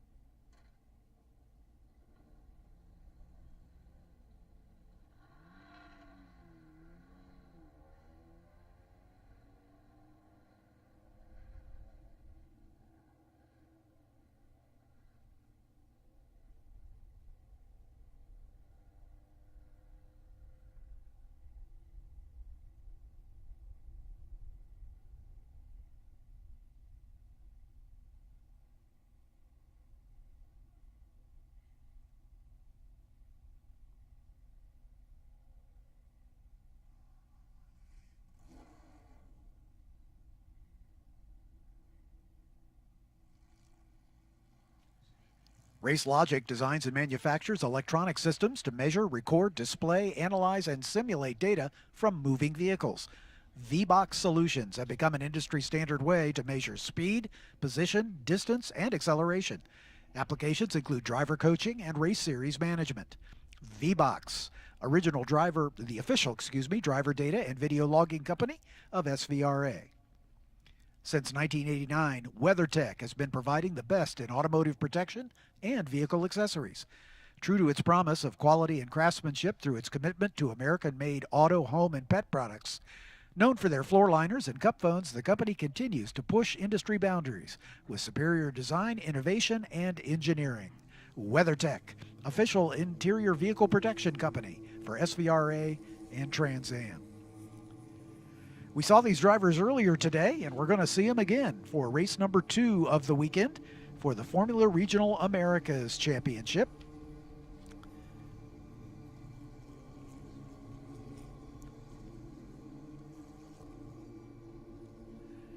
Let's introduce these starters to you. Get my grid sheet here in front of me.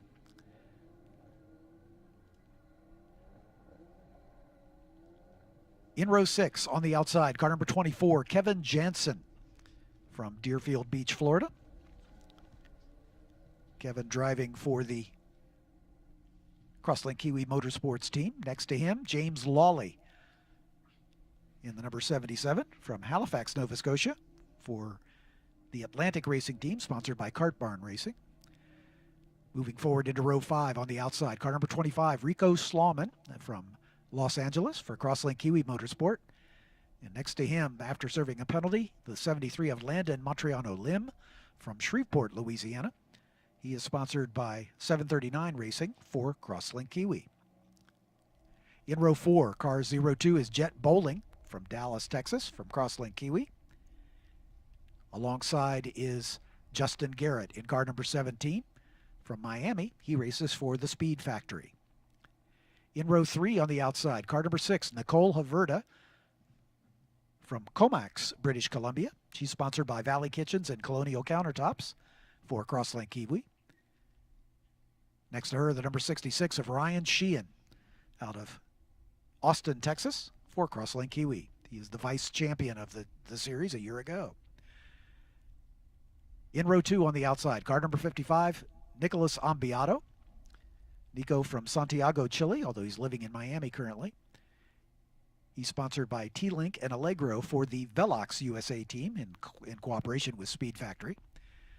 Starting third, the 22 of Hayden Bowlesby from Folsom, Louisiana. Hayden sponsored by Save 22 for IGY6 Motorsports. The front row are both drivers from Crosslink Kiwi. Starting on the outside, the number 31 of Titus Sherlock from Prosper, Texas. And the pole sitter and the reigning F4 US champion, car 27, Patrick Woods-Toth from Montreal, Quebec. Patrick notched his second win on the season earlier today and maintains his points lead. Ryan Sheehan moved up to second, although he's 27 points behind his teammate right now. Cole Kleck is showing third in the points battle, but he is not here this weekend. Titus Sherlock, with a second-place finish, moved to within 16 points of Cole Kleck. Nicholas Ambiato, on the strength of his second podium of the season, only 11 further back in the 5th spot. Hayden Bowlesby, currently 6th in the points. Justin Garrett, 7th. Nicola Verda is 8th. Jet Bowling is 9th. James Lawley rounding out the top 10 in the points table after this morning's race.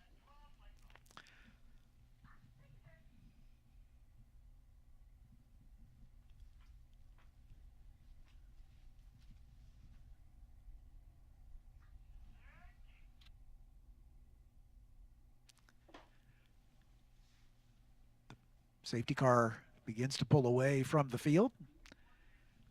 As he comes up the hill, the pace car will peel off into the pit lane. The field will then form up in their grid positions. We will have a standing start for this race. The decision has been made to suspend standing starts only for the brand new F4 cars because of some issues with the clutch engagement,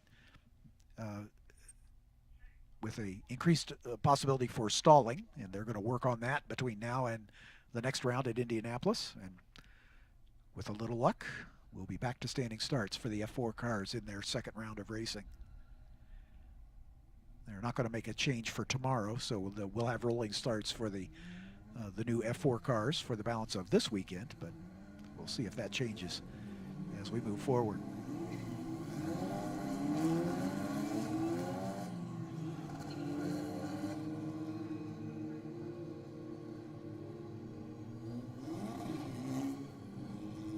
Cars coming across our vantage point. Here's Rico Slauman and Jet Bowling. Last across the line as they assume their starting positions on the grid.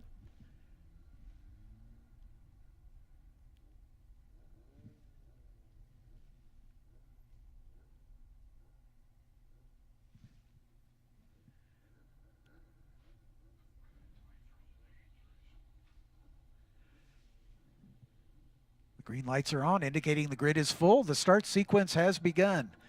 The engine's on the rev limiters. The lights are out, and we are away. Oh, a little trouble in the next to the last row. A little too much wheel spin, and that's going to cost Kevin Jansen, I believe, some time. Side by side through turn one. Wide they went as they touched wheel to wheel. Great battle at the front. Woods Toth and Titus Sherlock side by side. The two teammates still side by side. Tucked in right behind is Ryan Sheehan as they work their way down the hill toward turn 5. 3 abreast as they work their way down into the braking zone for the first time. That's Titus Sherlock on the inside. Woods Toth gets pushed wide, and that's going to open the door for Sheehan as he's going to be able to get up to the front spot. And I believe Ryan Sheehan has notched into the lead. Titus Sherlock slotted into second. Our pole sitter, Patrick Woods Toth, just behind. Down the hill they come into turn number 8. Nico Ambiato in the Velox USA sponsored machine in partnership with the Speed Factory.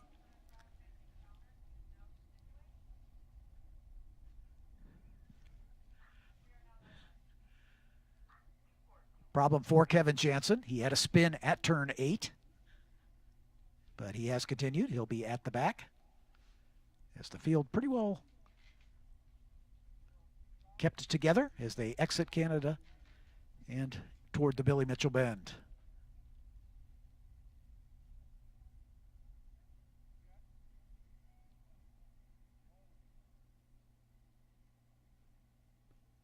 They climb the hill. The top 2 beginning to get away just a little bit. Ryan Sheehan and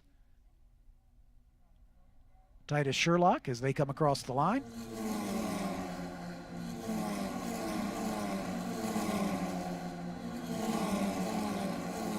Well, clearly I was mistaken. That is Patrick Woods Toth at the top. I could have sworn that was Ryan Sheehan that slotted it in from a little further back, but Ryan's all the way back in 7th position, so my bad.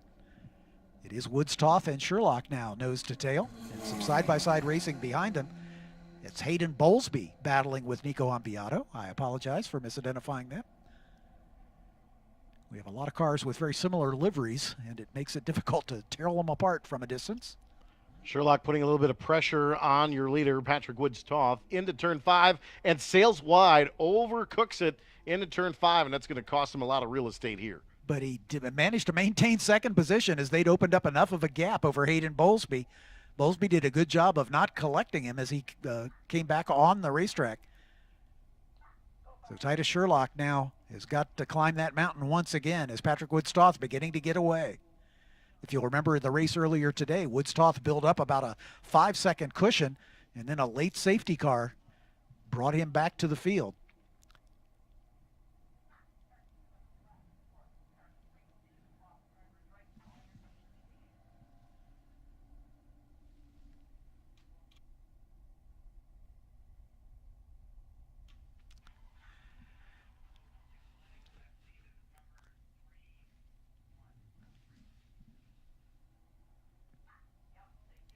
Yeah, he was basically, we just heard a report that a car was off wide, and that was Titus Sherlock, as we saw going wide left the braking just a little bit too late down into turn number 5.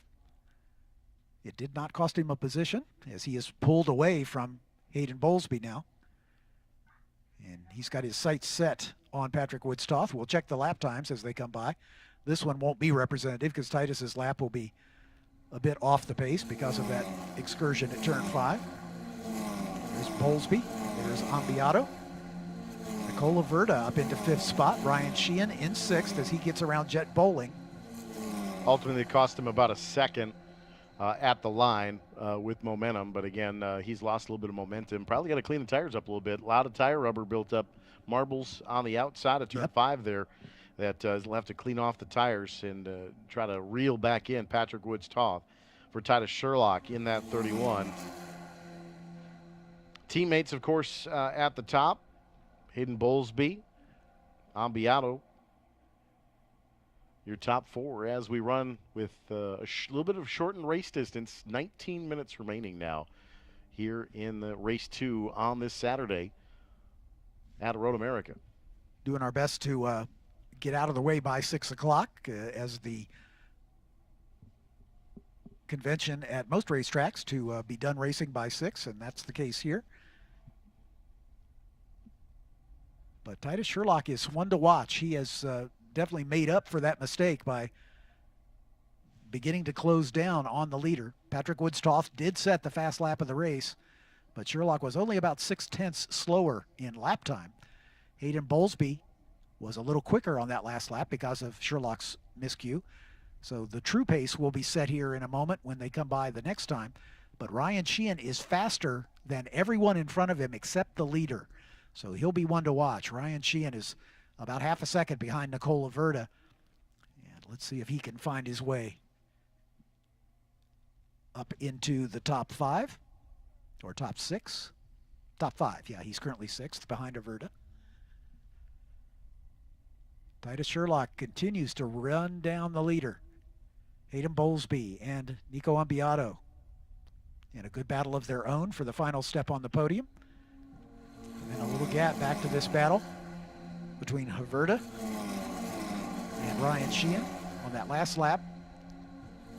Sheehan was virtually at the same lap times as the cars in front of him, so he's no longer picking up the pace. Sherlock and Woods-Toth are both lapping in the 204s. Sherlock setting fast lap of the race on that last go. Bowlesby, Ambiato, Haverda, and Sheehan all lapping in the 205s. Jet Bowling falling off the back in 7th, just a tad. Justin Garrett about a second behind him. Slauman, after his issue in the early going, still in touch with the field.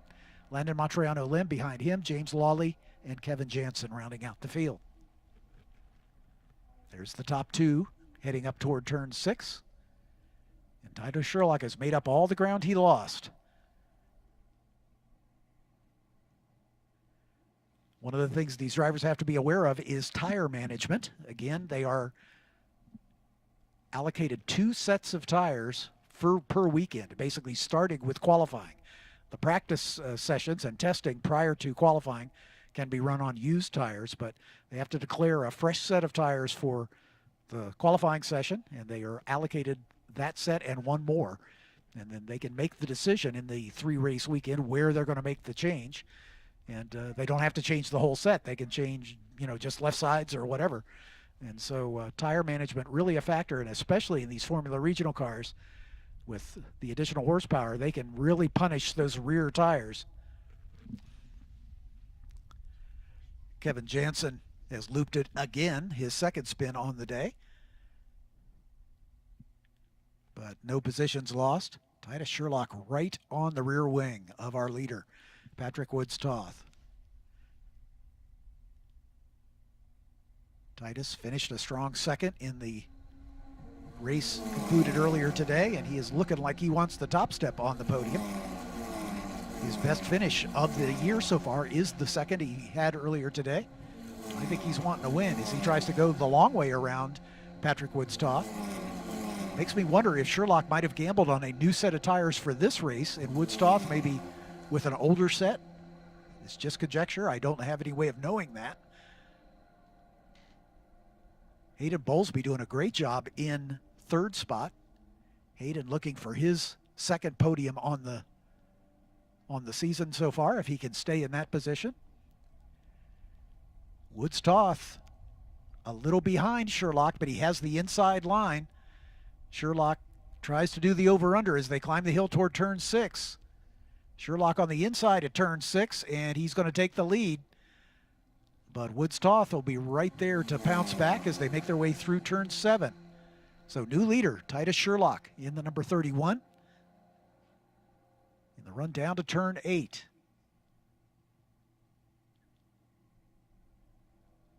The other issue may be their tire age may be the same, but Sherlock punishing his tires in the early stages here. And maybe Woods Toth is being a little more judicious. And he'll have something more as we get into the closing stages of this race. Remains to be seen. Closing up on the back of Nico Ambiato is Ryan Sheehan.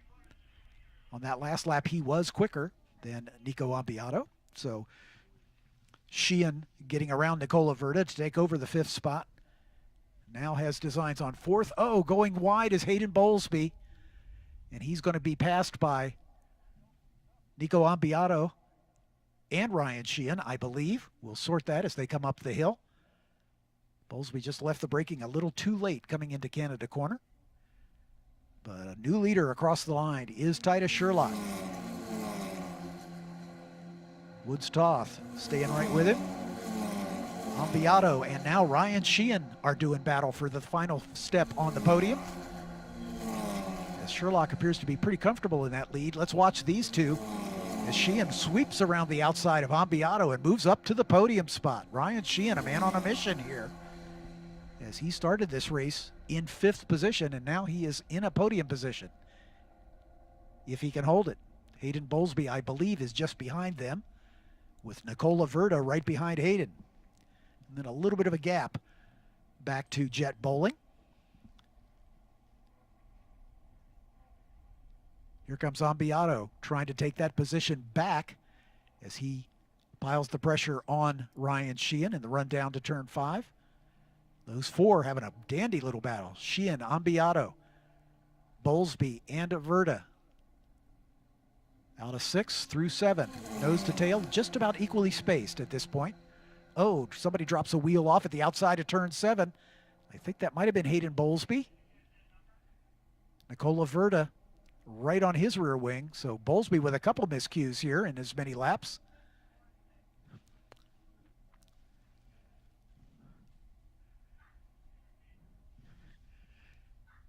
We're showing just about 12 minutes remaining in this 24-minute race. So we're halfway there.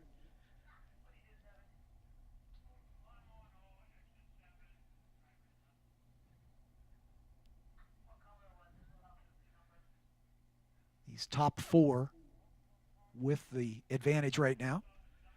Ryan Sheehan, then Nico Ambiato, and then Verda and Bowlesby doing battle for that 5th and 6th spot.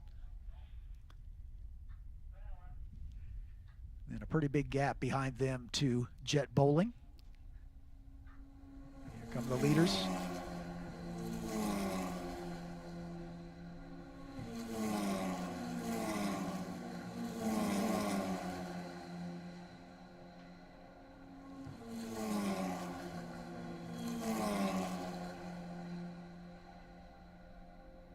Nicola Verda only about 0.3 of a second behind Hayden Bowlesby, and with a couple miscues by Hayden, he's going to have to watch or she'll be around him.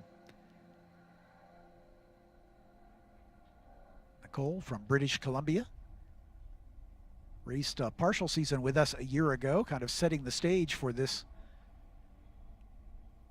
season's racing, and she's got a full season commitment from the Crosslink Kiwi stable.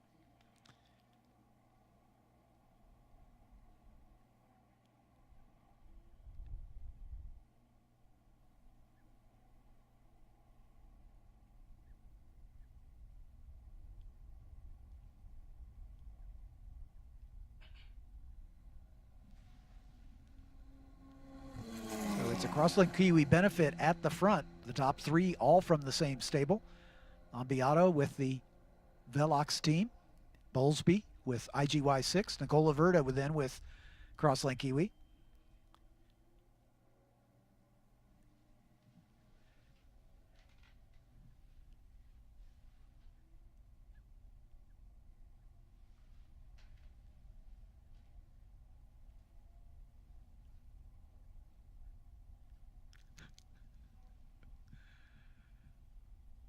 I'll tell you what, Titus Sherlock is checking out here. Of course, this is what happened in the race earlier today with Patrick Woods-Toth. He built up a big lead, and then a late safety car evaporated it, but he was able to hang on. This time, Titus Sherlock is the man running away at the front.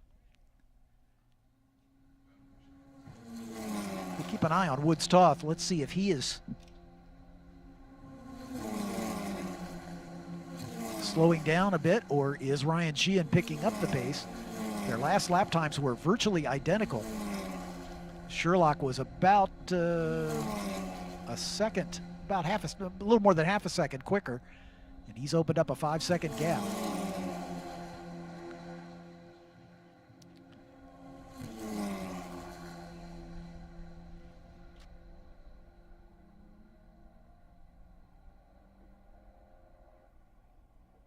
Tripped over.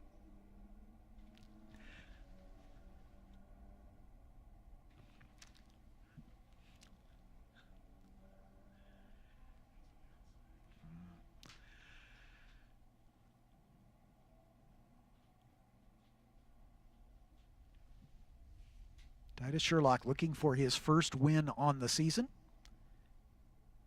He put together a pretty good race one earlier today. Yep. Consistently kind of putting pressure. Not a surprise to see, that kind of consistency moving forward here in race 2 a little bit. Yep. Nico Ambiato going side by side with Ryan Sheehan, and I think may have taken that spot over as Ambiato resurgent here in the red Velox machine. It looks like he's moved up to third. We'll sort that as they come back into our view. There's Nicola Verda at the tail end of that draft. Oh, we have a car off at turn 11.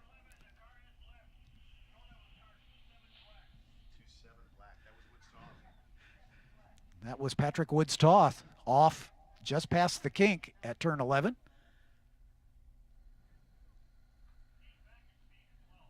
He was able to continue, though, dropped a wheel off to the outside, but has been able to continue. We'll see how far back he has dropped, but that's going to promote Ryan Sheehan up to second, I believe.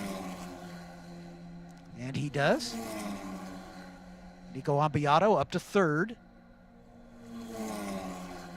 Nicola Verda now in the fourth spot. Hayden Bowlesby up to fifth. Woods-Toth coming into the pits, so our points leader will not score points in this one.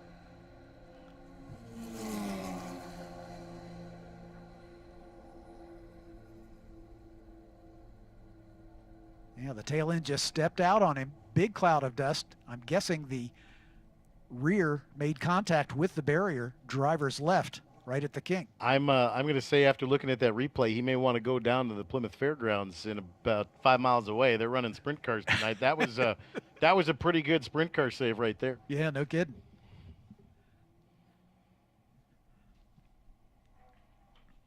He was about almost 80 degrees perpendicular to the racetrack.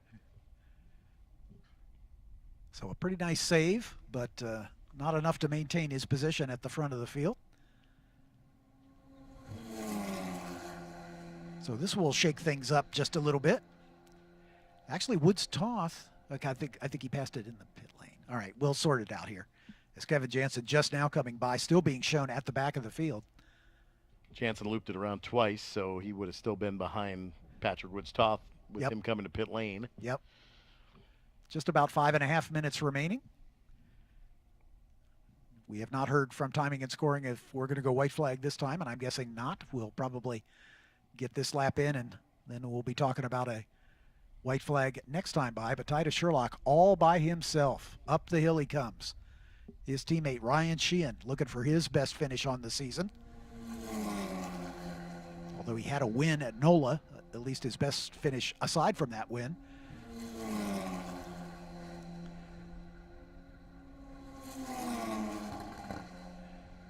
Yeah, some close racing. Some close racing in the early stages of this kind of went by the wayside as they're beginning to draw away from one another after a few miscues.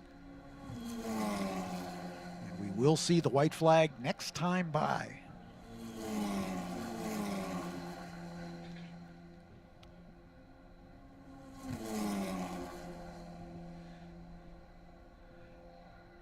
We understand repairs have been effected to Patrick Wood's Toth car, and they're going to send him back out.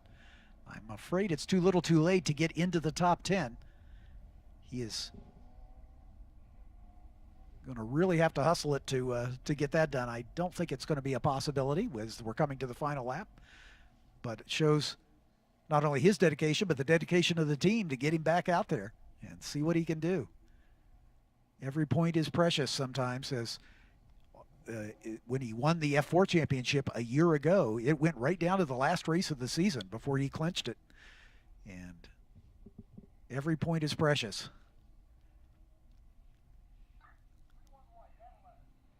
Leaders working through kettle bottoms now on the backside of the racetrack, coming what we believe to be the white silk. With about 3.5 minutes remaining right now, so that would certainly do the math on that one. And they're calling the leader through, so I would indeed believe that we are getting to the final lap here at Road America on a very satisfying Saturday. It's been a great day of racing. You bet. Here at Road America, and it's a full day of racing tomorrow, as we've had some qualifying earlier this morning. But we go full-on racing right at 8 o'clock tomorrow morning. Titus Sherlock comes to the line and sees the white flag. Ryan Sheehan across the line in second. Sheehan sets his personal best at 2:04.9, but not quite as quick as Sherlock in front of him. Nico Ambiato solidly in third, but Nicola Verda looking for her best finish of the season. She's had a 7th, a 6th, and a 5th, and this will be a 4th for her if it stands. Hayden Bowlesby, after showing so much promise early on, a little bit of a miscue cost him an opportunity at a podium. Jet Bowling in good recovery mode after starting in 8th, falling back with an issue, and then back up into 6th now. Justin Garrett turns his personal best in 7th. Landon Montriano Lim, after serving a penalty, also in recovery mode, up to 8th. Rico Slauman and James Lawley, the last 2 points-paying positions.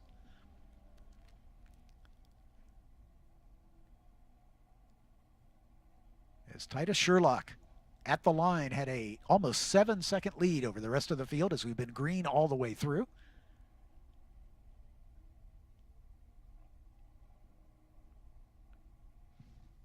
Ryan Sheehan looking to close that points battle down. Titus Sherlock looking for his first win on the year. He had 2 wins in the F4 championship a year ago where he was vice champion. But this would be his first win in FR competition if he can keep it together for another half lap. He's down in Canada corner.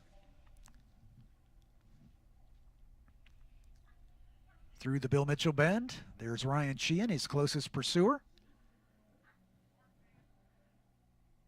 And climbs the hill for the final time. Titus Sherlock, the 19-year-old from Prosper, Texas, notching his first win in Formula Regional Americas as he comes to the checkered flag. Ryan Sheehan, the vice champion of this class a year ago, comes home second and closes the points battle. Patrick Woods Toth just behind the 2 leaders. A lap down. There's Nico Ambiato. He'll take 3rd place honors. Nicola Verda, her best finish of the year, in 4th. Hayden Bowlesby manages to stay in front of Jet Bowling at the line to take 5th place honors. Bowling in 6th. Justin Garrett in 7th. Montriano Lim across the line in 8th. Rico Slauman and James Lawley in the points-paying positions. On my way to the podium for the final time, Eric, feel free to say your goodnights, and we'll see you in the morning. Absolutely. We'll get a couple of things taken care of. Get ready for a thrilling night of sprint car racing at the Road America Challenge, June 8th, located just 5 miles from Road America at Plymouth Dirt Track. Don't miss the bumper-to-bumper IRA Outlaw Sprint Series and PDTR MSA 360 winning sprints. Adult tickets just $25 until June 3rd, with kids 6 to 11 getting in for $11. Plus, if you buy before June 3rd, you get a free pit pass for the Road America Challenge at Plymouth and a promo code redeemable for $15 off the Sunday ticket for the NTT IndyCar XPEL Grand Prix presented by AMR at Road America. 2 great race events in one weekend. Mark your calendars. Grab your tickets now. And right now, we've got some ticket specials as well. Moto America for just $80. It's just 2 weeks away here at Road America. Some campsites are still available. Our pounding action of IndyCar for just $140 for a weekend ticket. Or you can catch the excitement of IMSA for just $130. Get your tickets now and secure your spot at these premier racing events. Don't wait. Grab your tickets today. Be part of the adrenaline fueled action here at America's National Park of Speed.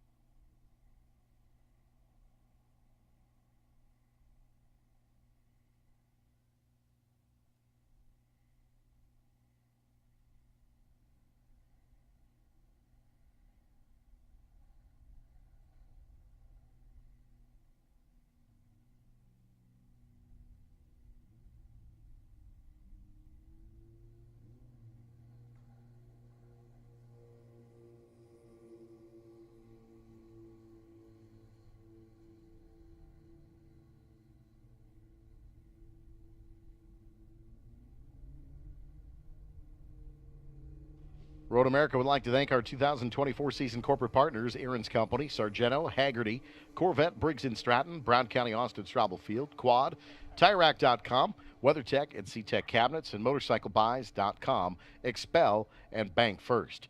Road America features Palermo's Pizza, Mission Foods Tortilla and Chips, Sargento Cheese, Cedar Crest Ice Cream, Pepsi Soft Drinks, Torquay Coffee, Carbless Cocktails, and Larry's Distributing Family of Malt Beverages. Our fire and safety sponsors, Home Matro and Jefferson Safety, AMR, Crete Trucks, Bobcat Plus, Wheel and Engineering, Finish Line Towing, Safety Clean, and Sound House Hearing. And we're pleased to partner with our corporate partners, Quick Trip, Spark Ops Fabrication, Wisconsin Lighting Labs, Sign Me Up, Skag Power Equipment, Yamaha, H&R Springs, Milwaukee Tool, Jim's Golf Cars, Mulch Express of Wisconsin, UW Green Bay, Marwin Sports, Catalyst Exhibits, Sheboygan Chevrolet, West Bend Insurance, Third Coast IT, Eden Valder Stone, Gravely, Clean Tools, River Run Press, Van Horn Group, and the Wisconsin Lottery. Waiting for John Phippen for podium celebrations for Formula Regional Americas. On the way next from America's National Park of Speed, Road America.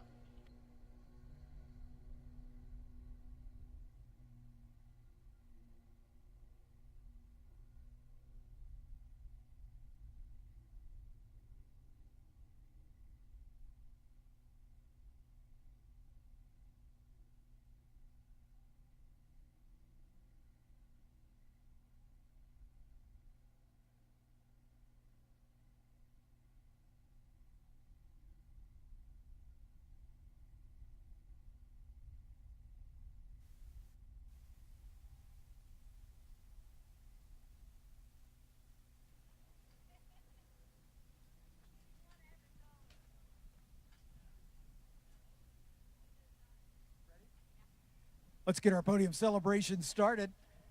Finishing in third spot, back-to-back podiums for Nico Ambiato, ladies and gentlemen.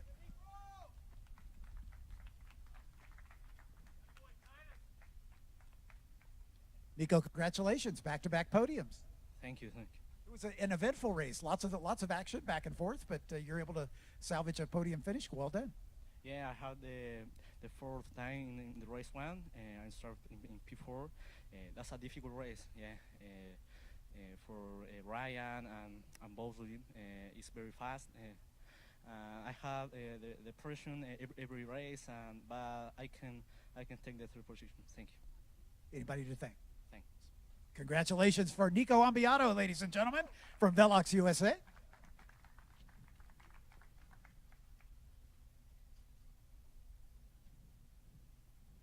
First time on the podium this weekend. Welcome to Ryan Sheehan, ladies and gentlemen.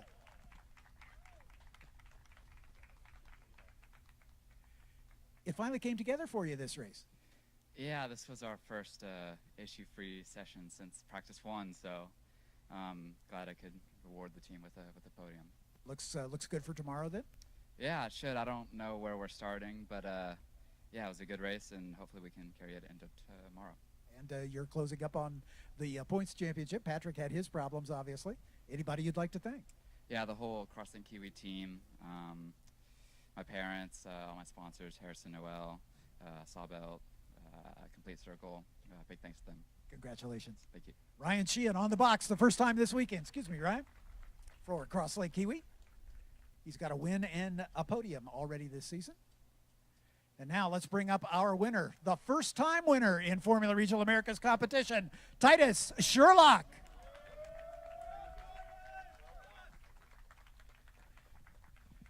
Titus, well done. It was a little bit of a scary moment when Patrick went off at the kink. I didn't even know that happened, but yeah, I mean, we had a good battle at the start. I think something happened to him after we made contact. I don't believe I had any fault in that, but yeah, after that, I decided to put my head down and run the fastest and most consistent laps I could. And obviously you did a great job of it. Anybody you'd like to thank for your first win? The whole Crosslink Kiwi team, Damien, Oscar, Gary Giltina, my uncle Tony, my mom back home, and everyone that supports me. Thank you. Congratulations. Thank you. Inaugural win in Formula Regional America's competition for Titus Sherlock from Crosslink Kiwi Motorsport. Ligier hats on our drivers. As we acknowledge Ligier, had a great conversation with Max Murray, the new CEO at Ligier. An exciting future for the new F4 championship. Hankook hats now on our drivers. Thanks again to Hankook for all they do for us.